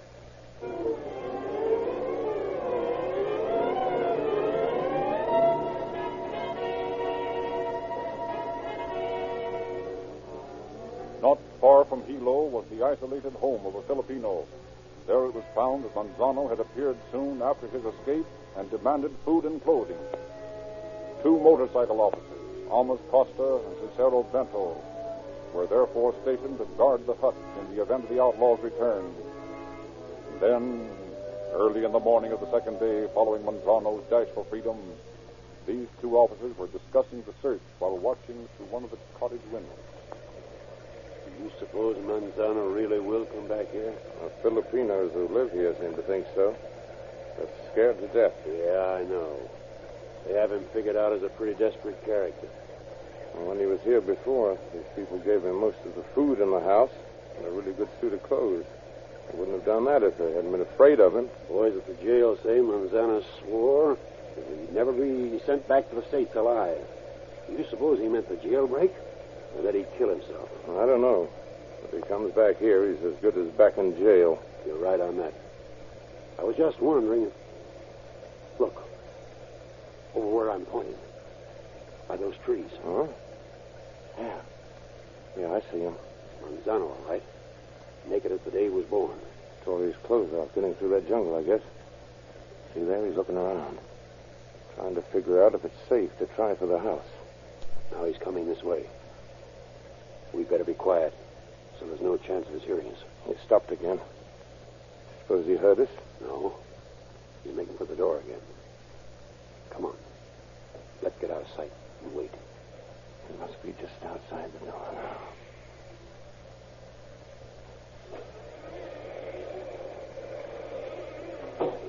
All right, Manzano. You better surrender quietly. Oh, you, eh? Get me if you can. Hold on to me, Carl. Yes. Don't let him get away. You think I can't get away? No, you can't get away. Let me alone. Custer. Hurry, put the cuffs on. Let me alone. Yeah, I guess that'll hold you for a while. Here. Throw this blanket around him. We'll take him in. All right. You open the door. Now then, let's go, Manzano. Yeah. You never will get me back to the jail, you... Look out. He's broken away. He's starting to run. Shoot me. Go ahead. Shoot me, Admiral. Come on, Costa. We've got to get him. There's luck. He slipped and fell down. All right. Yeah, we've got you, Manzano. Go on. Now, don't try that again. You can't hold me in jail. You can't take me back to the United States. Oh, yeah? You'll get shackles this time, so you can't possibly escape. I'll never see the United States again. Never! You're crazy, Manzano. We're looking at a part of it right now. Well, let's not stand in the rain all day. Come on, my vest pocket, Jesse James.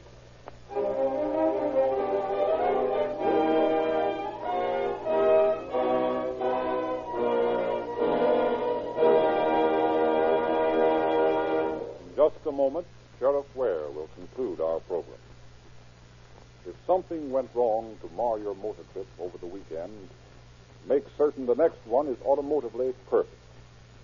Be sure the moving parts of your motor are protected by Reolube, and keep the parts moving smoothly, powerfully, and economically with Rio Grande Crack, the police car performance motor fuel that is preferred by those who drive the most, who know the most about gasoline. And now, Sheriff Ware. Manzano was returned to California despite his vehement statements to the contrary. He was brought to trial and implicated by Rengor, who had been sentenced previously. Ronderis was arrested by the Santa Clara Sheriff's Office in 1937. He and Manzano were found guilty and sentenced to study for the remainder of their lives the lesson that crime of any sort cannot pay. Thank you, Sheriff Ware.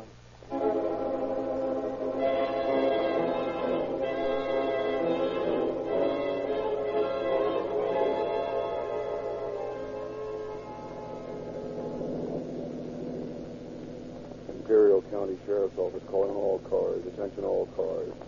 The cancellation of broadcast 281 regarding a murder. Suspects in this case are now in custody. That's all. Roll concluded.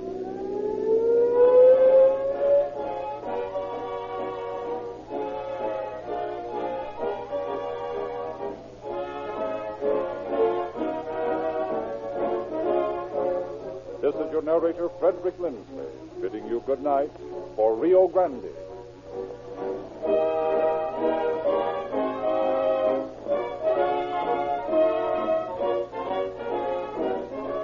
Remember, 1 week from tomorrow night, Monday, May 1st at 9 o'clock, Rio Grande will present the case of the bitter wine. This is the Columbia Broadcasting System.